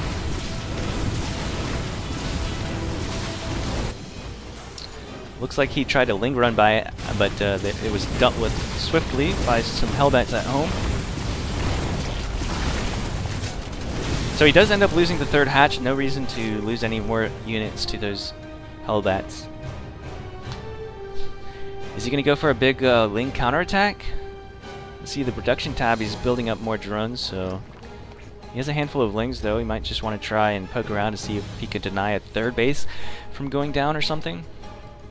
Gather some information on the other side of the map, but he shouldn't be able to do any damage since these Hellbats are here.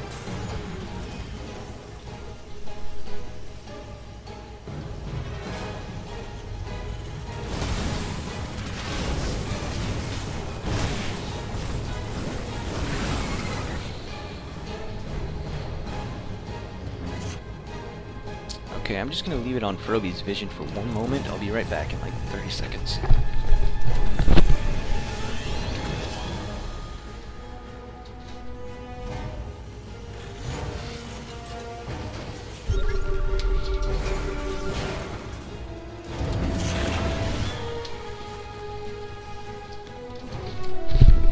Alright, sorry about that.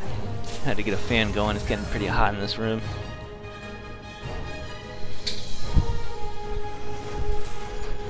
Okay, so more Hellbats, a Raven this time to deal with creep, that's going to be good. What does Barbarossa have? A few Roaches? And 8 Lings? That's it.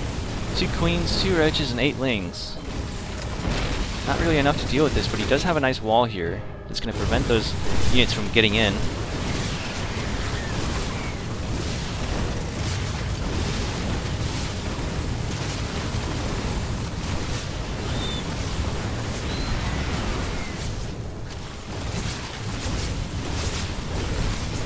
Four drones going down, not a whole lot, honestly.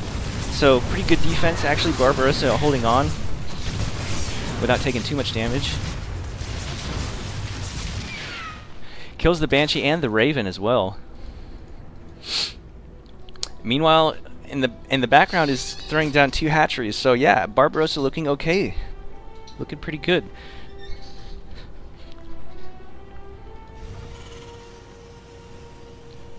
Barbarossa 41 drones to 49 SCVs of Froby. You know, he lost a few drones so far, but he's not too far behind. And he's gonna have that extra base. Even more production to make drones.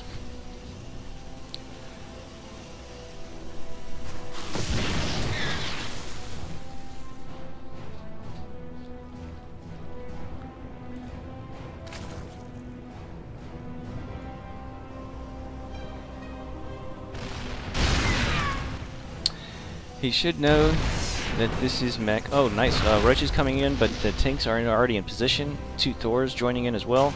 Hellion's trying to find some damage around. Trying to find some more drone damage. 2 more drones going down. Mutas are out now. Oh man, 2 flying Thors. Very effective against mutas.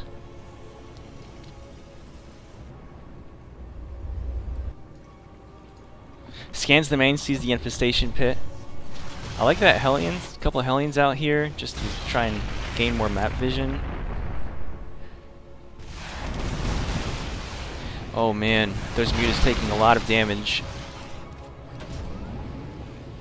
Yeah, Barbarossa not really able to find a whole lot of damage yet.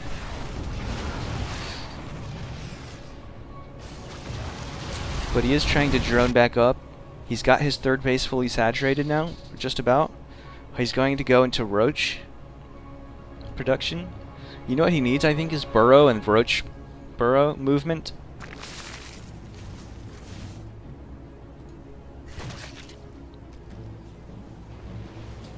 And then, like, unburrow right underneath the tanks and stuff. As long as he doesn't take too much damage from these Thors, then that's one way he could, that's one way he could try to defeat Froby's mech. Oh, he's gonna go straight for the infestation pit. And doesn't start his hive either. That's a nice pick off.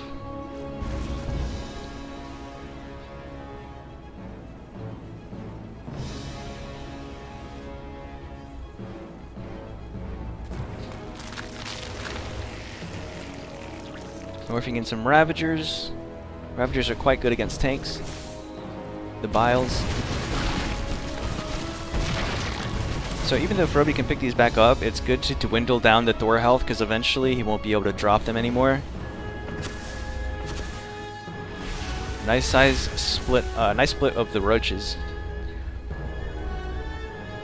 Hellion run by here at the 4th base. Not a whole lot of drones to kill, but he's gonna try and run away. The Blue Flame is now ready, now done. So only 3 drones going down. 4 in total with the Thor follow-up. 5, sorry.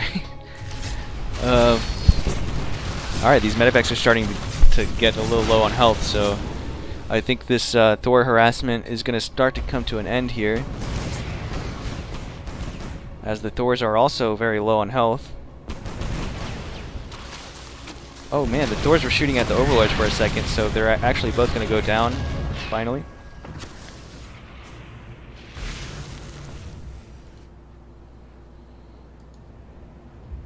But yeah, Froby's got to be feeling good in this game. He's even on bases, and Barbarossa doesn't even have a full have saturation on his 4th base yet. 50 SCV, sorry, 50. Oh, okay, so he just turned up a lot. Hellion's getting in, but I don't think they'll be able to find much damage. Scan goes down and sees a Roach, sees these Roaches coming in now, but Froby's already prepared with these tanks.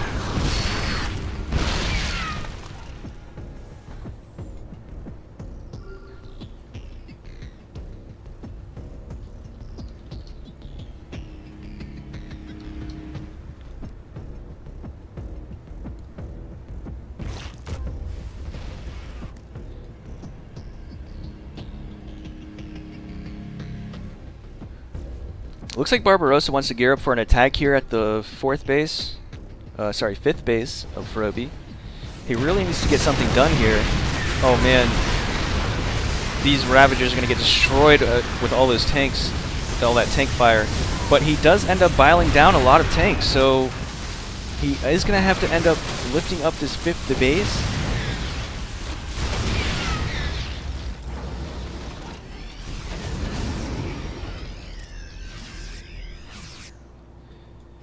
I mean, doing what he can so far. He's not far behind on supply, 153 to 166, but he still hasn't even started a 5th base. He's just now saturating his 4th. And look at that army supply, 107 Terran mech against 44 Zerg. That does not seem very good for the Zerg. Swarm hosts are out now, but there's no other army to kind of take advantage of the Locusts. I mean, if it's just Locust, Swarm Host... I mean, if it's just Locust, the Hellbat should be able to kill them off quite fast. And I think Froby knows this, which is why he's just moving straight up this ramp. He's fully maxed now.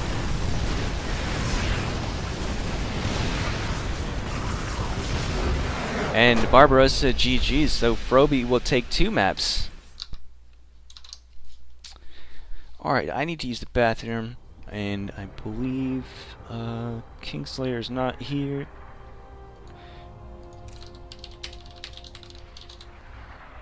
Perhaps we'll get Jin in here for a TVT. Anyway, I'll be right back. Gonna try and wait for our next player and use the bathroom. I'll be right back in like 2 minutes. Make sure that they play correctly. Tanks up.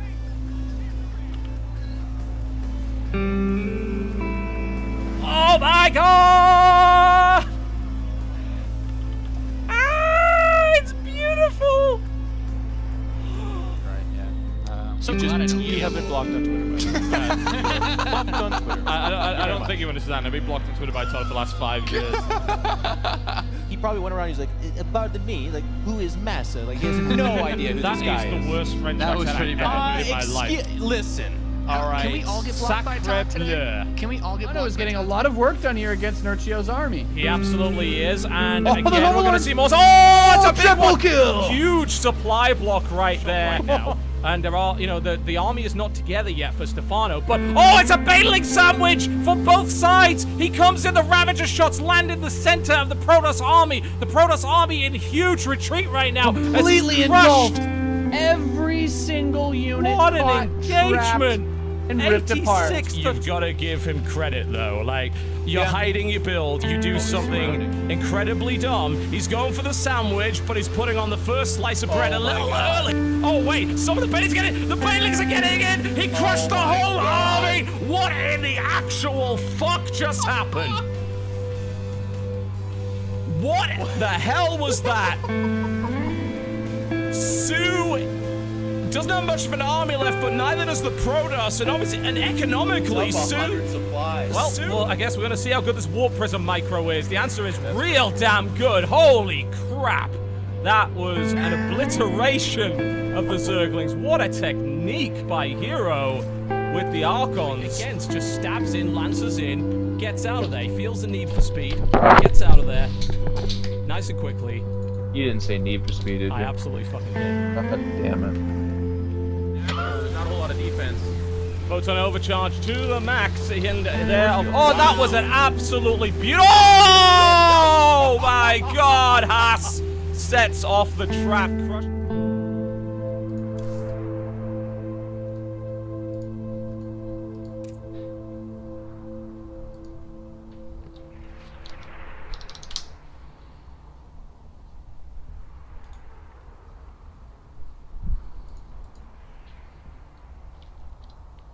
Alright, looks like Jin will play again.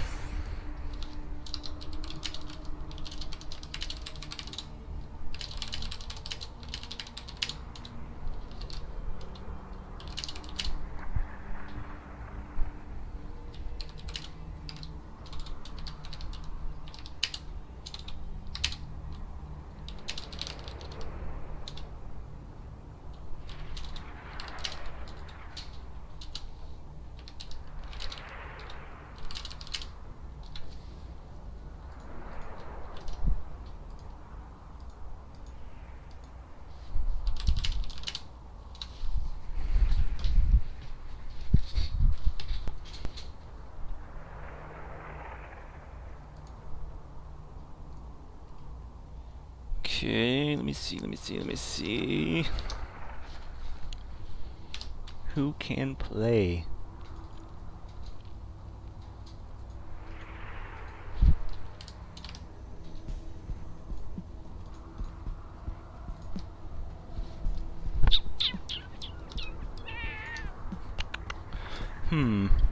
Let's give...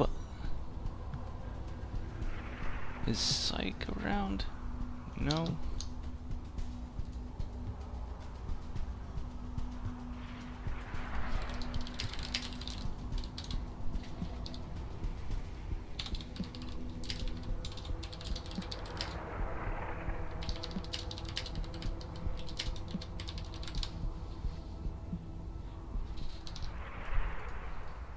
somebody a chance.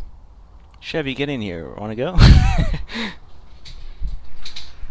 Think you can beat Froby's mech?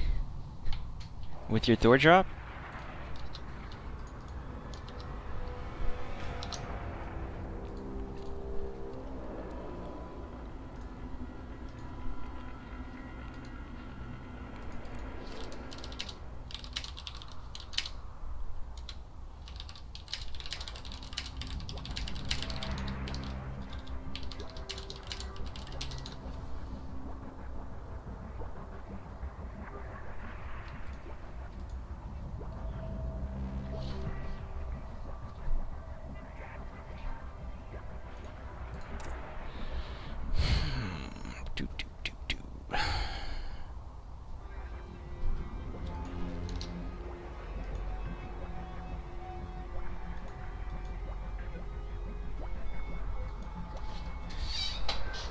We got 3 games left. Jin's gonna play next. I need someone right now. I think Swagger might play.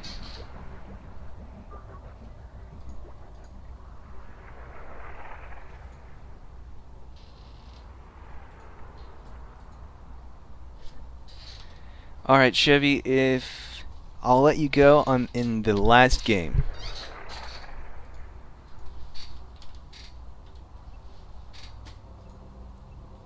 Because I think Swagger's gonna play.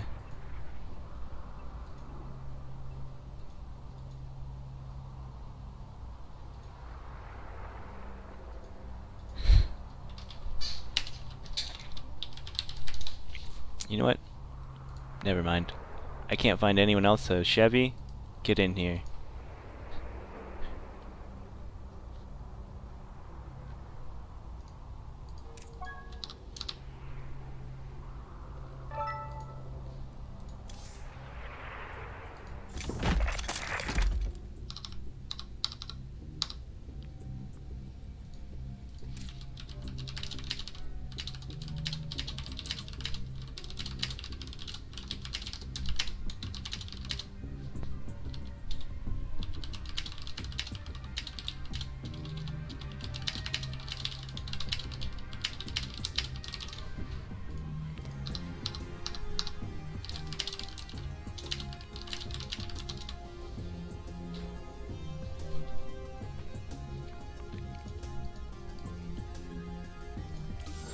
Shit.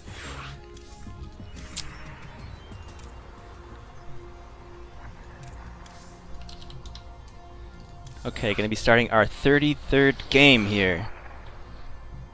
Wait, no, 34th. Right?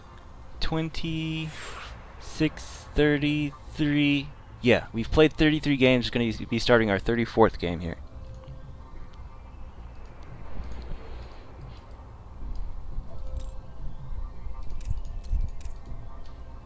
Alright, so I think Chevy is going to show Froby how to Thor drop.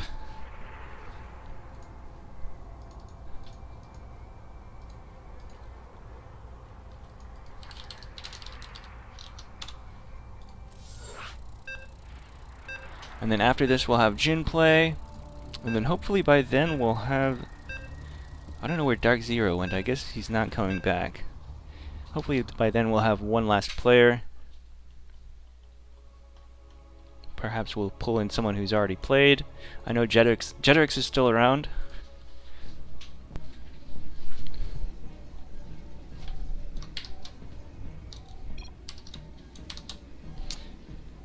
Okay, Chevy's actually playing Protoss. In the bottom left-hand corner, we have the purple Protoss. First time playing tonight. His name is Chevy. And in the top right-hand corner, we have the red Terran. His name is Froby.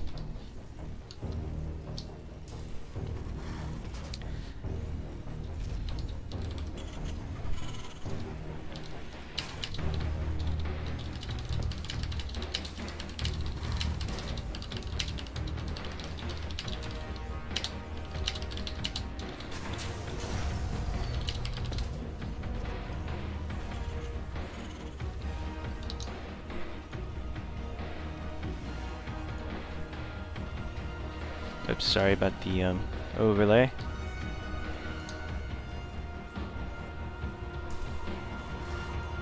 Alright, so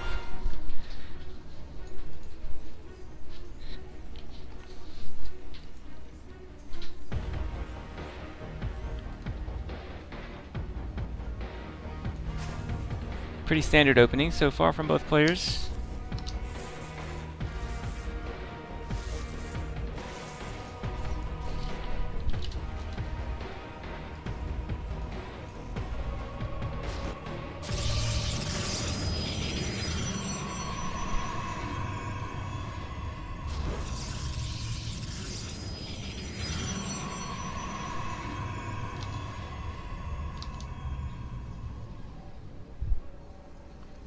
Chevy gonna throw down his hatchery. Good on him for trying to just play a straight up macro game, not going for any crazy shenanigans. He is up against, this is like a David and Goliath story right here. Up against Froby, which is building a bunker back here, completely unseen by, completely unseen by Chevy. Probably gonna throw that Reaper in there and deny mining for a while. And then he can always just salvage it once he starts to lose the bunker.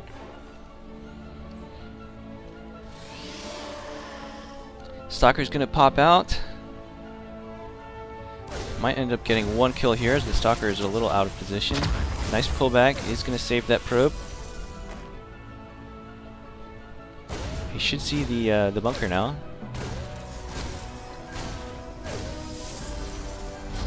Throwing down an Immortal. I mean a Robo Bay. So a Robo facility, sorry.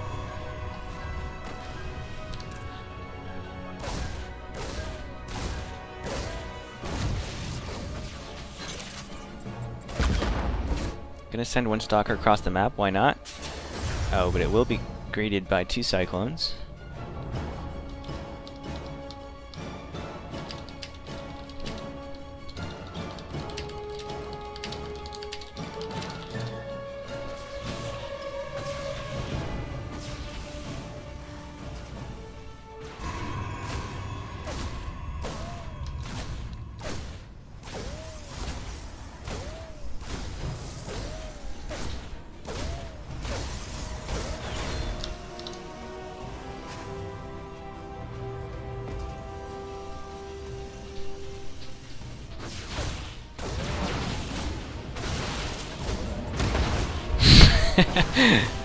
That's kind of funny.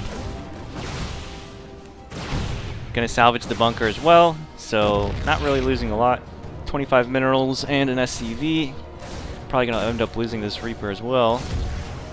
But gets a total of 3 probes. And here come the Cyclones. Immortal's out now, so I think he'll be okay. Ooh, man, those Immortals do so much damage to the Cyclones. I think they 3-shot them.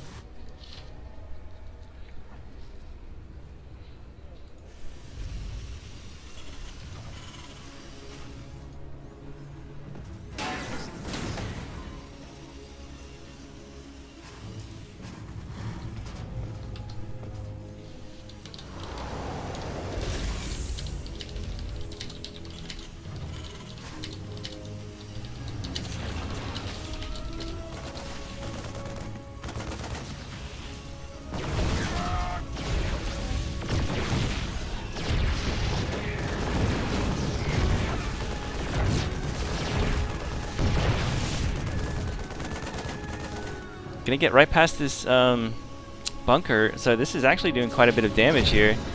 4 SCVs going down. And Froby only has a couple of Marines. See, on the other side of the map, there looked like a Hellion maybe.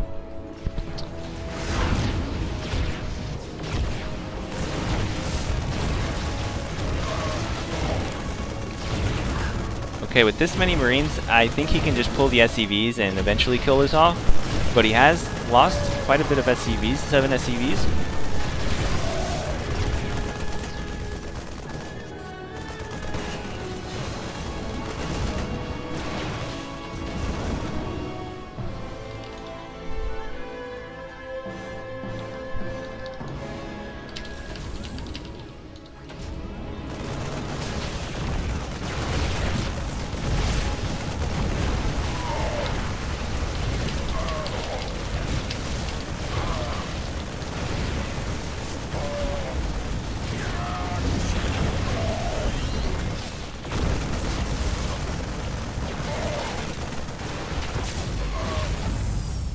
So not bad from Chevy. Okay, let's see. The worker count is pretty even. 35 SCVs, 33 probes.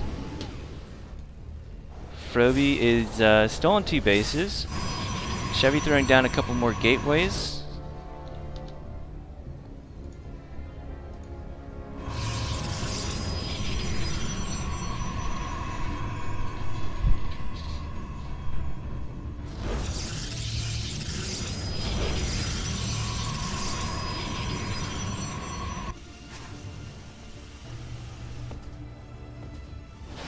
Looks like Froby's gonna go for like a big marine tank timing with stim. Why not try a drop, a doom drop? 1 tank and 12 marines. Looks like with these gateways being added right now, Chevy should have enough to deal with this.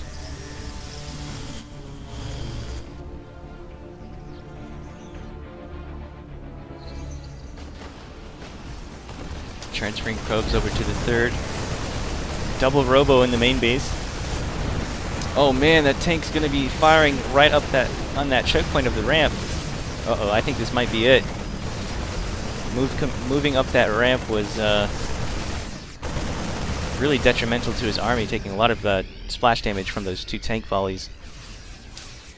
He tried to pull the boys, but the boys got nothing to kill the marines with. Chevy's army supply is at 2. 0 army supply to 45. He throws in the white flag and GG's. Alright, so next player is going to be Jin. We have 2 more games to play.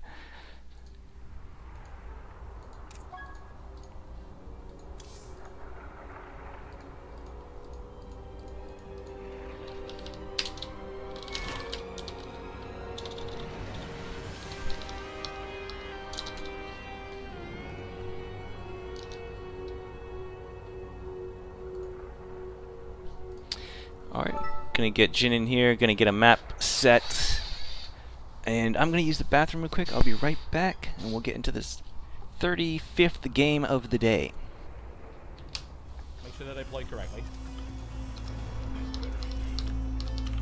Tanks up.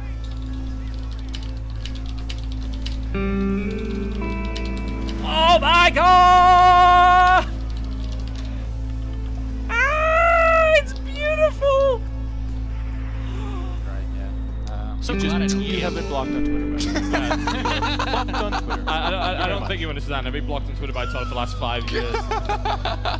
He probably went around. He's like, pardon me. Like, who is Massa? Like, he has no idea who this guy is. That is the worst French accent I've ever heard in my life. Listen. All right. Can we all get blocked by Todd today? Can we all get blocked by Todd? Otto is getting a lot of work done here against Nurchio's army. He absolutely is, and again we're going to see more. Oh, it's a big triple one. Kill! Huge supply block right there now. And there are, you know, the army is not together yet for Stefano, but oh, it's a battling sandwich for both sides. He comes in, the Ravager shots land in the center of the Protoss army. The Protoss army in huge retreat right now. Completely engulfed. Every single unit. What an engagement! And ripped apart. You've got to give him credit, though. Like, you're hiding your build, you do something incredibly dumb. He's going for the sandwich, but he's putting on the first slice of bread a little early. Oh, wait, some of the Bailings getting, the Bailings are getting in. He crushed the whole army. What in the actual fuck just happened? What the hell was that? Sue doesn't have much of an army left, but neither does the Protoss, and obviously, and economically, Sue. Well, I guess we're gonna see how good this Warp Prism micro is. The answer is real damn good. Holy crap! That was an obliteration of the Zerglings. What a technique by Hero with the Archons. Again, just stabs in, lances in, gets out of there. He feels the need for speed, gets out of there, nice and quickly. You didn't say need for speed, did you? I absolutely fucking did. God damn it. Not a whole lot of defense. Photon overcharge to the max in there. Oh, that was an absolutely beautiful. Oh my god, Haas sets off the trap.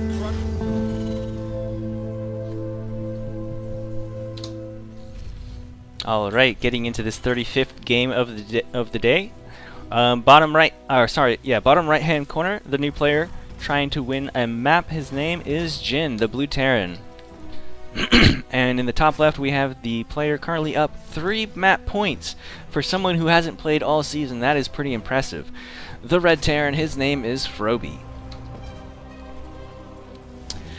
All right, Miguel, going off to bed. Good night, man.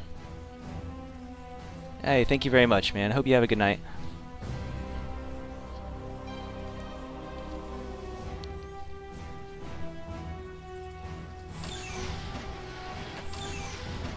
Both players going for a Reaper expand, it looks like.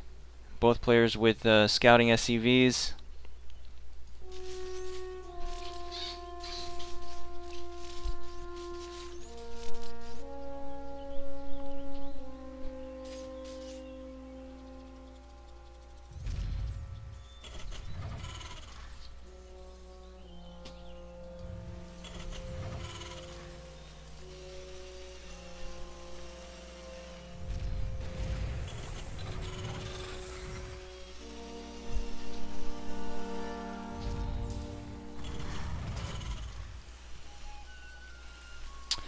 Oh, what's up, Troy? Troy's in the chat. He's asking what happened to TotalBiscuit. He passed earlier this year from stage 4 cancer. He was battling cancer for many years. He actually survived a lot longer than doctors thought he would. But he did finally pass earlier this year in May, unfortunately. And that is what this whole event was for. It was a memorial to remember him, as he is the guy that was behind the Shoutcraft Kings monthly tournament. I think it was like $250 per win or something crazy. Gave a lot of opportunity for the pro Koreans in the scene.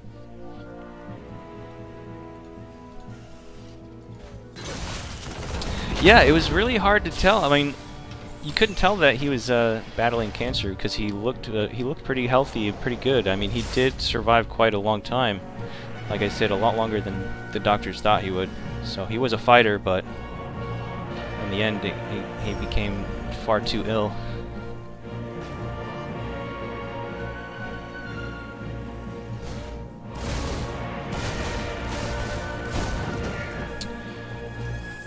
So Jin going for reactor barracks with tanks, marine tanks, and I think Froby's probably going to go back into mech, getting a few cyclones out, getting his 3rd command center as well.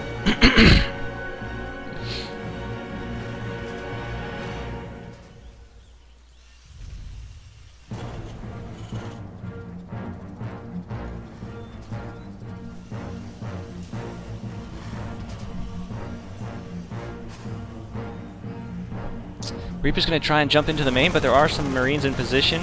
Looks like with 2 Reapers, he will be able to get a full scout off of the main. Sees exactly what Jin's up to, sees the tech lab on the factory, a starport's up, sees no 3rd just yet.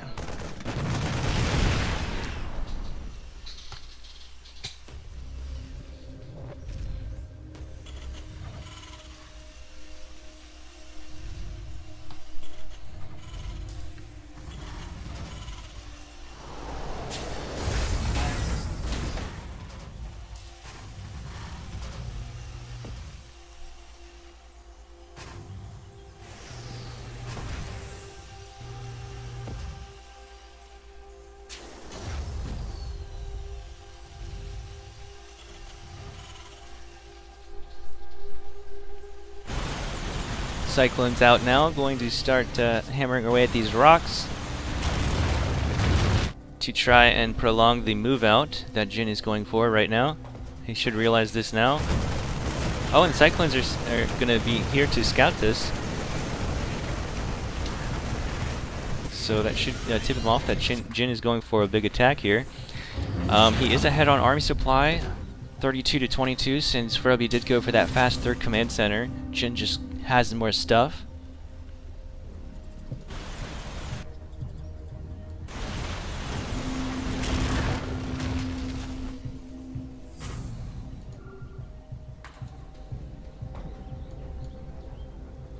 Okay, Jin scans his natural and doesn't see any units there, but I don't believe Jin knows where this 3rd base is.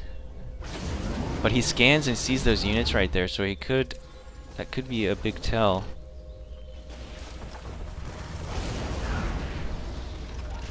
Going for that quadruple cyclone drop on top of the army.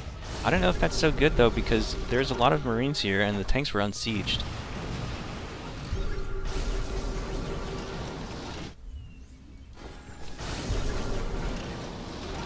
Does Jin have Vikings? He does. They're in the main though, doing SCV damage, SCV kills.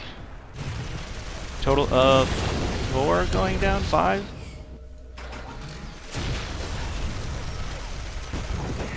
Oh man, he's gonna be forced to fight with his SCVs.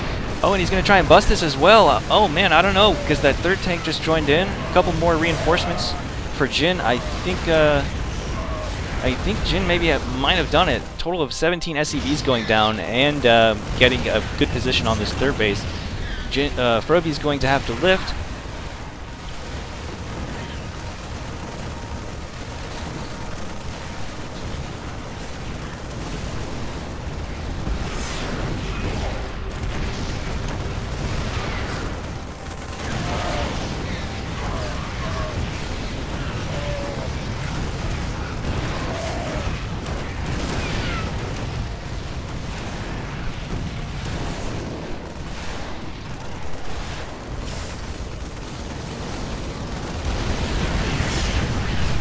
Jin pushing up this natural. Look at the supply, 98 supply to 46. Jin has done it. Jin will take the 35th game of the day, and we are going into our very last game of the day, which I believe is going to be Barbarossa, as no one else is around at the moment. And he did agree.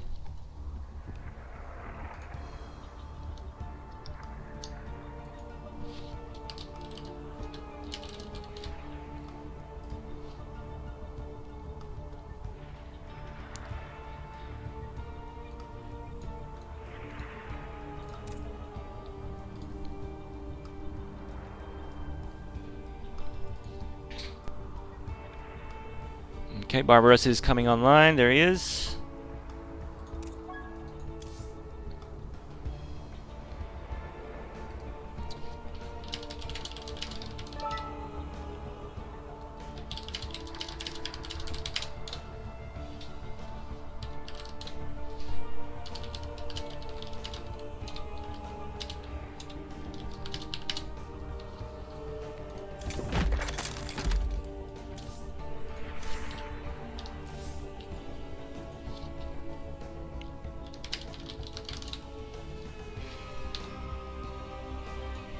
What is going on here? Trying to fix the score.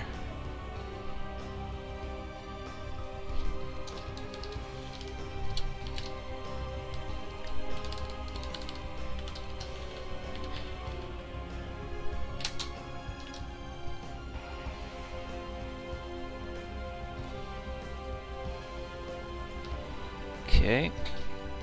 Do I have that correct? I think so. Oh no, Froby's at 3 wins.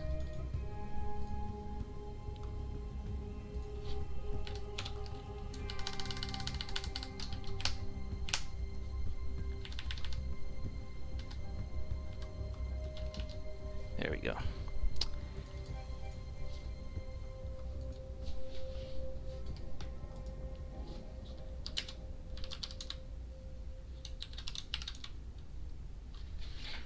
Barbarossa asking me to pick the map. No, I don't think so.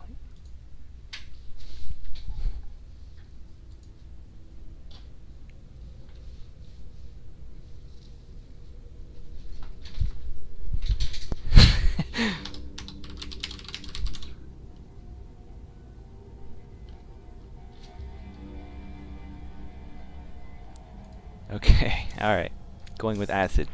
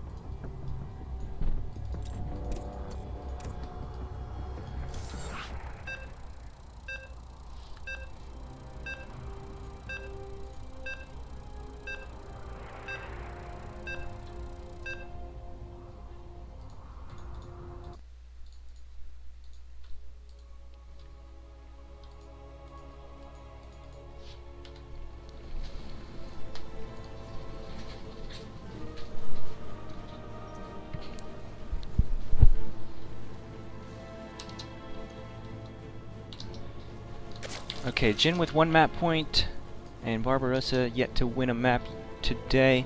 He has one last chance. Maybe he can do it here. Bottom right hand corner, we have the green Zerg. His name is Barbarossa. And in the top left, we have the red Terran. His name is Jin.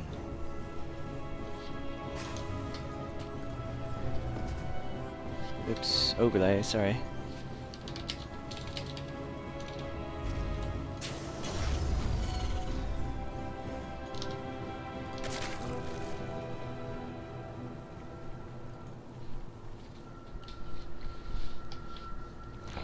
Barbarossa going for a hatch first, Jin going for probably a gas first Reaper expand, which he likes to do.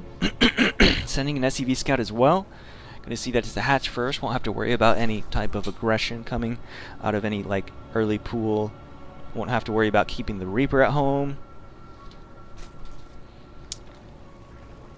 There goes the pool.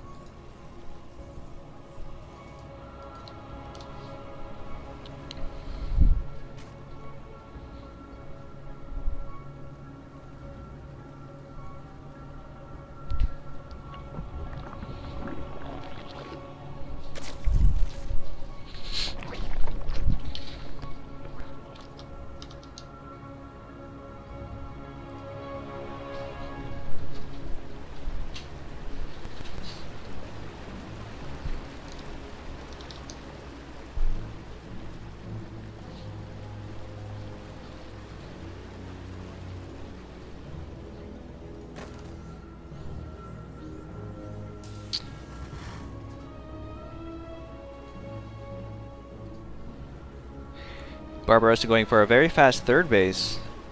Wow, I think that was before 2 minutes he actually threw that down. Super fast.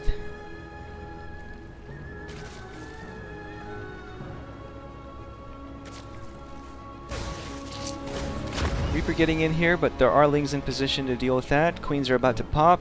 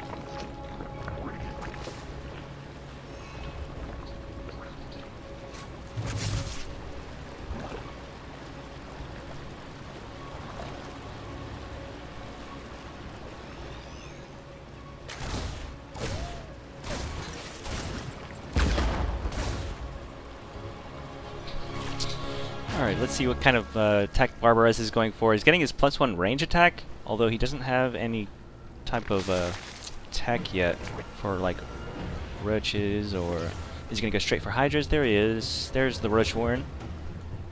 Jin, on the other hand, getting his Hellions out, and a couple Banshees with Cloak. I don't believe Barbarossa has scouted this. He's going to try and scout it now. It looks like he probably will be able to see it. Jin knows that he sees it though, because he's moving this Marine into position to try and kill Overlord. Hellions moving into the third, but there's no drones here. Nice pull on with the drones.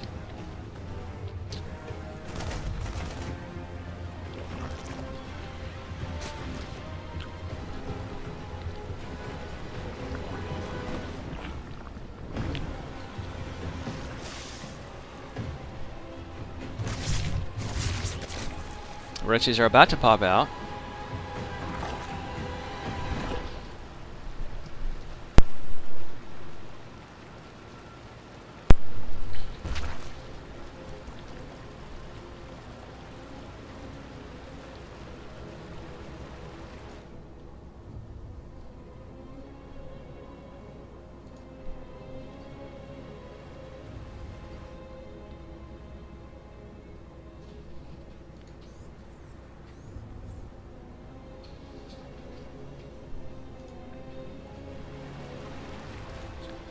Banshees are out now. He's gone up to 2 Banshees. They do have Cloak.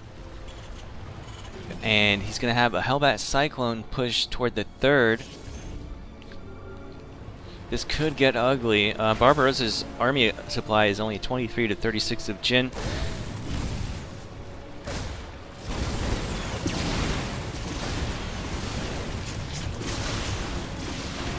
Oh man, no Spore Crawler at the 3rd either. So these Banshees are going to kill everything over there.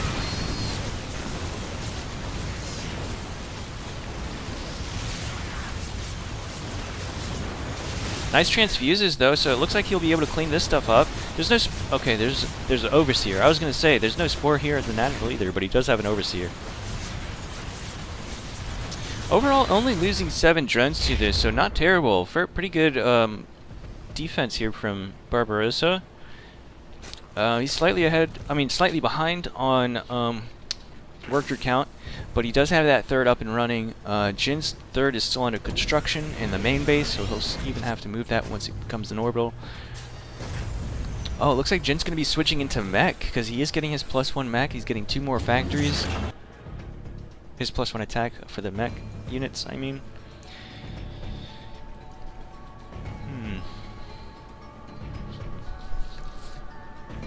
Hellion's going to come around to this 3rd base, but Roaches are in position to deal with this.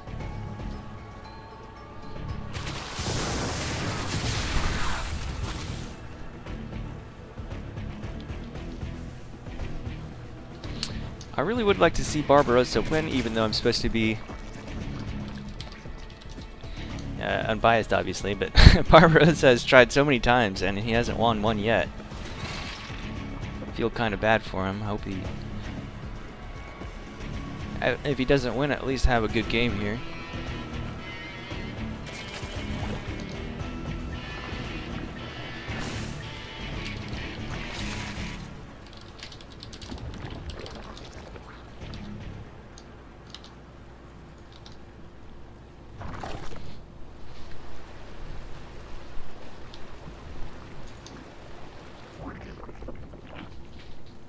Going for swarm hosts. Yeah, I guess Barbarossa did find out that it is mech. Metamorphosis complete.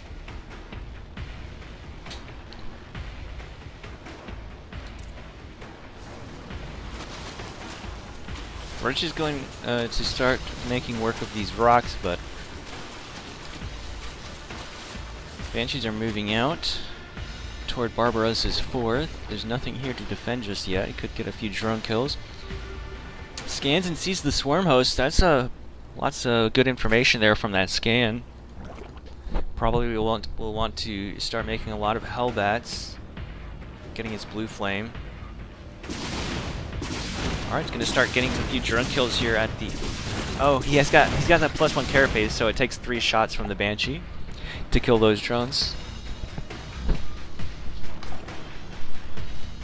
Hydra Den is now finished. Wow, Barbarossa is almost max, 177 to 149. It looks like he's gonna try and go for a big attack here at the 3rd base. We'll have to see how this goes. He's just gonna go ahead and send out a big swarm host, a locust wave.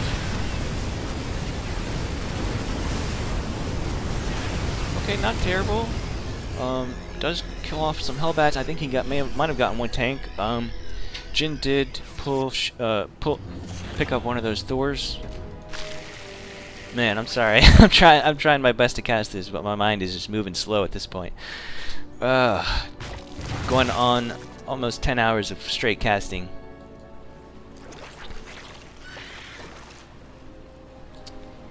So this time, Barbarossa is going to have a bunch of roaches to follow up with this locust wave. I think he just should just move in with the roaches. No, he's not going to do that. With that many Hellbats, these locusts are dying so quickly. Not really able to do much at all. So maybe it wasn't a good idea to move in with those units. That's why I'm still an M3 pleb.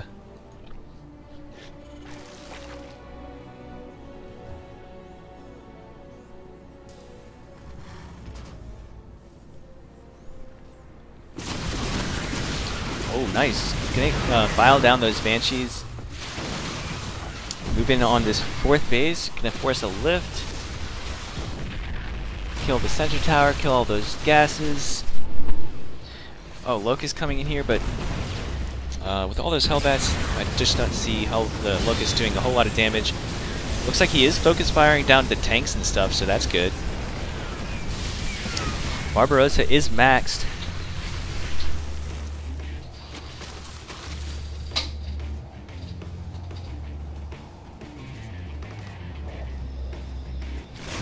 Nice Roach run by, gets into the natural. I mean, no units were there initially to deal with that. Does get a total of 14 SCVs so far with all this aggression. Hellions over here at Barbarossa's natural, but there are Roaches in position to deal with that. Yeah, Jin really loves his Ghosts and TVZ. I mean, can you blame him? They're very good units.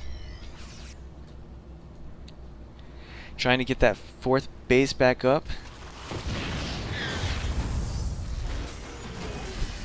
Another wave of Locusts coming into this 3rd base.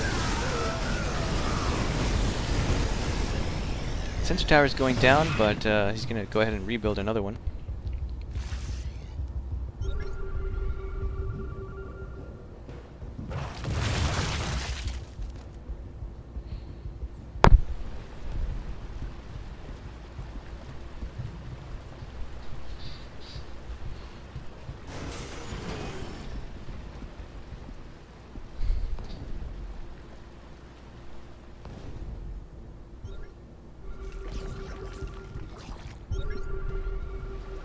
Alright, let's see what Barbarossa's backup plan is here, because he's reached kind of a stalemate where he's not really finding a lot of damage. He's seeing some ghost tech. Oh no, the snipes are gonna be real. Oh, it gets 2 ghosts.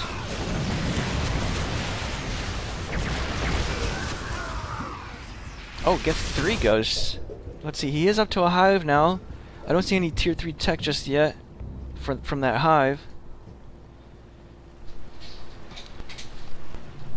Oh, he's got his Ultra Cavern somewhere. Where in the world is it? Because he's getting his Ultraless... Oh, there it is. Wait, no. I'm sorry, that's +3 Carapace.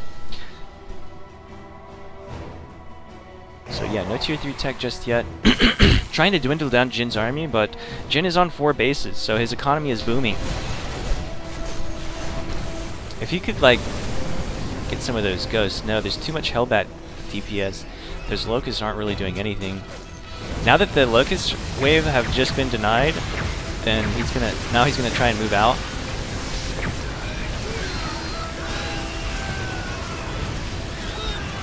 Losing a lot of ghosts there, a lot of snipes going off, lots of trades back and forth. Army supply is pretty even. Actually, sorry, Barbarossa just built a whole crap load of units.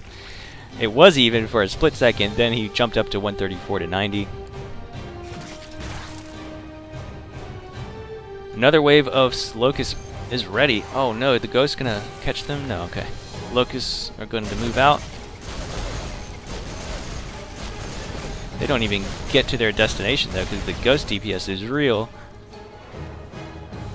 Little Roach Ravager run by over here at the 4th, but it is a planetary.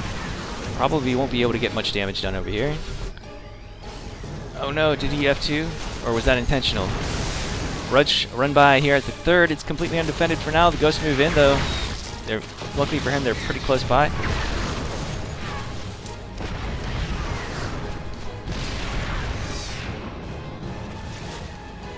I think Barbarossa just needs to perhaps Broodlords. Because there's no... I mean, actually, yeah, the Ghost would snipe them all down, so... Yeah, I don't know what he does here.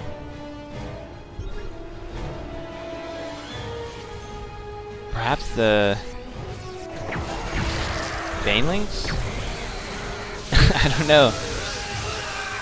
I don't use Ghosts in TVZ, maybe I should. I really don't know what the answer is to this. Both players nearing max now. He does have the upgrades. He has that +3 range attack and carapace.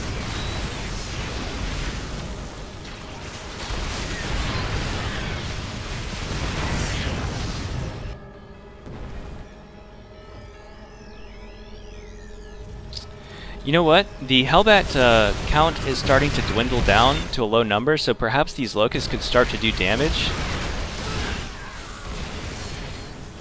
Like, I only see, let's see, exactly how many. There's only 5 Hellbats on the map, 3 Hellions. But the ghosts are here as well, so. Locusts are kind of getting in and then just not really doing any damage at all.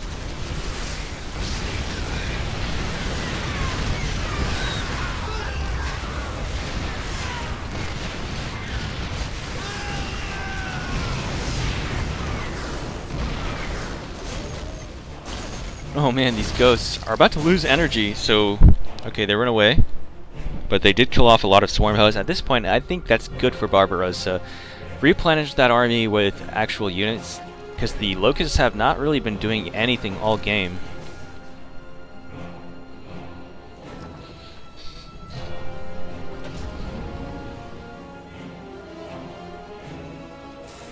You know what? Infestors might be good. If oh wait, they can't. Infestors can't cast while burrowed anymore, so maybe not. If they could, then that'd be good,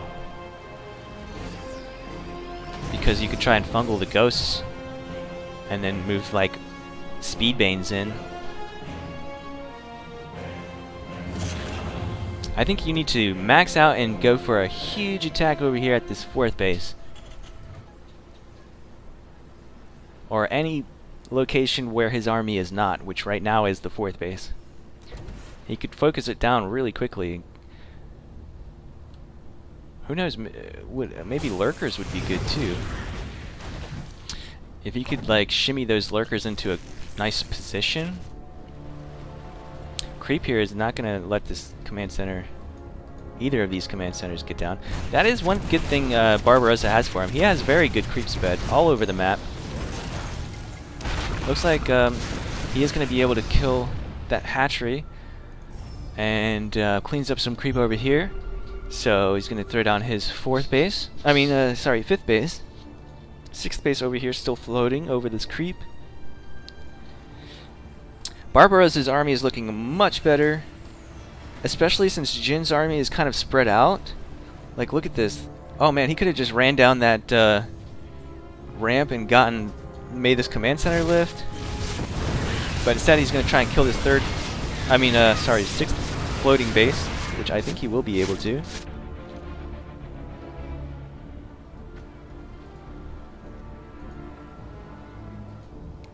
Barbarossa has got 6th and 7th base.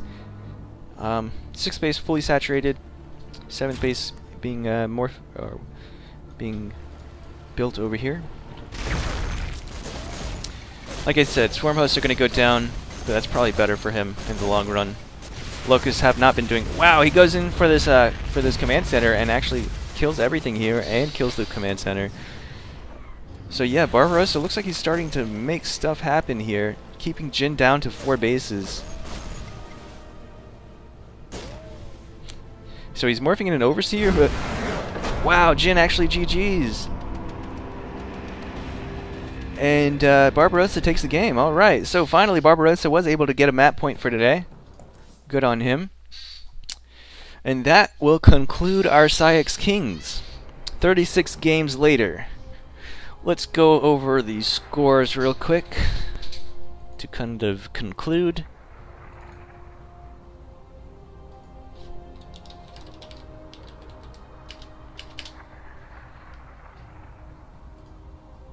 Starkiller taking 11 maps, Guitar Cheese taking 9, that's 20 right there.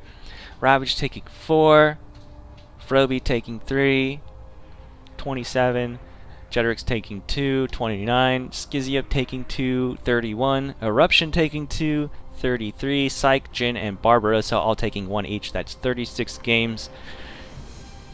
And yeah, that's it. So, that's it for this stream. I'm gonna go die. No, I'm just kidding. I'm gonna go lay down and rest, get some rest. But yeah, we unofficially announced we are gonna have a Diamond Kings in October. It's gonna be only like I think the top 6. I think we're gonna do top 6 diamonds, and pure diamonds. No previous masters in the past 3 seasons or something. So, and it's going to be not quite as big of a prize pool, but you know, there'll be some cash to be won for the top diamonds in the clan. So Chevy, if you want to, yeah, you need to get up there. Start laddering. It'll be probably first week of October, the week before Most Valuable Diamond. And let's look at the schedule for the next event. We can plug that really quick. Let's see. The next event is going to be Monday, September 10th. PsiX Pro Series between Light and Avocado. If you want to check that out, I think that's the very next event that's going to happen on this channel. Thank you guys for sticking around and checking out the stream. Thank you for all the donations that have been made. Sushi, Chevy, and everyone who used the codes. Let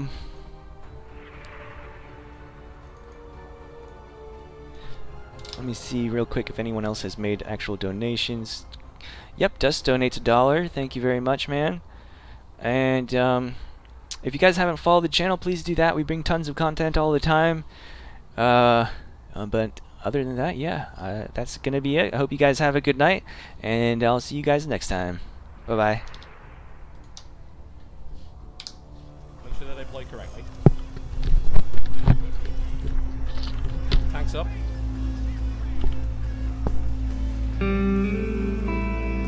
Oh my god! Ah, it's beautiful! Right, yeah. So You have been blocked on Twitter, by the way. Blocked on Twitter. I don't think you understand. I've been blocked on Twitter by Todd for the last 5 years. He probably went around, he's like, pardon me, like, who is Massa? Like, he has no idea who this guy That is the worst French accent I've ever heard in my life. Listen.